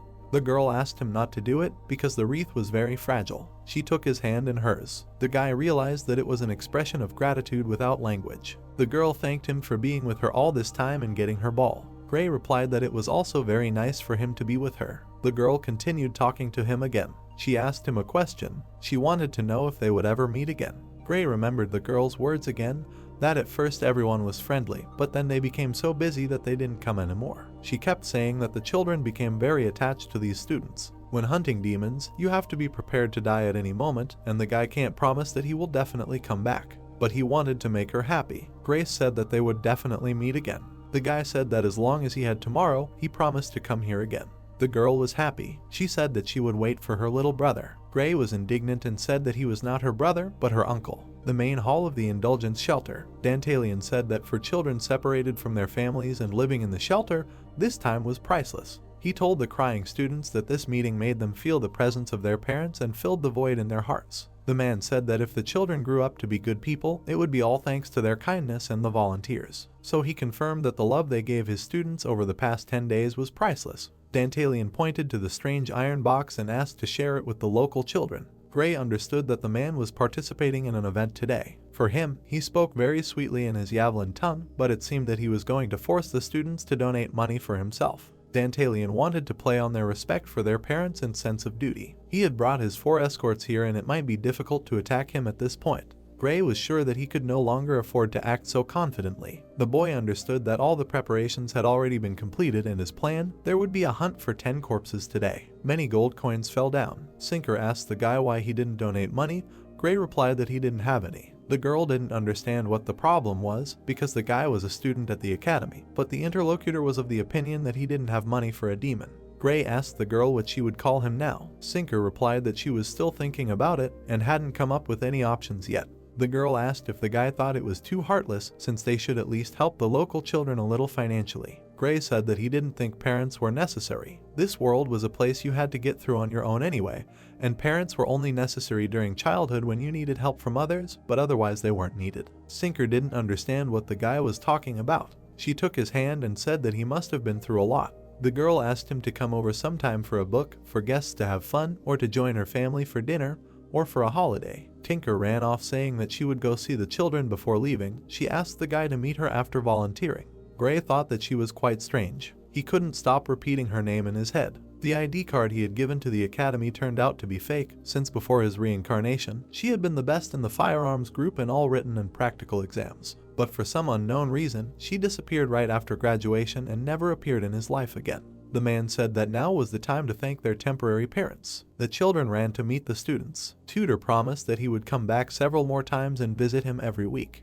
The guy told his ward that children were valued in the north and that he had a great future for the empire, which depended on their generation and diligent study. The others also promised to come here again and bring all sorts of goodies. Bianca caressed the little girl and said that she would visit her very often because she had become attached to them. Only Gray stood alone. He looked around at his classmates. They were all busy saying goodbye to the children, but he did not see his girl anywhere. Dolora came out to everyone. The guy saw her and said hello, to which the girl was frightened by his sudden appearance. She said hello to him and was a little embarrassed. Gray said that he had one question. The girl could not get used to the sight of the dirt that day. The guy asked if she had seen Perry by any chance. Dolora was surprised to hear this because she thought that the girl would be the first to run to see the guy off. She looked around and noticed that she was definitely nowhere to be seen. The girl said that she had seen her somewhere in the morning. Gray was furious. The guy headed towards the exit and said that he no longer had any hope of finding out where she was. Dolora tried to stop him and say something. She did not believe that Perry had never shown up. Gray also did not understand what the matter could be. He looked towards Dantalion and seemed to understand everything. A man stood alone in the city on the second floor. The guy looked at him with a menacing look. Night in the monastery. The guys slept soundly. One bed was shot and there was no one on it. The Indulgence Shelter, Building 4. 4 male guards stood in a line. They huddled together and went in 4 different directions. It seemed they were looking for something. The main guy looked into the distance. It seemed he was calm and expected the result from his teammates. A strange figure with a beak and red eyes appeared behind him. The guy looked back in fear and looked into the black corridor. He did not understand what was happening and in general, whether he imagined it. The unknown appeared in front of his face and said that he had one question. The guy was very surprised. Gray asked where the children that the demon feeds on are kept. The guy swung his club. His blow clearly hit the opponent's head. Gray took his head from his shoulders, but he was a demon and still continued to walk. He ordered him to speak, because without it he could not do this, apparently. Gray drew his sword, saying that in this case he did not have time to have fun with him. That's how this video ends. If you have sat through to the end, please don't forget to press the subscribe button and leave feedback. See you in the next video.